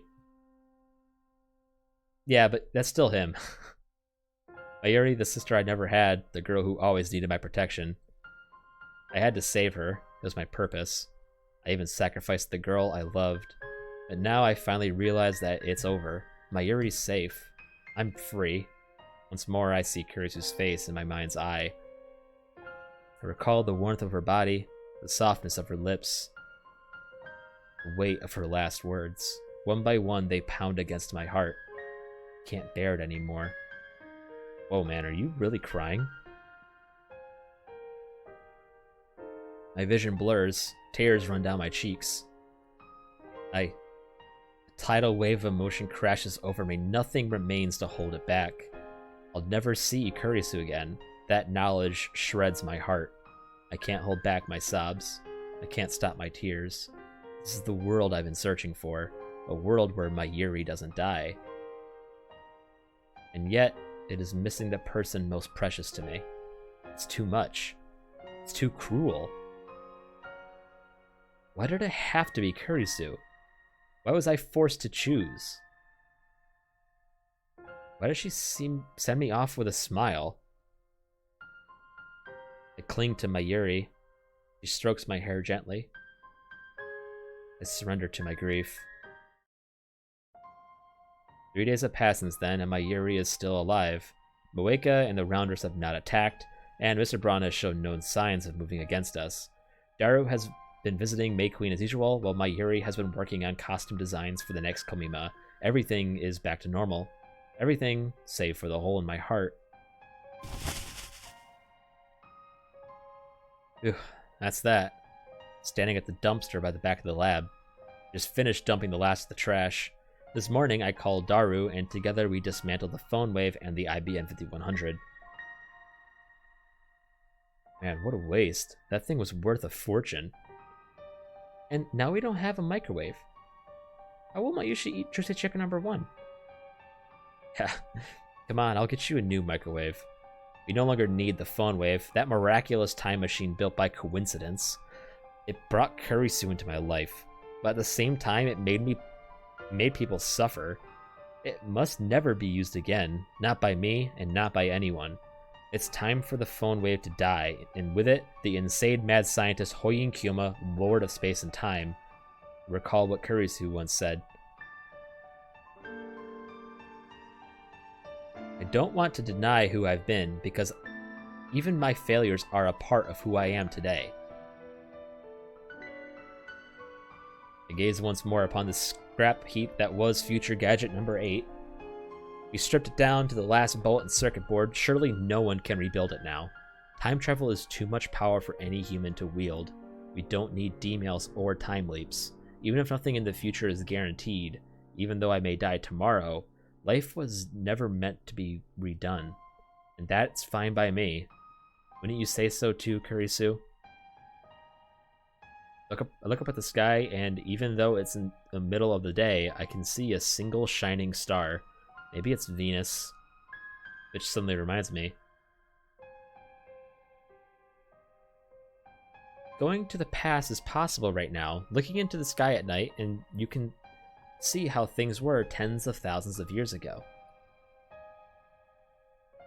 Every night we casually travel through time. That's what Kurisu said. And each and every word she spoke, I carve into my mind, so that I'll never let them slip from memory, for as long as my life endures.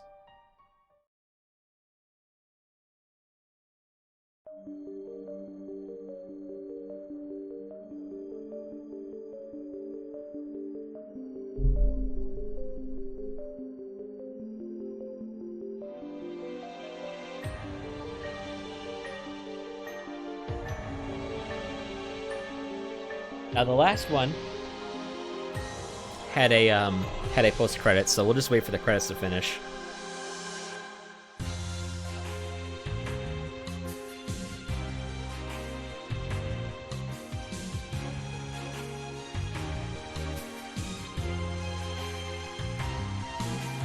I've been reading for 8 hours. Fuck me, dude.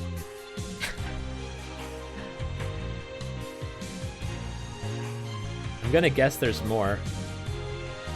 Remember, the last ending had a post-credit scene.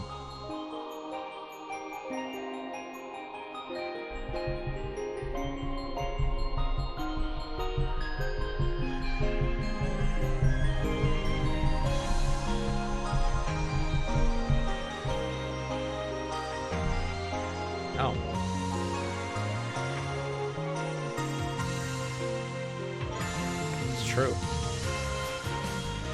Very true.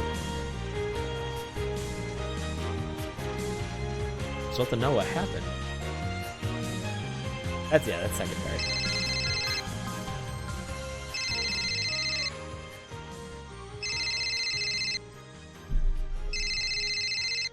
What's this?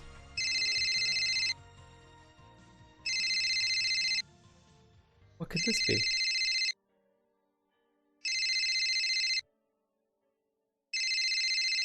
Hi, もしもし。え？誰が？僕が？お父さん？君の？何言ってんの？は？岡部倫太郎に代われ？なあ、岡凛。謎の女が代わってくれってさ。誰だ？お願い、今すぐラジカンの屋上に来て。だから誰だよ。私は2036年から来た。そこにいる橋田至の娘。名前は天音鈴葉。ちょっと待て。鈴葉が。なんでここにいるんだ？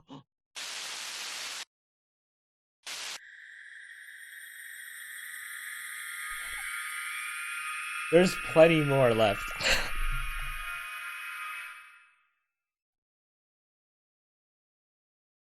Chapter 11, Opening the Steins Gate. Said to meet her on the roof of Radican. When I get there, I find it cordoned off. The roof was off limits to begin with, but now it's also part of a crime scene, as if it needed another reminder of the murder that took place 3 weeks ago. I duck under the yellow tape and open the door. The lock is still broken. I can hardly breathe after running up to the stairs to get here. As I gasp for air, I look across the stark, white concrete. And naturally, my eyes go straight to the satellite sitting smack dab in the middle of the roof. No way. Wow, what's that? It's a robot, right? The transforming kind? Mayuri and Daru are just as surprised. What is that thing? I mean, it looks like Suzuha's time machine, but there's something different about it. Suzuha's looked old and beat up. This one looks brand new. It's not stuck in the wall either. And besides, this is the beta world line where CERN's dystopia never forms. Suzuha has no reason to travel to 2010. That satellite shouldn't be here. And yet, I feel like I've seen it before. Where? When did I... Of course, it was at Dr. Nakabachi's presentation. Right before the presentation started, something shook the building like an earthquake, and when I went to check the roof, the satellite was sitting there. Though still confused, I approached the satellite. Just then, the hatch opens and someone steps outside. Ah! Okabe Rintaro? Suzuha? It really is her. Part-time warrior, John Titer, time traveler from 2036, Daru's daughter who will be born 7 years from now. Why are you here? I asked her the same question over the phone, but I can't help myself. I need answers.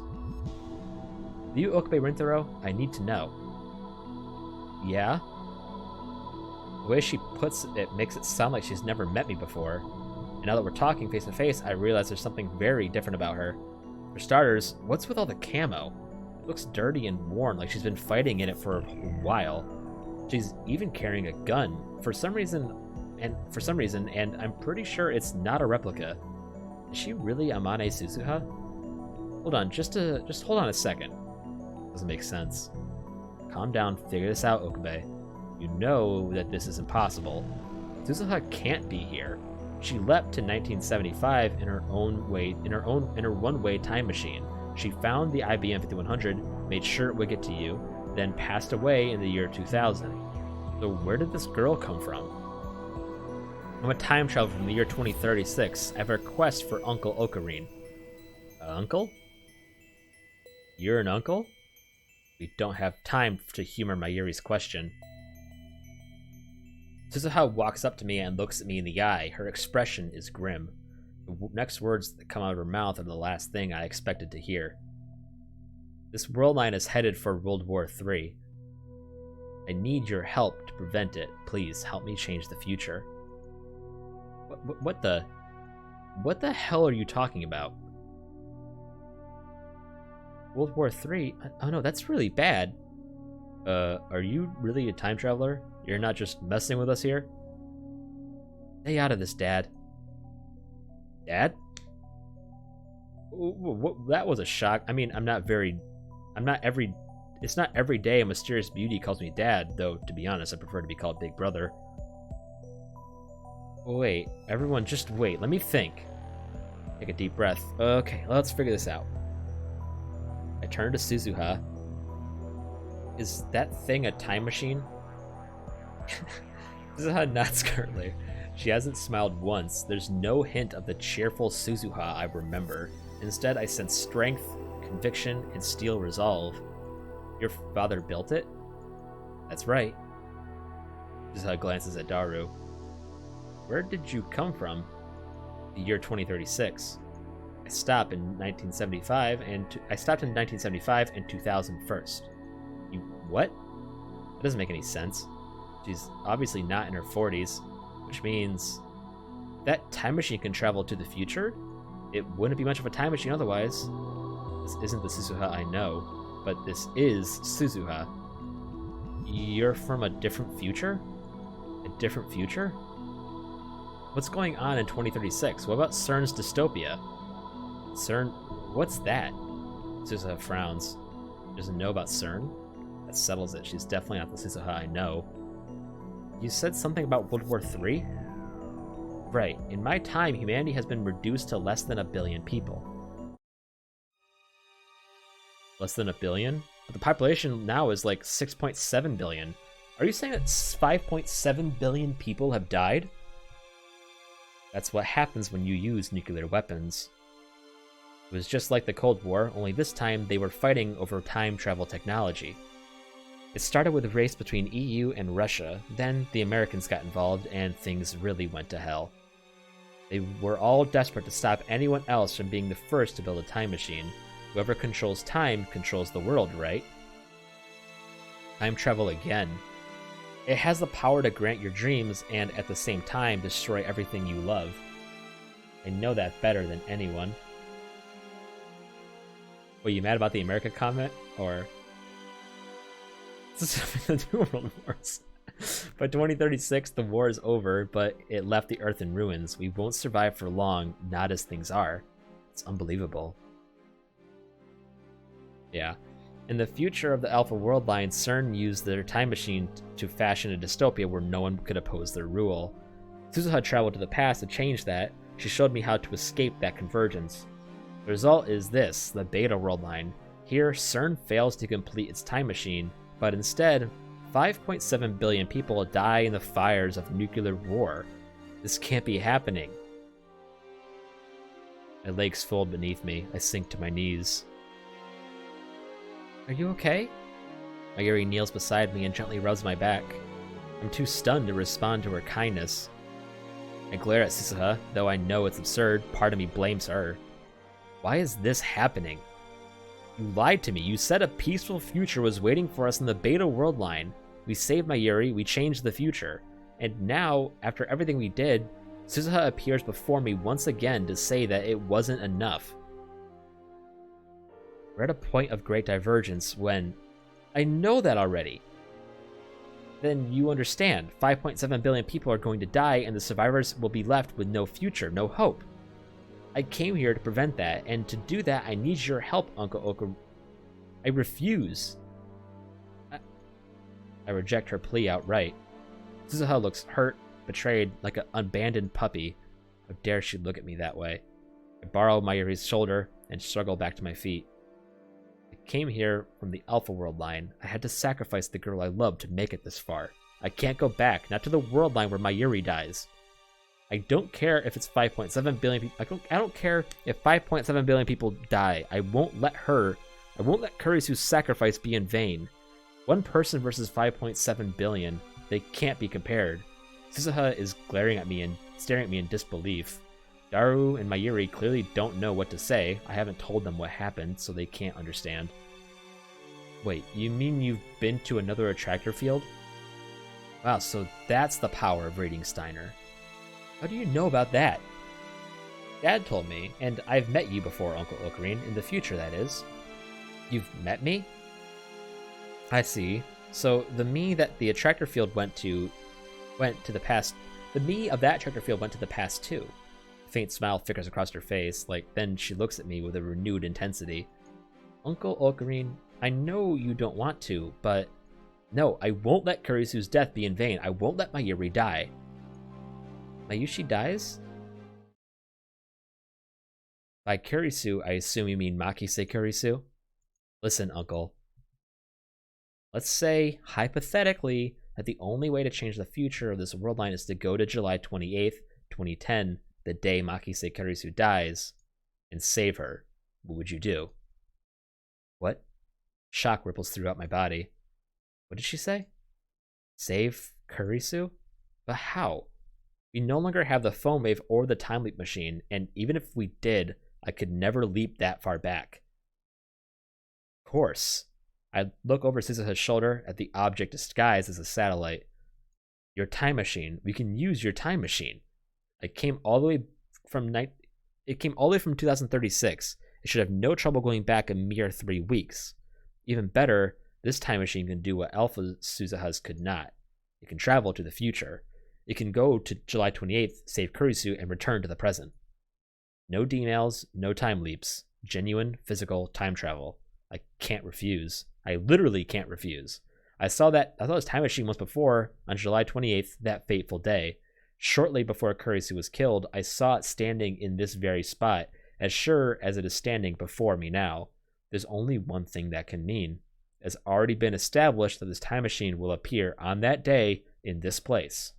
Even before I sent the first email, my participation was assured. Even the thought of turning Suzuha down now is meaningless. Fucking hate this thing. I keep on clicking off. Nothing is coincidence, everything is inevitable. The revelation makes me dizzy. It's like I don't have the tiniest atom of free will. Like my every action from the moment of my birth was planned for me by some cosmic force. So you have a perma-time moment. The world line I'm aiming for isn't what you'd call it. What did you call it? The alpha world line? It's not that. What we're aiming for is the space between attractor fields. The space between? There lies a world line unaffected by any attractor field. A world line known as Steins Gate. What? But that's the chuny name I pulled out in my ass. It doesn't even have meaning. I was told that Steins Gate is a brand new world line, one no one has even ever observed. But didn't someone have to observe it to know it's there? Nope, it's never been observed. That's what makes it new. But Dad and Uncle Ocarine were able to calculate its divergence. Negative 0.081609 relative to the current world line. Well, to be fair, they just called it that.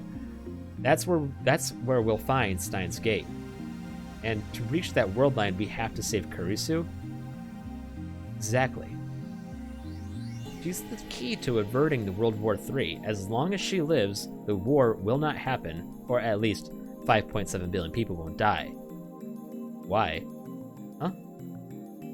Why Kurisu? I mean, I know she's a genius, but are you telling me she's the hero who will save 5.7 billion people? I don't know. You don't know? And you expect me to go along with this? I'm just following Dad's plan. And apparently, you're the one who came up with it in the first place. If there's a flaw in your plan, then we're all in trouble. It sounds like you didn't hear it from me, is that right? You passed away 10 years ago. 15 years from now, that is, the year 2025. Same result as the Alpha World line. So I don't know the whole story. What I do know is that my dad continued your work.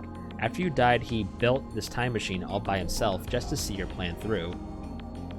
That's my super hacker. He must have hacked into CERN and stolen their research, then used it to construct his own time machine. On the Alpha World line, CERN killed Daru before he could complete the time machine. But here, Daru was able to perfect his design. That's why it can't go back to the future. At least that seems the most likely explanation.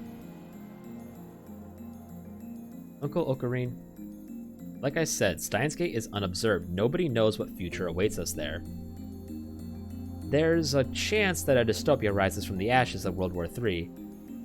There's a chance that Makise Kurisu... Can you fucking stop, cat? If you're gonna, like, pace around me, I don't want you on me.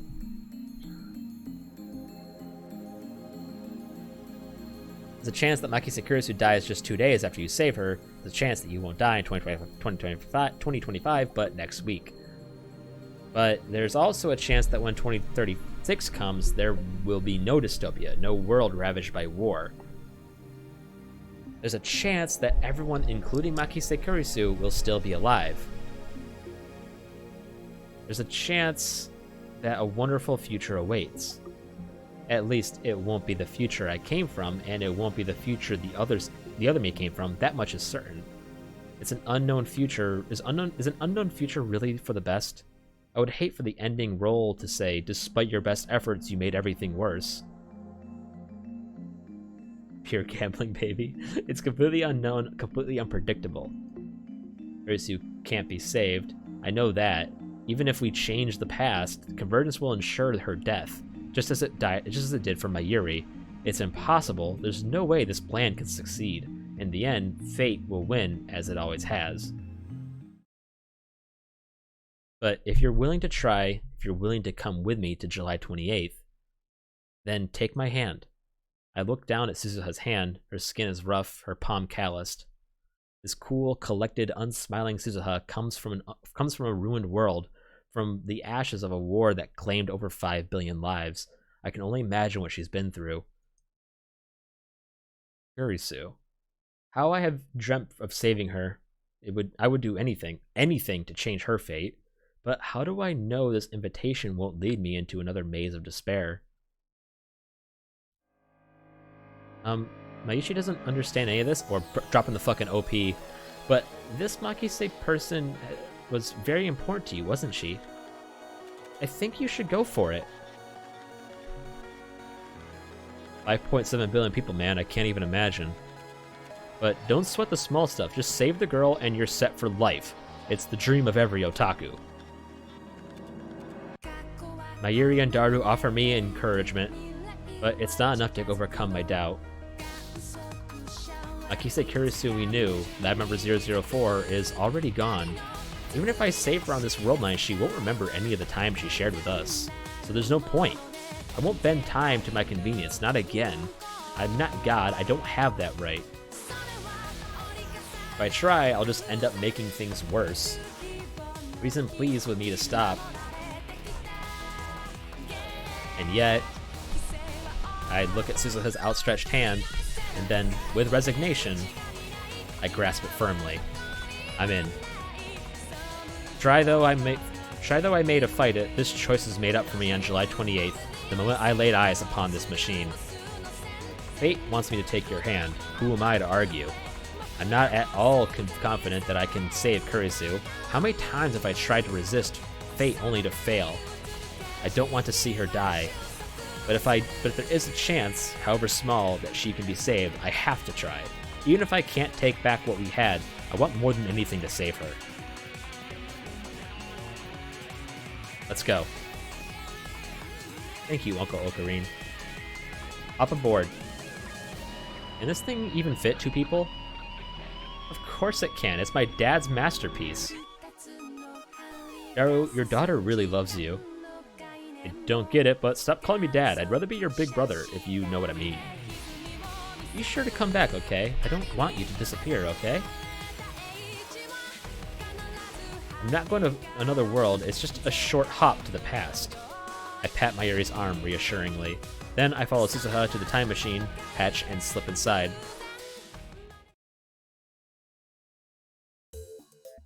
The interior is cylindrical and surprisingly tight.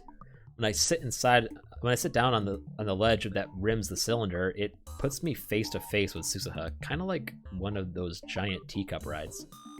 There are fewer controls than I expected, The inside definitely looks more refined than what I saw in Suzuha's time machine on the Alpha World line. Fucking clicked on the. Why is my fucking hand like slowly, ever so slowly, guide to the left until I click off the fucking game? There are fewer controls than I expected. The inside of Suzuha, the inside of Suzuha, Jesus Christ, the inside definitely looks more refined than what I saw of Suzuha's time machine on the Alpha World line. But one thing remains the same: the time display panel, a black screen with red lettering. I guess that's just Daru's taste. Give me your phone. When I hand it over, Suzuha casually tosses it out the hatch. But, hey!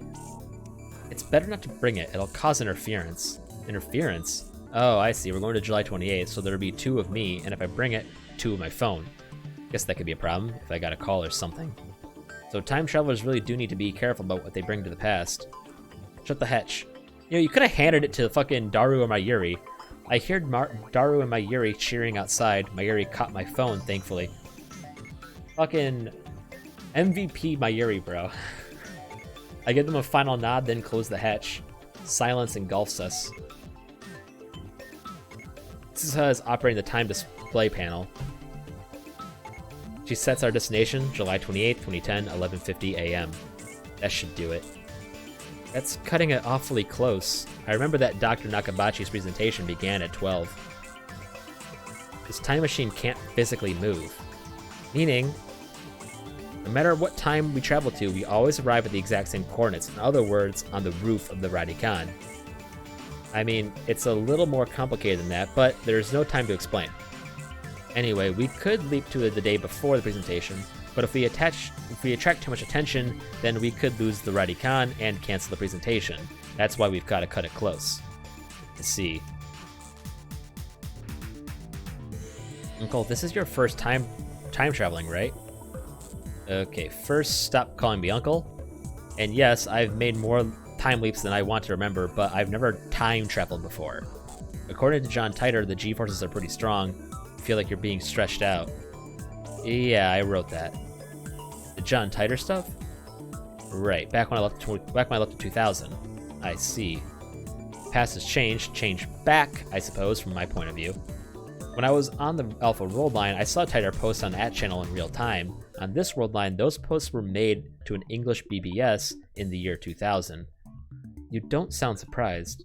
Nothing can surprise me now. My brain's too busy trying to process all the new information. It feels like it's gonna blow. I'll go over the mission one more time. Once we arrive, there'll be no time to chit-chat. The objective is to prevent Makise Kurisu's death. Ever since I returned to this world line, I've avoided all news of Kurisu's murder. I was afraid of setting that result in stone. So I still don't know who killed Kurisu. I don't know how or why she died. I don't know anything at all. If I had known it would come to this, would I have to look things up? Would I have looked this up? I asked myself that question. The answer is no. What about attractor field convergence? That day is a turning point, remember? Meaning the probability of Makise Kurisu's death is roughly 50%. So convergence won't happen. It may happen, it may not. No, it probably will, but I'm sure there's a loophole somewhere. That loophole is the doorway to Steins Gate. So in the end, it's a gamble. Oh, one more thing. Watch out for Dr. Nakabachi. What do you mean? Remember what I said about World War III? It's all started because of something called the Nakabachi paper. A paper Dr. Nakabachi wrote detailing his theory of time travel. But that fraud's theory was just a ripoff of John Titor's. Wait a minute, John Titor's sitting right in front of me.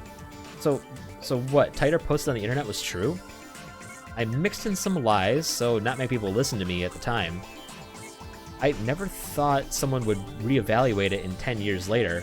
Reevaluate it 10 years later. Looks like he built his theory off of what I wrote. Apparently it's almost perfect. Anyway, Dr. Nakabachi was there when Makise Kurisu was killed, right? So watch out for him. I'm sure he's important to the divergence of this world line. Dr. Nakabachi, important. Thought he was just some con artist. Ready to go? Fasten your seatbelt. I look underneath my butt to find what looks like a car seatbelt. I wrap it around my waist and fix my body to the seat. Does it shake a lot? Shake? No, it doesn't shake. I mean, it does something else. Wait, is this safe? Suzuha leans forward and pushes a bright yellow button on the bottom of the panel. There are no windows, so I can't tell if the time machine is moving. It's only 3 weeks, so it shouldn't take more than 2 or 3 minutes. What a true ending. Suzuha fastens her own seatbelt in size. When I first leapt to 1975, it was 6 long hours with nothing to do. I guess time travelers have their own problems. Since it's only a few minutes, we won't bother with the oxygen masks. Just be aware we have no oxygen for the duration. You mean I have to hold my breath? Right here. Suzuha points to the center of the cylinder, the space between me and her. There'll be an air pocket. Stick your head inside and you'll have enough oxygen for about 10 minutes. Hey, for argument's sake, what happens if we fail to save Kurisu? There's not much fuel left. We barely have enough to begin with. There's not even enough for there's not even enough for a return trip to 2036. So if we fail to change the world line, then I'll be stuck in this time. But don't worry. As long as we're just traveling there 3 weeks each way, we still have enough for the 2 round trips. So what she's really saying is we only have 2 chances. But then how do you plan to get back to 2036? I don't. Once you reach Steins Gate, I won't have any reason to come to this time in the first place, will I? Causality will be reconstructed. I should disappear from this time, since I'll probably be living peacefully in 2036. But that all depends on you, Uncle Ocarine. Her tone is light, but her expression is serious. This is the first time in weeks that we've spoken, but I just now realize something about her. Suzuha's pretty reckless, isn't she? Suddenly, there's a zapping sound, and countless faint silver lights start floating around the cylinder. They look like moth dust or powdered snow. The light slowly changes colors. Violet, blue, green, yellow, orange, and red, black, back to silver, violet, blue. The colors of the rainbow? I feel pressure on my entire body, similar to the sensation you feel as you ascend an elevator. In an elevator, you feel as if you're being pulled downwards, but instead, the time machine feels like it's pulling at my back. The feeling of pressure quickly increases. It starts to feel like I'm fainting, falling horizontally. I've never experienced anything like this. It's so uncomfortable, I want to scream. The strangest thing is that the time machine itself isn't shaking. In fact, it doesn't seem to be moving at all. There's no noise, no vibration. It's eerie. The pulling sensation grows even stronger. I can hear my bones creaking. I imagine my body flattening like a pancake. It's not pleasant, though. It's not a pleasant thought.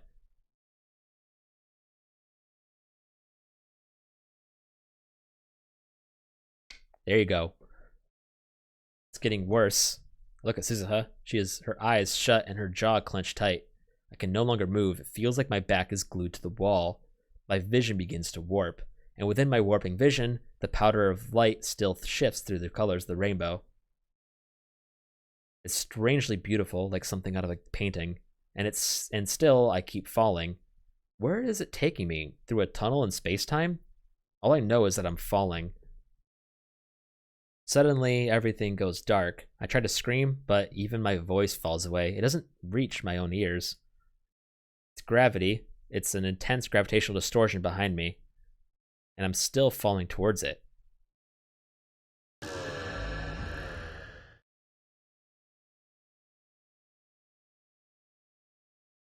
My vision slowly recovers.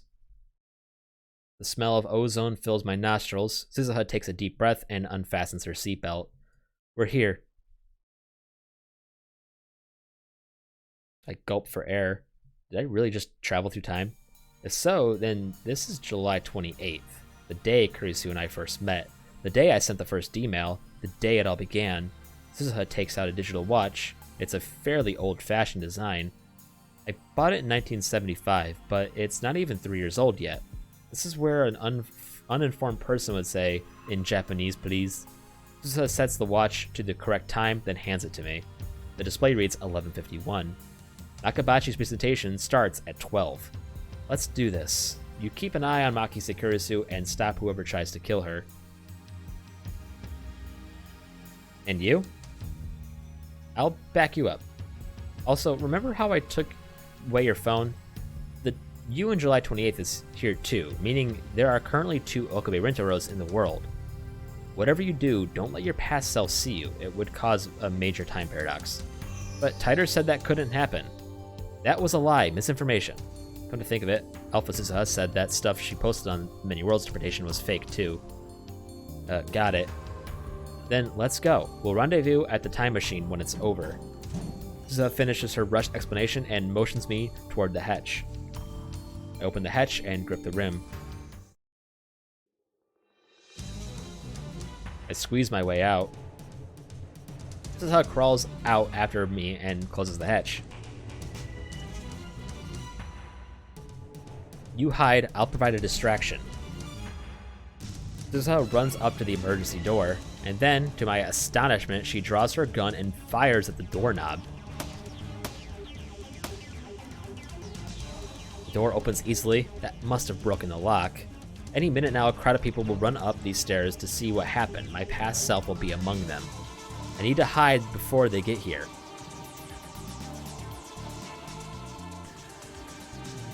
Well, that was a close one. I nearly bumped into myself on the 8th floor landing.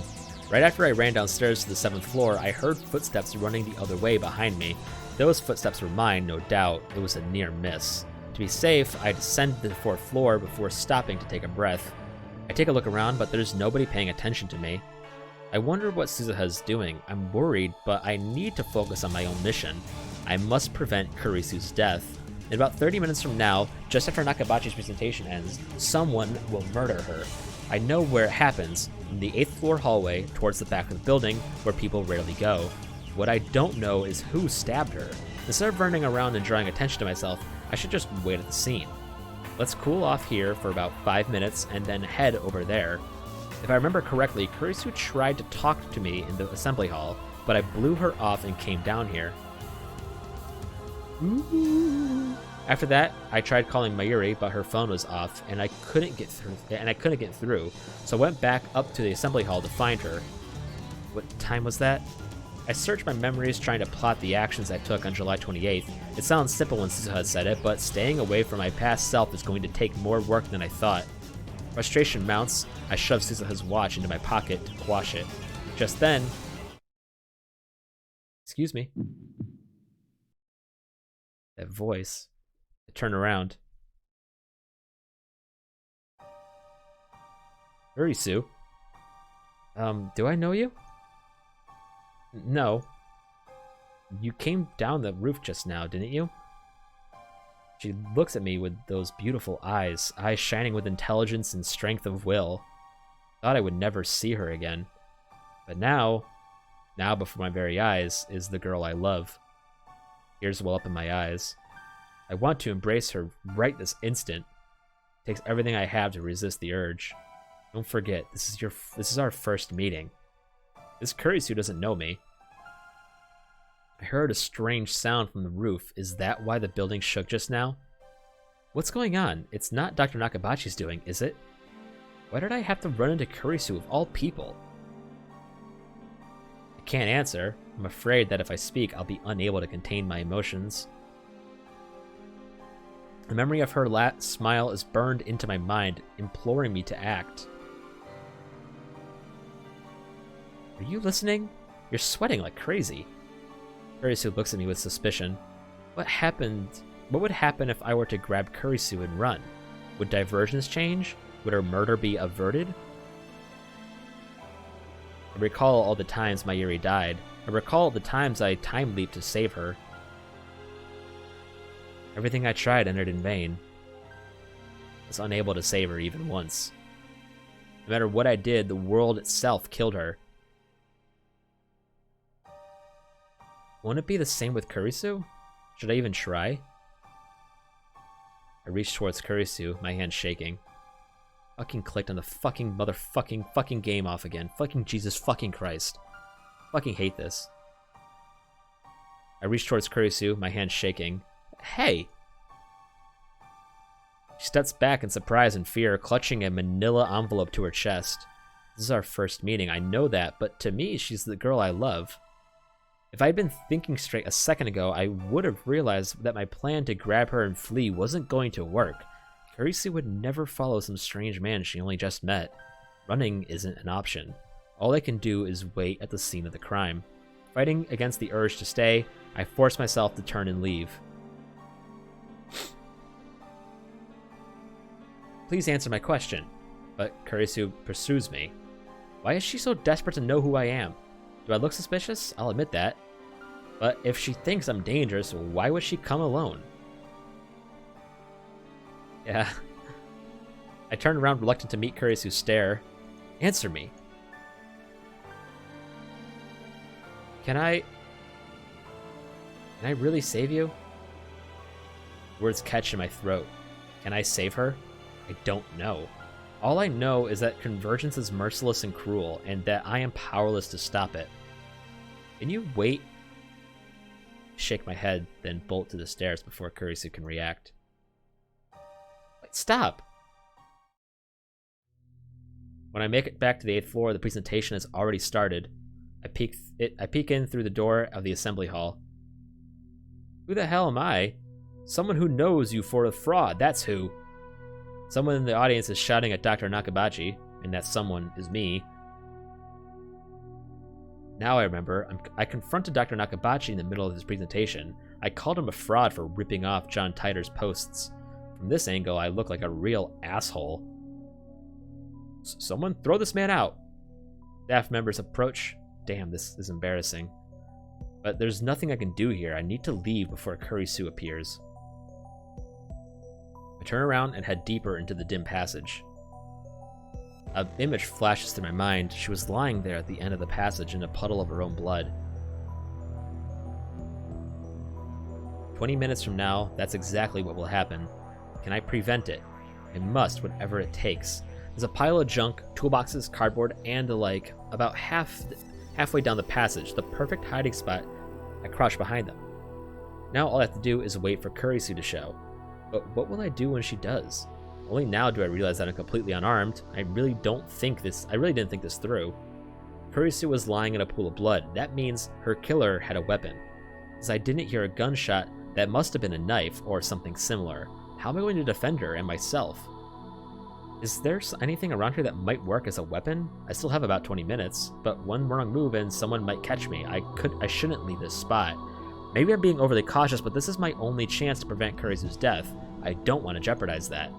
I don't know what I'd do if I ran into Kurisu again. It's a miracle that I managed to tear myself away last time. The longer I wait in the darkness, the harder it becomes. The anticipation is killing me. So far, not a single soul has passed down this hallway. I can faintly hear Nakabachi's voice through the mic from far away, but that's it. The silence does nothing but increase my tension. To make matters worse, it's hot and humid. I guess the air conditioner's not on back here.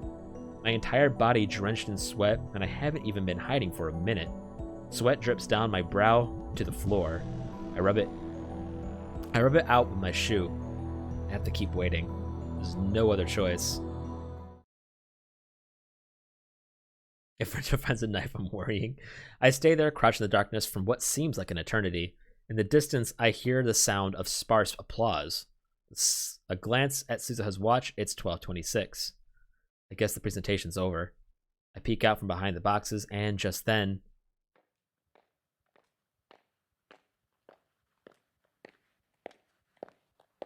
I hear footsteps approaching. I quickly duck back behind cover. My heart is pounding. Someone's coming this way. Ooh, is it Kurisu's murderer? I clench my teeth and try to drive away the tension. I can only pray that I won't be found. Finally, the footsteps pass right by my hiding spot. Moving only my eyes, I sneak a glance at the person. Kurisu? There's no one with her. I didn't expect Kurisu to be the first one to appear. What is she doing back here? This area is for employees only. Now I think about it, Kurisu's murder made no sense. Why was she killed in a place she would normally never come? Careful to keep quiet, I watch Kurisu from the shadows. About 5 meters down the hall, she stops walking and leans against the wall. She's holding that manila envelope. I saw her with it earlier. She peeks inside and smiles softly. Why is she smiling? Kurisu rarely smiles like that. I mean, it's more like her to glare at people. That envelope. I searched my memories again when Kurisu approached me during Dr. Nakabachi's presentation. I'm pretty sure she was holding that envelope. But does she have it when I discovered her body? I don't remember seeing it. What could be inside to make Kurisu smile like that? I can't begin to imagine. Kurisu hasn't moved a muscle. She just standing there, head hung, her face hidden behind her long hair. I can't read her expression. Is she waiting for someone? Who?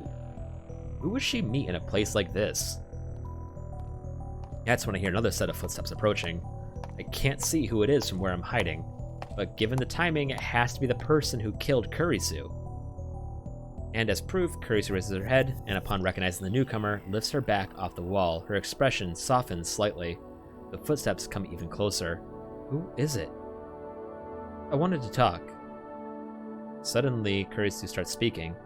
The footsteps pass right by my hiding spot. So tense I can't move a muscle. The newcomer finally appears in my narrow field of vision, and it's...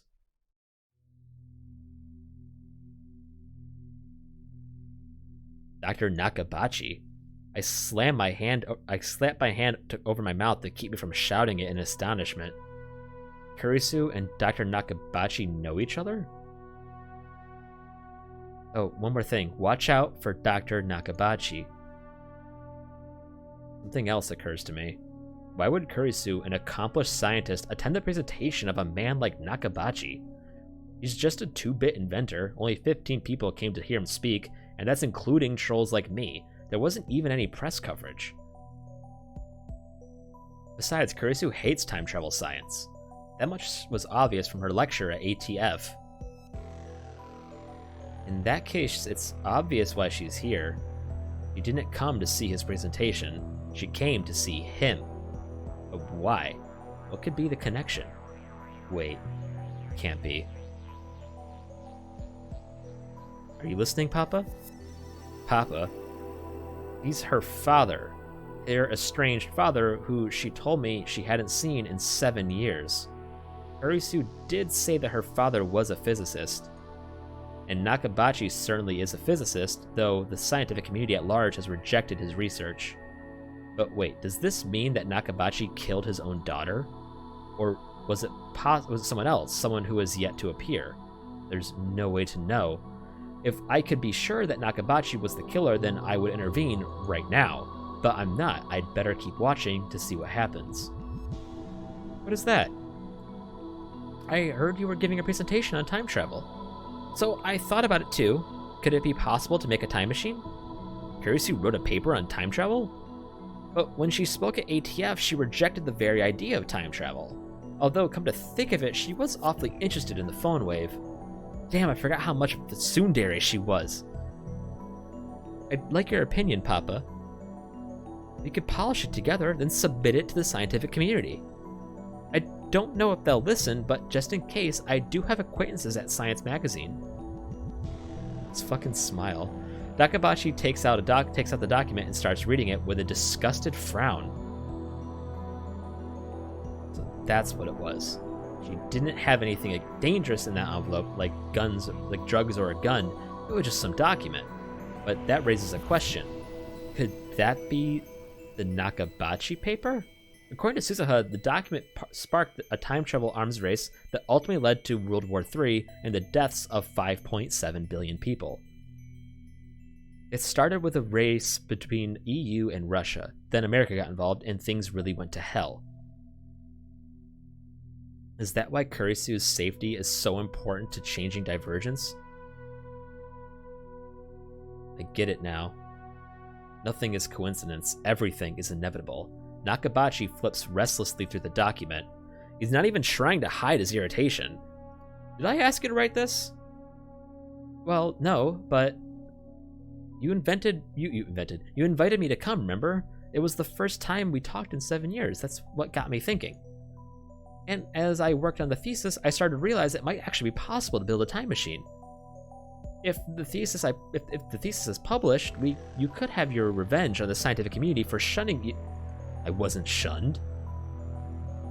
Nakabachi suddenly shrieks at Kurisu, causing her to shrink back in fear. Those incompetent bastards were just jealous of my superiority. I was the one who gave up on them. Please don't yell. Nakabachi gives his daughter a disdainful snort, then goes back to flipping through the paper. You read really fast, Papa, just like I remember. Nakabachi even ignores Kurisu's words of endearment. Not bad. You think so? You can submit it jointly, if you like. I don't mind. No, don't do anything. I'll take care of it. What do you mean?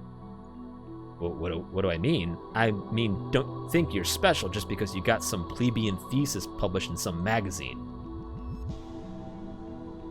What is that? What, is that how you look at your father? I'm sorry.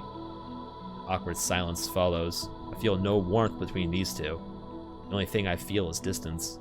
Kurisu, in particular, seems desperate to avoid upsetting her father.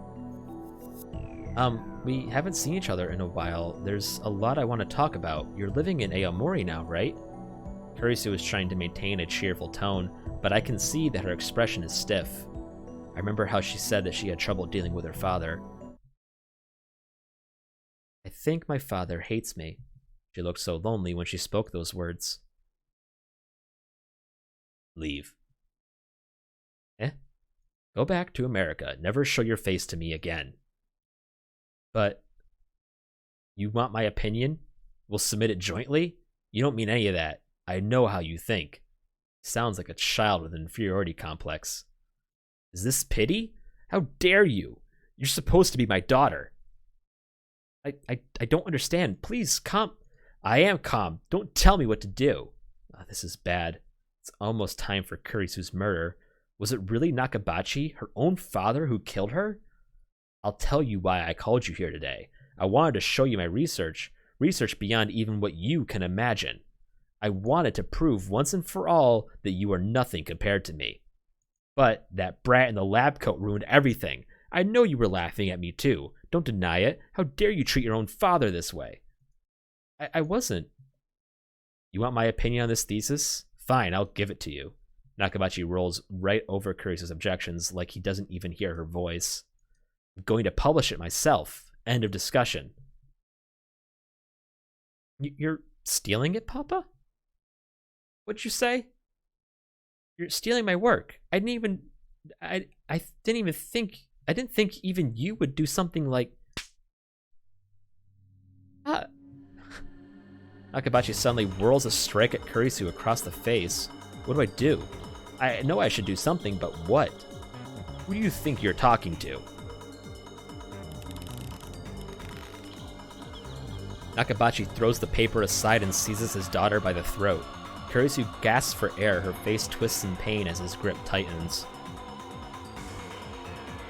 You can't possibly understand how I feel. Why did you have to be so talented? I detest you. I hate you. I hate your very existence. Nobody is allowed to be better than me, understand? Nobody, especially not my own daughter. That's why I sent you away. I couldn't bear the shame of being your father. It's all your fault. It's all your fault. This is completely absurd. He's blaming her for his own failures. I've seen enough. He's the killer for sure. I burst from my hiding spot. Stop. I ran him with my shoulder as hard as I can, knocking him away from Kurisu. Kurisu gasped for breath. Who the hell are you? I won't let you kill Kurisu. I'm going to save Kurisu. I'm going to save her and change the future. Even a weakling like me can pin down an old man like Nakabachi. Then I can get Suzuha to call the police and... Memory of Kurisu's body flashes through my mind. No, it won't turn out like that. Steadying myself with one hand against the wall, Nakabachi gets to his feet and looks straight at me. The instant our eyes meet, his face twists in rage. You're the brat who ruined my presentation. His presentation? Right, of course. I called him out on his lies in the middle of his presentation. Nakabachi's mistaking me for my past self. Understandable since we look exactly the same. How dare you show your face before me? Why does everyone get in my way? I know. You and Kurisu planned this, didn't you? Didn't you? He's delusional. You brats won't get away with this. Nakabachi glares at me with bloodshot eyes, then takes something out of his pockets. At first, I can't tell what it is, but then I see a glint in the dim light. A knife. A blade about 20 centimeters long. I can't help but shiver at its cold shine. Why is he even carrying something like that? Is he completely insane? Wait, is that the weapon that killed Kurisu? I won't let that happen. Damn, why is my brain so fixated on that scene? You'll pay for mocking me. Nakabachi charges like an enraged bull with no sign of hesitation whatsoever. He raises his knife high. I instinctively dodge back. Knife misses me by a hair. He gathers himself for another strike. The sight of his face twisted in madness and rage fills me with terror. I want to scream. He's going to kill me. No, don't be afraid. I can't die here. The past is already decided. But wait, if the past is already decided, then doesn't that mean I can't save Kurisu? I shake off the thought. Just think about saving her. Apologize. Swallowing my fear, I force myself to stop running away. Instead, I lunge forward. I knock Dr. Nakabachi's hand aside. The knife falls from his grip and clatters to the floor. I leap on it and pick it up. That was easier than I expected. Stop it, Papa. Don't tell me what to do. I look up in surprise. Nakabachi has taken a screwdriver from the toolbox and left a screwdriver from a toolbox and left it in the passage. Kurisu is walking towards him, pleading with him to stop. She's completely defenseless. No, Kurisu, stay away from him. You're the one in danger, not me. Just when I thought I disarmed him, he finds something else. Even a screwdriver can kill with enough force behind it. Run, Kurisu. Kurisu glances at me, but she doesn't move. Why won't she run away? This is crazy, Papa. Please stop. What do you know? What do you know? Nakabachi's completely lost his mind. Nothing she can say will reach him. If only you'd never been born. Nakabachi turns to Kurisu, brandishing his screwdriver, but Kurisu still doesn't run away. Blood spurts from the arm Kurisu used to guard her face. She's going to die. I have to do something. I grip the knife firmly in my hands. Kurisu won't die if I kill Dr. Nakabachi first. That image again. Stop getting in my way. It won't be tied to the past. I need to do this. I need to change the future to save Kurisu. Nakabachi! As Nakabachi raises his arm for another blow, I thrust my knife at his unprotected back. No! With the knife, my hand feels resistance. The sensation of tearing through flesh, scraping bone. Surprisingly tough, but at the same time, I feel the flesh pulsating. It shifts in time with my victim's breathing. I stabbed.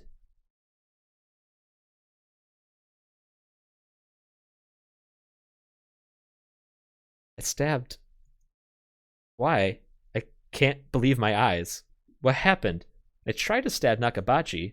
The blade should have pierced his back, and yet... The last minute, Kurisu's forced herself between us as if to protect Nakabachi. Strength drains from Kurisu's body. She slumps against me, her head on my shoulder.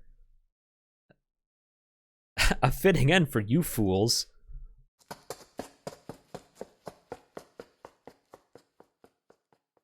Laughing maniacally, Nakabachi picks up the dropped thesis and runs to the elevator at the far end of the hall.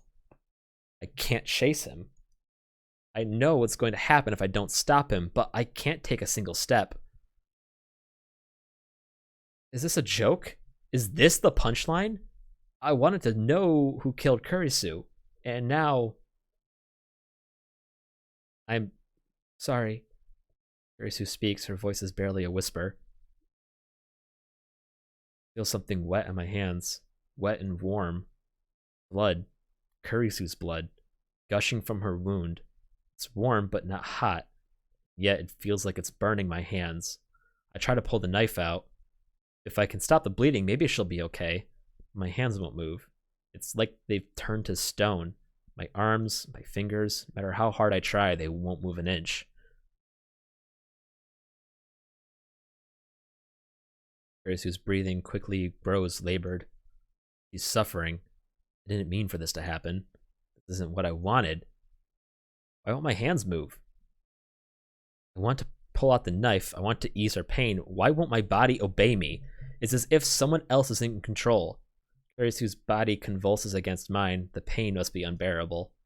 Is there nothing I can do to help her? I want to cry. Why? The only thing I can do is ask. Because he's still my father. I just wanted him to accept me. I studied so hard hoping he would praise me. But now I finally understand. Papa didn't want to accept me. I'm such an idiot. Why did I save him, I wonder? I'm sorry for getting you involved. It hurts. Am I going to die? I don't want to die. I don't want it to end like this. Her voice is fading fast. Don't die. Please don't die on me. My prayers are in vain. Help me. Help.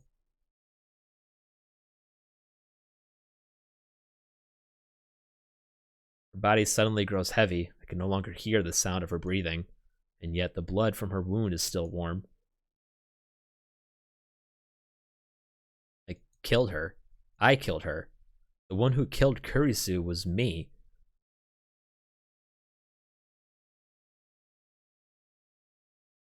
As I scream, another me looks down from above. As he hears the sound of my despair, the last piece of the puzzle clicks into place. The scream I heard that day was my own.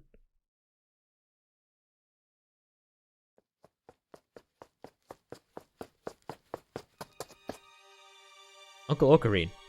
Someone pulls at my arm. Come on, get up. I feel hands slip under my shoulders and drag me away. The knife in my hand pulls free of Kurisu's chest. A fresh torrent of blood follows it. Still warm. Open your eyes, Kurisu. Wake up. Pull yourself together. We need to get out of here before they find us. I'm sorry, I didn't mean to kill you. I tried to save you. I did. Why is this happening? Someone pulls my arm over their shoulder and hauls me to my feet, then drags me away step by step. I don't have the strength to resist. Guilt and regret are the only things inside of me. I killed Kurisu twice.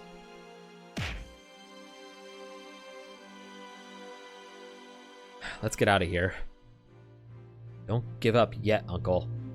Everything's gonna be fine, I promise. Now hold on tight. Feel someone push me hard from behind. Yeah, no kidding. Next, they take the knife away. My fingers are like solid rock. They have to be pried open one by one. There is one more fucking question to answer, though. I failed to save Kurisu. Worse, convergence made me kill her. The past has already been decided. It was impossible to change it from the start. Someone drags me out of the time machine. I crumple on the spot, powerless to even stand. Whoa, you're already back? It hasn't even been a minute. Ocarine? Ocarine! Mayushi rushes over to me. She looks at my face in concern, but even her concern is too much for me to bear.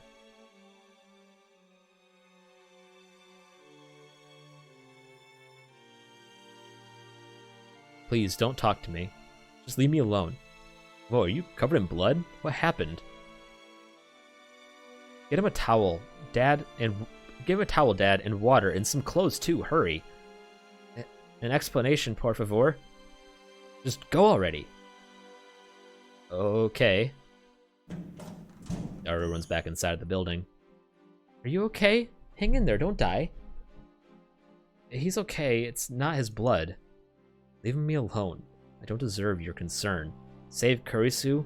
What a joke. Not only did I fail to save her, I took her life with my own 2 hands. 3 weeks ago, in this very spot, I killed her. I murdered her.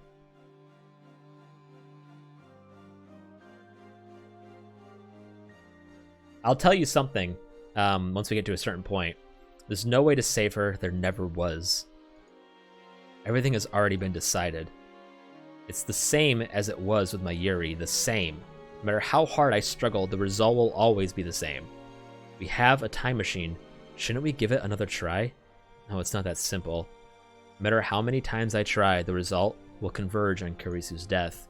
Even if I throw the knife away, fate will find some way to kill Kurisu. Maybe Nakabachi will kill her. Maybe I'll trip and push her down the stairs. Maybe she'll just drop dead for no reason. The cause doesn't matter. The effect will always be the same. It doesn't matter if I time leap or if I time travel. Going to the past can't change the result. Maybe a D-mail could shift divergence enough to take us to another attractor field, but there's no way to control what might happen. D-mail is a shot in the dark. It's useless. Useless? Everything is useless. There's nothing I can do. Nothing and nothing. I can't save Kurisu after all. I knew this would happen. I knew it would turn out like this. I can't take this anymore. I'm so tired. Enough already. I give up. Ocarine. Burning numbness spreads through my cheek.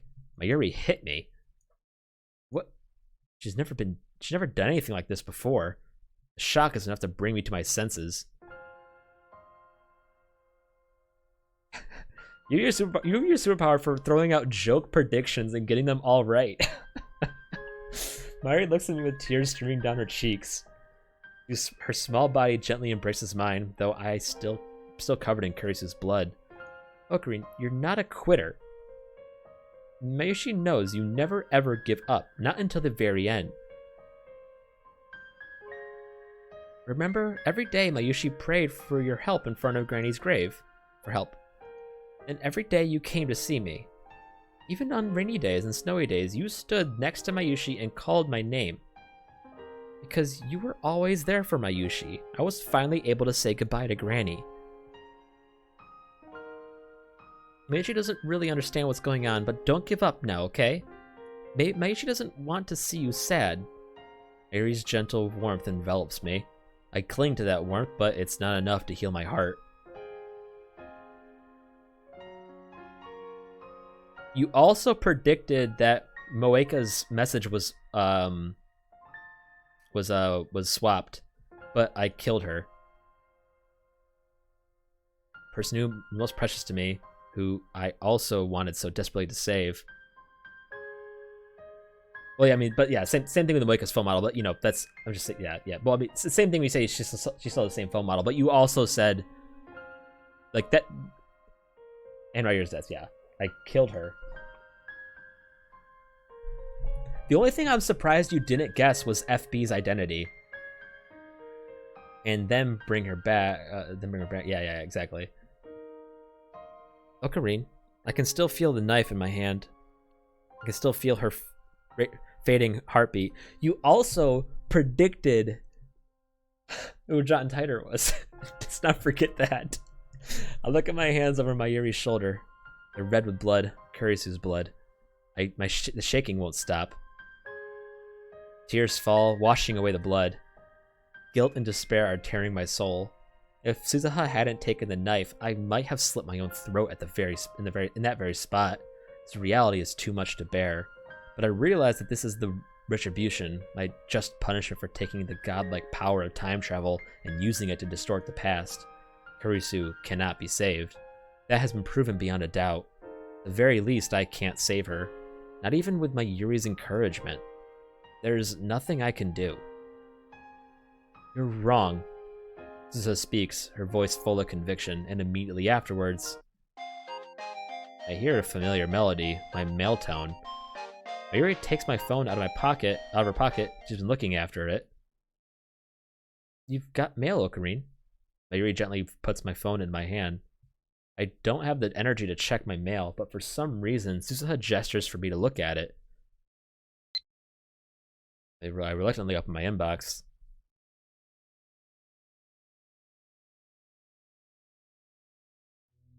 What? Turn on the TV. That's all it says. The sender is unfamiliar. Is this a prank? Spam? I'm bewildered. I don't know who sent this. But then I happen to glance at the send name. and the shock is like a lightning bolt to the brain. The date it was sent. August 21st, 2025. 2025. No, is this... Doesn't even occur to me to wonder if my phone has malfunctioned. After all, I know this phenomenon. A D-mail? I look up at Suzuha. She sees my confusion and looks at my phone. It actually came through, just like he said it would. Judging by her surprise, I guess she doesn't know much. Suzuha leapt from 2036. That's 11 years after this D-mail was sent. Does that mean it's not related to her? What does it mean? There must be something on, something you need to see. Hey, guys, I brought the stuff. Daru comes back with a convenience store bag right on time. Fortunately, my phone has TV reception. As soon as I switch it on, I see a news reporter standing in some foreign airport. There's a jumbo jet in the background. Looking closer, I see burns near the plane's tail. The caption says, "Fire on Russian airlines." Russian authorities announced today that a fire broke out on Russian Airlines Flight 801, en route from Narita to Moscow. The flight departed Narita Airport at 11:05 Japan time, but a fire broke out in the cargo hold shortly before arrival. The flight made an emergency landing at Domodedovo International Airport, where passengers were evacuated. No one was injured. One of the passengers on Flight 801 was a Japanese physicist who had declared his intention to seek asylum in Russia. The screen changes and the camera cuts to what appears to be the airport lobby. A man is standing there, surrounded by reporters. When I see his face, my breath catches in my throat. Dr. Nakabachi. Dr. Nakabachi, my real name, Makise Shoichi, made these comments to the press earlier today. I still haven't recovered from the shock of murdering Kurisu. The images on the TV screen seem something from a dream. Did they say Nakabashi sought asylum in Russia? I didn't think people still did that in this day and age. I mean, all you need is a passport to travel to Russia. I am delighted to have arrived safely in this wonderful country. My deepest gratitude to the Russian government for accepting me. What happened to the plane? What happened on the plane? Read the subtitles at the bottom of the screen.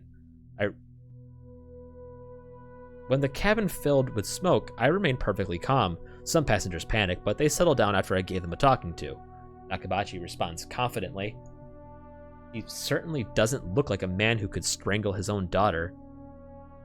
My compliments to the pilot for his safe landing. He's a hero, for he not saved only my life, but my historic thesis as well. The subtitles change to, "Is that thesis related to your request for asylum?" Nakabachi nods theatrically. Indeed, if this thesis had been lost, it would have set scientific progress back a century.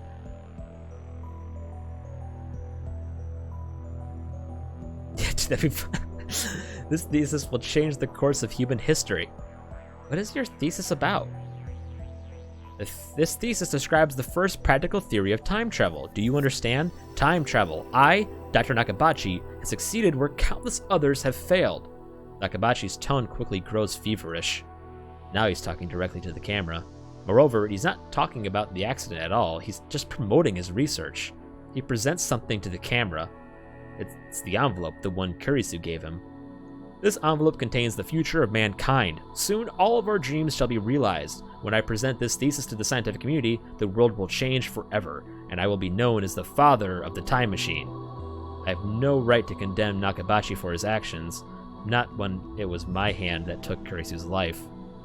But at the same, you could condemn him for a few things. But at the same time, I can't stop myself from recalling the words Kurisu spoke. That hurt, betrayed tone that triggered Nakabachi's violence.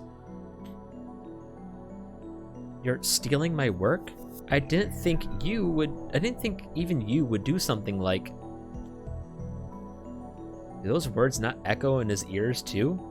How can he stand there and present his murdered daughter's work as if it were his own and look so proud of himself while doing it? I hear my teeth grinding in my head.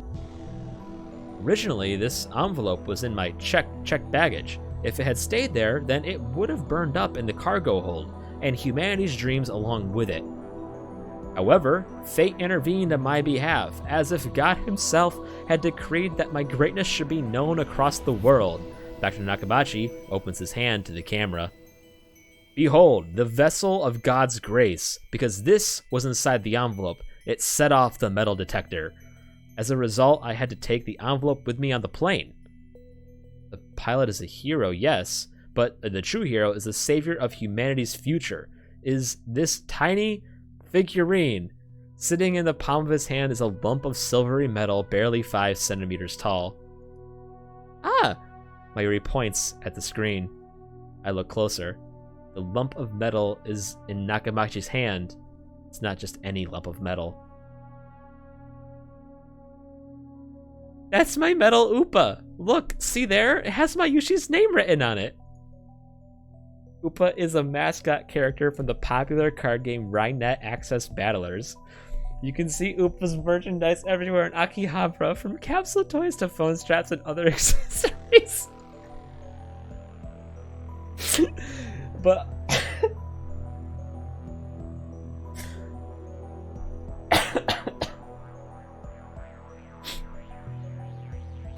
it really is that important.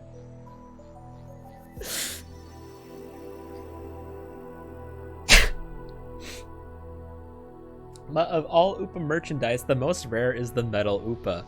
The very same metal Upa that Nakabachi is presenting to the camera. Because from World 3 confirmed, exactly. Near the bottom of the metal Upa, I see cute letters written in bright red magic marker. The letters read, Mayushi's. Whoa, you're right. What's he doing with it?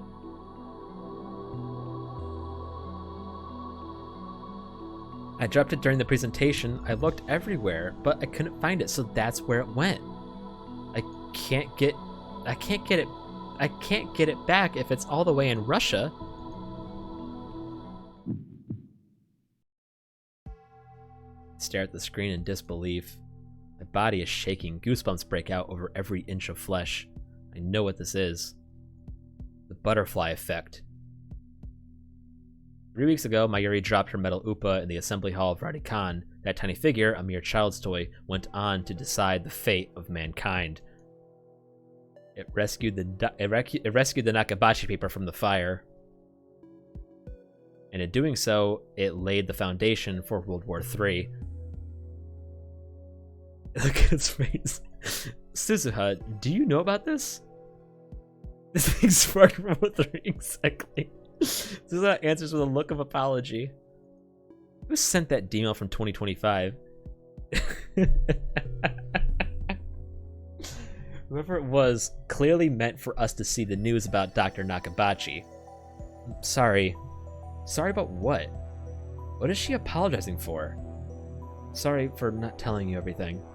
But we needed you to fail once. You had to experience Makise Kurisu's death firsthand.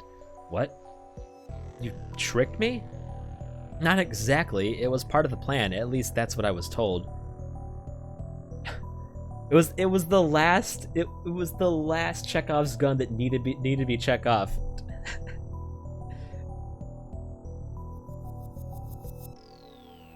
Told by whom? I'm sorry for making you go through that, Uncle. Tell me what's going on.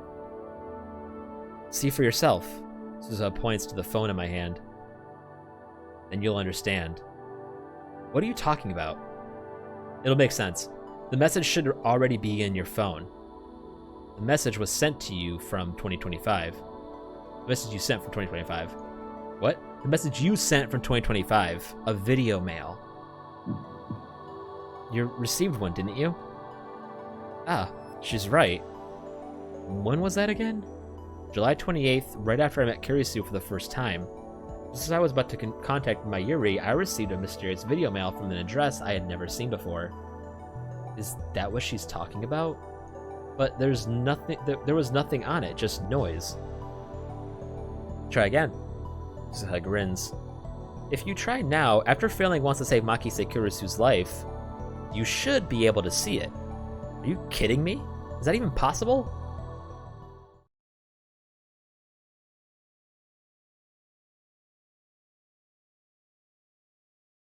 Not convinced, but I check my phone anyway, just to be sure.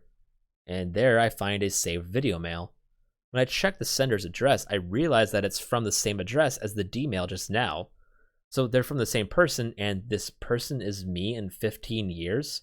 15 years, 2025, the year I die, according to Suzuha. I sent this message on the eve of my death, a message to myself in 2010. Suzuha said that there was a plan to reach Steins Gate. Could this plan be on this video? Mayuri and Daru peek over my shoulder. I take a deep breath and press play with a trembling finger. Nothing appears on the screen but noise. Nothing has changed at all. There's no hidden message or any. The noise suddenly dissolves, revealing the silhouette of a man. It looks like the video was shot somewhere dark. I can't see the man's face. Unkempt hair, a lab coat, that's all I can make out. Is that you in 15 years? It has to be me. It has to be. Something about him just says Ocarine. Really? Is this guy really me? My phone's tiny screen has become a window onto the future. I can't believe I'm about to hear a message from myself. Did you get my email? Then go watch the news. If you already have, then keep listening. So that last mail was from him. From me. It doesn't feel real. Greetings. It's been 15 years, I suppose you could say. Wow, your voice is so deep and cool. The year is 2025. I'm sending this video by process similar to D-mail. You dismantled the phone wave, so did I. But not 1 year later, which is to say you, turned back to time travel as my last hope. I've spent 14 years researching time travel. Along the way, I managed to design a D-mail transmitter that wasn't bound by the 36 byte limit. The fact that you're watching this means that you failed to save Kurisu. It hurts, doesn't it? I know how you feel. After all, I went through it myself 15 years ago. That's right, I failed too. I've lived with that failure for 15 years. Do you understand why you had to fail? It was necessary to give me the proper motivation. You failed to save Kurisu, you killed her with your own two hands. Your guilt, your self-loathing, you have driven me for 15 years. They gave me the focus I needed to complete my plan. Without your failure, you would not be watching this message now. As you know, this world line is subject to attractor field convergence. Time travel alone cannot save Kurisu. That is why you had to fail, to create the chain of causality that linked you to me. Because you failed, I spent the last 15 years researching time travel. As the revelations Nakabachi unleashed sped the world towards nuclear war, I continued my research in secret. Suzuha's time machine is the result. Although the finishing touches were Daru's and mine, its design was based on the theory that CERN first developed. And that Kurisu improved on the world line you undid. Its model number is C204, C for Christina. I believe you understand what that signifies. Now that the causal link has been established, allow me to explain the final stage of the plan. The purpose of this plan is to change divergence and reach the unknown world line called Steins Gate. By the way, I'm the one who named it Steins Gate. You, of all people, know why I chose that name. Because it sounds cool, isn't that right? There are two conditions you must meet to reach Steins Gate. First, you must save Makise Kurisu. Second, you must destroy the Nakabachi paper. I know what you're thinking. Convergence won't let you change the past. No matter what you do, Kurisu will die. But rest assured, there is a way. You can save Kurisu. Listen carefully. On July 28th, the first you went to Nakabachi's presentation, blissfully unaware of what was about to happen. You must not change what the first you saw. Those events have been established. They are the result upon which this world line converges. However, there is room for deception. You don't understand, I know. Calm down, I'll explain. You're going to deceive yourself. I fucking clicked off the game again. I fucking hate that. The first you saw Kurisu lying in a pool of blood. If you were to change that fact, it would render everything that you have done since, as well as everything I have done, a paradox. After finding Kurisu's body, you sent a D-mail which was intercepted by Echelon, which tipped off CERN. Recall your experiences on the Alpha World Line. You saw more than just Mayuri's death. You saw Kurisu alive and well, you made her a lab member despite her protests, and together you built the time loop machine. It was only 3 weeks, but she was there, beside you. Those memories are yours, those memories are mine. They are the proof that we did not live only on this world line, where Kurisu died on July 28th. You traveled to the Alpha World Line, you met Kurisu and fell in love. You sacrificed the dreams of those closest to you. But still, you fought to give Mayuri a future. For 3 weeks you fought, and now those memories are part of you. If you had not seen Kurisu's body in the hallway of Radikan, you would not have sent that D-mail. CERN would not have found you. When you encountered Kurisu later, you would not have been shocked to see her alive. You would not have spoken the words that led her to your doorstep. Without those memories, you would not be willing to travel through time to save her. I would not have spent my life searching for a path to Steins Gate. I would not have recorded this message. Daru and I would not have completed the time machine. Suzuha would not be standing beside you now. You must not reject the 3 weeks you spent drifting between world lines. You must undo the past. Those 3 weeks made you who you are, a man who would do anything to save the woman he loves. Your desperation made me who I am, a man who has given everything to make that dream come true. This moment would not be possible if not for the memories that you and I share. The man you were trying to create, a man with none of those memories to drive him, could never stand where you stand now. It all meant something. My preparations are complete, the rest is up to you. Finally, the phase of Operation Skuld will now commence. Skuld, probably. Your mission: change the outcome without changing established events. You saw Makise Kurisu lying in a pool of blood. That has been established. But at the same time, only that has been established. Deceive yourself. Deceive the world. That is the choice which will lead you to Steins Gate. Good luck, mad scientist. L. Sai Kongru. And with that, the video ends. Mayuri and Daru look dumbfounded. They obviously didn't understand a single word. I, however, laughter bubbles up from the depths of my soul. Not minutes ago, I was lost in despair. I was ready to kill myself for what I had done, but now I'm laughing. Operation Skuld? Elsai Kongru? I'm 33 years old and I still have no shame?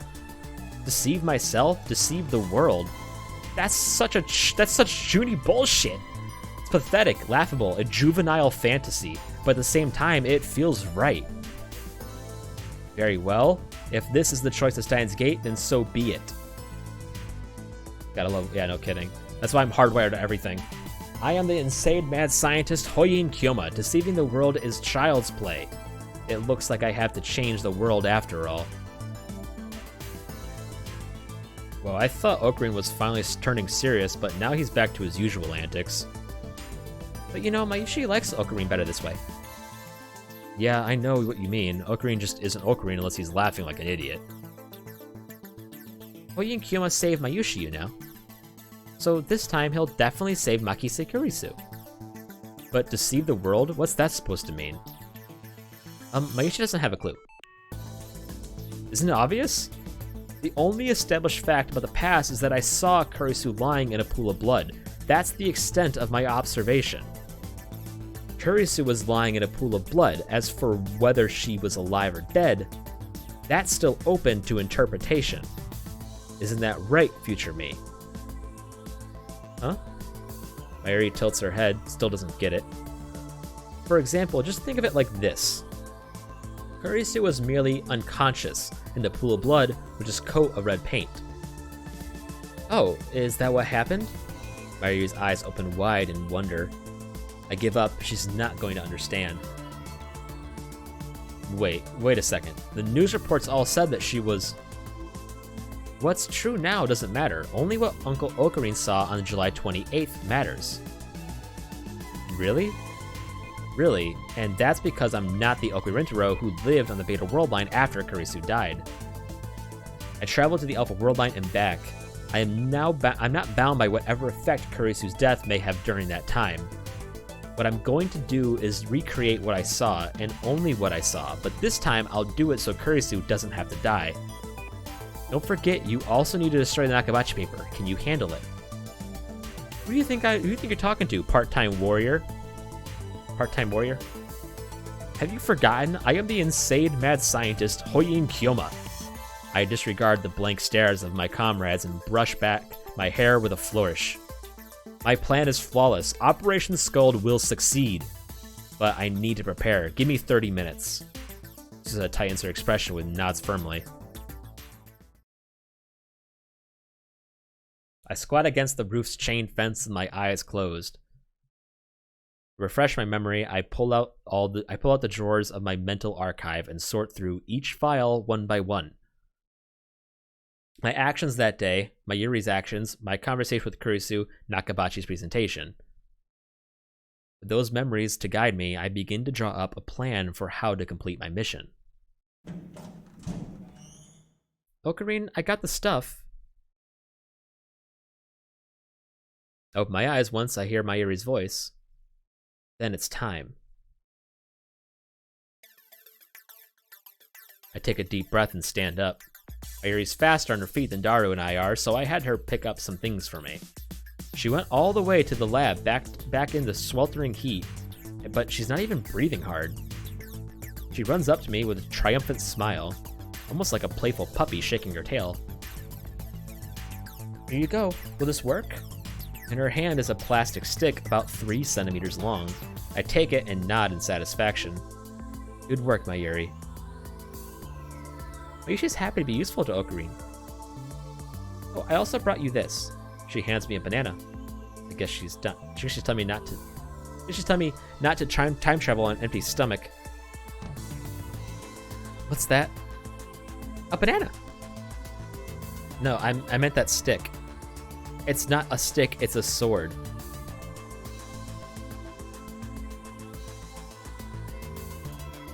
Yeah.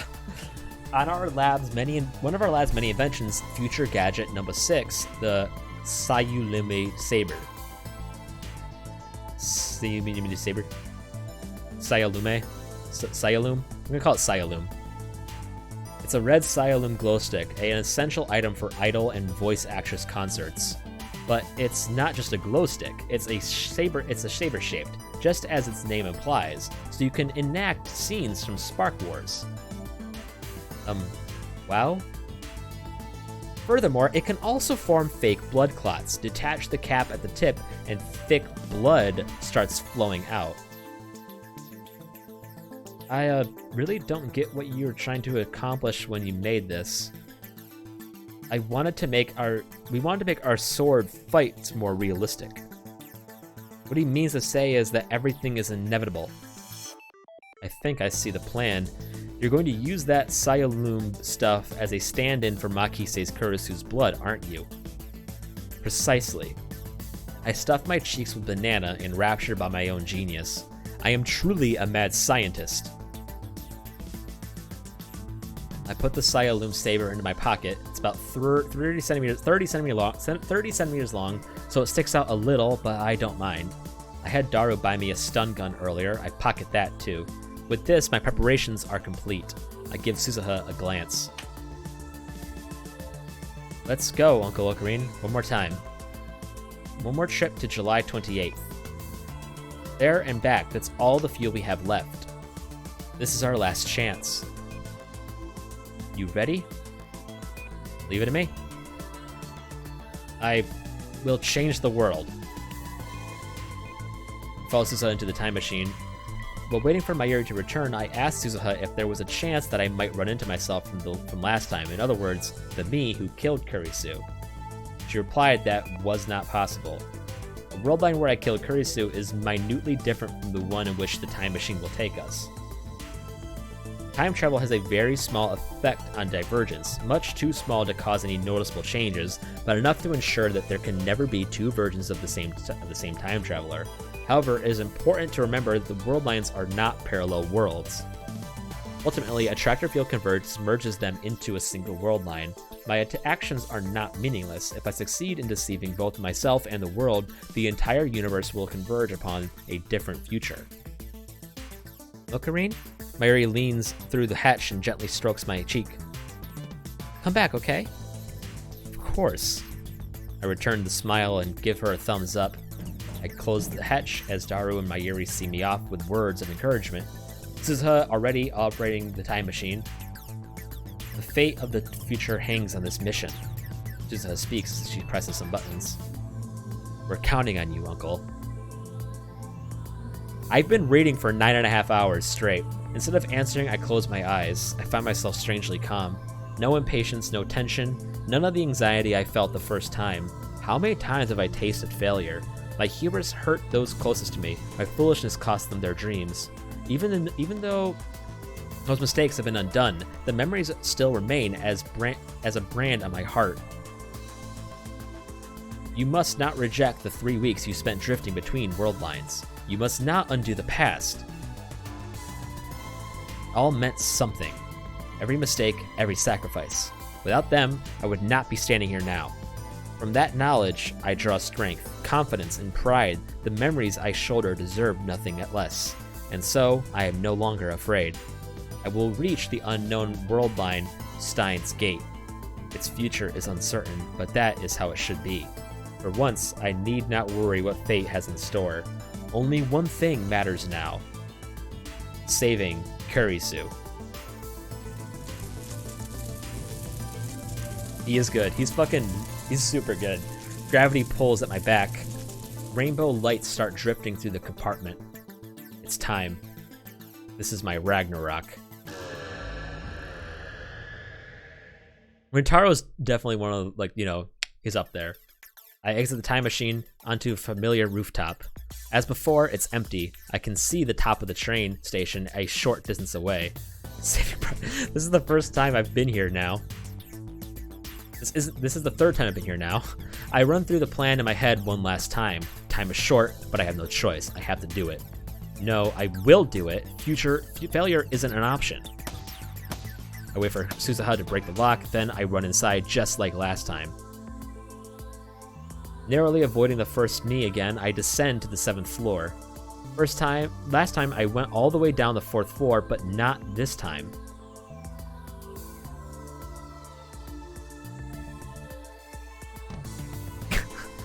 At first I thought she meant P5 Makoto. I was so confused. I direct my attention to the capsule toy machines near the landing. It's time for step 1. Rainet Keiru Character Doll Series. This is it. On July 28th, the first me won a super rare metal Upa from this very machine. No time to waste. I insert the 100 yen coin I prepared beforehand and turn the lever hard. Capsule falls into the slot. And just as I grab it, look, Rainet! My heart leaps into my throat. It was Mayuri's voice. She's already here? I quickly turn and leave the area before Mayuri can see my face. Luckily, she's so entranced by the capsule toy machines that she doesn't realize who I am. Once I get down to the 4th floor, I check the contents of the capsule. The metal Upa is inside. This is the prize that was meant for me. Which means the first me will get... The answer is obvious. Phase 1 is complete. Time for Phase 2. I turn around abruptly. Yeah. Kurisu was standing behind me, her mouth open in surprise. My timing was perfect. Hey, you just came down from the... I'm going to save you. I leave everything to me. What? I say no more. If I tell her everything, she'll have no reason to talk to the first me. On July 28th, she came to me during Nakabachi's presentation. She claimed that I had tried to tell her something, then proceeded to drag me out into the hallway for further questioning. This is part of my experience. This should be enough to ensure that it happens exactly as I remember.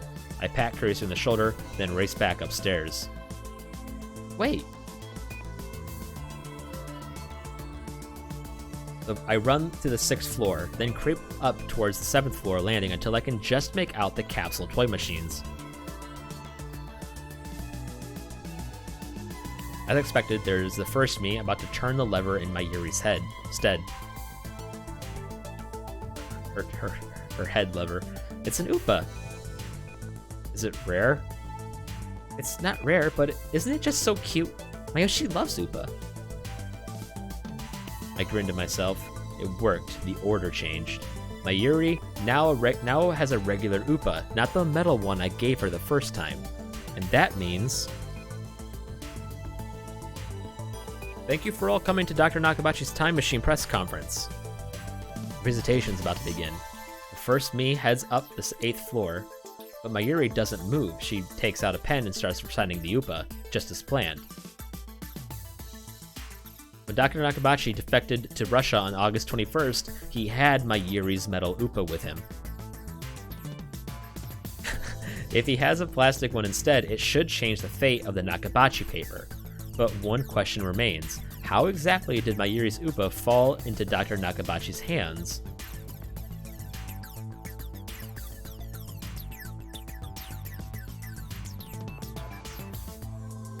I watch as Mayuri finishes signing her name. She nods in satisfaction, then runs after the first me. Just before she gets to the stairs, she puts the Upa into her coat pocket, but it doesn't go all the way in. As she runs up the stairs, I see it fall out and roll away. Mayuri is completely oblivious. A moment later, she disappears from sight. I look at the Upa flying on the floor. Does Nakabachi pick it up? How? He's in the middle of his presentation upstairs. He doesn't have an opportunity.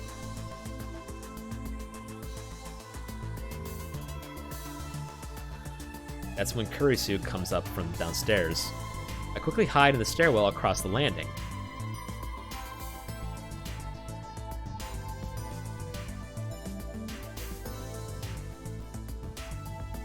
Kurisu reaches the 7th floor without noticing me. She finds the fallen Upa and picks it up. So it was Kurisu who found the Upa. The butterfly effect. In 3 weeks, this completely innocuous event changes the outcome of an accidental fire on one of what must be thousands of planes flying that day. By extension, it changes the fate of the entire human race. Kurisu looks cautiously at the Upa, then looks around as if searching for the owner. Of course, Kurisu doesn't know who Mayuri is. At this point in time, those two aren't even acquainted yet.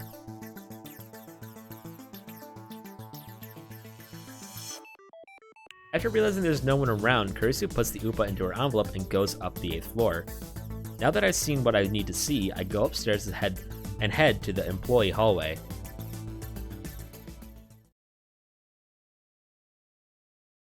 Here's where it gets serious.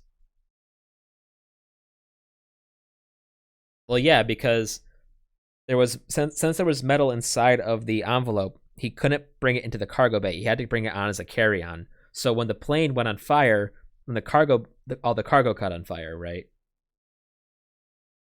So if the metal Upa is actually a plastic Upa, it'll be able to be in his luggage, which will be put into the cargo hold, which will burn the luggage and then thus burn the Nakabachi paper.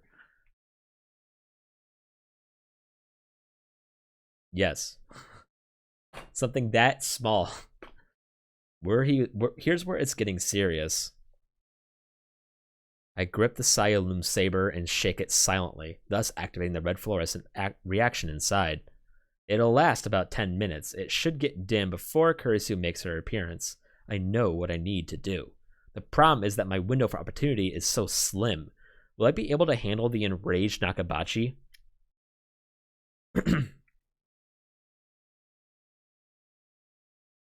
One mistake and Kurisu will die. What are you afraid of, Hoyin Kyoma? Everything's going according to plan. Operation Scold is flawless. You spent 15 years perfecting it, remember? Believe in yourself. Believe in Hoyin Kyoma. Hoyin Kyoma will save Kurisu. I close my eyes and wait for the time to come.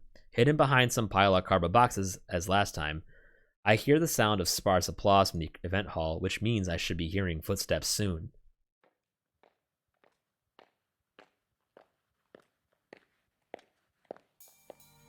There they are. Kurisu has come, right on time. She leans against the wall and looks inside her envelope, smiling softly as she does. And now I know the reason behind that smile. It's the Upa inside. It's probably smiling at how adorable it is. That smile really doesn't suit you, Kurisu. Stifle a chuckle. I'm surprised I'm calm enough to feel that way despite the current situation. Once Nakabachi appears, that's my signal to spring into action.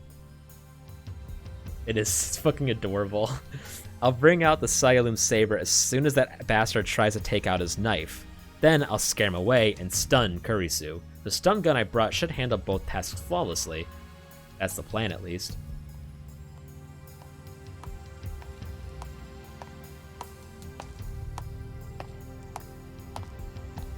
Next set of footsteps echoes down the hallway.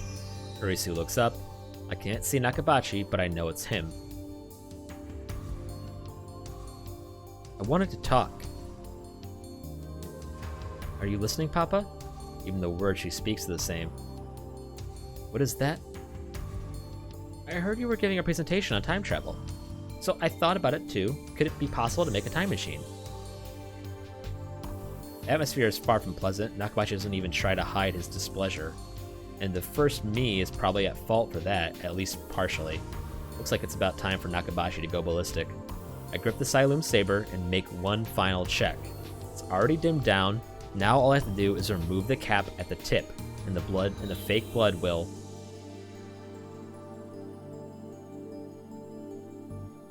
My breath catches in my throat. In the darkness of my hiding spot, I bring the Cyclone Saber close to my eyes and peer inside.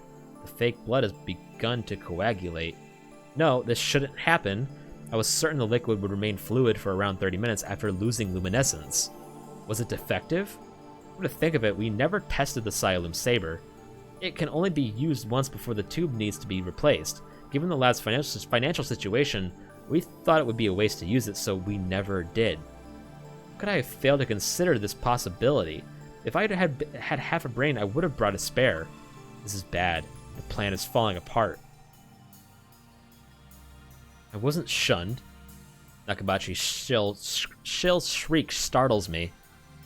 Those incompetent bastards were just jealous of my superiority. I was the one who gave up on them. Please don't yell. This time won't stop for me. How do I recover from this setback? I can't leave. Nakabachi's about to attack his daughter. If I make my appearance after that, it'll be the same as last time. I'll end up killing Kurisu. No matter what, I can't let that happen. What do?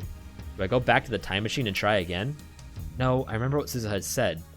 There's not enough fuel for another trip. This is my last chance. We haven't seen each other in a while. There's a lot I want to talk about. You're living in Aomori right now, right? Leave. Eh? Go back to America. Never show your face to me again. But you want my opinion? We'll submit jointly? You don't even mean any of that. I know what you think. My heart is pounding. I'm sweating like crazy. It feels like I just ran a marathon. I cover my mouth to suppress the sound of my breathing. Is this pity? How dare you? You're supposed to be my daughter. I don't understand. Please calm. I am calm. Don't tell me what to do. Nakabachi's about to snap.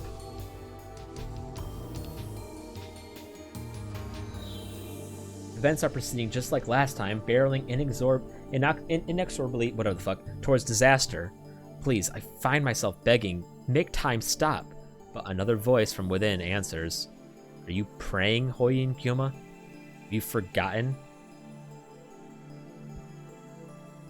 Yeah, it's fucked up. It's really poor Kurisu, dude.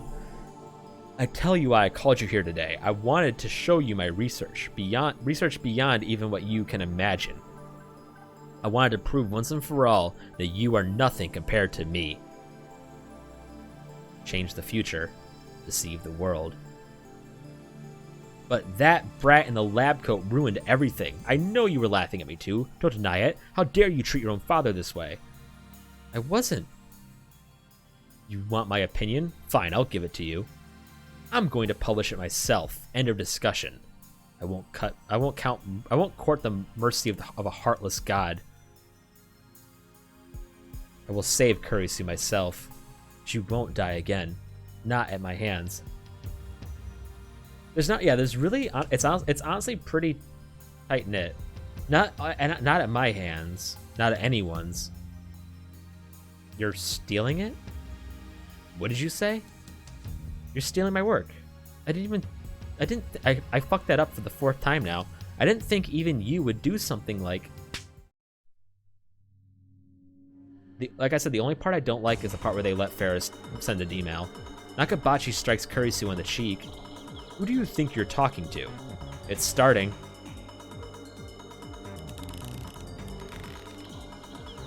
Nakabachi puts his hands around Kurisu's neck. Her cries of agony fill my ears. There's still a way to prevent Kurisu's death. That puddle of blood I saw beneath Kurisu's body, there's one more way to reproduce it. One more way. One last chance. It's a gamble, to be sure. Even if it succeeds, I don't know what effect it might have on the Steins Gate world line. You can't possibly understand how I feel. Why did you have to be so talented? I detest you. I hate your very existence. Nobody is allowed to be better than me, understand? Nobody, especially not my own daughter. That's why I abandoned you. I couldn't bear the shame of being your father. It's all your fault. It's all your fault. It matters not. I am Hoyin Kyoma, the mad scientist who defies God. My true desire is chaos. I have no need for a premeditated future. Stop. Calmly, I step out from behind my hiding spot. Nakabachi looks at me in disbelief. His eyes are wide and bloodshot. You. You're the brat who ruined my presentation. Nakabachi lets go of Kurisu. How dare you show your face before me? Why does everyone get in my way? I know. You and Kurisu planned this, didn't you? Didn't you? You brats won't get away with this. Nakabachi pulls the knife from his pocket. Its blade reflects cold light. Once I see that glint, I laugh disdainfully. Try it if you dare. Who are you? My name is Hoyin Kyoma. What? Hoi for Phoenix, then In, and finally the terrible truth that must never be revealed. Hoyin Kyoma.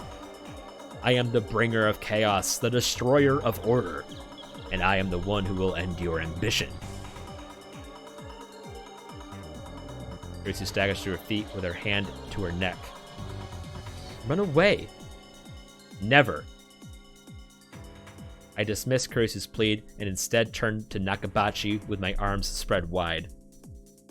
What's wrong, Dr. Nakabachi? Are you going to kill me, or have you lost your nerve? Of course, a mere mortal could never slay a god such as I. You little... Nakabachi goes into a frenzy. He charges me with his knife, point first. No, Papa, stop! Nakabachi has completely lost his mind. I can see it in his eyes. He won't stop. And if he won't stop, then I'll stop him with my own body. You can't kill me. You're nothing. Die! Knife approaches. Its point glitters menacingly in the dim light. Inches away, I don't move a muscle. It's my last chance. I'll do whatever it takes.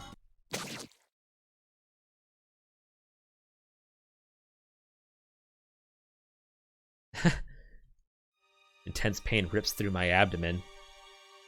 I feel the cold steel sink into my body. He did it. He stabbed me with the knife that killed Kurisu. The pain flares. It feels like my insides are being torn out. Nakabachi yanks out the knife. Blood gushes from the open wound.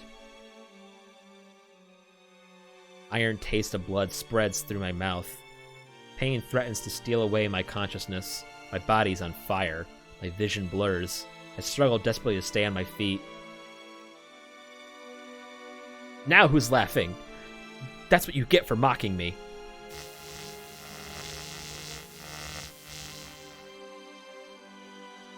Whip out the stun gun and switch it on. The electric arc crackles to life inches away from Nakabachi's face. He instantly turns pale. Now you've done it. I spear him with my glare and take a step forward. A wave of nausea surges over me. Blood spews from my throat, but I don't look away. I keep my eyes fixed on Nakabachi. You'll regret this, old man. I'm going to kill you. You and the girl, I'll kill you both. Don't move. Risu runs up to me. She holds me and supports my body. Lie down, I'll call an ambulance. What is she doing trying to help me? Didn't she hear me threaten to kill her? You're too soft-hearted for a tsundere. Back when I was trying to save my Yuri, you were always the one who saved me. So this time, I'm going to save you. What?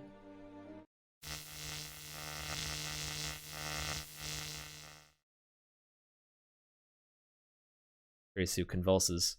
Strength leaves the legs she used to support me. She collapses.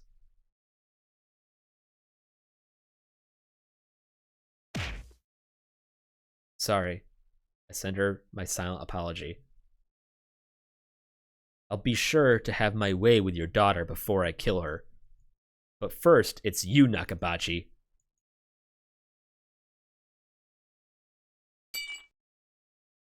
Nakabachi tosses his knife away with a pitiful cry. Takes a step back, 2 steps back.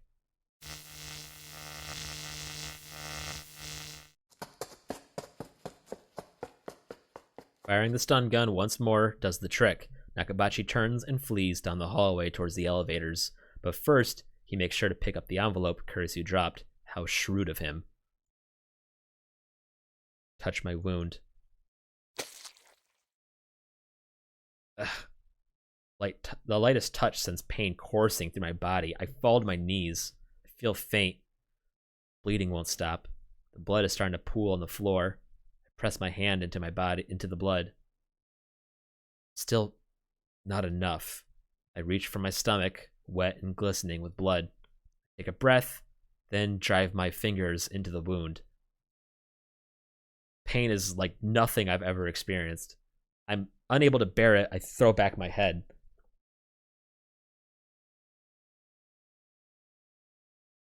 I scream until my throat is raw. Can't stop now. Fighting against the urge to faint, I feed strength into my hands and pull the wound wider. My blood paints the floor crimson.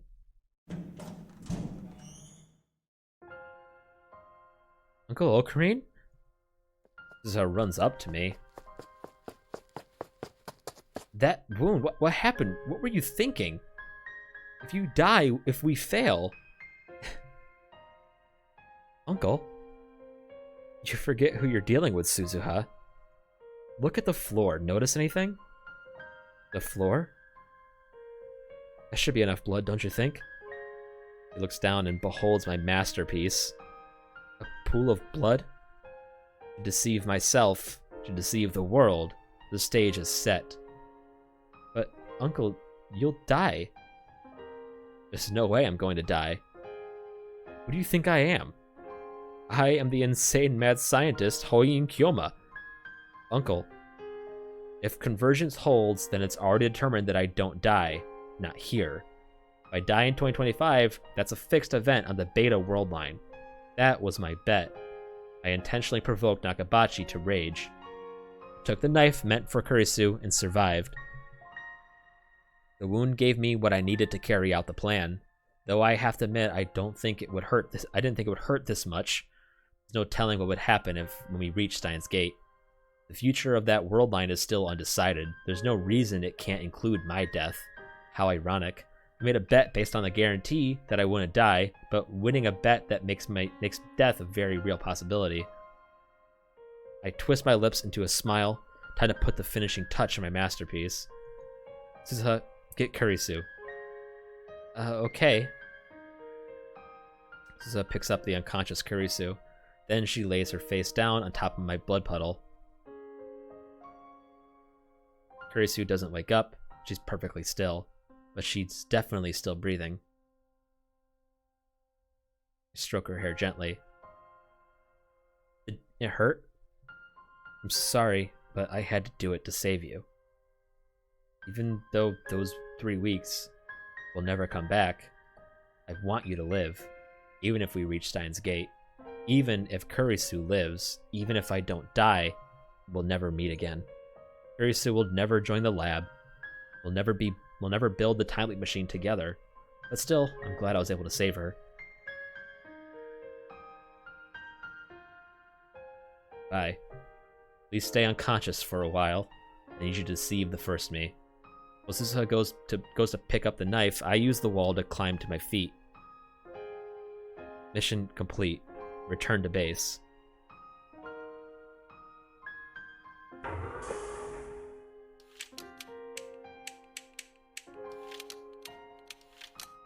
They don't include it, but he also does the screams to get Okabe's attention, of course, obviously. This is crazy, Uncle. You're insane. Insane? Nonsense. This is all according to the plan. Don't talk. I'll take you back to August 21st. Try to endure the G's, okay? Damn, I should have brought a first aid kit. I feel pressure crush my body. My wound throbs. I feel like groaning, but I bite my lip and bear it. Rainbow light fills my vision.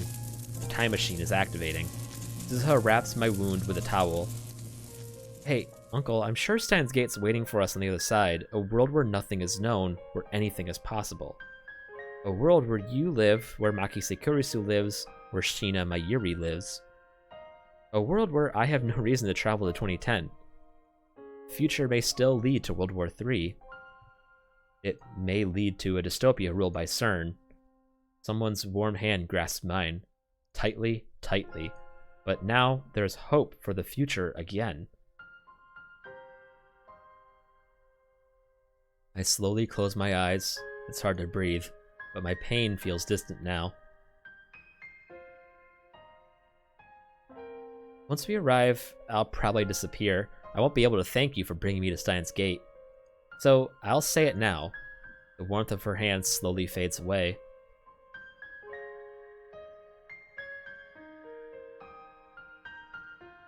Thank you, Uncle. Don't die. Live. And in 7 years, let's meet again, okay?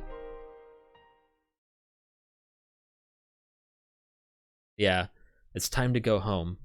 Mayuri and Daru are waiting. And with them, a future that has yet to be written.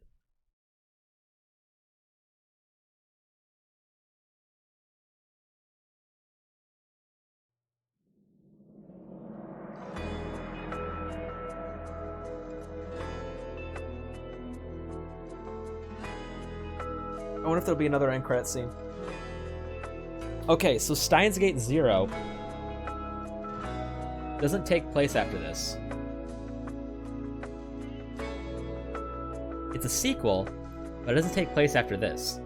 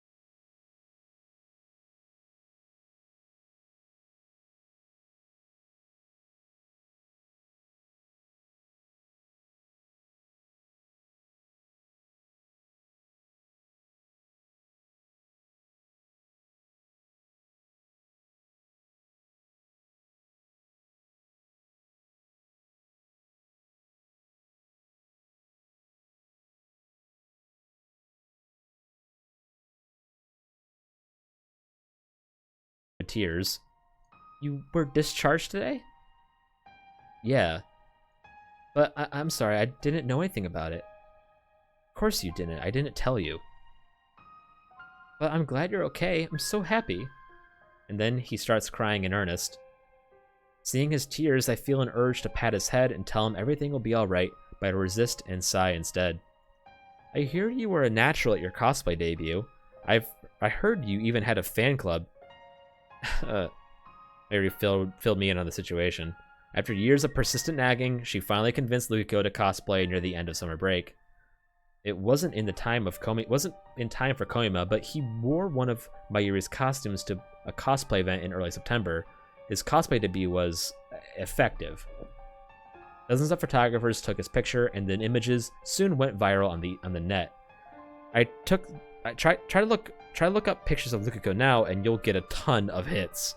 He's being swarmed by fans, and since he's what they call a trap, he's popular with girls too. There are some things in this world that just I don't understand. To be honest, it's so confusing.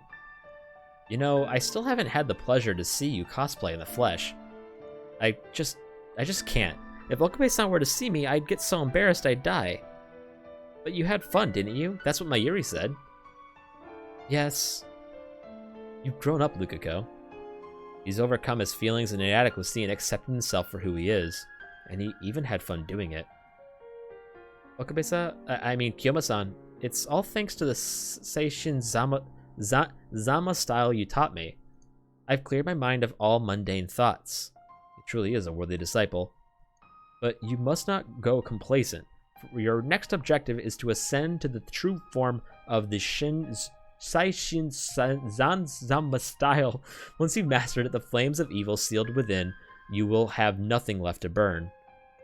That moment will mark you at the beginning of the legend of Urushibara Luka, Grand Miko of the Personopolis of Akihabara. Jesus fucking Christ, bro. What exactly will this legend be about? I shall tell you at the proper time. I reach into my pocket and take out a pin. Lab Mem 006, Urushibara Luka, I grant this unto you. Lukiko nervously accepts the pin with a confused expression. When did I become a Lab Mem? It's a memory from beyond the veil of time. Your past life, I suppose you could say. My past life? You've been a Lab Mem from the moment you were born. Be proud. It's not an exaggeration, it's the truth. Lukiko most likely doesn't remember. But it's okay, even if I'm the only one who does. You don't like it? No, it's just, I'm really happy. He starts crying again. I've always wanted to be part of your lab. I wanted to be one of you. But I never had the courage to ask. Thank you so much. He bows his head. That's a pretty boy. This is a precious artifact. Only 8 of them exist in the entire world. It's a magic item that protects you from all calamity. Unlike the Dark Souls Calamity Ring. Really? No. So, don't lose it. I won't. Lukiko nods with a joyful smile on his face. Too cute. But he's a guy. Welcome back, Miester. I pass through the May Queen's door for the first time in forever. Ferris runs over to greet me. Kiyoma. He suddenly links arms with me. You might cost 143. At first I get a little flustered when something soft touches my elbow, but I break into a cold sweat once I feel the murderous glares of the surrounding Ferris fans. They let you out of the hospital, Nya? Yeah, I managed to claw my way out of the hell. I tear Ferris off of me and take a deep breath. Precisely what I expected from the Hoyin bloodline. The name of the Undying Phoenix isn't just for show, Nya. I see she's still making up her own backstories for people. It boggles the mind that this crazy cat girl's behind the redevelopment of Akihabara. Maybe the world just messed up. Mayushi has the day off, Nya. I know. She shows me to my table where I order iced coffee. Oh, right, we decided to open a second May Queen location, Nya. And it's right on Shuadori, Nya. Isn't that awesome, Nya? Don't you think you're just abusing your authority as redevelopment committee chair just a little? I doubt the recent explosion of moe shops is her doing. I think she's getting a little carried away. This is my sacred duty, Nia. Now it's time to summon all the powers of moe to this holy land in preparation for their offensive, Nia. What? They're going to attack? Did the awakening occur while I was in the hospital? That's right, Nia. They took your absence as their opportunity, Nia. Dude, and it's the grief, guilt, despair. Dude, it's like, it's heavy. And I was so confused when I accidentally watched it before this. Will we be able to complete the moification of Akihabara before they hatch? That's the only way to defeat them. It's a race against time, Nia. Nurse also brought in the Rainet AB tournament to gather karma, but it was really tough by myself, Nia. But everyone gets wardrobe changes. And Kyoma is in a black fucking suit. Kyoma is fucking hot. Dude, it's... Ferris also fought in the Rainet AB tournament to gather karma, but it was really tough by myself, Nia. What the hell does she mean by karma? Over the past month, Ferris has started participating in Rainet Access Battlers tournaments. Ferris is the chairman of the Akihabara Redevelopment Project, a high school student, a popular waitress at the Maid Cafe, the president of the company founded by her father, and the head of the Akiha family. She should be incredibly busy, but I guess she couldn't stay away from Rainet forever. Anyway, she went to her first official tournament and snatched a dramatic victory. Ferris is even more cheerful than usual now. I guess all it takes is to feel fulfilled is to do the things you like to do.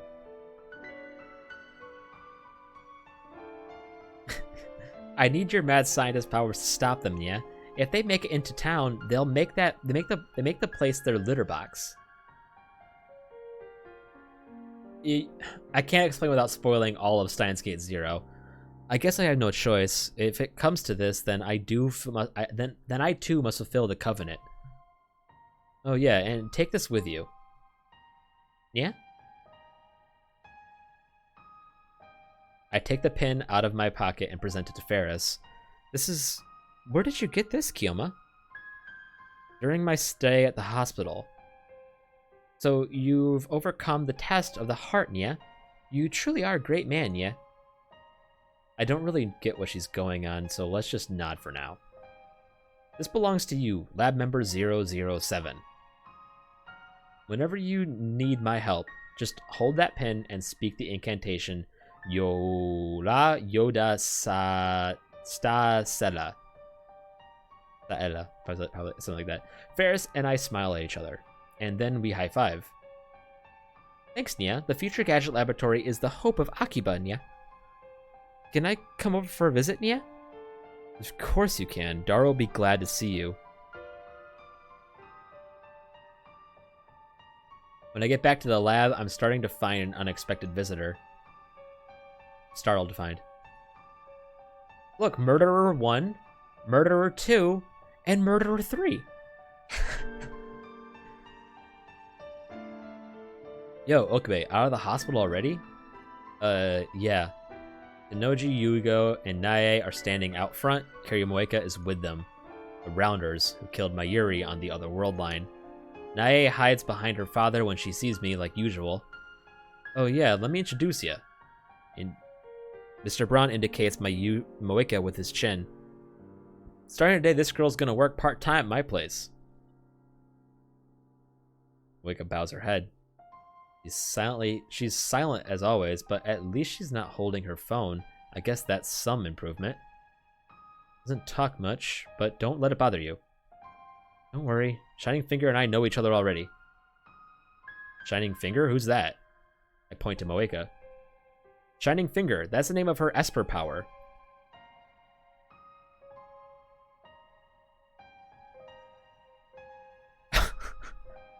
I was wondering why you weren't streaming it, because I'm like, surely he will. So I didn't think you were even playing it yet. Shining Finger, that's the name of her Esper power. Mr. Braun and Moeka ignore me completely. He helped me look for an IBM 5100. I got a thank you email from her during my stay at the hospital. That email helped me figure out our relationship on this world line. Okay. Oh, that retro PC you were talking about. Did you find one? You'll probably be working when you're doing that now. Wicca shakes her head. Well, it's just an urban legend. I mean, I also plan not to sleep tonight, so. Why did you decide to work here? Did Mr. Braun tell her who he is? I thought Moeka wasn't supposed to know FB's true identity. I brought her. Sorry, that's Nae. Nae speaks up in a tiny voice. I introduced her to Daddy. I see, so you're a matchmaker, huh? Hey, numbskull, there's only two things I love in this world. Braun tubes and my little girl. Jackhummer. Daddy. Besides, it was more like the other way around. After Nae fell and got hurt, this girl gave her first aid and brought her all the way back here. I didn't know Moeka had such a gentle side. Since she was unemployed, I decided to give her a job as thanks for helping my girl. Never thought our store would hire a part-timer. Didn't you hire one just last month? Huh? You high on your painkillers, kid? I never had one before. Never had help before. Of course, that Suzuha who worked here was the Suzuha of the Alpha World Line, the Suzuha who came from a future ruled by CERN. Current World Line has a different future, so she didn't come. The time she spent there never happened. Well, in that case, good luck to you, Moeka. This is the perfect opportunity. I take a pin out of my pocket and hand it to Moeka. Oh, now you're flirting? Don't mess around with my part-timer. This pin is proof that you are a lab member 005. Our lab is on the second floor. Come by whenever you feel like. Moeka stares at the pin in her hand. But I can't help you look for the IBM 5100 anymore, okay? Don't be like that. Help her out, will you? I can't. I'm a busy man. I catch the attention of the rounders again. No thanks.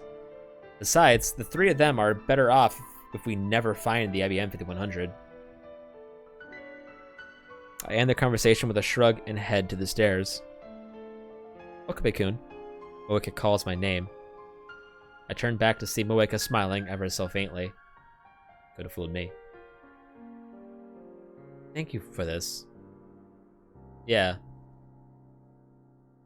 The hatred I once felt towards them is gone.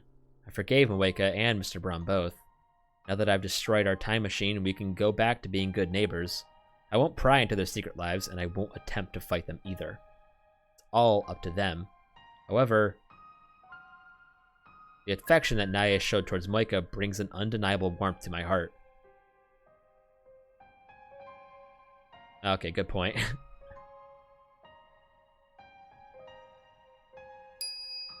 Okay. So like 3 or 4 streams then. Right as I walk into the lab, I'm greeted by the chiming of a microwave oven. Oh, Kareen! Mayuri smiles brightly as she takes her juicy chicken #1 out of the microwave. Tutaru, welcome back, Bakareen. Did you just combine welcome back with an Ocarine? Yep, I've said it before, remember? Then Mayuri holds out a steaming chicken. Want some too? I'll give you one to celebrate your homecoming. I accept the gift of chicken and pop it into my mouth. I guess it's because I've had nothing but crappy hospital food for a month, but it's so delicious I want to cry. Where did you get that microwave? We disassembled a phone wave named Subject to Change weeks ago. Oh, that was me.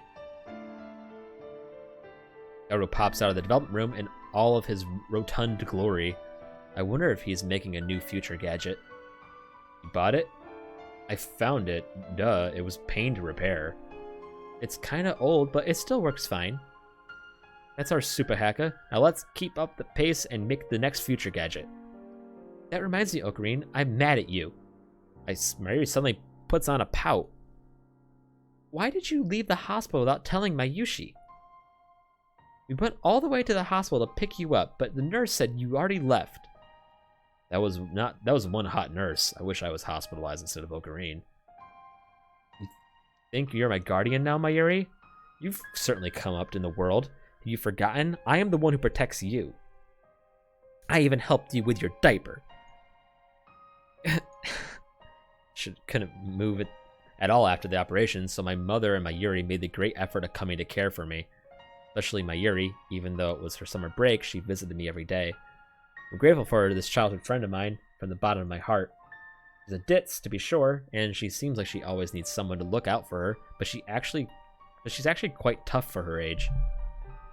You got your childhood friend to change your diaper? I'm jealous, man. What eroge is that from? Probably something really fucking disgusting. I think Daru needs to die for a bit. I popped Mayuri on the head. I'll buy you some juicy chicken number 1 later. Really? Thanks, Ocarine. It was worth it to help you after all. I breathe another sigh of relief when I see Mayuri's innocent smile. Mayuri's still alive. I've seen her die countless times. Though the events of those world lines have been undone, my struggle to escape them was not in vain. If the same thing were to happen again, what would I do? Would I accept her death this time? Or would I try again to save her, even if it meant building another time machine? There's no way to know. The future is undecided. But for now, Mayuri is here, and that means everything to me. Here, take these. I give Mayuri and Daru their pins. It's so cute! Nice, they're finally done. Mayuri pins the badge to her chest and shows it off with a pirouette. Gotta be sure to put this on every day, or else I won't be let into the lab. Nobody really made that a rule, but whatever. But, you know, there's something I've been meaning to ask you about the pin. What's that? There's an inscription, right? It says OSHMKUFA 2010. Okabe, Shina, Hashida, then Urushibara, and Ferris. I got those. But about M, K, and A? Who are they? M for Makise, K for Kiryu, and A for Amane. But the current Mayuri wouldn't understand. Those 3 were lab mems on a world line undone and forgotten. I haven't told Mayuri or Daru about them. They wouldn't believe me if I had told them, especially about the last initial A. I mean, how do I tell Daru he's going to have a daughter? I can just imagine his reaction. Who's my lucky bride to be? Hope she's got a cute face and delicious flat chest and blonde hair and twin tails and golden ratio tsundere personality, and when she's in dare mode, she's super cuddly and sexy. He'd say something gross like that, no doubt.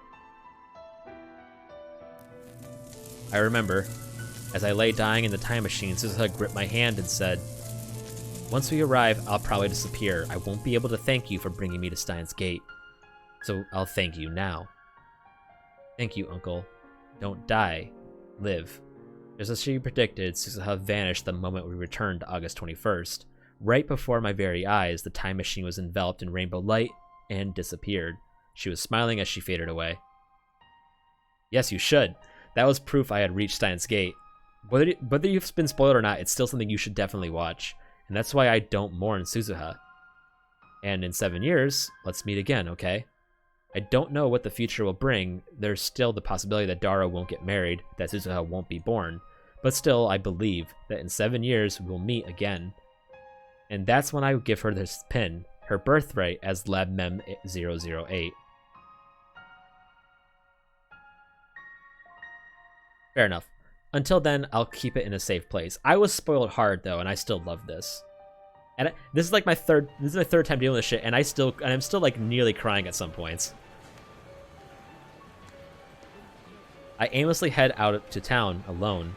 I want to get a better look at the Steins Gate world line, but try as I may, I can't find anything drastically different. Way back when Ferris's D-mail erased the Moe shops from Akiba. That time, it was obvious that the world had changed. None of them had made me cry, but I've only almost cried. Okay, remember? But Mayuri's death, her first death. Me realizing that Kurisu would have to die.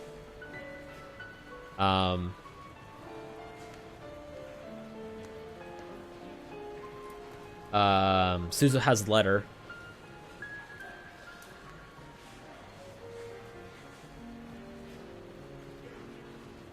And a few other points, like I can't remember. I feel unsatisfied, so I look up at Radikan. Obviously, there's no satellite stuck on the roof. It's open for business as usual.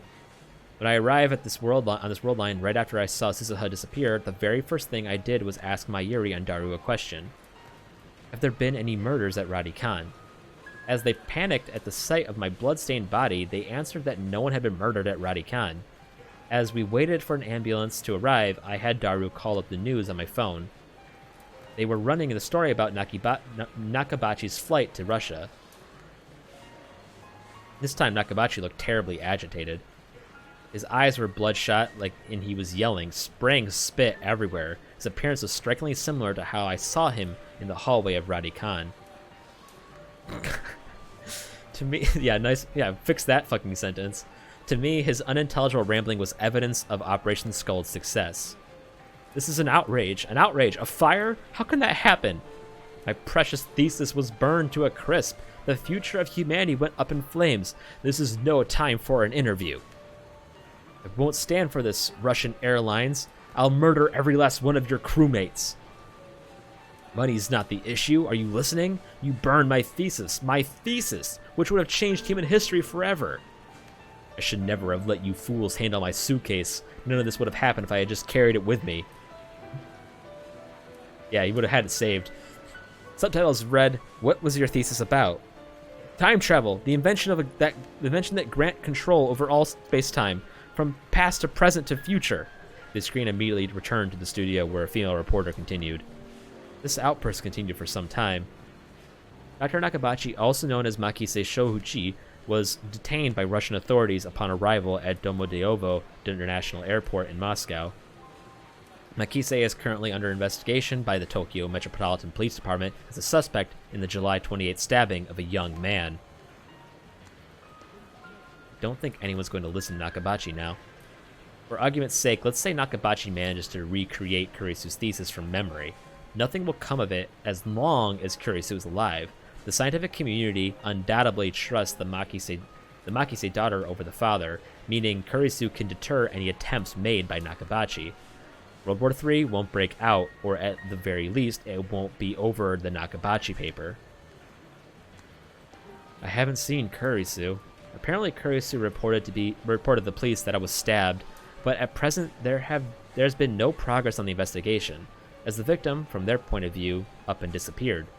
I heard from Daru that no one was murdered at Radikan, and I couldn't find a single report of anyone dying in the area that day.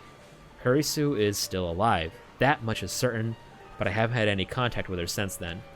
Aside from the few words we exchanged at Radikan, the current Kurisu and I are strangers. Besides, I was bedridden, so it's not like I could have gone to see her even if I wanted to. Kurisu said that she was supposed to go back to America in August. That was the Alpha World line, so things may have changed, but what reason would she have to stay in Japan after what her father did to her? I thrust my hand into my pocket. 2 pins remain. One of them is for member 001. That's me. The remaining badge, which belongs to Lab Mem 004, may never reach its rightful owner. But Kurisu is alive, and that's good enough for me. I once chose to let her die. I once killed her with my own 2 hands. But this time, I was able to save her. No one remembers those 3 weeks we spent with Kurisu. No one but me will remember. I will never forget. So I don't need anything else. I don't want anything else. Hey, Kurisu, I don't know what the future holds. War may still break out. CERN may still complete their time machine. But at the very least, the future is undecided. We're building it now, from bottom up. Not just me, not just you, but every man, woman, and child. So keep on watching, wherever in this wide world you may be. I take out my own pin and fasten it to my chest. I walk through the sea of shoppers, staring straight ahead.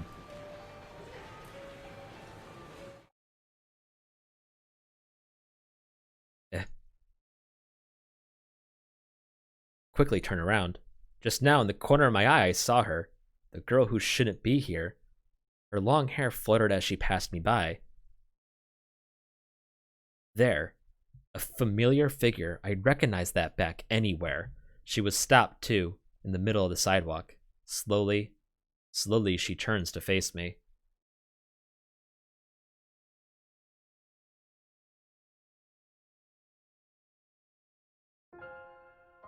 It's her. I thought she had gone back to America. It's her. Doesn't even know me. Oh man. Fourth time. That's the fourth time. It's you. That voice, that face, that hair, those eyes. Makise Kurisu was standing there, the same as I remember her. I've been looking everywhere for you. Ever since you saved my life. I was afraid I'd never get the chance to say thank you. I'm so glad we could finally meet. Thank you. Thank you so much. And thank goodness you're alright. Kurisu looks so radiant as she tries to hold back her tears. Just when I thought I had finally suppressed it, all my love for her flows out at once. I'm so happy that I want to cry too. So to hide my embarrassment, I take out my phone and put it to my ear. It's me. Why is she here? Reading Steiner didn't activate. What? Protector? That's a tall order. My friend? But if that's the choice of Steins Gate, then so be it. L. Sai Konguru. I close my phone and clear my throat. I have no idea what to say. She's still staring at me with those wide, pleading eyes. I open my mouth. We meet again, Christina. How many times do I have to tell you I'm not Christina? or your assistant, or...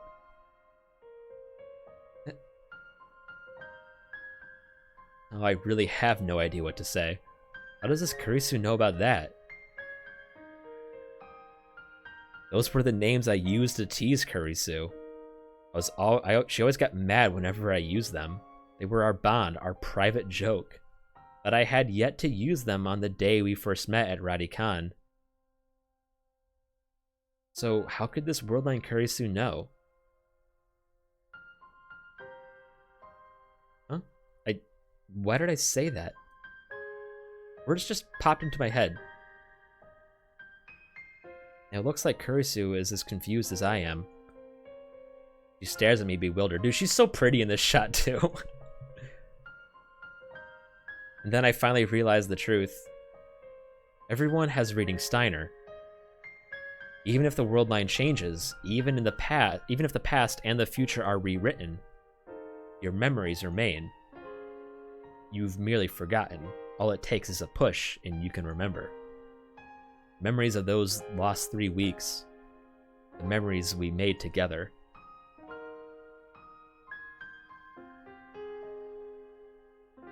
Welcome back, my assistant, Makise Kurisu. No, Christina. I reach into my pocket and take out the last pin. Nobody knows what the future holds, and that is why, just as this reunion demonstrates, the possibilities are endless. I place the pin in Kurisu's hand. I gently close her hand in mine, and holding back my tears, I tell her, "This is the choice of Steins Gate."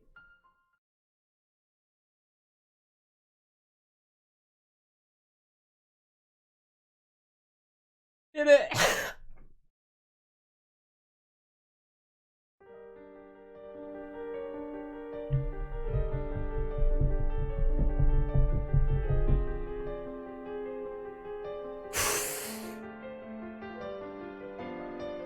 Oh my god. 4 times. So there's 4 times in this. I couldn't mention the 4th one yet when you asked me the question. It's a real like it's like Your Name, the end of Your Name. It reminds me a lot of that.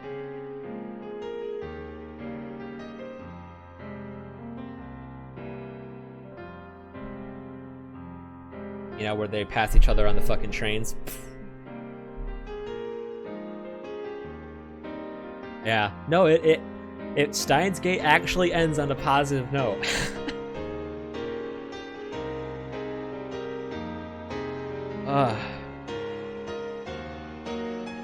Yeah, because the feelings were just so fucking strong, dude.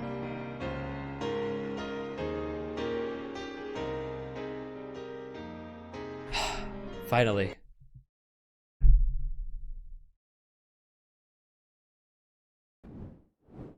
It took 38 hours. I read for 38 hours. Oh, I mean, for sure, dude. Are you kidding me? She's remembering all of that shit.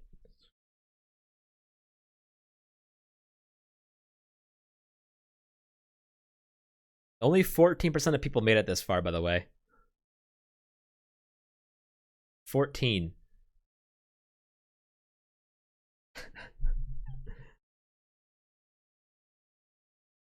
Shit, dude. It's such a good story, dude, and it's such a good ending. The problem with this with the game is that it's fucking hard. That's nearly impossible without a guide to get the fucking true ending, you know? There's no leniency. If you miss the first one, you are locked into the Mayuri ending. You have to get the first one, and then all 6 flags at no fucking way around it. There's no way to do it without a guide, or insane luck, or clairvoyance.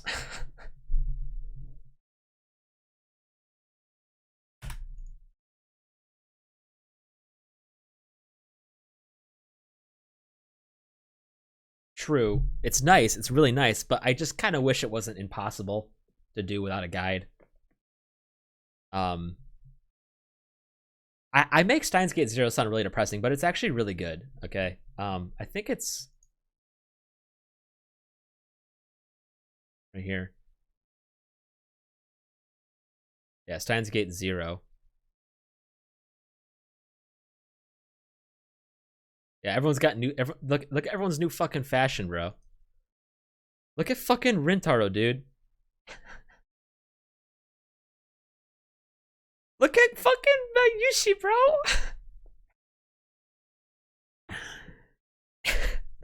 Look how cute she is.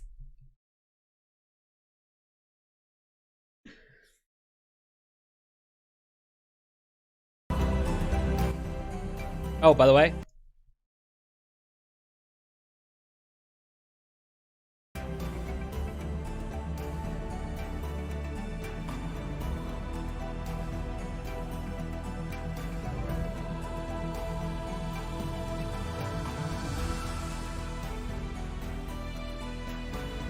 Yeah, that's the mom. Daru bags that. I don't know how.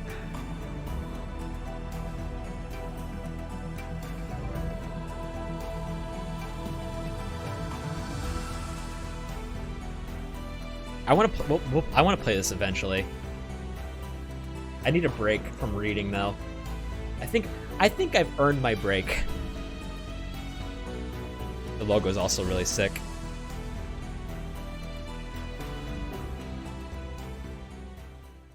What's this one? Story of every lab member. Shh. Every lab member discover a new side of each Steins Gate character and get a glimpse of their inner thoughts through 10 new stories. Do you want me to answer that question or not?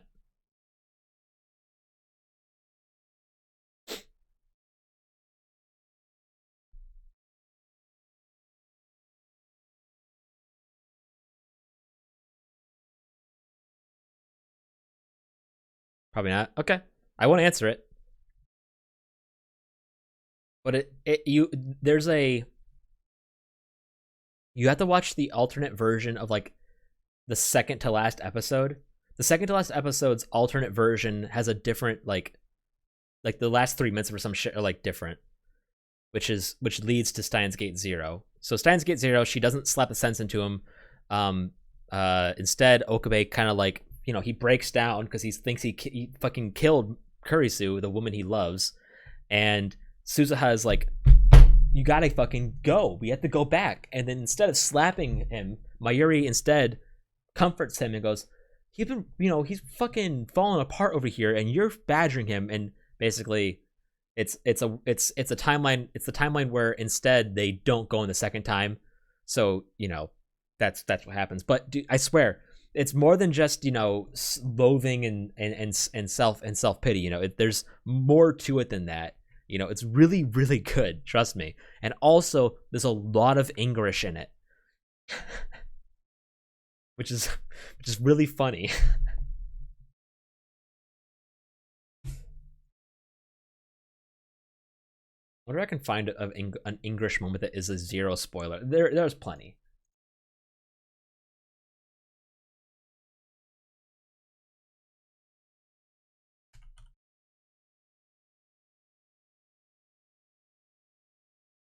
I want to watch Steins Gate again.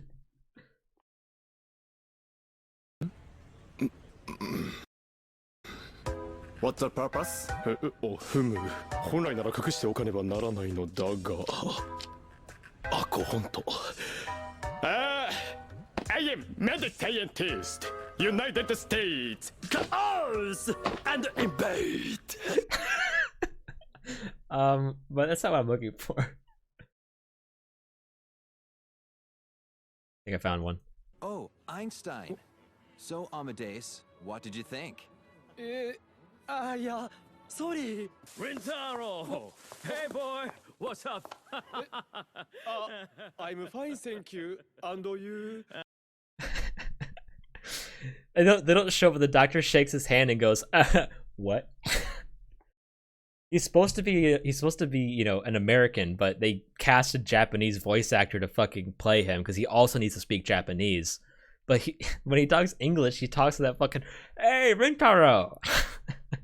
What's up? How you doing, buddy? It's really funny. It's, you know, I think it's funny.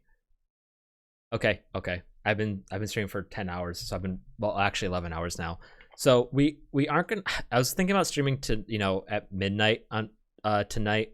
Well, technically tomorrow. I'm not gonna do that. I'm gonna be way too tired, and also I almost went double my time.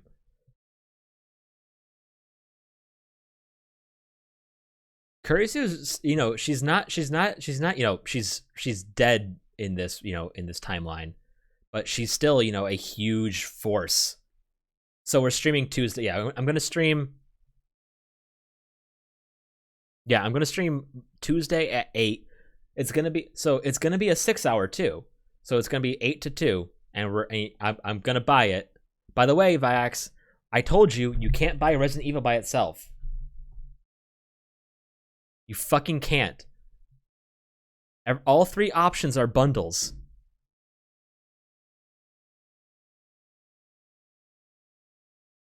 Resident Evil Village and Reverse, and then you can either buy, or you can get the fucking giant bundle that includes Resident Evil 7 Bio. No, it's not. This isn't it. This includes Resident Evil and Resident Evil Reverse. Don't you lol me. It's not, it says includes 2 items. That is not a 1-item pack. Don't you play with my heart like that. I don't care if it's not a full game. It's still a game. And I don't care for it. I don't know any other characters. Why should I care about this game? Yeah, but don't strap it to the fucking game like you're selling a Fallout 76 with a fucking Xbox at Walmart. Okay? Just give me the game. I don't want this fucking tacked on trash. Then just make it part of the Village game. Yeah, but you know what I'm paying for? Space in my library. I don't want it in my library. I want it gone. Oh, fuck. So yeah, we'll be back on Tuesday at 8. And then we'll play Resident Evil. You said it took you like 10 hours, so it'll be like 2 streams. Yeah, but that's too much effort. Just... fine. Okay, we'll play it on Tuesday. I mean, you said it was 10 hours, so we'll be done in like 2 days. Yeah. I mean, it's also my first Resident Evil game, so it'll probably take me a little bit longer than you. Oh, it's Mother's Day. Who would have thought? Exactly, yeah. So it'd probably take me 2 or 3 streams, probably. Because this stream and this stream will be 6 hours, both of these, as long as my schedule doesn't change. So we'll have 12 hours to play on Tuesday and Wednesday. And then, I don't know, what should we play next? Bayonetta or Devil May Cry 5? One of those two. We'll play one of those two. I'm not sure which one yet, though. But I have those planned as well. And when we finish Bayonetta or Devil May Cry 5, or if we do both, then Ohio. And we'll beat Persona 4. We'll finally do it. So it'll be like a week or two from now.